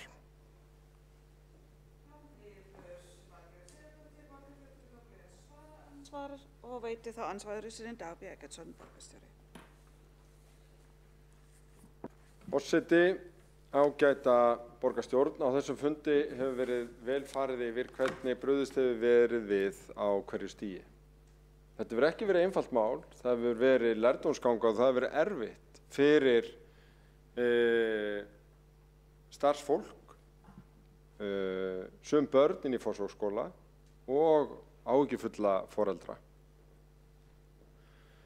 Ég hef verið gagnrýndur fyrir það að ég hafi ekki fundið annað en heilindi á þeim sem hafa unnið að þessu verki og sumir hafa látið hafa sig í það að hafa þannig orð úr ræðustól einstakar verkfræðistofur eða aðra að það mætti halda að þeir hefðu eitthvað fyrir sér í að það væri fiskur undir steini eða eitthvað. Og þetta eru gríðarlega stór orð sem fólk verður bara að bera ábyrgð á sjálft eða leggja fram gögn þeim til sönnunar. Ég held að veruleikinn sé flóknari og erfiðari viðfangs í svona málum vegna þess að það er ekki alþjóðleg viðmið, það er ekki innlend viðmið eða neina staðreyndar aðferðir sem allir eru sammála að miða við í málum sem þessu. Og hér kristallast það í máli helsta málflytjandans að það er kallað eftir nýrri skýrslu vegna þess að þetta sé frumskýrsla. Það er áfram svona haldið því opnu hvort að niðurstaðan verði bara að rífa skólann.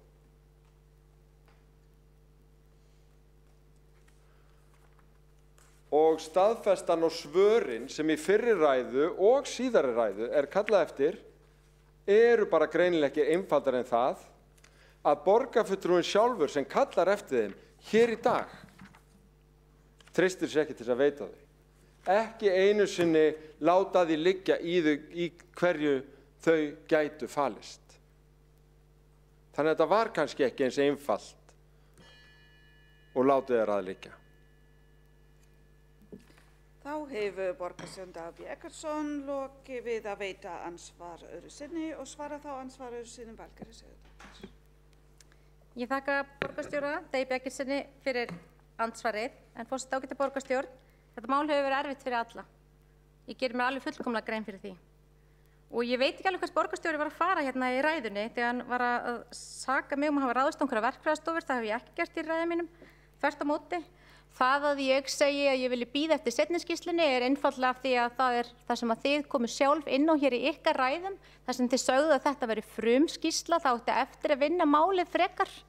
Þannig að þar hlustaði ég bara einfaldlega á ykkur og var að benda á það að ég myndi vilja bara taka niðurstöðu og gaumgæfilega athuguðu máli þegar að endanlega niðurstaða væri komin eins og þið voru að leggja til hérna.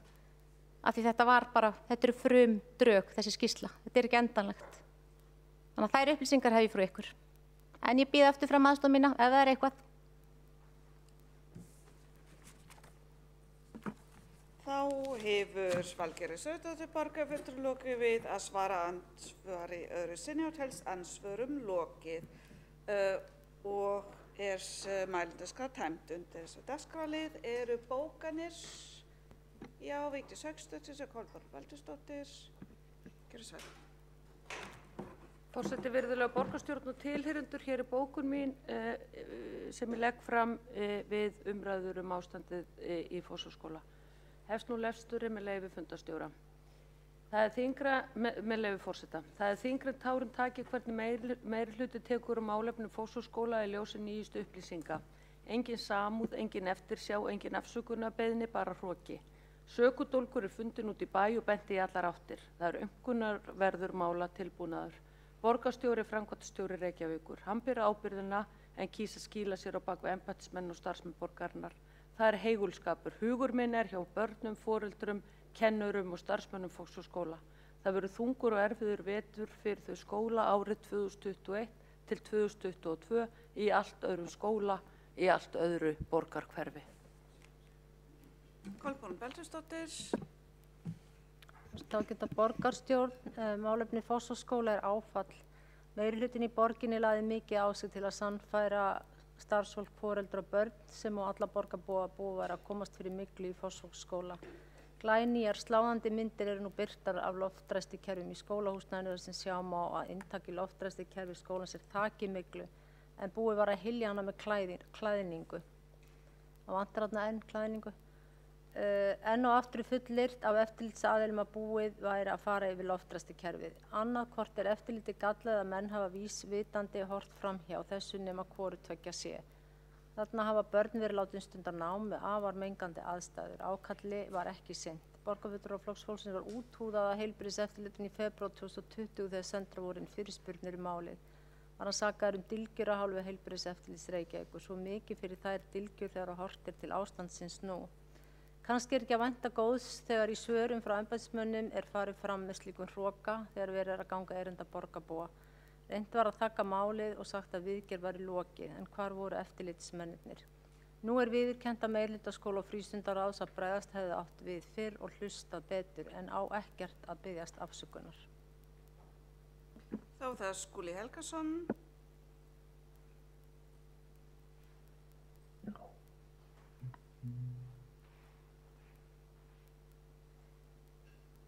Já, afsakið, forseti.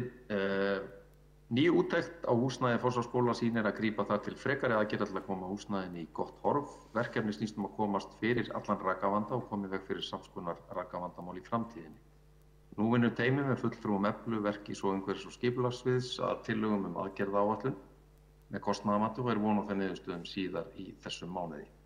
Fullur vilji er hjá meirihlutanum til þess að ráðast í þá framkvæmdir sem þarf til að koma húsnæði skólans í þá horfað að fullnægi þeim kröfum sem gerðar eru til nútímalegs skóla og frístundastarfs. Sjónarmið, starfsfólks og foreldra staðsetningu skólastarfsins næsta vetur eru tekin alvarlega og verða valkostir kortlaðir vel áður en endanlega ákvörðun verður tekin. Já, og þá er það Sjálfstæðisflokkurinn.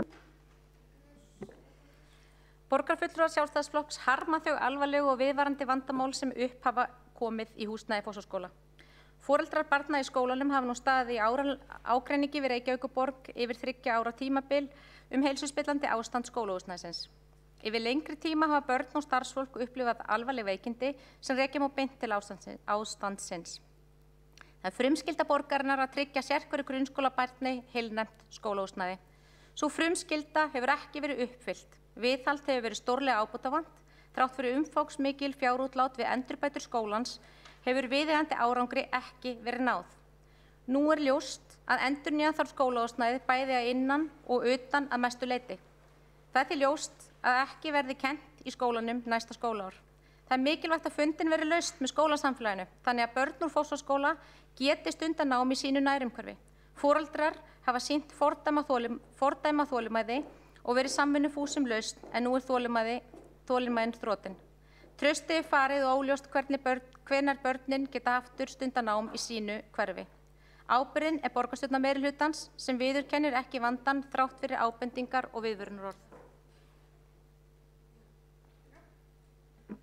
Takk fyrir þetta og þá er gengið til næsta máls á dagskránni sem er tillaga borgarfulltrúa Sósíalistaflokksins Íslands um að frítt verði í sund fyrir börn og fólk á endurhæfingarlífeyri. Og er þá fyrst á mælendaskrá Ásta Þórdís Skjálfsson. Já, takk fyrir það, frú forseti og ágæta borgarstjórn. Vegna forfalla þá flyt ég hér tillögu borgarfulltrúa Sósíalistaflokks Íslands að frítt verði í sund fyrir börn og fólk á endurhæfingarlífeyri. Borgarstjórn Reykjavíkur samþykkir að gjald verði ekki innheimt fyrir sundferðir í sundlaugum borgarinnar hjá börnum og þeim borgarbúum sem fá greiddan endurhæfingarlífeyri. Öryrkjar eru ekki gjaldskyldir gegn framvísun skírteinis gefið út af Sjálfsbjörgu á höfuðborgarsvæðinu. Einnig eru þeir ekki gjaldskyldir sem framvísa skírteini Tryggingastofnunar ríkisins, svokölluðu grænu skírteini, vegna varanlegrar örorku. Skírteini blindrafélags, svokölluðu bláu skírteini, og umönnunarkortinu, svokölluðu gulu skírteini, vegna sérstakrar umönnunar barns. Eldri borgarar og börn á aldrinu 0 til 5 ára eru ekki gjaldskyld í sundlaugum borgarinnar. Þá geta atvinnulausir Reykvíkingar og einstaklingar með tekjur fjárhagsaðstoðar frá Reykjavíkurborg einnig fengi frían aðgang að sundlaugum borgarinnar. Lagt er til að Reykvíkingar sem fá endurhæfingarlífeyri verði undanþegnir því að greiða í sund sem og öll börn. Grunntekjur þeirra sem fá greiddan endurhæfingarlífeyri eru almennt mjög lágar. Sé litið til almannatryggingakerfisins og á meðan staðan er slík er lagt til að gjald verði afnumið í sundlaugar borgarinnar fyrir þann hóp. Þá hafa börn að jafnaði engar tekjur og því er lagt til að gjaldtökunni verði breytt með þessum hætti. Íþrótta- og tómstundasviði verði falið að útfæra efni tillögunnar með fjármála- og áhættustýringarsviði þannig að útkoman verði á sem aðgengilegasta máta fyrir borgarbúa. Sund er mjög heilsubætandi og getur haft jákvæð andleg og líkamleg áhrif. Nú kostar sundferðin 1.060 krónur fyrir fullorðna en hægt er að kaupa afsláttarkort sem gilda til lengri tíma. Öryrkjar eru ekki gjaldskyldir gegn framvísun skírteinis gefið út af Sjálfsbjörgu á höfuðborgarsvæðinu sem skal endurnýjað árlega. Einnig eru þeir ekki gjaldskyldir sem framvísa skírteini Tryggingastofnunar ríkisins, svokölluðu grænu skírteini vegna varanlegrar örorku, skírteini blindrafélagsins, svokölluðu bláu skírteini og umönnunarkorti, svokölluðu gulu skírteini vegna sérstakrar umönnunar barns. Þá eru borgarar 67 ára og eldri ekki gjaldskyldir. Reykvíkingar án atvinnu og fólk sem nýtur fjárhagsaðstoðar frá Reykjavíkurborg getur einnig fengið endurgjaldslausan aðgang að sundstöðum borgarinnar. Grunntekjur þeirra sem fá greiddan endurhæfingarlífeyri eru mjög lágar og ekki er ætlast til þess að börn séu með tekjur til þess að greiða fyrir afþreyingu sína. Því er lagt til að hægt verði að rukka í sund fyrir þá hópa sem ræðir. Í Reykjavík voru 1293 einstaklingar skráðir með endurhæfingarlífeyri í gildi í janúar árið 2021 en þetta eru nýjustu tölur sem finna má inn á vefsvæði Tryggingastofnunar ríkisins fjölda þeirra sem eru skráðir með endurhæfingarlífeyri. Sund er mjög heilsueflandi og lagt er til að fólki með greiðslu endurhæfingarlífeyris standi þessi valmöguleiki til boða. Nú er staðan þannig að þeir sem eru í endurhæfingu og eru með læknisvottorð sem sýnir fram á að einstaklingurinn þurfi að komast í sund heilsu sinna vegna geta keypt sundkort hjá Sjálfsbjörgu og höfuðborgarsvæðinu sem gildir þá út almanaksári.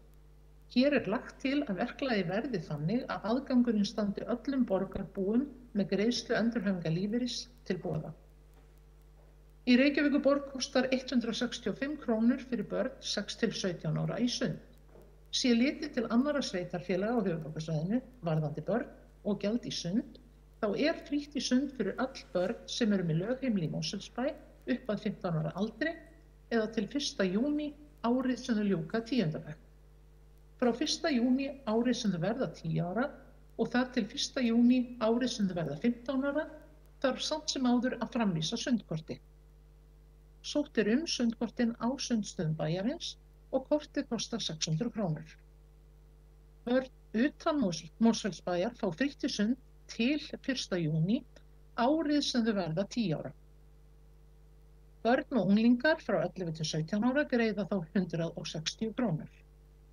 Á Seltjarnarnesi byrja börn að greiða frá 6 ára aldri og stakt gjald kostar 130 krónur. í Kópavogi, Hafnarfirði og Garðabæ er frítt fyrir öll börn í sund. Fulltrúi sósíalista telur að sveitarfélög eigi að einbeita sér að því að styrkja tekjustofna sína með því að rukka þau sem eru aflögufær, til að mynda með því að beita sér fyrir því að útsvar verði lagt á fjármagnstekjur. Slíkt getur Reykjavíkurborg ekki gert nema með lögum frá Alþingi, en mikilvægt er að ríkt fólk í samfélaginu sé ekki undanþegið því að greiða til sveitarfélagsins sem það býr í fyrir þá þjónustu sem það notar, líkt og sundlaugar borgarinnar. Þannig mætti færa gjaldtökuna frá þeim sem hafa lágar og engar tekjur. Við þetta vil ég bæta að það vill nú þannig til að ég var formaður sjálfsbjargar á höfuðborgarsvæðinu og þekki til að þeir sem hafa endurhæfingarlífeyri og vita af því eiga rétt á að koma á skrifstofuna í sjálfsbjörg og geta keypt þar sundkort sem gildir út almanaksárið, þannig að rétturinn er fyrir hendi. En hins vegar held ég að vitneskjan sé ekki mjög almenn. Og eitt annað sem ég vil bæta við þetta, það er að svokallaða grænakort frá Tryggingastofnun ríkisins er ekki lengur gefið út. Það fólki er gert að prenta sjálft einhverju af síðunni þeirra og það er að mínum að þetta er mjög vafasamur pappír því það er auðvelt að breyta því og breyta upplýsingur sem það er að koma fram og þó það eigi ekki erindi inn hér þá vil ég að komi fram að það er ámælisvert að Tryggingastofnun ríkisins hafi hætt að gefa út þessi skírteini og það truflar alveg örugglega þessa gjaldtöku á sundstöðunum að geta ekki vísað þessu korti, tiltekna korti fram. Takk fyrir mig.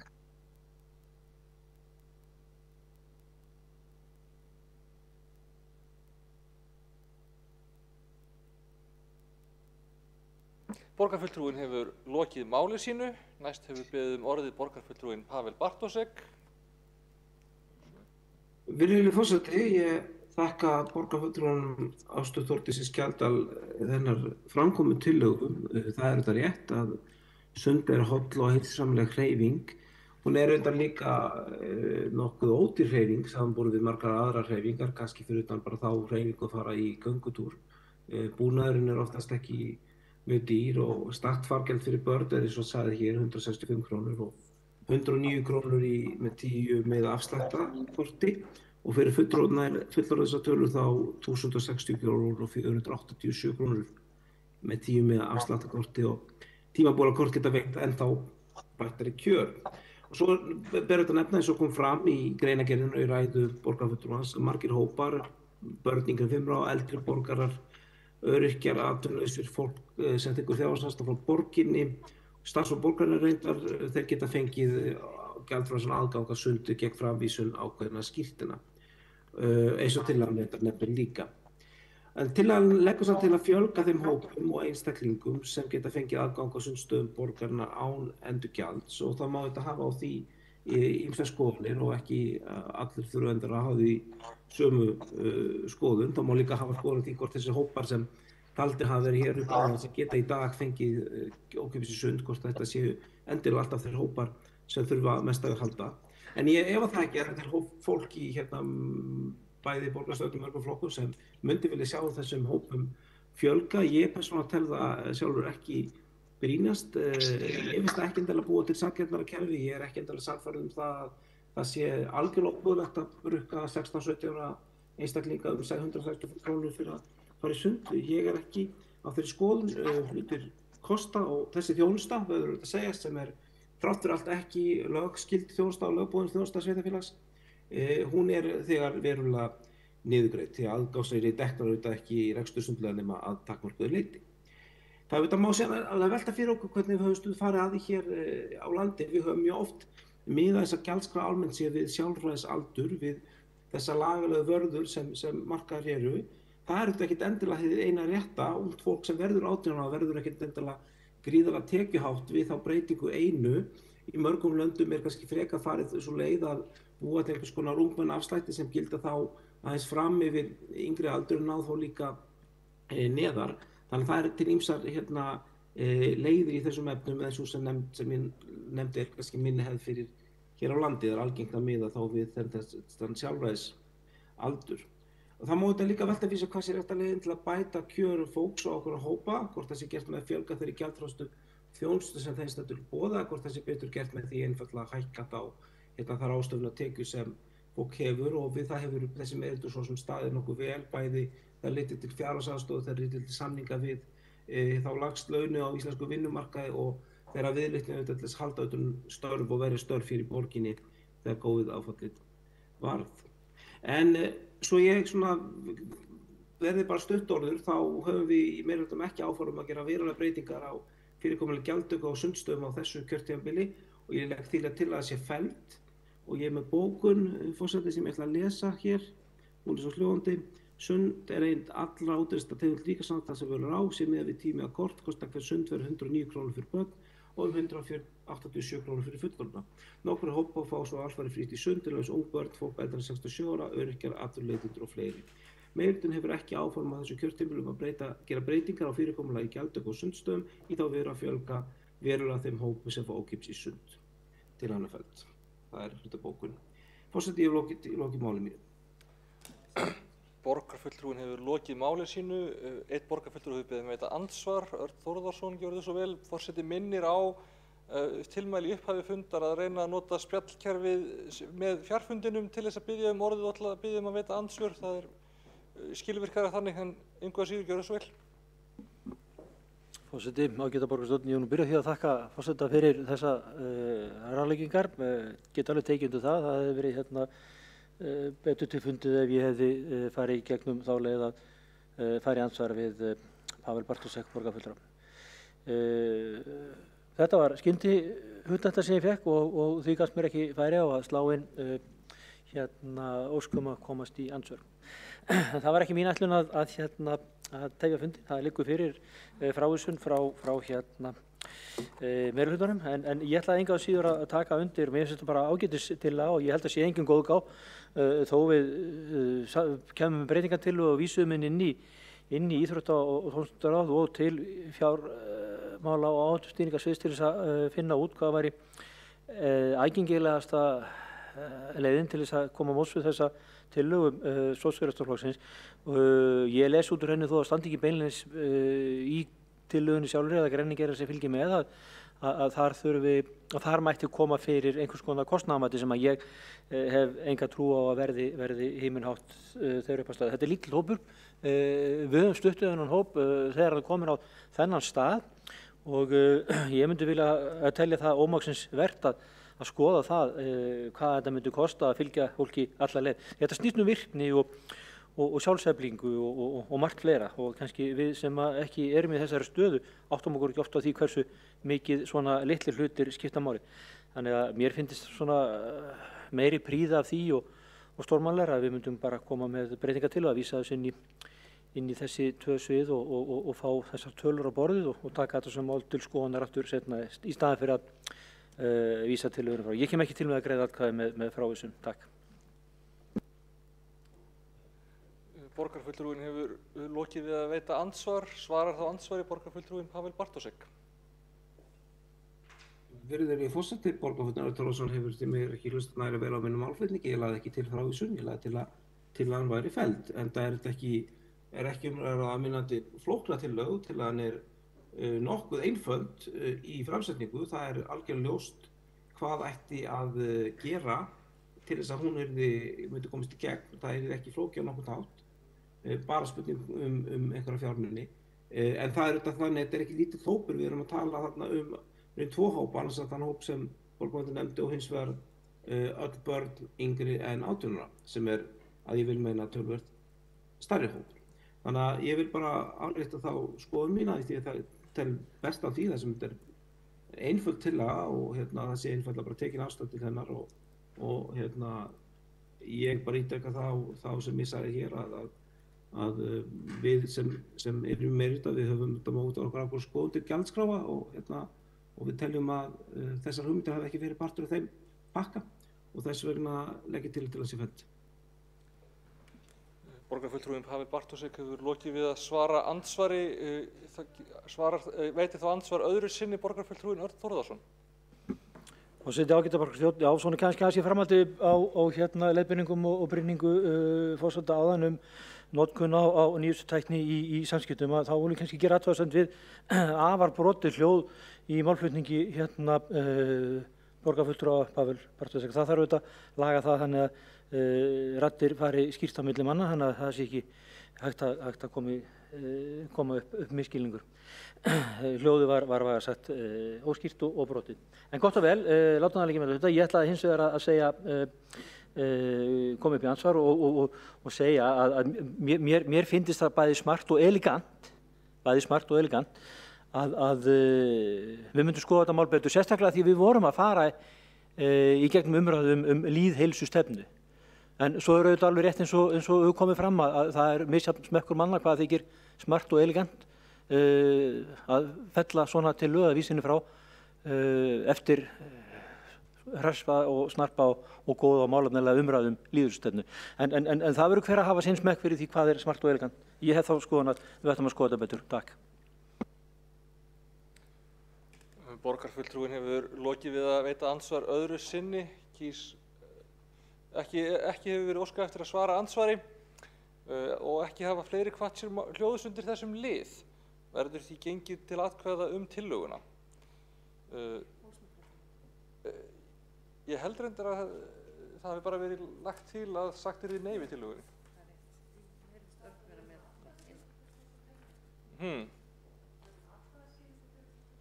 Nei, í rauninni ekki, en tillagan er þá tillaga Sósíalistaflokks Íslands er þá borin upp eins og hún liggur fyrir fundinum. Byrjum á að greiða atkvæði hér í þessum sal. Þau ykkar sem vilja samþykkja tillöguna rétt upp hönd. Þau sem á móti kunna vera.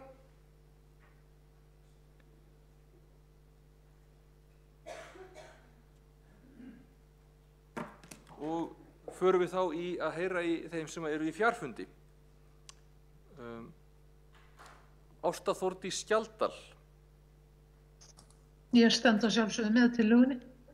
Kemur lítið á óvart. Dóra Magnúsdóttir. Nei, alla. Þórdís Lóa Þórhallsdóttir. Ég segi nei. Þorkell, afsakið, nú man ég ekki eftirnafnið þitt. Heiðarsson. Já, Þorkell Heiðarsson, fyrirgefðu. Þú segir nei. Ég segi nei. Skúli Helgason. Ég segi nei. Gústaf Adolf Bergmann. Ég segi nei. Pavel Bartósek. Ég segi nei. Eyþór Laxdal Arnalds. Ég segi já. Og reikna sem ég þá til að búið sig að spyrja alla. Vantar ekki að spyrja mig? Nú fyrirgefðu. Ragnhildur Alda Vilhjálmsdóttir. Ég segi já. Jákvæð. Komið hringinn. Förum aðeins yfir þetta. Við erum svo mikið að varamennskum á þessum fundi. Ekki það er fínt að fá að kynnast nýju fólki.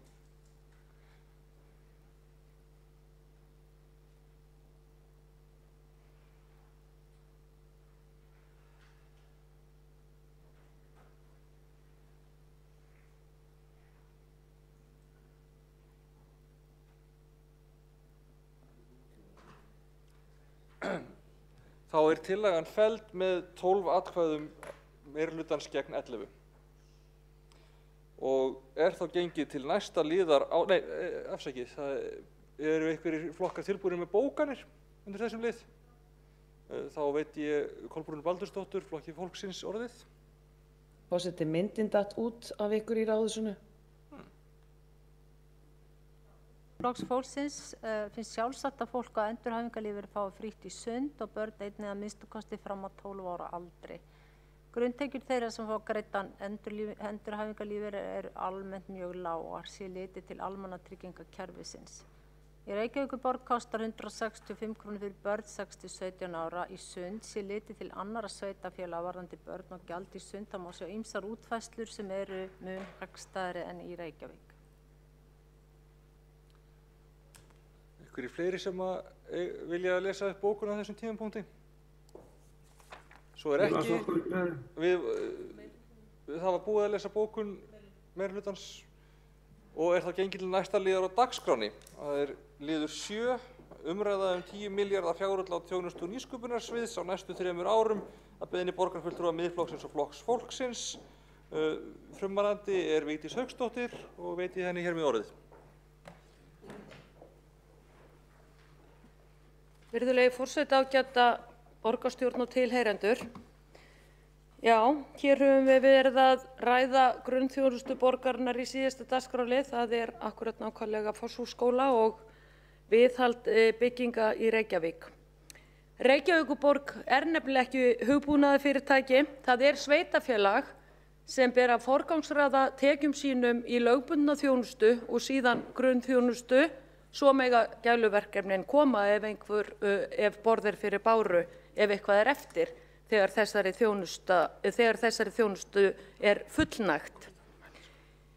Það furðar mig því að á þessum síðustu og verstu tímum, þegar borgin hefur til dæmis ekki getað sinnt viðhaldi á skólabyggingum frá árinu 2010 eða farið í aðra lögbundna þjónustu og sýnt fram á virkilega vanrækslu á mörgum sviðum í lögbundinni þjónustu hjá borginni, að það skuli eiga ráðast hér í 10 milljarða verkefni sem kallast stafræn umbreyting og það á næstu 3 árum. Þetta rúmur 3,3 milljarður á ári ef við smyrjum þessu út á þessi 3 ár.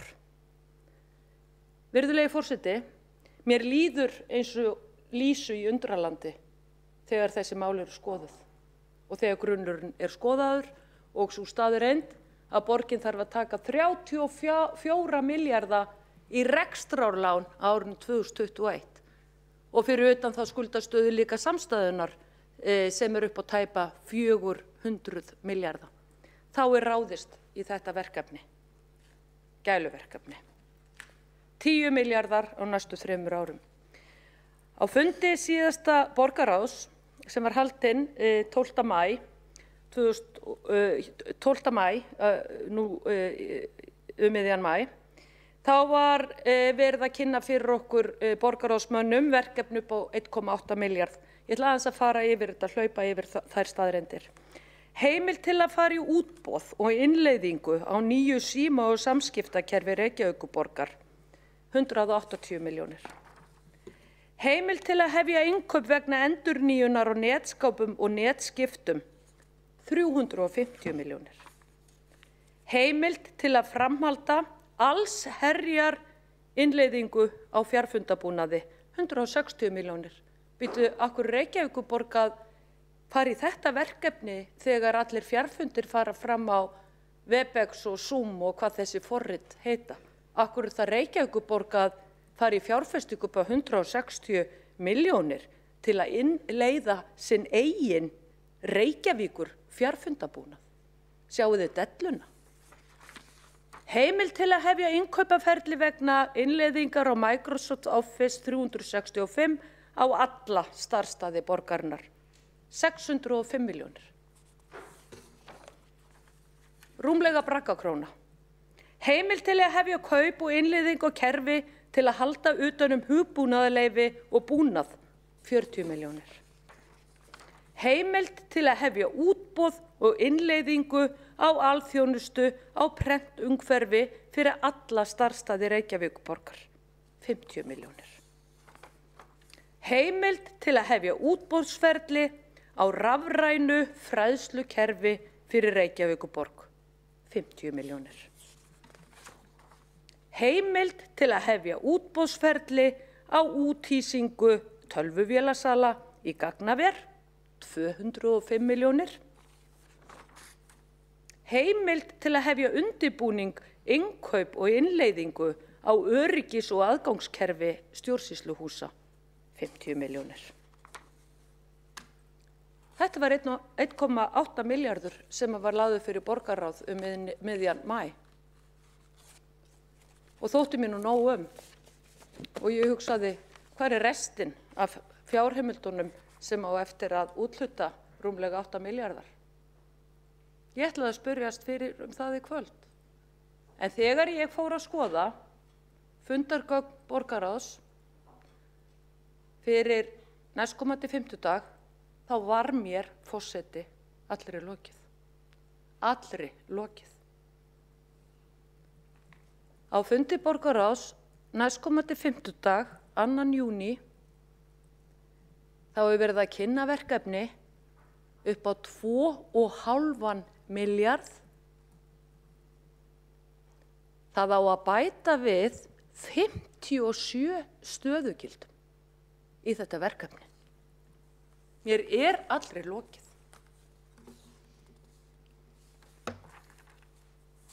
...57 stöðugildi í rafræna, stafræna umbyltingu hjá Reykjavíkurborg og meðan grunnstoðir svelta. Umhverfis- og skipulagssvið, 1 stöðugildi. Menningar- og ferðamálasvið, 1 stöðugildi. Skóla- og frístundasvið, 1 stöðugildi. Íþrótt- og tómstundasvið, 1 stöðugildi. Velferðarsvið, 1 stöðugildi. Fjármála- og áhættustýringarsvið, 1 stöðugildi. Miðlæg stjórnsýsla og mannauðs- og starfsumhverfissvið, 1 stöðugildi. Framleiðandi, 6 stöðugildi. Tæknistjóri, 6 stöðugildi. Þjónustuhönnuður, 6 stöðugildi. Viðmótshönnuður, 6 stöðugildi. Forritari fyrir bakenda, 12 stöðugildi. Forritari fyrir framenda, 6 stöðugildi. Samþættingarforritari, 1 stöðugildi. Lögfræðingur, 2 stöðugildi. Sérfræðingur í ferlum gæða og áhættustýringu, 1 stöðugildi. Sérfræðingur í innri og ytri samskiptum, 1 stöðugildi. Sérfræðingur í mannauðsmálum, 1 stöðugildi. Sérfræðingur í fjármálum, 1 stöðugildi. Gagnagreinir, 1 stöðugildi. Samtals, ágæta borgarstjórn og tilheyrendur, 57 stöðugildi inn í þetta verkefni. 2,5 milljarður. Takk fyrir pakkan. Hvernig hægt að treysta borgarstjóra eftir þessar upplýsingar? Hér lögbundin þjónusta og grunnþjónusta í algjörum mólum og þá smellur þetta hér í andlitið á okkur í minnihlutanum og það bara látið eins og ekkert sé. Það bara látið eins og sittir nóga peningum. Þetta eru áherslunar, ágæta borgarstjórn og borgarbúar. Þarna sjáu þið hvert peningarnir ykkar fara. Lánadrifin Reykjavíkurborg, skuldar botnlaust, þá hægt að fara í þessi gæluverkefni. Svo ætlaði ég að lesa hér upp fleiri tillögur að verkefnum, en það greinilega ekki netsamband hérna hjá mér í ræðupúltinu, en það jafnframt verið að kynna á fundi borgarráðs núna 3. júní 7 verkefni sem eru að svipuðum gæðum eða bulli, eins og maður segir. Og þau eru fyrir 200 milljónir, þau eru, sko, þegar maður búin að sjá kostnaðinn við starfsmennina, þá finnst manni það nú frekar lítið að það séu 7 verkefni sem að kosta einungis 200 milljónir. Þannig að það dælast hérna peningarnir út. En ég búin að finna ástæðuna, virðulegi forseti, og hún sú sem að kom fram á fundi síðasta borgarráðs en var að vísu frestað. Það það að borgarstjóra langar svo rosalega til þess að vera aðili að bandalagi sem nefnist Cities Coalition for Digital Rights og mér segir sá hugur að þetta sé persónulegt áhugamál hjá borgarstjóra til að vera borgarstjóri á meðal borgarstjóra í heiminum því að greinargerðin með þeirri tillögu sem liggur fyrir, hún mjög einkennileg og ég verð greinilega að fara yfir hana í seinni ræðu minni til að upplýsa bæði borgarstjórn og tilheyrendur það hvað hér í gangi, en að þessi borgarstjóri skuli leyfa sér að hafa það á oddinum að hafa þetta sem verðmiða til þess að geta sest þarna inn sem fullgildur meðlimu borgarstjóra, stórborga út í heimi í stafrænni þróun og hugsar ekki nær umhverfi sitt eða grunnþjónustu, þá mér bara hreinlega allri lokið. Þetta verulega afhjúpandi, forseti, verulega afhjúpandi, en sá verðmiði sem útsvarsgreiðendur í Reykjavík þurfa að greiða fyrir þann hégóma 10 milljarðar.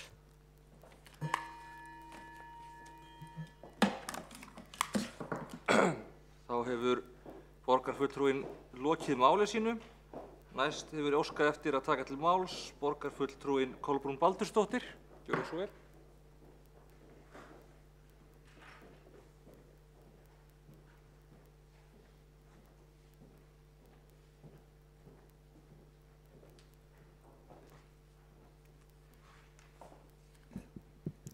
Forseti, ágæta borgarstjórn. Þetta alveg ótrúlegt mál. Við erum að ræða hérna þjónustu og nýsköpunarsvið. Á 3 ára tímabili fær sviðið 10 milljarða til stafrænna umbreytinga. 3 milljarða þetta ár og rest innan 2 ára. Á árunum áður hefur einnig miklu fjármagni verið veitt til sviðsins. Sumir liðir allavega, sá sem snýr að skrifstofunni, hafa verið umfram áætlun. Undirrituð, fulltrúi Flokks fólksins sem hér stendur og að fara með þessa ræðu, veit að sviðið hefur fengið mörg krefjandi verkefni inn á sitt borð, enda hafa upplýsingatæknimálin verið í ólestri í borginni, ekki síst öryggismálin. Kerfið vissulega flókið og þarfnast einföldunar. Athygli hins vegar vakin á hvernig fjármagnið notað og finnst borgarfulltrúa Flokks fólksins mörg rauð ljós loga og bjöllur hringja. Flokkur fólksins hefur lagt fram margar fyrirspurnir í þessu málum því að þetta svo sannarlega ekki að byrja núna, en hefur ekki fengið nægilega skýr hvað þá trúverðug svör. Þegar rýnt nánar í málefni sviðsins þón má sjá eitt og annað sem ekki stenst og sem ekki ætti að sjá í reikningum sveitarfélags. Hér ekki verið að sýsla með fé borgarbúa með skynsamlegum hætti. Vísbendingar sóun og bruðl og verið sér að kaupa hluti sem ekki skila sér beint sem afurð í þágu borgarbúa. Dæmi í framhaldi af þessu. Undirrituð hér sem að fara með þessa ræðu hefur haft afspurn af því að svo hluti húsnæðis sem æðstu stjórnendur sviðsins hafa til umráði í Borgartúni hafi fengið endurnýjun umfram það sem gengur og gerist á öðrum sviðum. Í Borgartúni skera skrifstofur Þón og UTR, upplýsing og tækniþjónustu Reykjavíkur, sig frá öðrum rýmum. Þar hefur að því virðist hvergi verið til sparað, á meðan aðrar skrifstofur í Borgartúni enn með gömlu borgarskilrúmin og borðin, sem hafa sumstaði verið þarna frá því að skrifstofu borgarna fluttu þangað inn fyrir cirka 11–12 árum síðan. Þau verkefni sem hafa verið lögð á borð hér fyrir okkur í borgarstjórn hafa stundum nánast lítil sem engin ljós markmið. Má sérstaklega benda á í þessu sambandi það sem nú að gerast í hraðri uppsetningu á hugbúnaðarhúsi eða hugbúnaðarframleiðslu einingu sem verður að búa til undir Þón. Sviðið hefur verið að auglýsa undanfarna mánuði eftir forriturum, grafískum hönnuðum, notendahönnuðum sem eiga að fara að leggja stund á einhverja notendarannsóknir, endaprófurum, verkefnastjórum og fleira. Fram hefur komið ósk Þón leig- og viðbótarrými á jarðhæð í Höfðatorgi. Þar Þón að koma upp því hugbúnaðarhúsi sem minnst á hér að framan. Heyrst hefur að þarna að starfa nokkrir tugir manna við það að hugsa upp og smíða og þróa ýmiss konar hugbúnaðarlausnir sem nota á innan borgarinnar. Í þetta verður veitt háum fjármunum. Ekkert virðist samt hafa komið fram hvaða hugbúnað á að framleiða þarna, hversu langan tíma á það að taka framleiðana hugbúnað og hvert verður notagildi hvers hugbúnaðar sem þarna verður framleiddur. Mikilvæg spurning hvaða hugbúnað ætlar Reykjavíkurborg að smíða sem ekki nú þegar til og í notkun annars staðar hér á landi eða erlendis. Það einfaldlega ekki forsvaranlegt að meirihluti í borgarstjórn sé að veita öðru eins fjármagn í verkefni sem ekki hafa verið skýrð að fullu. Settar hafa verið upp skrifstofur í kringum einstaka verkefni eins og gróðurhúsið og hönnuðum boðið að gera tilraunir með hönnun og útfærslu verkefna sem jafnvel væri hægt að sækja nánast tilbúið annars staðar. Án þess að kasta í rýrð á starfsfólk þessa gróðurhús þón spyr ég, fulltrúi Flokks fólksins, hvort þetta starfsfólk eða hluti þess hafi reynslu af raunverulegri vinnu og almennri þjónustu við notendur. Í farvatninu ýmis verkefni að hafa fleiri skrifstofum verið komið á fót. Þessi verkefni eru leidd af starfsfólki sem kallast þá skrifstofustjórar. Spurt hverjir aðrir hafa verið ráðnir inn síðustu misseri og hvert þeirra hlutverk og hver þeirra menntun og reynsla. Forritarar, verkefnastjórar.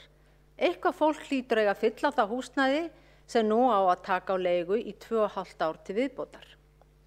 Við annað húsnæði sem sviðið hefur. Eftir að kaupa húsgögn í það húsnæði með tilheyrandi kostnaði.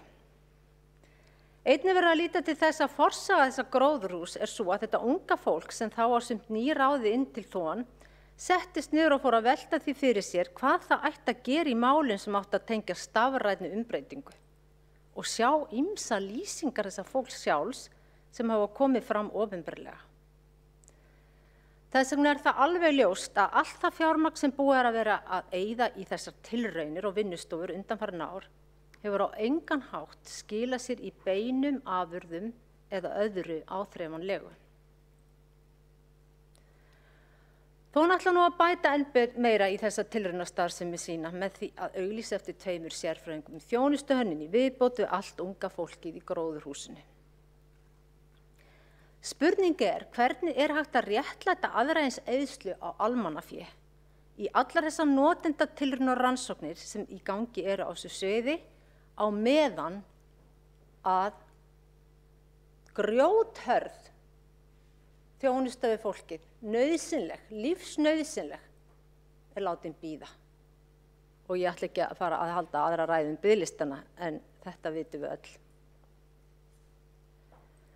Dæmi kaup á ráðgjafarþjónustu sem sviðið og fyrrverandi skrifstofa áður en þessu var breytt í þjónustu og nýsköpunarsvið hefur keypt alveg frá því að núverandi sviðsstjóri kom til borgarinnar á sínu tíma.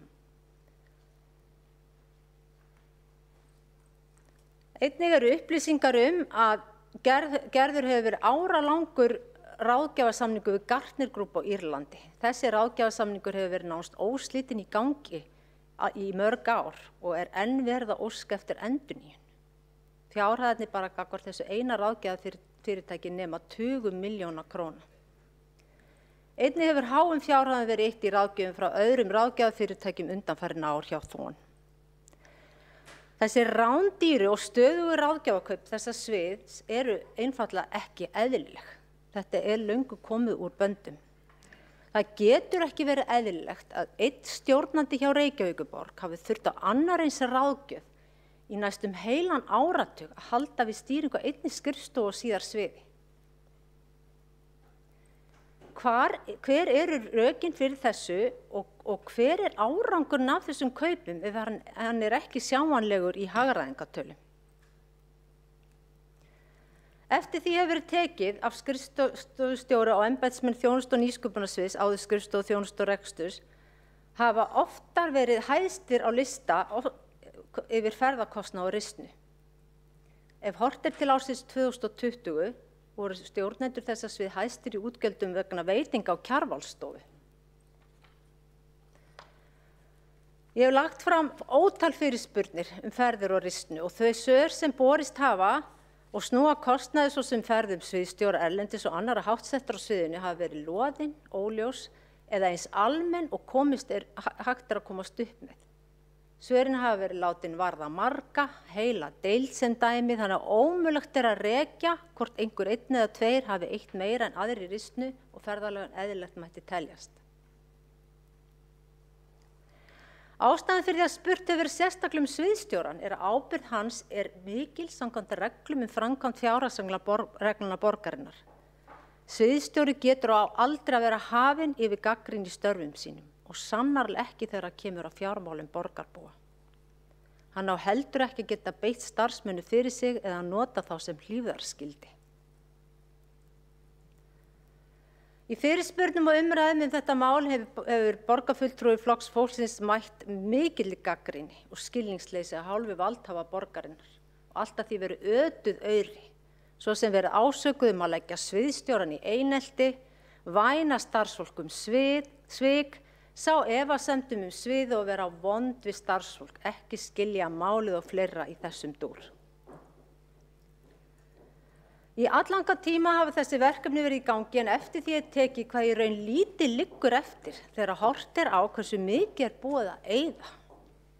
Það eins og stjórnleysi ríki og látið eins og nægt fjármagn sér til sem megi leika sér að vild. Ég áskil mér rétt að koma aftur og halda áfram.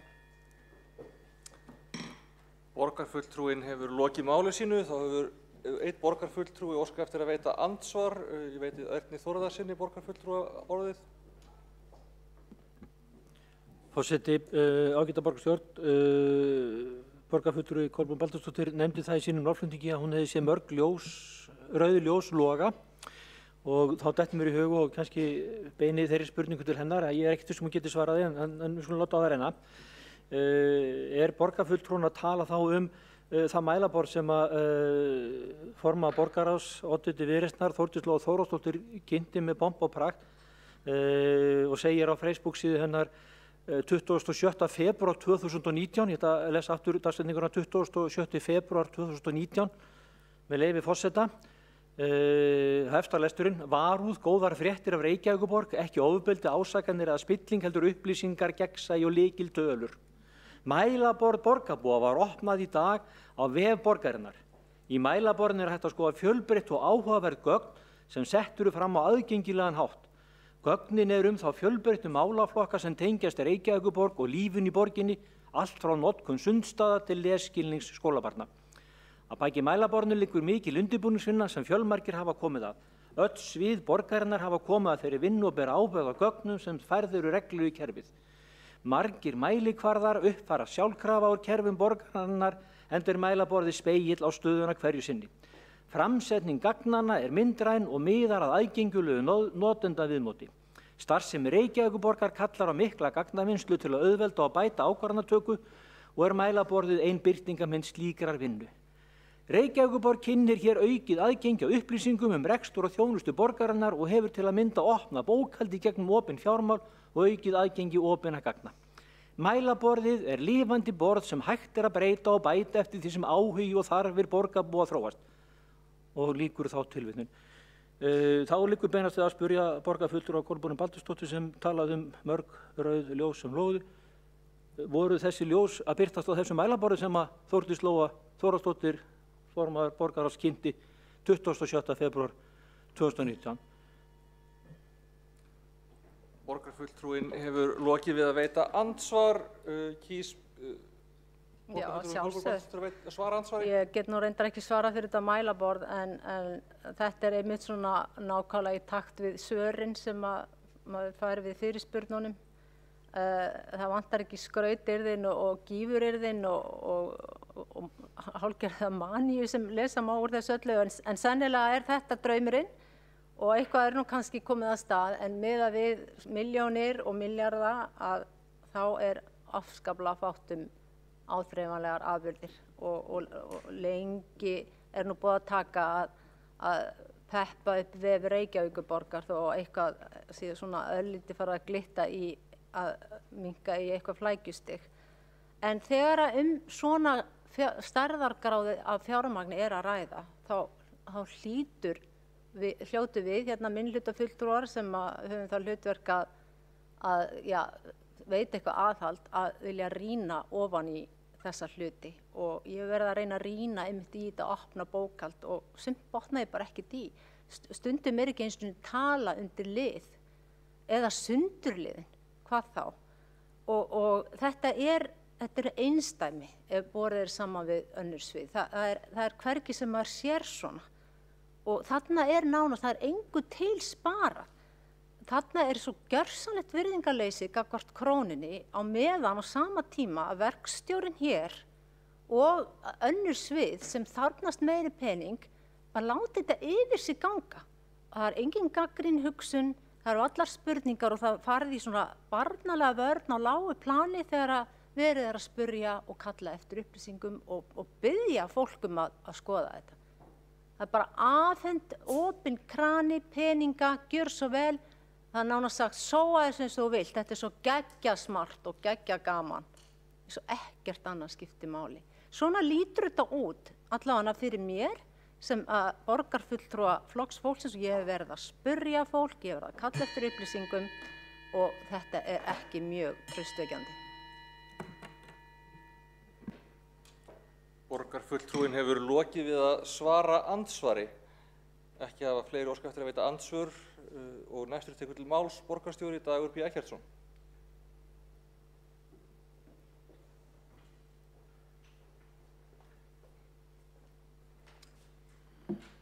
Forseti, ágæta borgarstjórn, það er með mikill ánægju sem að ég tek hér þátt í umræðu stafræna umbreytingu og þetta fjárfestingaverkefni sem er hluti af græna planinu. Það sem enginn í græna planið er að við erum bæði að bregðast við efnahagslegu áfalli og samdrætti, bæti fjárfestingu og flýta hlutum sem annars kannski hefðu gerst á 5 eða 10 árum. Hvaða hlutum? Jú, þeim sem að kom okkur þangað sem við viljum fara, í loftslagsmálum, í grænum málunum, í umhverfismálum, en líka í skólum, velferð og svo framvegis. Og stafræn umbreyting er sannarlega þar á meðal. Það gleymdist kannski að nefna það hjá þeim borgarfulltrúum sem hófu málið hér að þau hafi í öðru samhengi viðurkennt að það þarf stafræna umbreytingu. Það þarf að þróa upplýsingakerfin, það þarf að veita þjónustuna rafrænt. Hvar erum við að fara að umbreyta stafrænt? Eiginlega allstaðar. Þarf það í velferð? 73% þjónustuþega velferðarsvið segja að þeir vilji helst nálgast þjónustuna og fá hana rafrænt, stafrænt, gegnum tölvuna. Það kom mér fram tillaga í borgarstjórnum daginn að 1 milljarður af þessum 10 ættu að fara til skóla- og frístundarsviðs í skólamálin. Þetta var tillaga Sjálfstæðisflokksins. Það kom fram að nú er áætlað að tæpir 3,5 milljarður nýtist skólunum, beint og óbeint úr þessu 10 milljarða verkefni. Þetta er nefnilega gríðarlega mikilvægt og spennandi umbreytingar og nýsköpunarverkefni fyrir skólana líka. Við erum jú að búa börnin undir framtíðina og skólarnir þurfa að hafa búnað, upplýsingakerfi og aðstöðu til þess og það erum við að tryggja með stafrænu umbreytingunni. Þurfum við þetta í byggingar- og skipulagsmálum? Já, svo sannarlega. Við erum búin að vera að bíða eftir byggingagátt fyrir allt landið ríkisins megin reyndar mjög lengi en getum ekki beðið með að stafræna umbreytingu á þessum ferlum og þannig mætti áfram telja. Eigum við að rifa seglin og gera þetta á 10 árum? Er það í alvörinni skoðun þessara borgarfulltrúa sem hér töluðu að það væri skynsamlegasta nýting fjármuna? Gera þetta hægt, gera þetta seint, hlusta á úrtöluraddirnar. Ég held að vera alveg grundvallar mistök og það er sérstakt að heyra kvartað við því að borgin ætla að vera í forystu meðal íslenskra sveitarfélaga, að borgin ætli áfram að vera í forystu meðal opinberra aðila á Íslandi við stafræna umbreytingu. Það eru einstaka einhyrningar ríkisins megin eins og skatturinn sem hafa staðið sig alveg firna vel. Og þegar verið að baða hér út á öngum í ræðustól og segja ég skil ekkert í þessu, hvað á eiginlega að gera? Að þá beini ég því vinsamlegast til borgarfulltrúa að rifja bara upp vegna þess að það er einfalt hvað skattskil hafa breyst gríðarlega í landinu. Stafræn umbreyting getur gert þetta, fækkað sporum, gert afgreiðsluna öruggari, auðveldari og spara fullt af handtökum báðum megin borðs, fullt af sporum báðum megin borðs og losað fjármuni úr með því að spara spor og handtök til þess að eiga meira í þjónustu fyrir fólk. Það sem þarf hjarta og faðm og hlýju, ef við getum orðað það þannig í stuttu máli. Það snýst þetta verkefni. Þetta er nefnilega fjárfesting til skammstíma en sparnaður til lengri tíma. Eiginlega allt sem var sagt verkefnið var annaðhvort villandi eða beinlínis rangt. Þvílík stórirði og dylgjur starfsfólk sem væri bara nánast að hugsa bara ferðalög og væri alltaf að fara fram úr, það er ekkert á bakvið þetta. Ekki neitt. Það verður engin skrifstofa verið sett upp í kringu svokallar gróðurhús. Starfsfólki í gróðurhúsinu með langa starfsreynslu og ágæta menntun. Skrifstofum hefur ekki verið fjölgað á þróunar- og nýsköpunarsviði.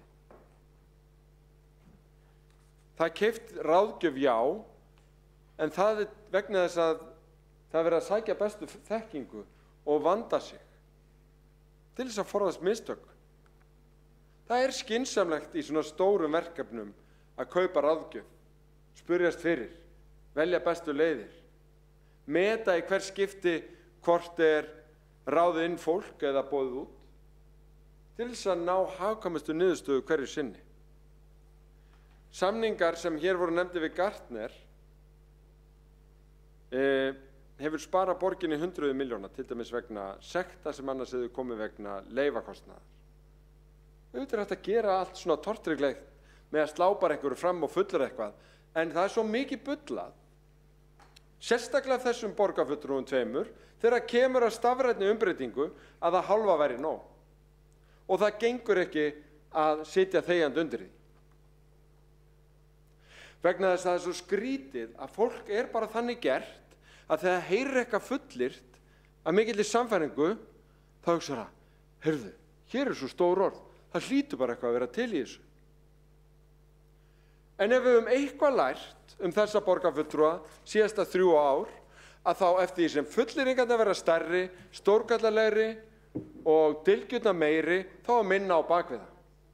Og bara ekki neitt. Bara ekki neitt.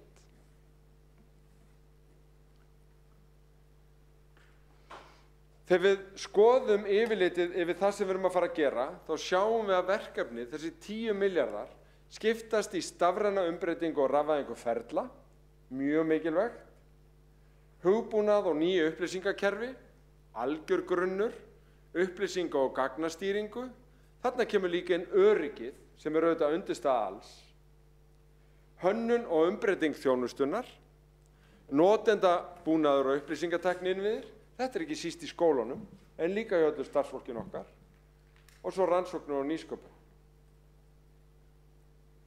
Þetta eru háar upphæðir, já, en þetta eru líka lykil innviðir í nútímanum.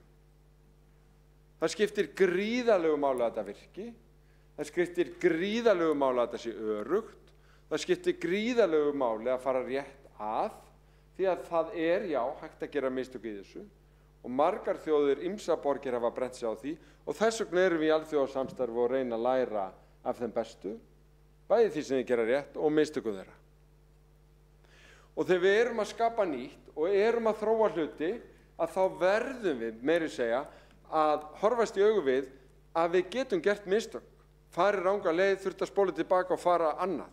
og við getum ekki í sal borgarstjórnar eða nokkuð staðar annar staðar í opinberri þjónustu þar sem við viljum viðhafa nýsköpun eða bara sköpun yfir höfuð, búið til þær leikreglur eða þann ótta að engum megi mistakast eða gera eitthvað sem ekki alveg rétt eftir á að hyggja nokkuð staðar á leiðinni.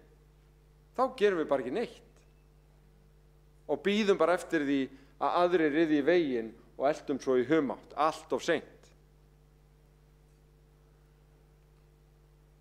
Og eins og hér var rakið að þá eru málin hvert af öðru að koma fyrir borgarráð vegna þess að þau eru á leið í útboð, sum, innráðningar annað, allt eftir hámarkshagkvæmni hverju sinni. Við erum að fara endurnýja hugbúnað í býsna stórum stíl og það eru gríðarlega mörg hugbúnaðarsöfn, sum eldgömul, ævafort sem eru bara áhætta í rekstri í sjálfu sér.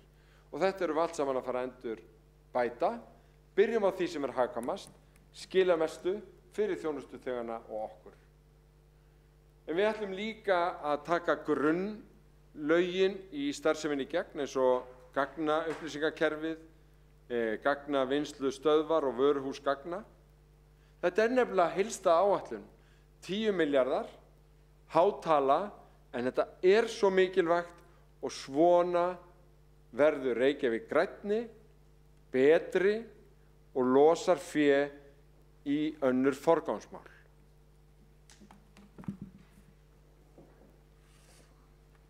Borgarstjóri hefur lokið máli sínu, þá hafa 2 borgarfulltrúar óskað eftir að veita andsvar og veitir þá andsvar Vigdís Hauksdóttir borgarfulltrúi. Virðulegi forseti, ágæta borgarstjórn og tilheyrendur. Ansi þykir mér borgarstjóri æstur yfir málinu, enda er það mjög afhjúpandi. Ég ætla ekki að fara fram á það við hann að hann biðji mig afsökunar, en ég fór hvergi í ræðu minni með staðlausa stafi, hvergi. Ég las hér upp þessi verkefni, hvað þau kostuðu og lýsti því svo yfir að þetta væri pjúra gæluverkefni miðað við hvernig rekstur borgarinnar er í dag. Lán árið 2021 í A-hluta 36 milljarðar, hvorki meirinu minna. Það er engin smá peningur. Og ég skil ekki hvernig borgarstjóri getur staðið hér og æst sig yfir þessum ábendingum sem að koma hér fram og gagnrýni á þetta verkefni. Ég til dæmis átta mig ekki á því út af hverju Reykjavíkurborg þarf að finna upp sinn eigin fjarfundarbúnað þegar allur heimurinn notast við þann hugbúnað sem hefur verið notaði hér í COVID, hvort sem það sé Teams eða Zoom eða hvað það er, sem dæmi. Borgarstjóri og meirihlutinn hefur í engu sýnt okkur hér í minnihlutanum fram á það að þetta verkefni borgi sig að fullu. Auðvitað þarf að fara í eðlilegt viðhald á tölvu útbúnaði borgarinnar en að fara í 10 milljarða verkefni þegar Reykjavíkurborg á ekki fyrir nauðsynjum, á tæpast fyrir launum vegna þess að það þarf að taka svo hátt rekstrarlán á árinu, að þá er farið í þetta. Og við vorum hér að ræða viðhaldsleysi í skólahúsnæði undanfarin áratug. Fjárfestið í börnunum okkar, fjárfestið í húsnæðinu sem að börnin okkar er í, fjárfestið í nýju hjúkrunarheimilum. Hættið þessu bulli. Borgarfulltrúinn hefur lokið við að veita andsvar. Svarar þá andsvari borgarstjóri Dagur B. Eggertsson. Forseti, ágæta borgarstjórn. Borgarfulltrúinn nefnir ágætisdæmi. Fullyrðingu sína seint og snemma að borgin sé að fara að búa til sitt eigið fjarfundakerfi. Ég hef bara aldrei heyrt það nema hjá borgarfulltrúnum sjálfum. Hér að fara í útboð á fjarfundakerfi og fyrir valinu var kerfi frá Cisco sem heitir WebEx og er verið að innleiða víða í borgarkerfinu. Var valið annars vegar út frá verðum en ekki síst út frá öryggi, þannig að það væri hægt að nota líka á fundum þar sem að hlutin eins og í persónulegum samskiptum ráðgjafa og svo framvegis þyrfti að fara lengt. Svo stendur bara borgarfulltrúi hér upp og talar ítrekkað það í borgarstjórn að þetta stafræna umbreytingaverkefni sé svo agalega mikið della því að borgin ætla að fara að finna upp sitt eigi fjarfundakerfi. Þetta bara algjörlega laus í lofti gripið. En það svo erfitt að taka þátt í umræðu þegar að fólk gerir bara engar kröfur til sjálfsín. Segir bara eitthvað og býður þess síðan að einhver annar leiðrétti það. Nú ef að það ekki gert, að þá hljóti það bara að vera satt.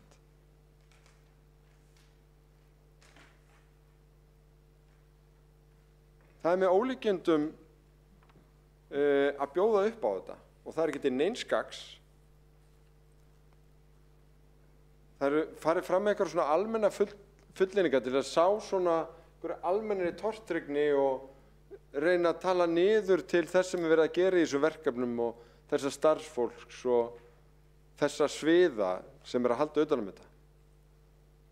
Gengið út frá því að það sé verið að sóa fé en ekki eins og raunin að halda vel utan það. Hugsa til framtíðar og gera það sem ekki bara nauðsyn, heldur eitthvað sem við að vera stolt af, stafræn umbreyting borgarinnar. Borgarstjóri hefur lokið við að svara andsvari. Veitir þá ansvar öðru sinni borgarfulltrúin Vigdís Hauksdóttir? Virðulegi forseti, að geta borgarstjórn og tilheyrendur, já, það er verið að snúa út úr og borgarstjóri getur náttúrulega sjálfsögðu ekki svara fyrir þetta.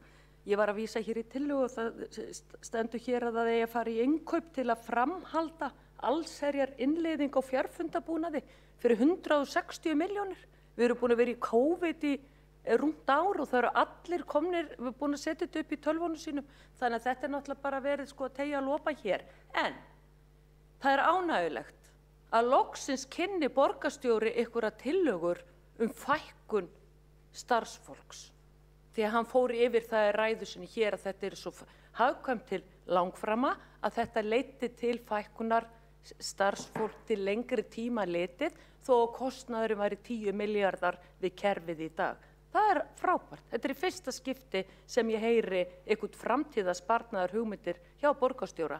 En því miður eru þær ekki fastar í hendi því nú að koma þessu verkefni á stað og þegar borgarstjóri hefur lagt fram tillögur þá hafa þær aldrei staðist. Þá er ein spurning á lokum.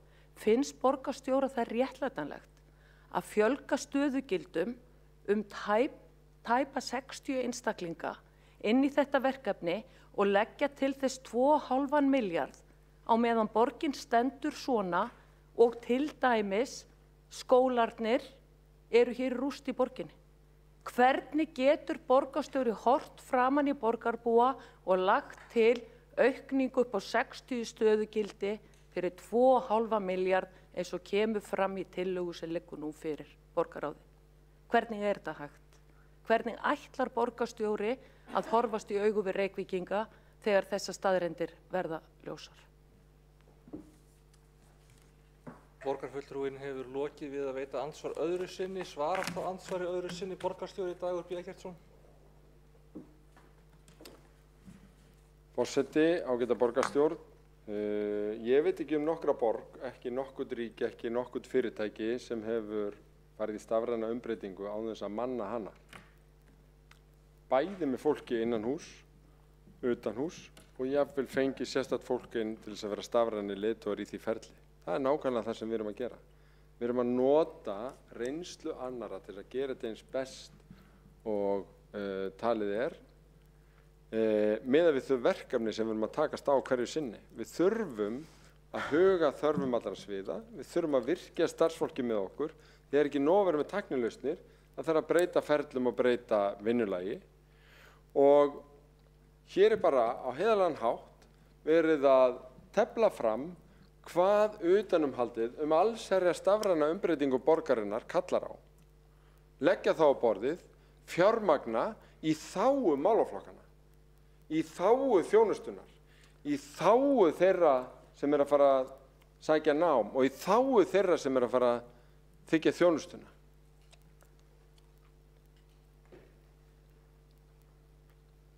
Hugsið skattinn. Haldið að hafi ekki verið neitt ráðinn að því verkefni að fara í stafræna umbreytingu skattsins. Sannarlega. En slík átök eru í eðli sínu tímabundin og eiga að vera það. Þau eiga að vera skýrt skilgreind og þau eru það. Og ef að við myndum ætla bara í átaki án þess að manna það, þá myndi það auðvitað ekki verða. Það verða bara orðin tóm. En það verður þetta verkefni ekki, sem betur fer. Því að þetta þarf, það er tímabært og við eigum að gera þetta. Þá hefur lokið við að svara andsvari öðru sinni. Borgarstjóri Dagur B. Eggertsson hefur þá óskað eftir að veita andsvar borgarfulltrúinn Kolbrún Baldursdóttir. Forseti, ágæta borgarstjórn. Ég vil bara vera sammála borgarstjóra og tek undir það og segið eins og þetta lítur út frá mér, þá finnst mér mjög erfitt að eiga þessa umræðu við borgarstjóra. Ég hef það svo sterkt á tilfinningunni að það sé hægt að sannfæra hann nánast allan fjandann í þessum efnum. Honum finnst þetta allt æðislegt, nauðsynlegt og frábært og aðalatriði. Þetta er eina sem kemst að. Og ég hef alvarlegar áhyggjur af því að það skorti alla gagnrýna hugsun. Já, ég viðurkenni það vel að sjálfsögðu þarf borgin að fylgjast með og laga þessa hluti að einhverju leyti og ég er þeirra skoðunar að það megi taka þetta mögulega í einhverjum skrefum vegna þess að borgarstjóri hlýtur að vilja vera leiðandi fyrst og fremst í að sinna fólkinu í borginni og sinna börnunum og það er að taka forust. Áður en að farið í svona risastóran pakka og síðan hitt, það hvernig verið að verja þessum 10 milljónum. Það með hvaða hætti, hvaða aðferðir eru notaðar og hvað það virðist vera mikið stjórnleysi í þeim ákvörðunum. Og ég hef, eftir því sem ég hef reynt að komast að og rýna og spyrja, þá hér ekki verið að fara fram með skynsamlegum hætti. Ég veit ekki hvað það en það eitthvað kæruleysi í þessu öllu.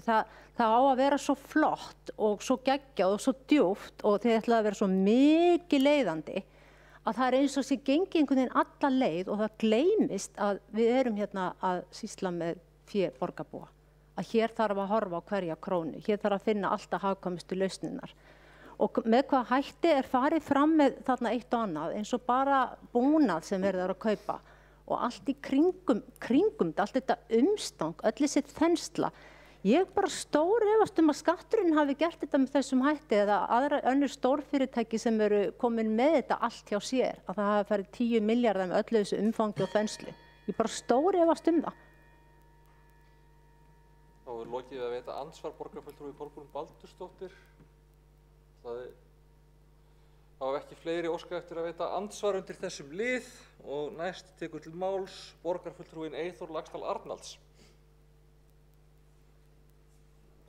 Takk fyrir, forseti, og ágæta borgarstjórn og tilheyrendur.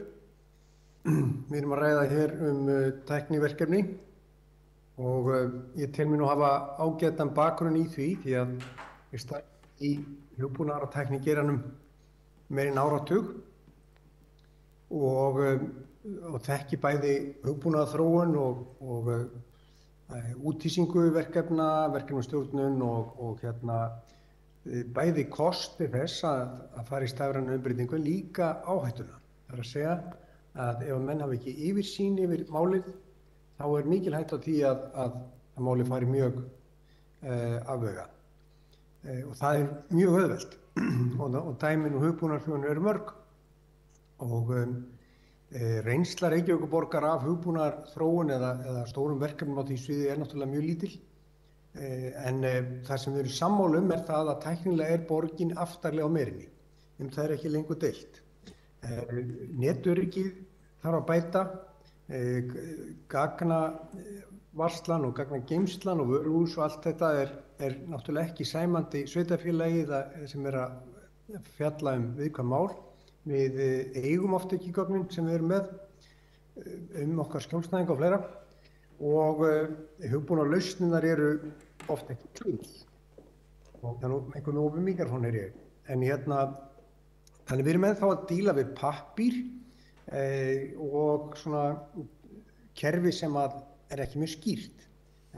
Borgarstjóri hefur tekið ágætt dæmi af ríkinu, bæði skattinn og ég myndi ekki fleira dæmi af því hvernig ríkið hefur verið að innleiða og nota auðkenni. Orkuveitan hefur verið að nota stafrænar lausnir og ekki netöryggi sitt ágætlega. En ég pínulítið hræddur við hvernig borgin nálgast þetta. Svona svolítið léttúðlega og jafnvel með ákveðna hroka. Ef við horfum á verkefnastjórnina eins og hún hefur verið í öðrum málum, og hérna kannski á maður ekki verið að nefna snöri í Hengsmaðshúsi, en Gaia náttúrulega nýlegt dæmi hvernig það verkefni var ekki með rekstraráætlun og fjárfestingaráætlun sem klikka algjörlega, tímaáætlun líka, starfsliðið passaði ekki við framkvæmdina og fleira, og nú svo komið þegar þetta komin í rekstur að þar að moltan virðist ekki uppfylla lágmarkskröfur, þannig að það allavega við núverandi aðstæður þá hún ekki að virka, þrátt fyrir með alla milljarðana. Nú, við getum tekið mörg önnur dæmi. Það hefur bæði verið hugbúnaðarverkefni og fleiri hjá öðrum félögum sem hafa verið gengið sum vel og önnur ekki. Verkefni eins og bragginn náttúrulega sem við ætlum að læra af, en svo sjáum við líka bara nýleg dæmi að meira segja bara einfalt verkefni að fá bara landfyllingu. Það var kostnaðaráætlun upp á 720 milljónir en lægsta tilboð var verið 2 sinnum hærra. Þannig að ég segi bara verkefnastjórn borgarinnar af því sem að hún að fást við dagstæðlega, svona eins og það að meðhöndla sorp eða bjóða í landfyllingu, hún alveg nægilega erfið fyrir borgina. En það að fara út í hugbúnaðarverkefni nýr veruleiki og þá spyr maður sig, kannski betra að fá aðila á markaði til þess að sjá þetta, eða sko þeir verið að ráða í einhver 50 stöðugildi, þá þetta á við meðalstórt hugbúnaðarfélag og ígildi þess að stofna hugbúnaðarhús. Af hverju borgin þá að fara þessa leið, af hverju ekki að leita lausna í hugbúnaðargeiranum og styðja þennan við tæknigeirann og einmitt að reyna þá ekki að finna upp hjólið. En það sem veldur mér mestum ung ekki þetta, heldur það að það engin mælanleg markmið. Það engin markmið ábata. Það talað það að þetta muni spara spor, en það einmitt sú hugsun sem í mörgum hugbúnaðarverkefnum sem hefur verið farið í á Íslandi og allan heim. Menn ætla sér góða hluti, þetta allt vel meint. En á endanum þá ekki víst að þetta spari sporin. Og þegar þú ert ekki með hérna áætlun hvaða ábata þessi 10 milljarðar fjárfesting á að skila, eða hvaða hagræðingu hún á að skila, þá þetta ekki vel undirbúið mál og það óskiljanlegt að þetta sé unnið með þessum hætti í miðri kreppu þegar borgin að fjármagna ekki bara fjárfestingar sínar, heldur reksturinn sinn með lánum. Þá óskiljanlegt og óverjandi að það sé ekki skýr markmið, og þegar við höfum spurt þjónustu sviðið, þá hefur svarið verið það að það sé ekki hlutverk þess, og þess vegna spyr ég borgarstjóra hvort að hann telji það ekki vera á sínu verksviði sem framkvæmdastjóri borgarinnar að það liggi fyrir hvaða hagræðing eða ábati kemur af þessum 10 milljörðum. Við ætlumst til þess að við fá þessa 10 milljarða tilbaka og gott betur þegar að það fjárfest með þessum hætti, og þá vil ég fá að vita hvernig það hugsað. Og síðan hitt kannski að lokum. Hvernig hefur gengið með tæknilausnirnar hjá borginni? Í meirihlutasáttmálanum talað mælaborð borgarinnar. Það sagt að mælaborð borgarinnar verði klárað og borgarfulltrúi Örn Þórðarson gerir ágætlega grein fyrir því þegar það kom í yfirlýsingu að það verði klárt. En þegar við skoðum upplýsingarnar, til dæmis fjármál, að þá nýjustu upplýsingar fjármál á mælaborði borgarinnar í dag frá 2017, frá síðasta kjörtímabili. Það náttúrulega upplýsingar sem algjörlega úreltar. Bensínmælir á bíl sem sýnir upplýsingar hvaða mikið bensín eftir fyrir 4 árum síðan, hann náttúrulega hann gagnslaus. Mælaborð sem sýnir eitthvað algjörlega úrelt einskis virði. Svo talað með meirihlutasáttmálanum að önnur opinber skjöl verði gerð aðgengileg á netinu og rekjanleg eftir innihaldi. Það hefur ekki tekist. Það erfitt að finna skjöl og ómögulegt að rekja þau eftir innihaldi. Ég persónulega nota leitavél eins og Google, miklu frekar en leitavél borgarinnar til þess að finna mál sem á vef borgarinnar. Þau til dæmis í ákveðnum hólfum eftir tímabilum og innihaldið eiginlega óleitanlegt. Þannig ég segi hugbúnaðarverkefni borgarinnar hafa ekki gengið sérstaklega vel og einmitt núna af hálfu þessa meirihluta. Og ég held að við séum ekkert að deila það. það hefur bara ekki gengið vel. En ég vil bara kannski fá að vita hvort það séu einhver markmið ábóta, hagræðingu, arðsemi eða eitthvað slíkt, eða fá það alveg hreint út frá borgarstjóra að það sé ekki. Við höfum allavega ekki séð það. Og það ekki talið á verksviði þjónustusviðsins. Þannig að ég þakka fyrir þessu umræðu og ég vona að hún geti verið málefnaleg og til að það sé mjög mikilvægt fyrir mín nútíman, en það stundum hættulegt þegar maður hleypur og hratt að detta bara á andlitið. Borgarfulltrúinn hefur lokið máli sínu, tekur þá næstur til máls borgarfulltrúinn, veitir þá andsvar borgarstjóri Dagur B. Eggertsson. Forseti, ágæta borgarfulltrúar, við höfum væntingar hagræðingu, já, eins og ég heyri að borgarfulltrúinn hefur, og það búið að stilla upp ákveðnu forgangsröðunarkerfi sem nefnt fylkið, þar sem þau verkefni verið sett í fyrsta forgang sem meðal annars eru líkleg til að skila mestri hagræðingu. Það eru aðrir þættir líka sem skipta máli eins og lagalega skuldbindingar og í raun lögformlega skyldur, en þetta einn af mælikvarðanum. Hvort það sé hægt að setja markmið upp á krónur og aura fyrirfram, þá getur það verið nokkuð flókið, en enga síður óska eftir því að málaflokkarnir þegar þeir tilnefna verkefni sem forgangsverkefni inn í þetta mál að þá sé það metið. En það sem skiptir máli eru auðvitað bakendin líka og innleiðingin, bara það hvað mikinn tíma hann tekur getur skipt mjög miklu máli og allt þetta tala fyrir því að gera þetta á svona stystum tíma, en við getum og eigum að stefna að hagræðingu og að hún verði sem mest og best, þó þannig að verkefnin séu unnin og það vel, en það afskaplega erfitt að nefna krónutölu eða nákvæmlega árið hvenær hagræðingin öll komin í hús á þessu stigi verkefnisins.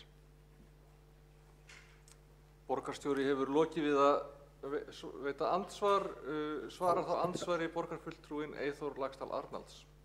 Já, ég þakka borgarstjóra fyrir hans svar og ég held að við séum sammála það að einhvers konar forgangsröðun og mat eins og í fylkinu eigi að eiga sér stað, og ég veit alveg að það eru ólíkir þættir, ekki bara krónur, heldur líka hvenær í tíma eitthvað kemur til með að vera virkt, lagaleg skylda og annað, en þetta allt sem hægt að setja upp í matskerfi, alveg eins og í öllum samkeppnum. En gallinn sá að það árið 2021 núna og við erum að setja þessi mál öll í útboð, en þetta hefðu átt að vinna áður en að farið í útboði. Það nefnilega átt að meta einmitt með svipum hætti og borgarstjóri lýsti, kannski árið 2018 og 2019, en ekki eftir að málin farið í útboð, því að það búið að ákveða að fara í ákveðin mál fyrir marga milljarða, án þess einmitt að þetta mat sem getur verið að einhverju leyti huglægt en ásamt að vera mat að hafa átt sér stað. Og það vantar. Og það vantar líka bara mælikvarða. Hverju ætlum við að ná fram? Og það sem ég óttast það að þá lendum við í því sem kallað bara feature creep, eða bara svona forritunar skrið, að menn halda áfram að vinna verkefnin og það allt saman jákvætt og vel unnið og jafnvel frábærlega vel forritað, en markmiðin sé ekki skýr, mælikvarðarnir sé ekki til og árangur sé þar alveg ekki mældur. Borgarfulltrúinn hefur lokið við að svara andsvari. Ekki hafa fleiri óskað eftir að veita andsvar og næstur tekur þá til máls borgarfulltrúinn Örn Þórðarsson.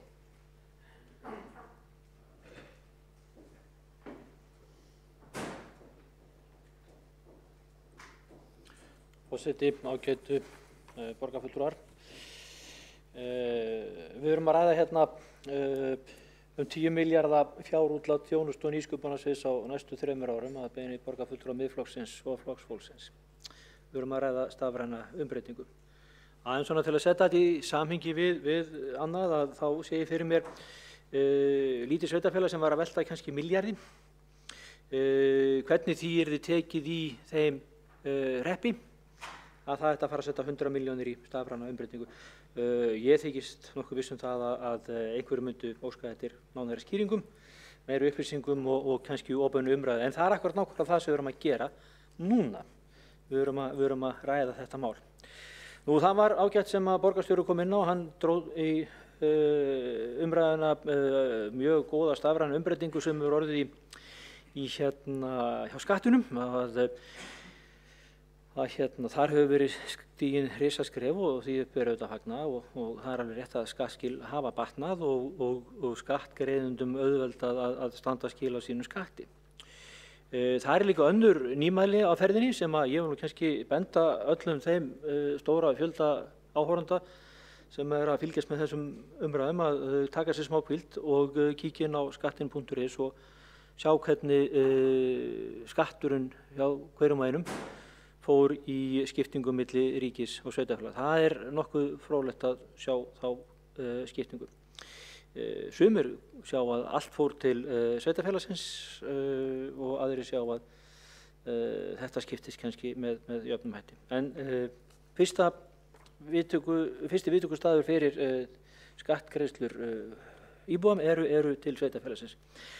En gott og vel, við erum að ræða þessa stafrænu umbreytingu og ég skal viðurkenna það. Ég hef svolítið áhyggjur af því að það sé verið að blása í sömu lúðra og gefa út einhverja stórkallalegir yfirlýsingar eins og var gert með mjög ljóðrænu og skáldlegu innleggi borgarfulltrúa og formann borgarráðs Þórdísar Lóu Þórðardóttur þegar hún kynnti til sögunar mælaborð borgarbúa. Ég hef auðvitað velti fyrir mig hvort það sé að einhverju liti verið að skipta því út og það er kannski ágætt að fá svör við því en það er kannski líka jafn gott að það sé verið að gera það og er rauninni bráðnauðsynlegt að rétti reynist eins og margir hafa sagt mér. Ég hef svo sem ekki reynt þetta sjálfur að fara mikið þarna inn á þetta mælaborð en það sæki í mínar upplýsingar og allt þannig átt og sem betur fer var þessu mælaborð ekki beint í mín eða sett upp sérstaklega fyrir mig. Þetta var gert fyrir borgarbúa til þess að auðvelda þeim að sækja upplýsingar. En margir borgarbúar hafa reynt að fara inn og ekki fengið nýjustu upplýsingar og borgarfulltrúi Eyþórsdal Arnars fór ákveður yfir það að nýjustu upplýsingar úr fjármál borgaranna eru frá 2017. Auðvitað vonast maður til að það verði ekki reyndin með allan þennan lúðrablástur sem er núna verið að kynna. En ég hef auðvitað áhyggjur af þessu. En hitt er annað að ég er algjörlega á því að borgin þurfa að vera í takti við þróun og nýsköpun. En að mínu viti þá er náttúrulega svo þróun og nýsköpun ekki endilega að fara fram upp á hreppskontór eins og var sagt í sveitinni. Það er miklu eðlilegra að það fari fram út í bæ. Og það er auðvitað alveg rétt að það þarf að kosta einhverju til þess að halda einhverjum takti, en það þarf kannski að skýra þetta betur og vera í betra samtali og upplýsingaflæði til borgarbúa sem eru að fá þessa sendingu sem er þessi stafræna umbreyting. En rétt að því að við vorum að ræða skattin á þann og ég veit það að þar var auðvitað mikið kallað eftir því að það var verið að auðvelda skattgreiðendum að gera skil á sínum skattframtölum og þetta var auðvitað svar við því risastóra kalli frá skattgreiðendum. En að mínu viti þá svo sem þekki ég ekki þessa himinhrópandi þörf eftir öllum þessum þjónustu vefum og upplýsingum sem eiga að fara fram með þessari stafrænu umbreytingu. En það kann að vera að þetta sé og það kemur þá til með að koma í ljós að þetta hafi verið nákvæmlega það sem að borgarbúa var að óska eftir. Ég hef ákveðnar efasemdir og það er akkurat það sem við höfum að gera hér.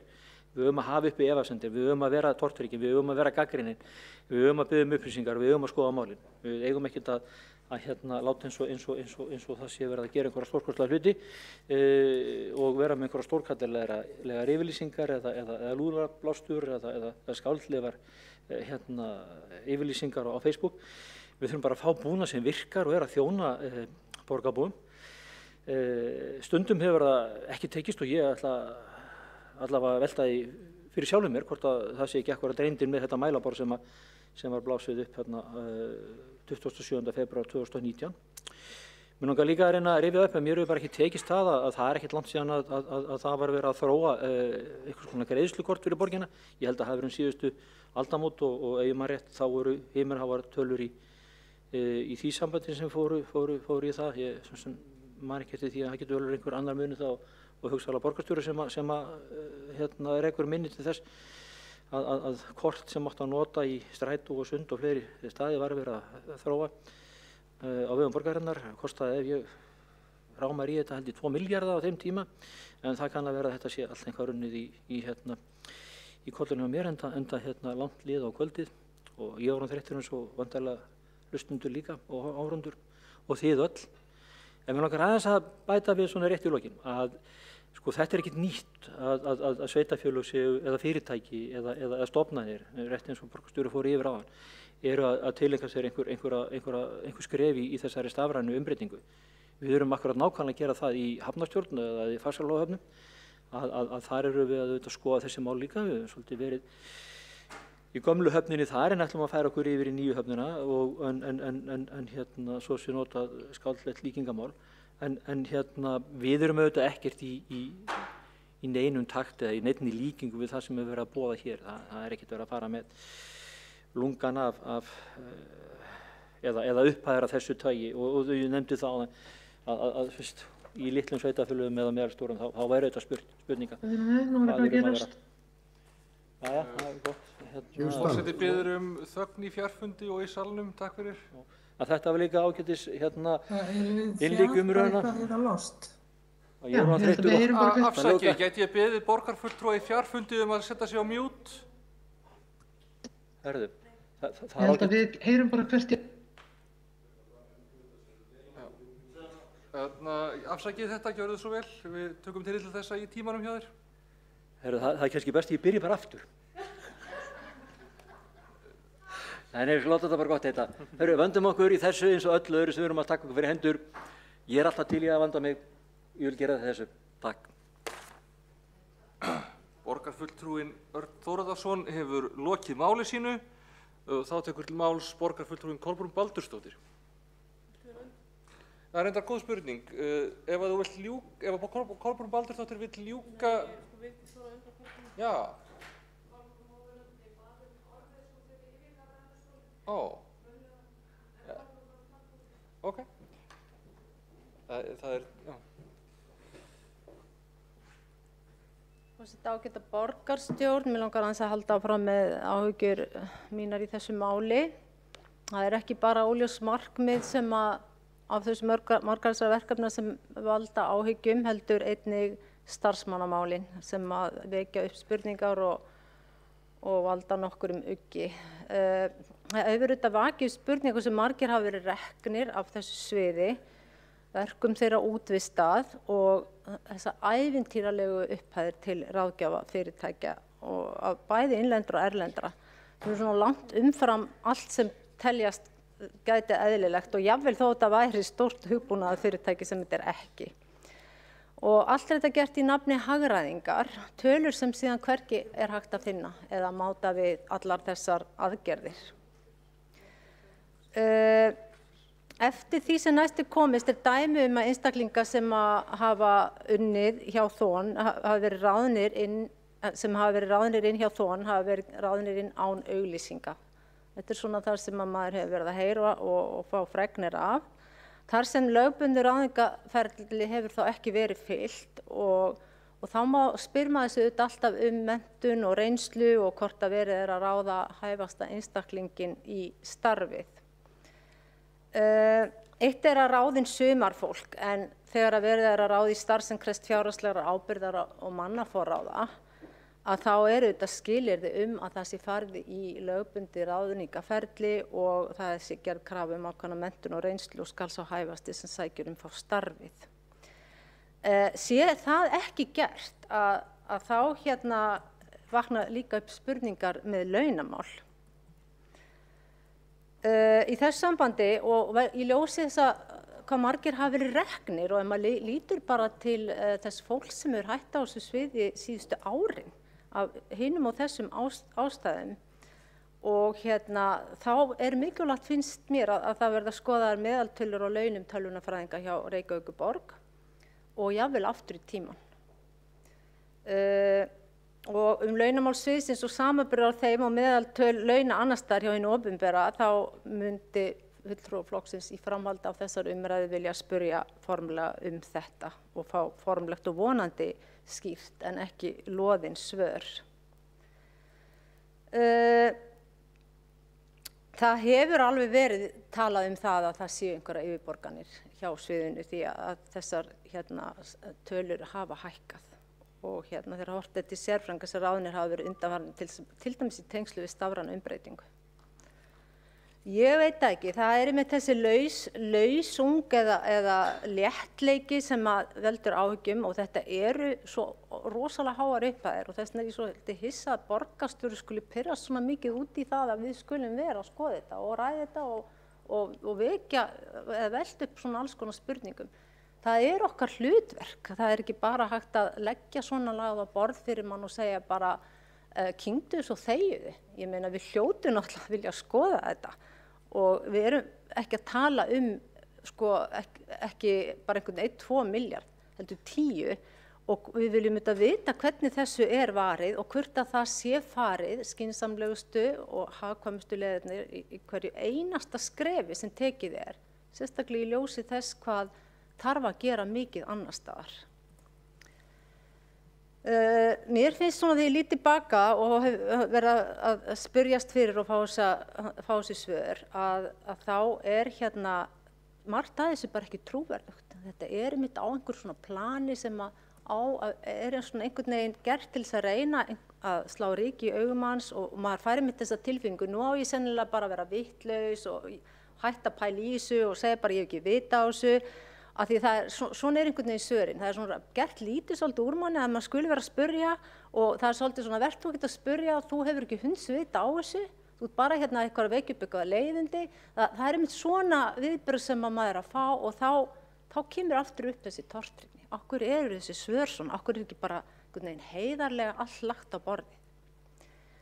En ég að sjálfsögðu ekki sem fulltrúi, borgarfulltrúi í hlutverki rannsakanda eða þannig eftirlits aðila. Það náttúrulega aðrir sem eru þar til bæri til þess og ég hef oft fengið þá hugsun að mér finnst þurfa að fara á kaf ofan í þetta og skoða þetta aftur í tímann.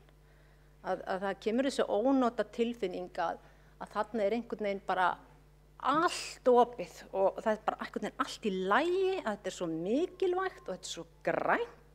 Og þetta bara ekkert annað sem skiptir máli.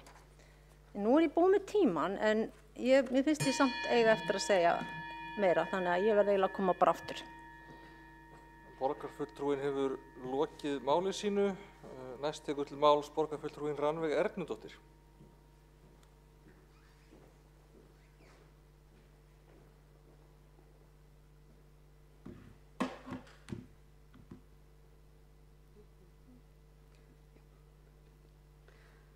Forseti og kæra borgarstjórn og aðrir áheyrendur.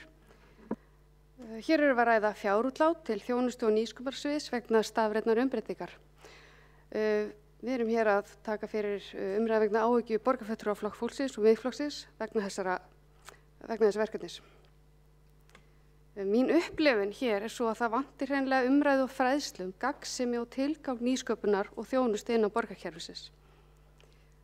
Ég ætla því að reyna að taka aðeins á því í örfáum orðum og benda á af hverju þetta skiptir máli og hver þessi gagnsemi Það vissulega kostnaður sem fylgir því að hvetja og styðja við verkefni sem þetta. Það hins vegar nokkuð sem skilar sér tilbaka til samfélagsins, til borgarbúa, starfsfólks og gesta borgarinnar. Nýsköpun hefur fært okkur ýmsa hluti.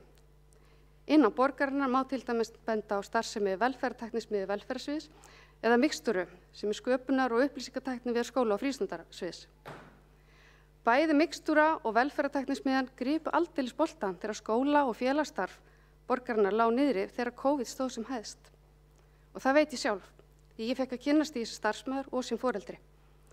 Fast var spornað gegn einangrun eldri borgara í gegnum tækjabúnað og þekkingu sem og að nám skólabarna biði ekki hnekki á þessum tíma. Aftur þökk sé búnaði og þekking á honum. þekking og búnaður sem kom í kjölfar af því að fjárfest var í nýsköpun og þjónustu og þess að trúa hugvit og fagmennsku starfsfólks borgarinnar.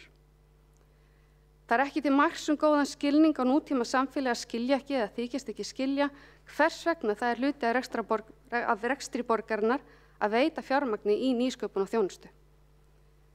Kerfin eru öll hluti af því að viðhaldi starfsemi innan borgarinnar sem þjónustar og valdefli samfélagið. Með því að auka þjónustu og efla innviði næst fram sparnaður. Dæmi það getur verið tæknivæðing á loftgæðamælingum, snjöllum ruslatunum sem láta vita þegar þarf að tæma þær. Og svo getum við notað gervigreind til að aðstoða við ruslaflokkun, bara svo örfá dæmi séu nefnd. Allt þetta fellir vel undir þörfina fyrir því að efla bæði nýsköpun og þjónustu innan borgarinnar. Með því að fjárfesta í betri og aðgengilegri þjónustu og skilvirkari ferlum erum við að spara peninga og tíma, bæði starfsfólks og borgarbúa til lengri tíma. Það er varla hægt að hugsa sér skynsamlegri fjárfestingu sem leið gefur fólki fleiri gæðastundir, frekar en að standa í tímafrekum útréttingum. Því tíma okkar allra er jú verðmæti líka. Hér takast ég á framtíð og fortíð. Þau sem trúa því ekki að neitt skipti máli nema það sem henda á festir og þau sem trúa á gildi nýsköpunar og góðrar nútímalegra þjónustu sem spara sporin. Takk fyrir. Þá hefur borgarfulltrúinn lokið máli sínu. Næst tekur til máls borgarfulltrúinn Kolbrún Baldursdóttir. Það er góð spurning. Þetta er svona mælendaskránni en... Já, ég gerði áfyrir því að hún hafi haldið að vilja sér til loka. Já, það er stundum hefð að málshefjandi geti lokið málinu ef að viðkomandi kýs. Ef þú vilt frekar vera á undan þá er það algjörlega í boði.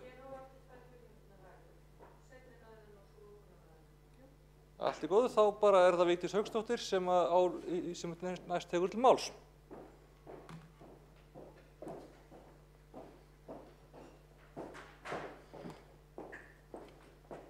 Virðulegi forseti, ágæta borgarstjórn og tilheyrendur. Já, þetta er mjög athyglisverð umræða og hún var greinilega tímabær. Eins og hefur komið hér fram, þá er ekki hægt að festa reiður á það hvernig við getum verið vissum það að þessum peningum sé vel varið. Þetta eru 10 milljarðar.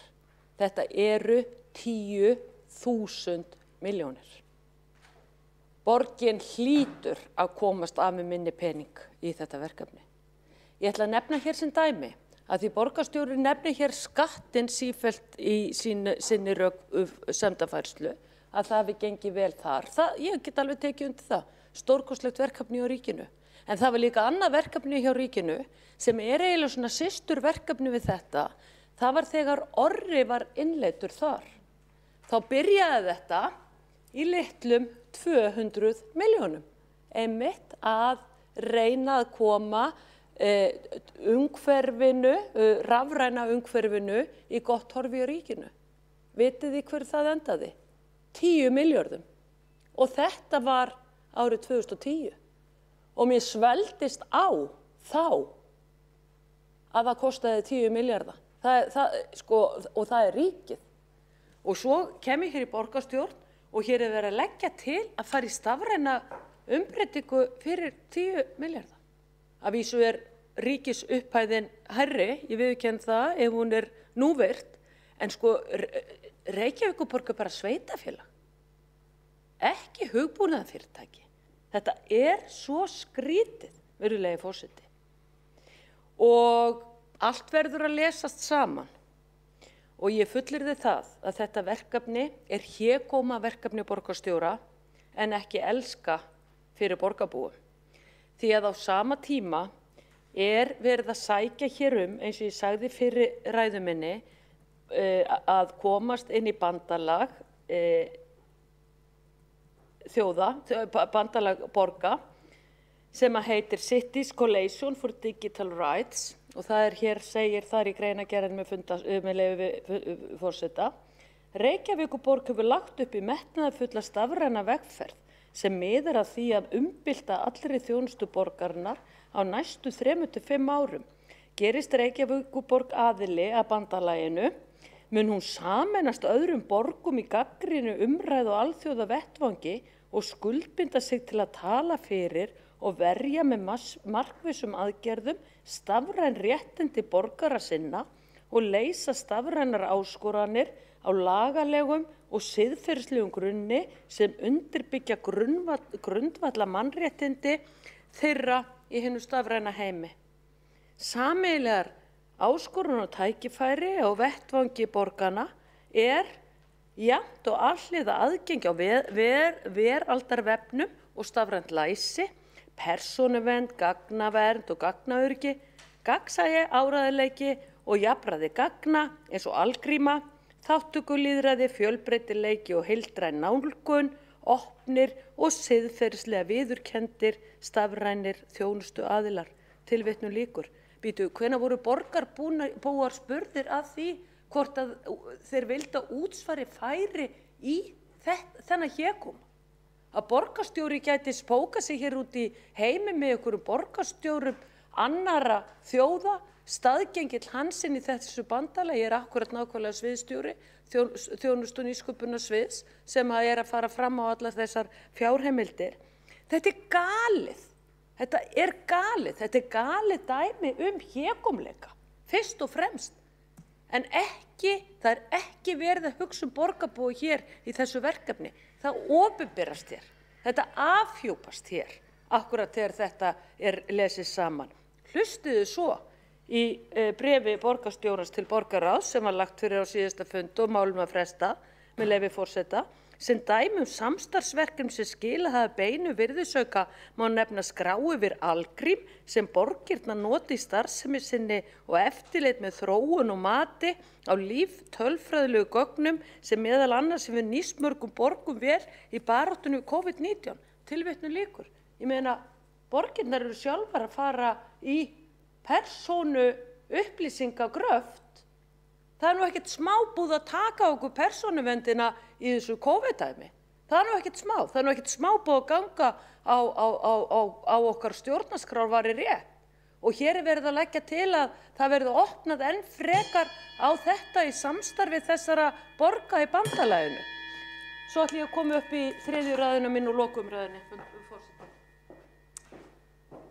Borgarfulltrúinn hefur lokið máli sínu. Næst tekur til máls borgarfulltrúinn Kolbrún Baldursdóttir.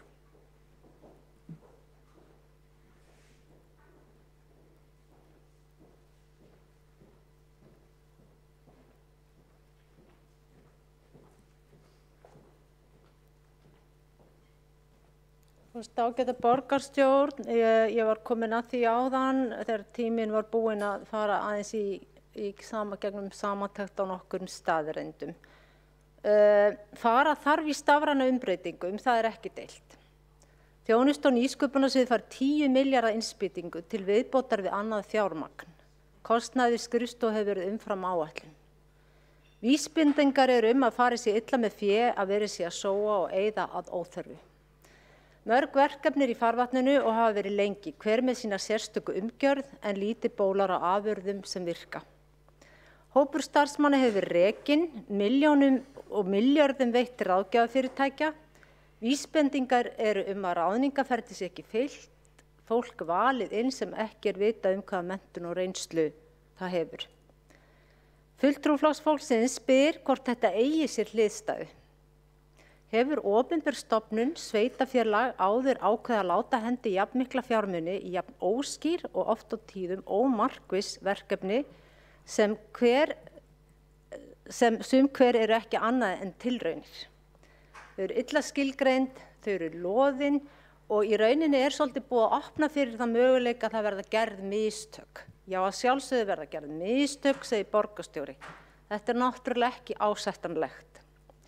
Nefnum að oftur þetta fræga gróðurhús sem að vel kann að vera sé alveg algjör snilld en bara hugsunin alla það peninga sem hafa farið í þetta ekki eðlilegt. Þetta allt of laust í reipunum og allt of eitthvað brjálæðislega mikið. Annað stafræn Reykjavík sem ekki heldur skýrt verkefni.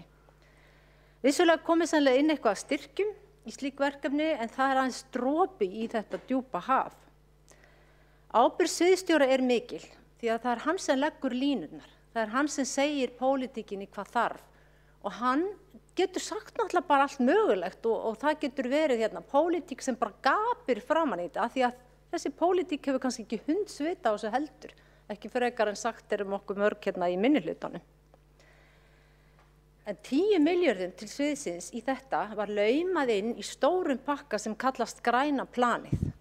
Og það þarf nú að fara svona hálfgerða fjallabaksleið til þess að tengja þetta við græna plani með þessum hætti sem gert með þessa stærðargráðu af fjármagni.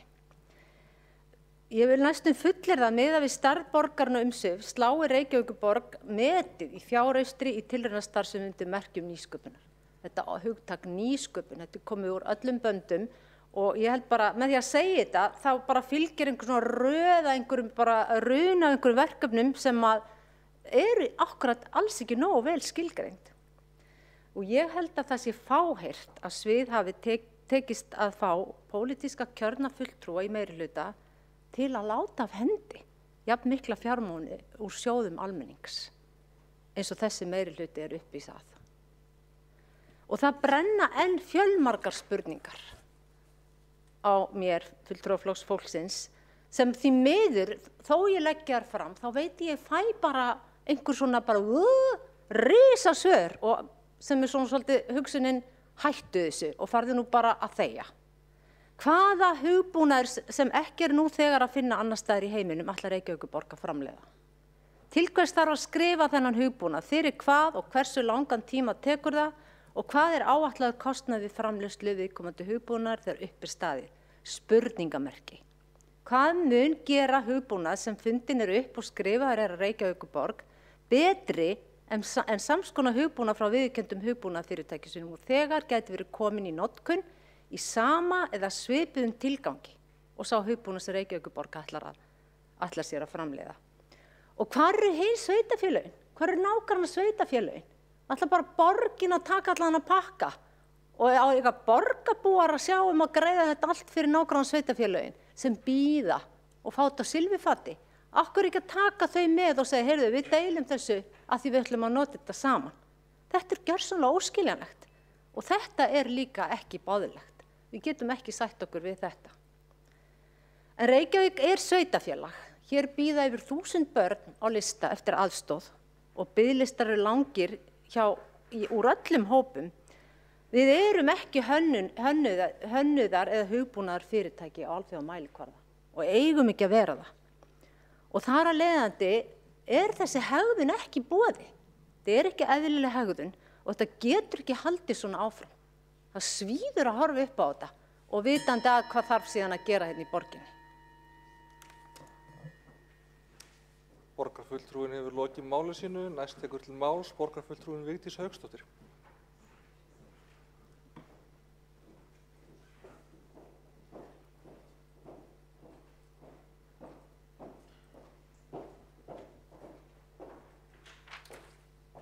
Já, virðulegi forseti, ágæta borgarstjórn og tilheyrendur. Ég vil nú þakka kærlega fyrir þessa umræðu því að, og hún er búin að vera gagnleg og hún hefur varpað ljósi hér á margt á eftir að kveikja á klukkunni, forseti. Ég vona að þessi umræða hafi leitt til þess að bæði borgarstjórn og borgarbúar sem á þetta hlýða átti sig á stærðinni á þessu verkefni og á þessu bulli sem er verið að fara í. Og ég var hér að vísa í þessa umsókn hér bandalag borga, stafrænna borga, þá náttúrulega er þetta alveg augljós mál hvað er hér að vera.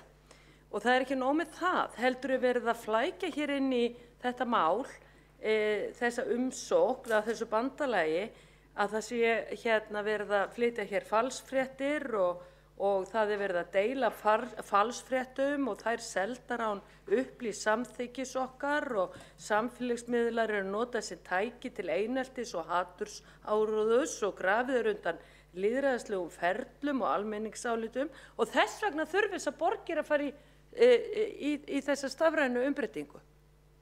Fyrirgefðu forseti, því líkt og annað eins bull.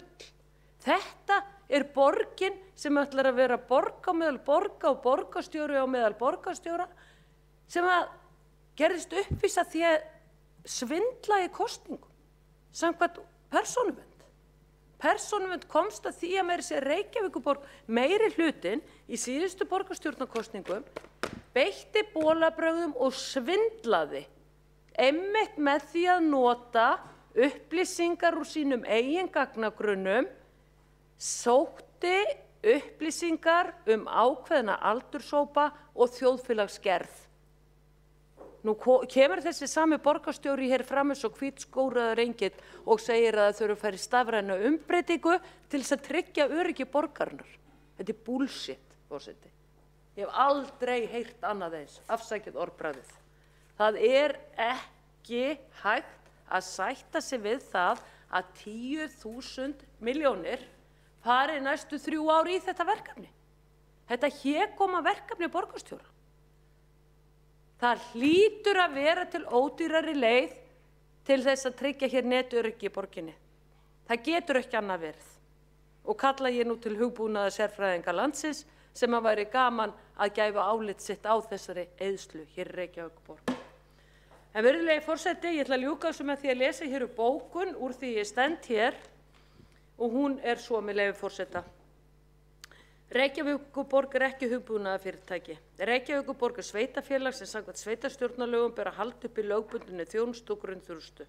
Sú þjónusta er í molum. Áætlað er að 10 milljarðar fara á næstu 3 árum í stafræna umbreytingu. Á fundi borgarráðs þann 20. maí síðastliðinn voru kynnt verkefni fyrir 1,8 milljarð með mismunandi gáfulegan tilgang og öll lögð fram í trúnaði. Á fundi borgarráðs sem haldið verður 3. júní næstkomandi er óskað eftir heimild að gangsetja stafræn þróunarteymi og hefja verkefni. Heimildi gengur út á 57 ný stöðugildi og verðmiðinn er 2,4 milljarðar. Borgarstjóri er blindur á sjálfu sér og fullur hégóma því fyrir liggur að Reykjavíkurborg áætlar að gerast aðili að bandalaginu Cities Coalition for Digital Rights og hann sjálfur verði fulltrúi Reykjavíkur í bandalaginu og sviðsstjóri þjónustu og nýsköpunarsviðs staðgengill hans.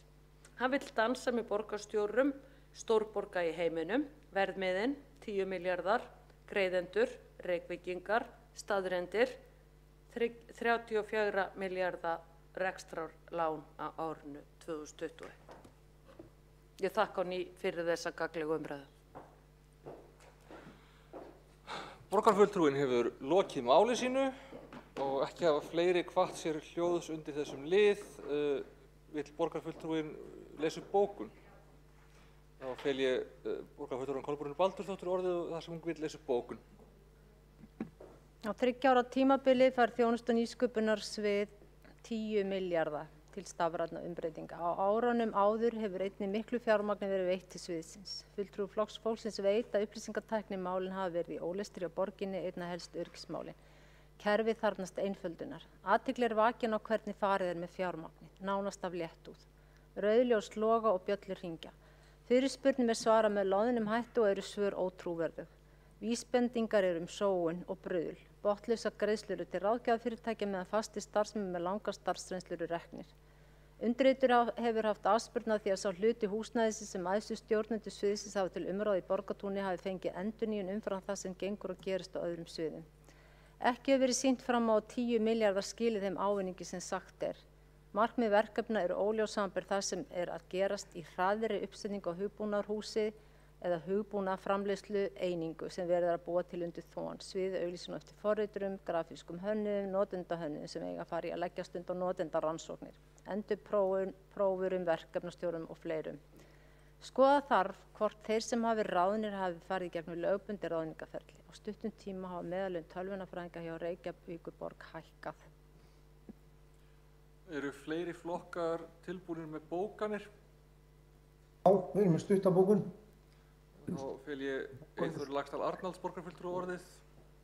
Já, ekki í bókunni svona, ekki lengur það deilt að Reykjavíkurborg stendur aftarlega í stafrænum lausnum. Það þarf að bæta.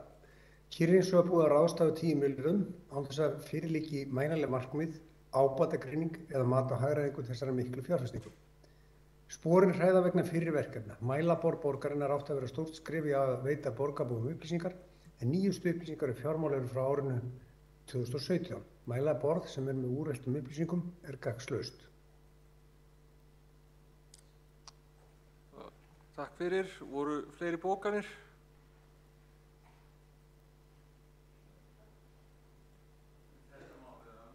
Þetta mál? Já, þá erum við búin að áskilja okkur rétt til bókunar og ekki hafa fleiri hvatt sér hljóðs undir þessum liði ætla að lesa fleiri bókanir að svo stöddu og förum við þá í næsta mál. Það er liður 8, kosning varamanns í forsætisnefnd. Lagt er til að Dóra Björt Guðjónsdóttir taki sæti sem varamaður í forsætisnefnd og skoðast það samþykkt ef enginn hreyfir andmælum. Þá er það samþykkt. Förum við í næsta lið, það er liður 9, kosning í stjórn Sorpu BS og lagt er til að Sabine Leskov taki sæti sem varamaður í stjórn Sorpu BS í stað Kristínar Soffíu Jónsdóttur. Skoðast það samþykkt ef enginn hreyfir andmælum og er það samþykkt. Förum við þá í næsta lið, það er liður 10, fundargerð borgarráðs frá 20. maí. Hún er lögð fram og í fundargerðinni er einn liður sem þarf að samþykkja sérstaklega. Það er 12. liður, gjaldskrá fyrir hundahald. Borgarfulltrúi Kolbrún Baldursdóttir hefur beðið orðið. Gjörðu svo vel.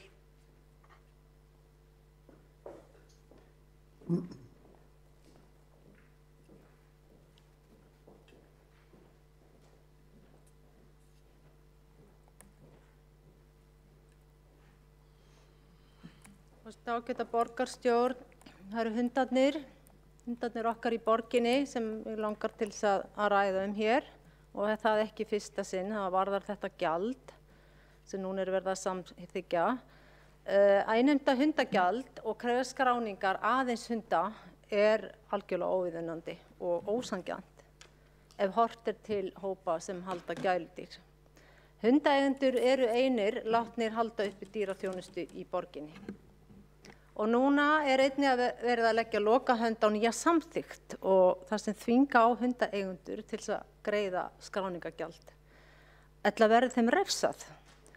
Til að sú lækkun á hundagjaldi sem er tilraunaverkefni haldist þurfa skráningar að tvöfaldast.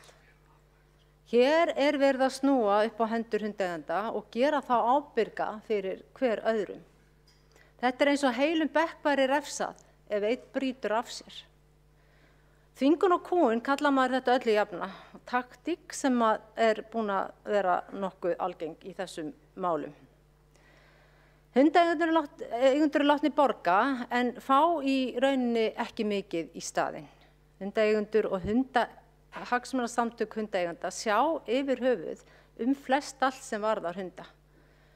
Til dæmis fræðslu og hundar sem týnast finnast gjarnan eftir að hafa verið auglýstir á samfélagsmiðlum. Borgin kemur þar hvergi nærri. Samt á að rukka gjald náist að grípa einn hund, 30.000 krónur. Nú þegar er búið að hafa mikið fé af hundaeigendum sem ekki hafa fengið neina þjónustu á móti. Réttar að væri að endurgreiða þeim hluta þess sem borgin hefur hirt til að halda úti 2 hundaeftirlitsmönnum sem í rauninni hafa ekki haft mikið að gera eftir að þessi málefni fóru inn á samfélagsmiðlana. Það er vægt til orða tekið þegar sagt er að þessi meirihluti hefur ekki beint verið hundavinsamlegur. Og borgin Reykjavík er sannarlega ekki hundavinsamleg borg. Það litla sem hefur áunnist hérna síðustu ár hefur nánast þurft að grenja út. Markmiðið er dálítið mikið að kreista fé út úr hundaeigendum en meðan aðrir eigendur gæludýra eru algjörlega látnir í friði. Matvælastofnun er löngu tilkomin sem sér að sinna ábendingum ef velferð hunda er ábótavant eða kvörtun berst, en borgin hefur aldrei sinnt slíkum verkefni. En hundaeigendur og að eiga hund er mikið tilfinningamál, eins og við vitum þeir sem þekkja það að eiga hund, hversu miklar tilfinningar eru þarna í gangi og það er verið að nýta sér nákvæmlega það. Það er engin afsláttur gefinn ef fólk á fleiri hunda og í samkvæmt drögum að nýrri samþykkt að þá er ekki hægt að framselja leyfi.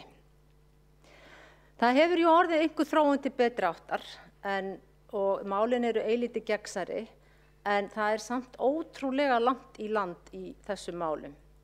Það hefði átt að leggja niður þessi gjöld og leyfa hundaeigendum að fá frið frá borginni í fyrsta sinn í mörg ár.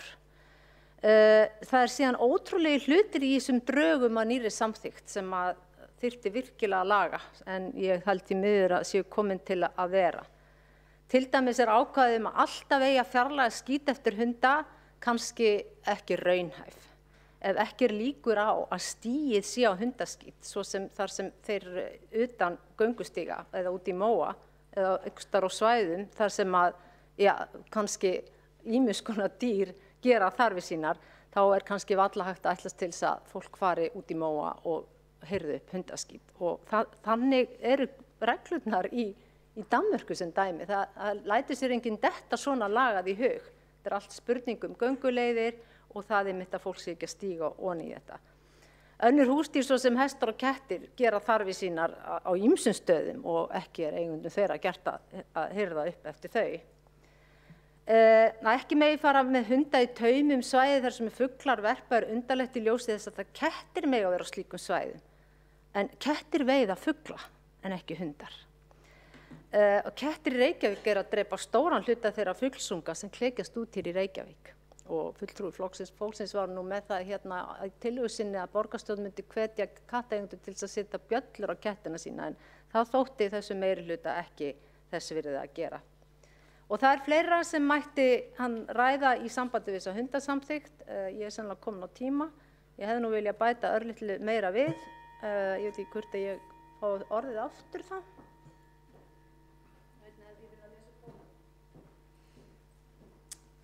Borgarfulltrúinn hefur lokið máli sínu. Næstur tekur til máls borgarfulltrúinn Eyþór Laxdal Arnalds. Ekki að þetta langt, en bara að lækkunin jákvæð, en við erum með bókun, ég get lesið hana núna eða bara eftir, en ég kannski bara fæ að lesa hana bara núna ef það er leið. Fyrirgefðu. Já, ég ætlaði bara að fá að lesa bókun. Já, gjörðu svo vel. Til að lesa bókun. Hún er bara mikilvægt að fyllsta öryggis sé gætt þegar hundar eru hafðir inn á veitingastöðum og boðurum. Rétt er að endurskoða skilyrði og reglur með hliðsjón af reynslu síðustu mánaða. Þetta er nú bara vegna þess að það var hræðilegt atvik þar sem að hundur beit unga konu illa. Og við þurfum að skoða hvort að við séum bæði með reglur sem eru í lagi og varðandi hundahald, því við erum hérna að samþykkja lækkun á gjaldinu, en þannig að við erum að athuga hvort að reglurnar séu í lagi, endurskoða það og líka hvort að þeir sé framfylgt með réttum hætti. Og ég hef óskað eftir að þetta er rætt í borgarráði. Ég tel það mjög mikilvægt. Þá hefur borgarfulltrúinn hefur lokið máli sínu, þá hefur einn borgarfulltrúi óskað eftir að veita andsvar. Sabine Lesko. Hvað segirðu? Þetta var, já, ég held að þetta hafi verið ræða þar sem hann las líka upp bókun. Bara ábendinga, dagskrárliður sem við erum að ræða hér einhvers gjaldskrá, en kannski var það samþykkt. Já, ég forseti alltaf einmitt að nefna það áður en að lengra væri haldið að fyrir fundinum er fundargerð borgarráðs þar sem að einn af liðum fundarins fjallaði gjaldskrána sjálfa, en samþykktin sjálf er ekki í fundargerðinni og ekki til umræðu. En þá hefur óskað eftir að taka til máls borgarfulltrúinn Kolbrún Baldursdóttir.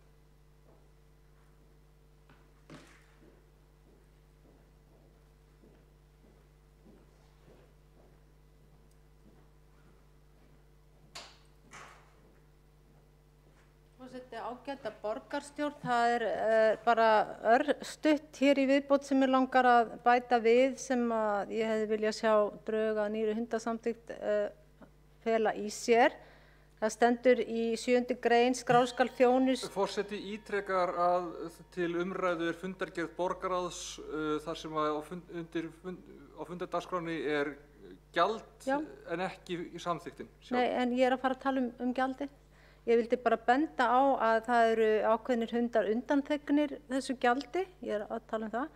Og ég hefði viljað sjá eins og heimsóknarhundana þar á meðal. En að öðru leyti eru það einmitt sko löggæsluhundar og hjálparhundar, björgunarhundar og ég að benda á það núna ef einhvern tímann verði kannski ég fengi smá hlustun hérna að þá eru mjög eðlilegt að heimsóknarhundar myndu fara inn í þennan flokk.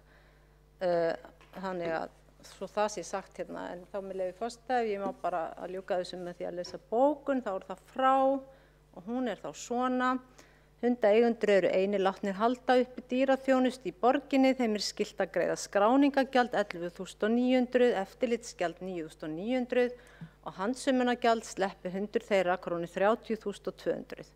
Gjaldið hefur lækkað lítillega frá því fyrra.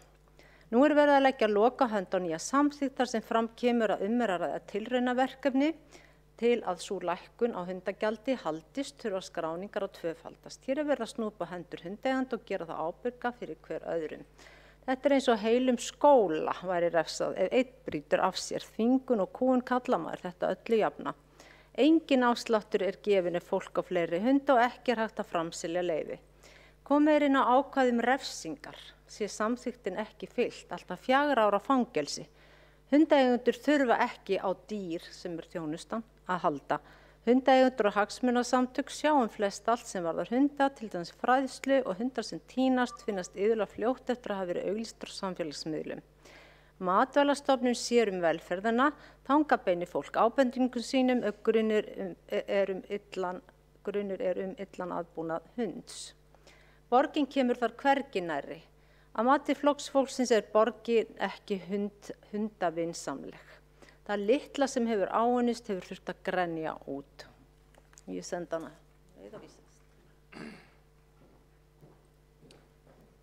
Borgarfulltrúinn hefur lokið máli sínu, ekki hafa fleiri hvatt sér hljóðs undir þessum lið.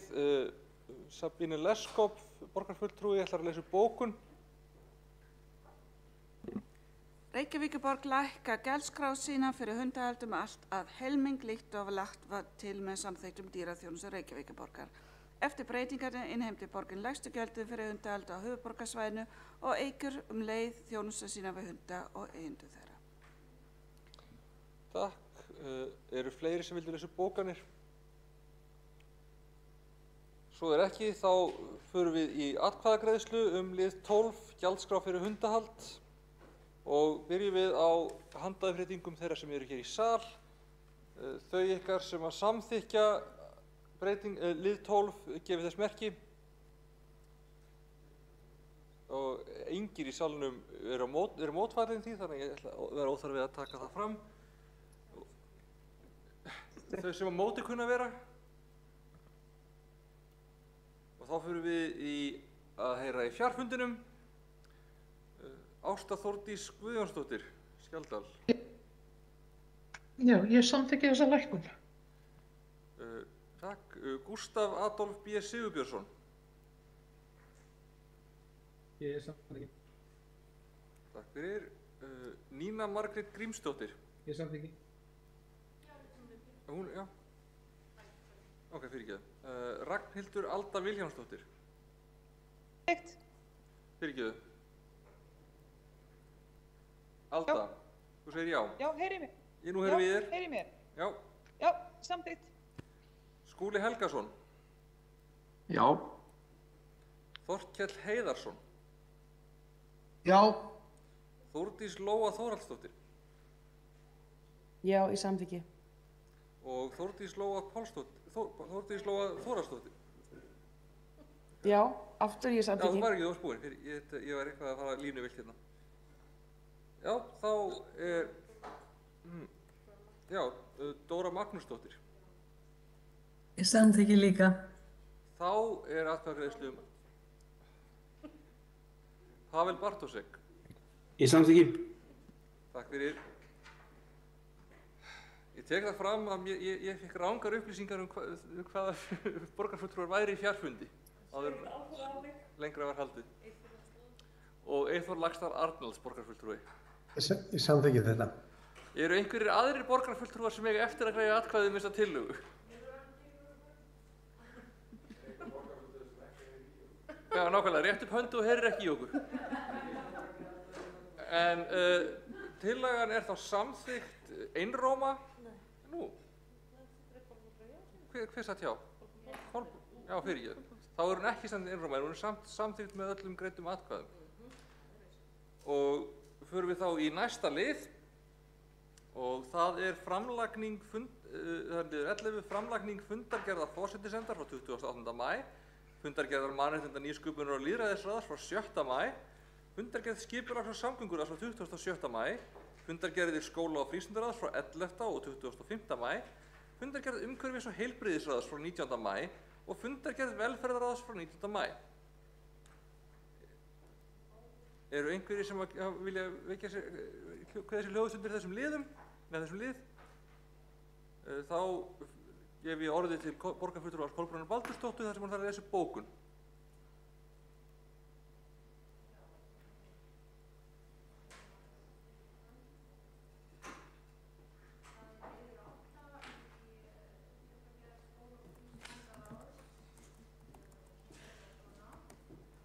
Það er með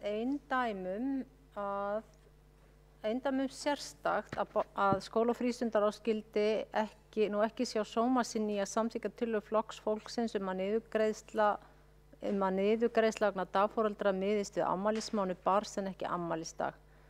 Staðan í dag er sú að foreldrar barna sem fæddir eru seint og jafnvel síðustu daga mánaðar sitja ekki við sama borð og foreldrar barna sem eru fædd fyrir í mánuðinum. Samkvæmt þessari tillögu skulu framlög hefjast í þeim mánuðum sem barn er 9 mánuð en ekki skal miða við afmælisdag barns. Ástæða er sú að ef barnið fæst seint í mánuði fá foreldrar enga niðurgreiðslu á þeim mánuði eða í þeim mánuði eða á þeim mánuðum. Já.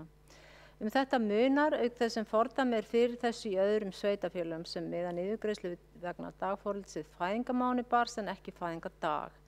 Að miða niðurgreiðslu við fæðingardag er ósanngjarnt. Fulltrúi Flokks fólksins fagnar að áheyrnarfulltrúi foreldra barna í leikskólum tekur undir þessa tillögu, vantar hana tillögu, með þeim orðum að tilvitnun hefst. Eðlilegt er að niðurgreiðslur vegna þjónustu við börn miðist við fæðingarmánuð en ekki fæðingardag.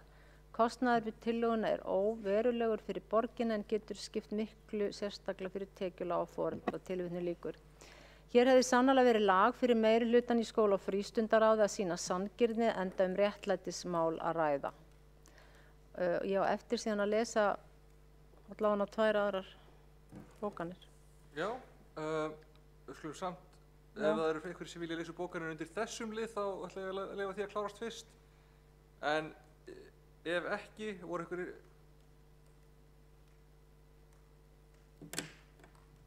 Já, þá bara förum við í að lesa upp bókanir sem að vantar upp á fundunum öllum og eru einhverjir sem að vilja byrja þann leik? Ég held að Sjálfstæðisflokkur sé búinn. Ok, og meirihlutinn og einhverja bókanir frá Flokki fólksins og mögulega sósíalistum. Já, ég var búinn að biðja orðið að lesa upp bókun. Fyrirgefðu, ég tók ekki eftir því að Skúli, þú mátt lesa bókun. Takk fyrir það.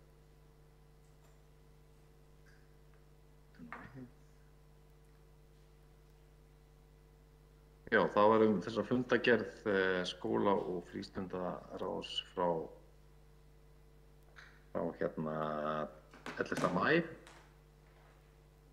Það er sem gaggbókun við þetta mál sem að Kolbrún Baldursdóttir var að lesa bókun við, niðurgreiðslu vegna dagforeldra. Bókun meirihlutans sem svona, nú þegar í gangi vinna á skóla- og frístundasviði þar sem öll gjaldskrár málsviðsins eru tekin saman og sett í samhengi. Í kjölfari stendur til að ráðast í heildstæða endurskoðun á gjaldskrám sviðsins. Tillögunni er því vísað frá. Takk fyrir. Kolbrún Baldursdóttir, ætlar þú að... Já, ég byrja að óska eftir að fá þessa gagbókun senda og fá síðan að lesa 2 bókanir. Fyrst er liður 3, lýðheilsu, ég held ég hafi ekki verið búið með hana. Gjörðu þið svo vel. Skúli kannski sendir henni bókunina, gagbókunina. En já, gjörðu svo vel, Kolbrún. Hér er lögð fram af meirihlutanum til umræðu lýðheilsustefnu Reykjavíkur til 2030. Lýðheilsa er samheiti yfir heilsuvernd og forvarnir og miðar að því að viðhalda og bæta heilbrigði fólks. Svarið er vítt og breytt í stefnunni með fögur fyrirheit. Ekki orð er biðlista sem er rótgróin í Reykjavíkurborg. Hvergi er minnst á 1033 börn sem bíða eftir að fá nauðsynlega aðstoð til að bæta líðan sín og hjálpa þeim með sértæk vandamál sín. Börn sem fá ekki nauðsynlega sjálfsfara aðstoð eiga á hættu að hraka. Með biðin er heilsu þeirra ógnað, jafnvel til frambúðar. Hvergi er minnst á biðlista eldri borgar eftir þjónustu eða fatlaðs fólks eftir húsnæði. Útrýming á fátækt og að auka jöfnuð á meðal barna í Reykjavík hefur heldur ekki fangað höfunda stefnunnar. Langi biðlista fátækt og ójöfnuður stærsti lýðheilsuvandi þessarar borgar. Eins og fram kemur í nýrri skýrslu UNICEF er staðan verst hvað varðar þátttöku barna í tómstundum og er Ísland í 19. sæti af 31 Evrópulandi. Stofnunin segir að reyna á að manna stöðu leikskóla sem þessu meirihluta hefur ekki lánast að gera á þeim 3 árum. Það má taka út þarna þeim. Í borgin er vaxandi fátækt, vaxandi vanlega barn og biðlistar í sögulegu hámarki. Og við 4 Flokkur fólksins lagði til að borgarstjórn samþykki að gera átak í að jafna stöðu barna í íþrótta- og tómstundastarfi með því að beita sértækum aðgerðum svo sem boðið verði upp á fjölbreyttari úrræði í tómstundastarfi og að fjárhag foreldra og hagsmuni barna eru ávallt hafðir í forgangi og gerð fjárhagsáætlana fyrir Reykjavíkurborgar. Tillögunni er vísað til menningar, íþrótta- og tómstundaráðs sem er sannarlega jákvæður en tillagan væri felld eða vísað frá. Það hljóta allir að vera sammála að það er napurlegt að fá niðurstöðu eins og þær sem birtar í skýrslu UNICEF sem gerði samanburð á efnislegum skorti barna í Evrópu. Staðan er verst hvað varðar þátttöku í tómstundum, 17% íslenskra barna mælast með skort á því sviði og er Ísland þar í 19 sæti af 31 Evrópulandi. Börn hafa ekki setið í mörg ár við sama borð þegar að kemur á jöfnum tækifærum til tómstund í Reykjavík. Þetta má sjá í niðurstöðum rannsókna frá 2009, 2014 og 2018. Hægt að gera meira. Það væri til dæmis svo sjálfsagt að létta enn frekar reglum frístundakortið svo hægt sé að nota það í styttri námskeið og þar með talin sumarnámskeið, enda hentar það ekki öllum börnum að sækja 2 mánaða námskeið. Ég ætla að áskilja mér rétt í gaggbókunar þegar ég er búin að fá tækifæri til að skoða bókun borgarfulltrúa Skúla Helgasonar. Já, forseti bendir á að bókurinn var að minnsta kosti sett inn í fjarfundarspjallið. Þá hefur beðið um orðið til að lesa bókanir borgarfulltrúinn Pavel Bartósek og er honum falið orðið. Takk fyrir það, forseti. Ég hef stálefturinn og er það bókavillið 1. Stefnu framtíðarskipan tónlistarnáms í Reykjavík er unnin í góðri þverpólitískri sátt með miklu samráði við tónlistarskóla, skólavörður, sérfræðinga hjá borginni og fleiri.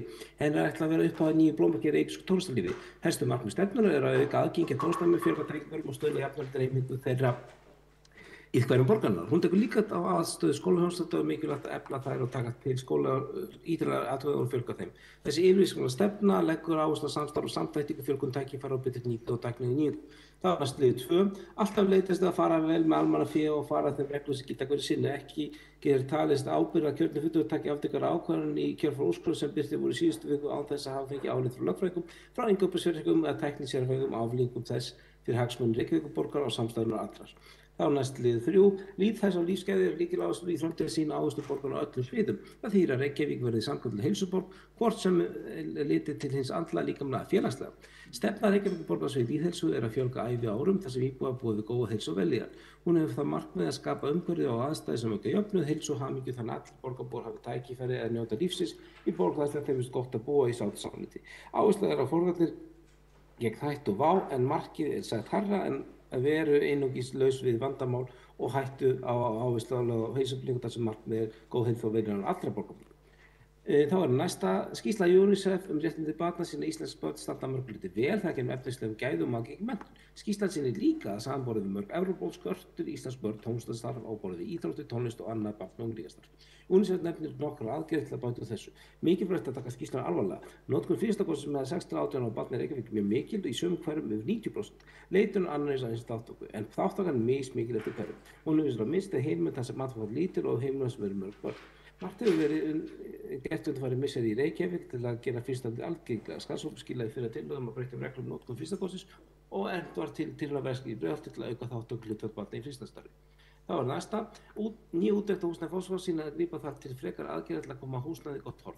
Verkefni snýst nú að komast fyrir alla rakavanda og koma í veg fyrir samskoðs rakavandamál í framtíðinni. Nú vinnur teymið með fullur eflu verkefnis umhverfis- og skipulagsviða tillögum aðgerðaáætlun og kostnaðarmati og er von á þeim niðurstöðum síðar í þessu mánuði. fullur viljir hjá meirihlutanum til að ráðast þeirra framkvæmdir sem þarf að koma húsnæði skólasins horf sem fullnægtar kröfum sem gera þeirra til undirvísis skóla og frístundastarfs. Markmið starfsfólks og foreldrum skólastarfsins næsta vetur eru tekin alvarlega og verða valkostir kortara vel áður en endanlega ákvörðun er tekin.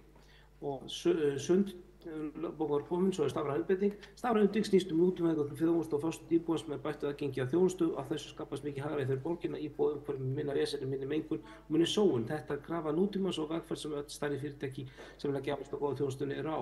Verkefni er hluti af græna planinu þar sem stafræn innbeiting er raðað og ráðist í verkefni á 3 árum sem hefði öll tekið 10 ár. Og þá er upplestri bókanna meirihlutans lokið. Takk fyrir það. Borgarfulltrúinn hefur lokið upplestri sínum. Voru fleiri sem vildu leggja fram bókanir?